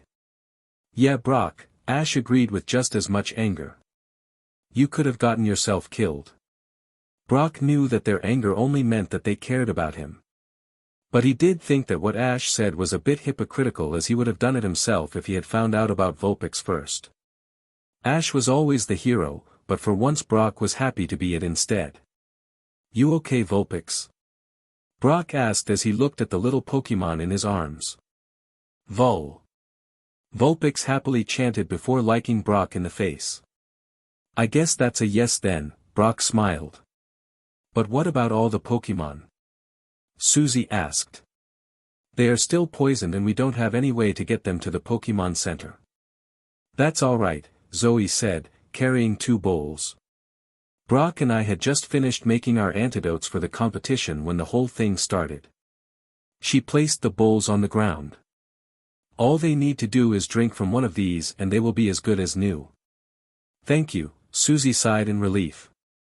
The 3rd round had just finished and all the Pokémon were good as new after drinking from one of the bowls Zoe and Brock had made. Shortly after, all the Pokémon were inspected by the judges and the final scores were about to be announced. "It appears we have a tie for first place," the announcer said. Coming in first with a total of 8 points, Brock Slate and Zoe Wakefield. Both breeders stepped forward and greeted the crowd. "Luckily we have 2 trophies for the winners and the prizes will be divided up evenly with each getting the combined first and second place prize pool," the announcer continued. "Can we get a round of applause for both breeders?" The audience cheered extremely loudly. Louder than Brock and Zoe had expected. But they guessed it must have been because they had saved their Pokémon. "I guess I only got 2 points in the final round while you got 3, Brock whispered as he waved to the crowd. They had both received 3 points in the second round and had left Zoe 1 point behind going into the last round. "I guess so," Zoe agreed as they accepted their trophy and prizes. "Hello Susie," Brock smiled as he and his friends left the building where the competition was being held. "Hey," Susie greeted. "Brock, I was wondering if I could ask you something." "Go ahead," Brock encouraged. "I'm wondering if you would like to take Vulpix. She doesn't really eat any of the food I give her, and she has become really fond of you," Susie explained. Brock contemplated it. "I suppose so, only if you both agree to it. We have, and I think that Vulpix can go further with you than with me." Susie placed Vulpix in Brock's arms and then handed him her Pokeball. "And congratulations on winning the competition." "Thanks," Brock smiled as they split up. "Why are we here?" Meowth whined as the Rocket Trio entered the small warehouse. "We're here to collect the stockpile of explosives Giovanni had left for us," Jessie answered, using her torch to search the large darkened building. "But why?" James asked, weary of causing anything that could get him into trouble with the boss. "Because we have to help a small team of grunts capture some Pokémon," Jessie answered. "Eureka!" she yelled once she laid eyes on the wooden crate they had to pick up. "Where are we going to use it?" Meowth asked, looking at the crate. "A few places," Jessie answered, opening the crate and inspecting the explosives. "But first." She paused for dramatic effect with James and Meowth. "Come on, tell us already will ya?" Meowth impatiently said. "We're disrupting the Safari Zone." Chapter 14, The P1 Pokémon Grand Prix. It was a fine afternoon when Ash, Misty, and Brock decided to stop and have lunch. They were currently walking along the route that would lead them to Fuchsia City, and subsequently the Fuchsia City Gym. They were all in high spirits after leaving Hop Hop Hop Town. Misty was starting to get over her doubts about being a trainer after convincingly beating Team Rocket, while Brock was over the moon after winning the breeder competition. And Ash, well, what else could be said about Ash other than the fact that he was excited to finally be back on the road heading to the next gym. "So Ash, do you know which type of Pokémon the Fuchsia City Gym uses?" Misty asked, taking a bite of her sandwich. Well, no, Ash embarrassedly grabbed the back of his head. I haven't actually thought about that. All I've thought about is getting there. According to this guidebook, Fuchsia City Gym specializes in poison types, Brock answered, studying the Kanto region guidebook. Poison types, Ash muttered, in deep thought of which Pokémon to use. You don't need to worry this moment, Ash, Misty said, realizing that she had caused her best friend to become worried. It'll be a while before we reach the gym.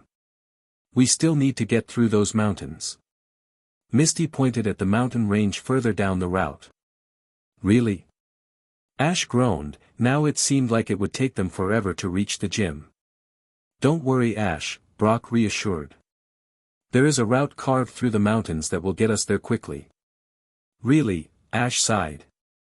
It looked like it would be a couple of days' walk just to reach the base of the mountains. Indeed, it had seemed like a long trip so far. They left Hop Town a few days ago, and since then they haven't ran into any form of civilization, not even a Pokémon Center. Luckily for them, Brock's prizes had so far come in handy. The extra Pokémon food had helped, but it was all the status medicines and potions that had really saved them. Because of the amount of time between towns and Pokémon centers, when it came to training their Pokémon they had to be extra careful. But injuries would always arise from Pokémon training no matter how safe you were. As Ash, Misty, and Brock were discussing what they were going to do for the rest of the day, they failed to realize that Vulpix was slowly making her way towards Pikachu's Pokémon food. Pikachu gave off a warning thunder shock as Vulpix began to eat his lunch. Vulpix, Brock sighed. That is not your food, he scolded, picking up the little fire type. If you wanted some more, just come and ask me. Never take any food that isn't yours. Vulpix seems to have been treated like a princess when she was with Susie, doesn't she?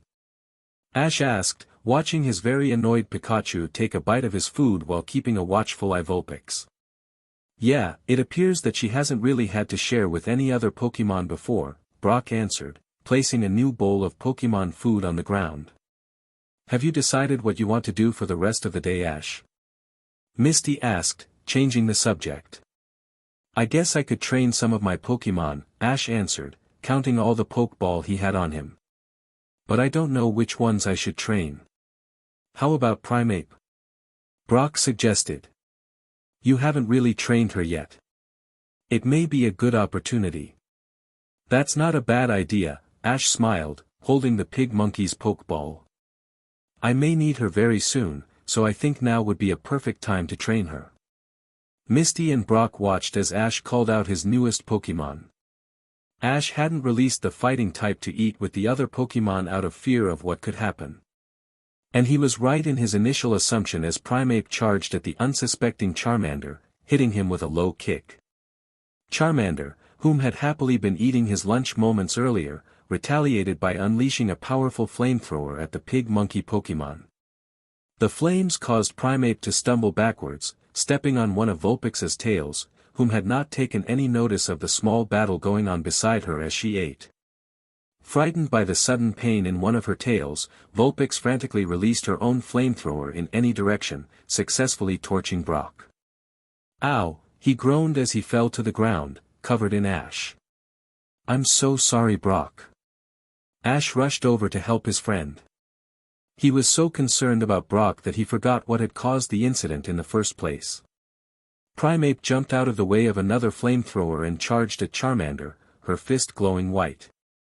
Charmander wasn't fast enough to move out of the way of the attack as Primeape smashed her glowing fist into him. But it wasn't over then as Primeape brought her other fist up, also glowing, and punched Charmander with another brick break. Ash, did Primeape know brick break when you caught her? Misty asked as she and Ash helped Brock up. I don't think so, why? Ash sighed when he saw the battle continuing. Because she just used it against Charmander, twice, Misty said. They watched as Charmander opened his mouth, his eyes glowing white and his tail flame growing in size, and a fiery orange sphere of energy formed. He waited until Primeape was close again and unleashed the ball of energy at close range, knocking over the pig monkey Pokémon. Primeape. Primeape defiantly yelled as she got to her feet. Primeape. Stop. Ash sternly yelled, but he got no response. Instead Primeape charged at Charmander again, who was ready to attack when Primeape got close. Primeape, return. Ash said as the Pokeball in his hand shot out a red beam of light and swallowed the pig monkey Pokemon. You too, Charmander. At least you know that Primeape has learned a new move, Misty said, trying to look at the positives of the recent fiasco. Yeah, but what's the point of Primeape learning a new move if I can't even control her, Ash argued. At least I'm trying to look at the positives of what just happened, Misty mildly angrily argued, placing her hands on her hips. You should always look for the positives in everything dash. Excuse me. A teenage girl interrupted. She appeared to be no older than Brock and had long dark red hair. I couldn't help but notice the small battle that just happened. Is that Primeape yours? Yes. Ash quizzically answered, wondering why a total stranger would ask about his Pokémon. As he waited for her reply he internally scolded himself for not sensing her presence earlier. He'd forgotten about keeping his aura sense up when he was distracted by Charmander and Primeape, something he now realized might become a problem. He didn't know where anyone was when his Pokémon began to fight. For all he knew, Team Rocket could have just sneaked up to them when he was distracted. He now realized that the next phase of his training would be learning how to keep his aura sense up at all times, especially when he wasn't focusing on it. I need your help. My father, he's a fighting-type Pokémon trainer and he is training his Hitmonchan for the Pokémon P1 Grand Prix. The what now? Ash asked. The Pokémon P1 Grand Prix is a Pokémon tournament only for fighting types. It's different from the ordinary fighting-type Pokémon tournaments where the Pokémon can only use fighting-type moves, the girl answered. Okay. Why do you need our help? Ash asked. My name is Rebecca and as I said before my father was entering the tournament. He hasn't been home in weeks. He's so concerned about winning the tournament that he hasn't visited my mother and I at all, Rebecca answered, nearly pleading. If my father was to lose he would return home. So please can you help me by entering your Primeape? Of course we would be willing to help such a beautiful young lady like yourself, Brock answered before Ash could, kneeling down and grabbing Rebecca's hand. I'm sure I can find a way. Brock, you don't have any fighting-type Pokémon, Ash's sweat dropped, while Brock fell over. Is he okay? Rebecca asked, pointing at Brock, who was still on the ground. He will be, Misty answered, grabbing Brock by the ear and lifting him to his feet. Come on, we need to talk. Brock followed Misty, being pulled by the ear was a very persuasive instrument. I think we can help, Ash answered. My issue is that Primeape won't listen to me, but I'll still give it a try. What did you and Brock talk about? Ash asked as he opened his eyes after his late afternoon meditation. They had earlier arrived in the town where P1 Grand Prix would take place.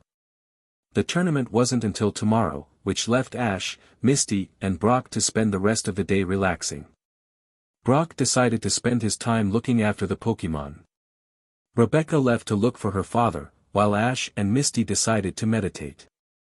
Ash was using the meditation to hone in on his focus, while Misty, after Saffron City, found meditation as a way to release stress, especially after the Hop Town water tournament. Oh. Misty opened her eyes. I just told him that if he ever really wants a girlfriend he will have to stop acting the way he does around women when he sees them, she answered, turning her head to face Ash. But don't you tell him that all the time. Ash stood up and brushed himself off. He extended his hand to help Misty up. Yes, Misty sighed, accepting Ash's hand. Ash pulled her up too fast, causing her to stumble forward, into him. Ash managed to catch her, but didn't move after that. So sorry, Misty hurriedly stammered, backing away. A blush appeared on her face after realizing how close they were. No, it was my fault. I pulled you up too quickly, Ash reassured, trying to hide his growing blush as well. Hey guys, Brock stopped when he noticed the awkward silence that was clearly evident between the two in front of him. Ash was staring at the sky, while Misty, shuffling her feet, looked at them as if they were the most interesting things on the planet. What happened here? Nothing. Ash and Misty hurriedly blurted out. Okay.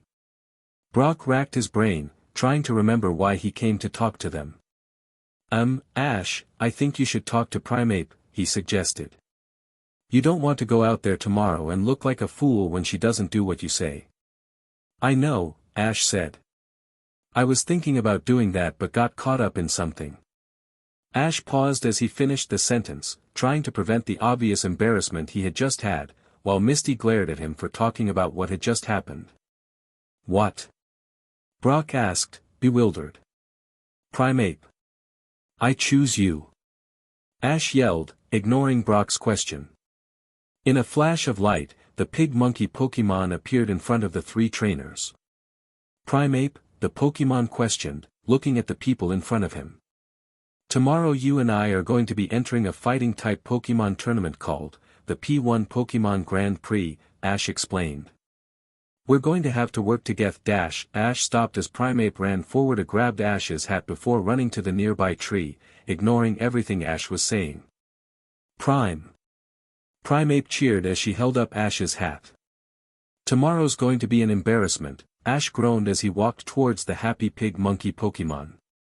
Welcome, everyone, to the P1 Pokémon Grand Prix, the announcer said, holding the microphone in the middle of the ring.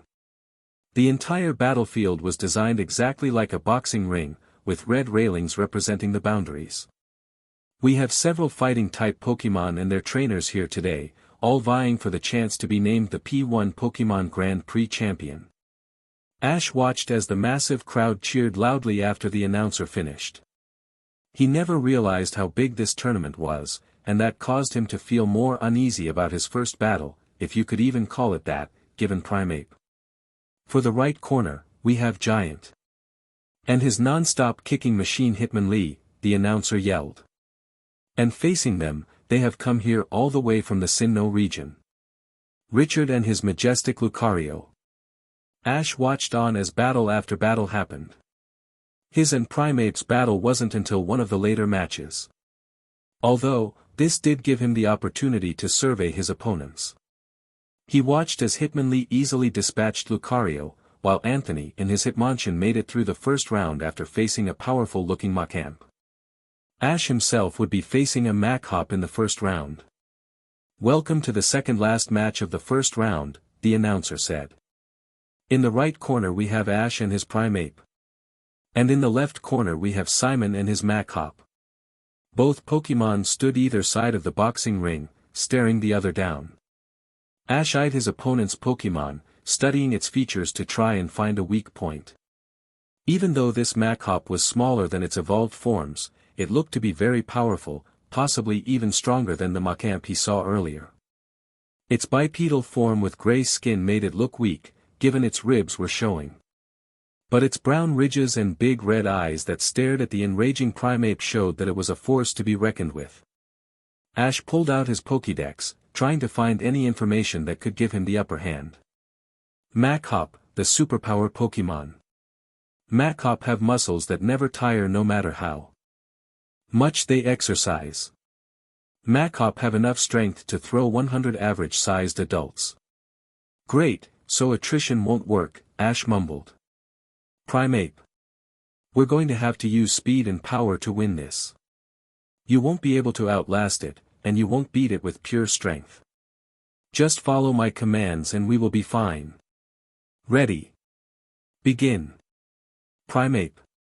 Ash stopped as he watched his Pokémon rush across the boxing ring and try to hit Machop with repeated karate chops.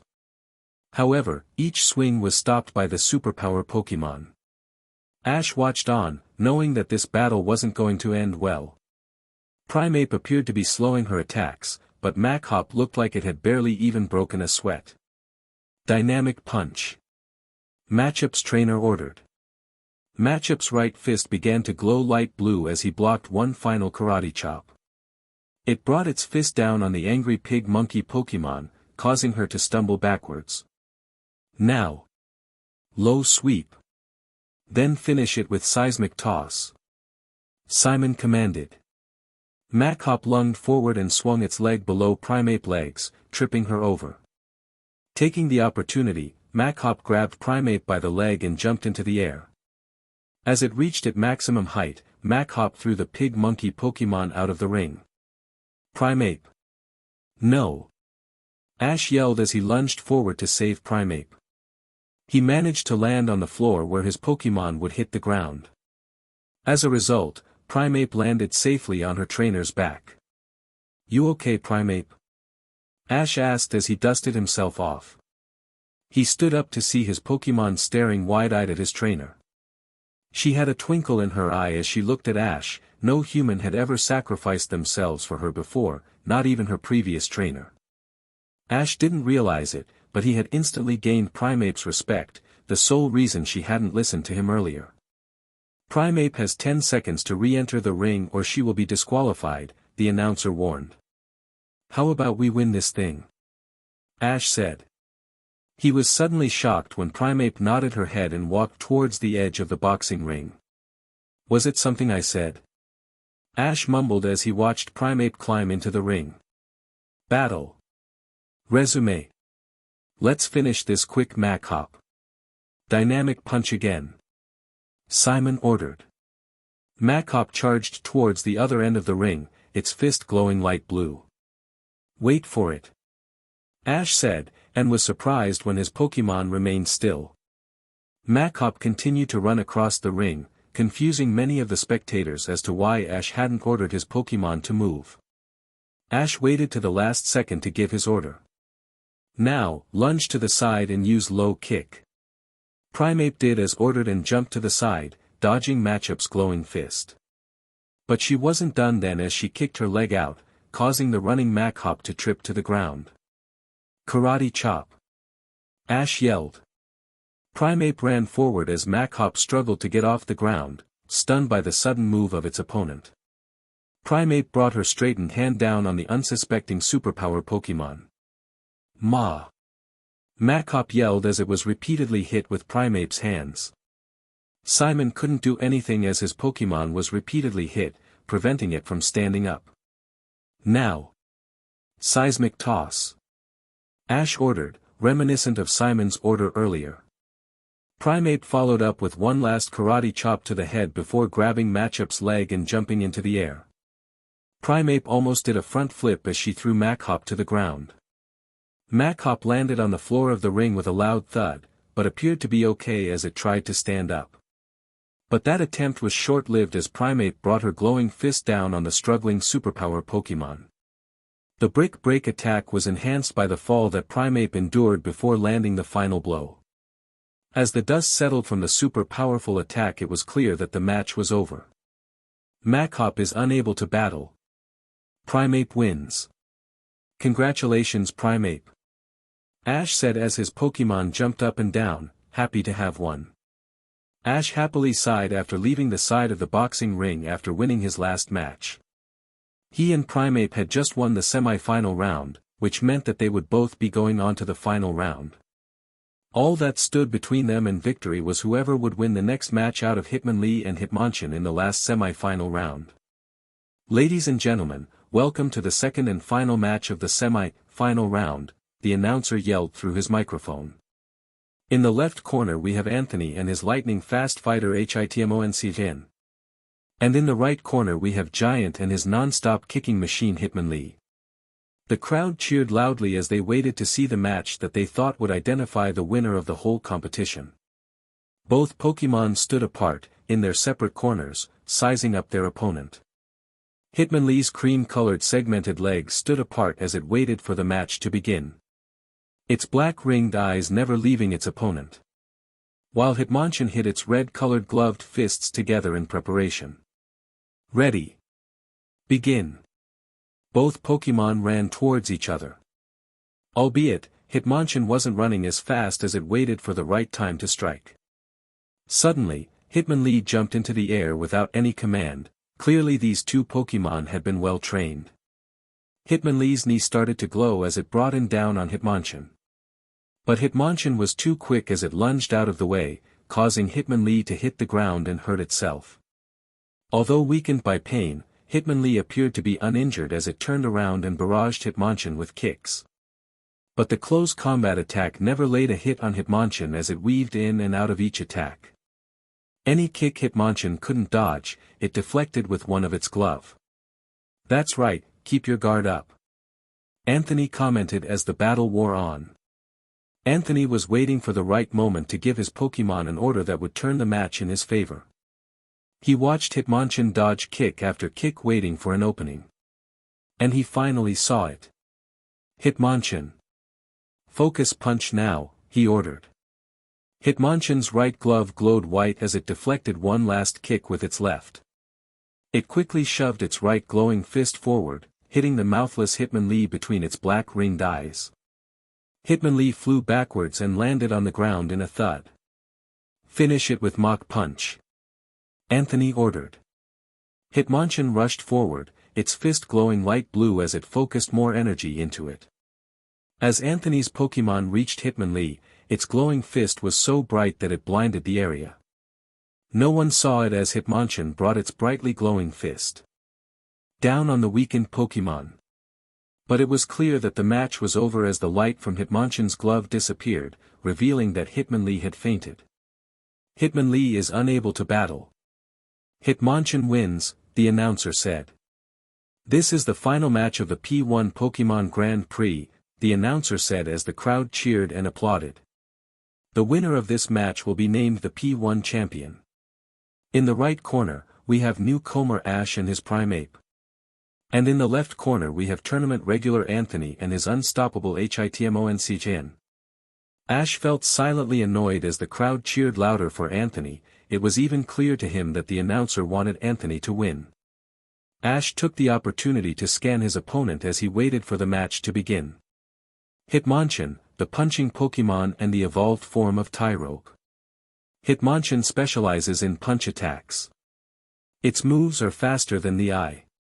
"Okay Primeape, speed is not going to work for us," Ash commented, looking up the stats of Hitmonchan. "But Hitmonchan's defense is stronger than its attack, so we are going to have to use power if we want to win this. Am I a bad person for hoping that my own father loses?" Rebecca questioned, sitting next to Brock and Misty. "It all depends on the situation," Brock answered. "What will happen if your father wins? Wouldn't he come home afterwards anyway as he no longer needs to train as much?" "No," Rebecca answered. "If he wins he won't stop. He'll travel to the next tournament and we might never see him again. I know it's not his fault, but he is too obsessed, he can't stop really. He doesn't see what it's doing to the people around him." "Let's hope Ash wins then," Misty commented. "Yeah," Rebecca sighed. "Ready. Begin," the announcer said as the final match got underway. Both Pokémon advanced towards their opponent as ordered by their trainers. But Hitmonchan was moving faster than Primeape, catching the pig monkey Pokémon off guard. "Close combat," Anthony ordered as Hitmonchan drew close enough to Primeape. Primeape was startled by the quick attack, unable to deflect or dodge any of Hitmonchan's punches. Punch after punch came in quick succession, causing the pig monkey Pokémon to gradually weaken. "A trainer knows when to throw in the towel, kid," Anthony suggested, watching the one-sided battle ensue. But Ash wasn't listening. In his desperation he had activated his aura sense. But this time it was different. Not only was he able to see the battle clearer, but it appeared to him as if time had slowed down. He had gained more focus thanks to his training. As Ash watched each punch hit Primeape, slower than normal, he couldn't help but notice that the punching Pokémon left his shoulder open after each attack. "Primeape. Break the right shoulder." He paused. "Now," he said as Hitmonchan left its right shoulder open after punching Primeape with it. Anthony was stunned as Primeape's glowing fist collected Hitmonchan's right shoulder, causing the punching Pokémon to stumble backwards. "You've got to keep your guard up," he yelled as his Pokémon stumbled, but it was too late. "Low kick now," Ash ordered, taking the opportunity. Primeape moved forward and kicked Hitmonchan's legs, causing it to fall backwards and land flat on his back. Karate chop. Anthony tried to encourage his Pokémon to get up before Primeape struck. But Hitmonchan was stunned by the previous attacks, preventing it from moving as Primeape repeatedly hit the punching Pokémon with its flat-palmed hands. This went on for several seconds until Ash decided to end the battle. Seismic toss. Primeape grabbed Hitmonchan and jumped into the air. She waited until she was at her highest point before throwing the punching Pokémon down to the ground. Hitmonchan landed with a loud thud as Primeape landed on the ground next to it, ready to hit the punching Pokémon with another brick break if it decided to stand again. "Come on, Hitmonlee," Anthony encouraged. But it was clear to Ash that the battle was already over and that if it was to continue, Hitmonlee would be severely injured. "You said to me that a trainer knows when to throw in the towel," Ash yelled across the ring.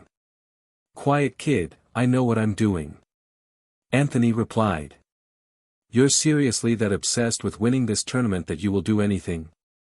Ash yelled. "You'll let your Pokémon be severely injured and you'll abandon your family, all for the sake of winning." The last comment stung Anthony. Had he seriously been so obsessed with winning that he couldn't see that he was hurting the ones he loved? He then realized how injured his Pokémon was. The kid is right, Anthony thought as he grabbed the towel next to him and threw it into the ring. "Wow! Anthony has thrown in the towel and forfeited the match," the announcer said, shocked by the outcome. "That means that Ash and Primeape are the winners." The crowd jumped from their seats and cheered loudly, albeit shocked by the outcome. "Congratulations, Primeape," Ash said as he climbed into the ring and hugged his Pokémon as Anthony returned his. "Congratulations," the announcer said, appearing next to Ash and his Pokémon. "As the winners of the P1 Pokémon Grand Prix, I pronounce you as the champion Primeape." The announcer placed a golden belt on Primeape, who jumped around with excitement. "And here are your prizes," the announcer continued, holding up 4 TMs. "These are the TMs Fire Punch, Thunder Punch, Ice Punch and Focus Blast." "Thanks," Ash said as he accepted the prizes. He watched as Primeape pulled off his title belt and held it above her head, jumping around excitedly. But what happened next surprised the Pokémon trainer as Primeape placed the belt around his shoulders and continued to celebrate. "Thanks, Primeape. So we're continuing on to the gym?" Misty asked as Ash, Brock and herself walked down the route that led to the mountains. "Yep," Ash smiled, looking at the discs that held 4 moves that may come in handy, while Primeape happily walked beside them. "Hey, kid!" Anthony yelled from behind. Ash and his friend turned around to find Anthony and Rebecca behind them. "I would like to thank you for opening my eyes during the match," he thanked. "And I would like to thank you for reuniting my family," Rebecca added. "No problem," Ash replied, happy to have helped a family in need. "It was my pleasure." Brock got on one knee in front of Rebecca. "And would you kindly take the pleasure of being my Y-? Brock stopped as Misty grabbed him by the ear. "Come on, lover boy, we have a gym to reach," Misty said, dragging the helpless breeder away. "I was wondering if you would mind if I looked after your Primeape. I could really help her become a real champion," Anthony quickly asked. "Thanks, but no thanks," Ash replied. "I still have a lot of training to do with Primeape. I don't want her to become just a champion. I want her to become as strong as she can be." "Okay," Anthony smiled. "Bye," Ash yelled as he chased after his friends. "Bye," both Anthony and Rebecca yelled back. Grace was unfazed as she walked into Giovanni's office. Most grunts would have been scared out of their life if they were called to meet the boss. But Grace had had a lot of training with Legion, and she feared her master more than the wannabe crime boss of Team Rocket. That's how she saw him at least. "Please take a seat," Giovanni said, hiding his face in darkness. "I guess you're hoping that this setup will intimidate me," Grace mused as she took her seat. "Do you know why you're here?" Giovanni asked. "And no," Grace replied, pretending that she feared for her life. You're here because you are one of our brightest recruits we've had in a long time, Giovanni said. Grace sighed, pretending to be relieved. There has been no one as good as you since Domino arrived, and because of that I will be sending you to our genetics lab north of the Safari Zone. There you will learn under Dr. Zastro as you learn what it takes to be an agent like Domino. Thank you, Grace thanked, pretending to be happy. A transport will take you there next week, Giovanni said. Until then you are dismissed. Grace stood up and saluted Giovanni before leaving the room. Grace rushed through the corridors, desperately searching for a phone she could use. All she knew was that she needed to contact her master and reprise them of the situation. How am I going to follow through with my orders now? She internally groaned. Ash's Pokémon. Pikachu, male. Raticate, female. Gyarados, male. Butterfree, male. Pidgeotto, male. Eevee, male. Sandslash, male. Ivysaur, male. Charmander, male. Squirtle, male. Krabby, female. Absol, male. Haunter, male. Primeape, female. Egg. Misty's Pokémon. Seaking, female. Staryu. Starmie. Tentacruel, male. Horsia, female. Vaporeon, female. Wingull, female. Psyduck, male. Brock's Pokémon. Geodude, female. Onix, male. Zubat, female. Cubone, shiny, female. Gengar, male. Honchkrow, male.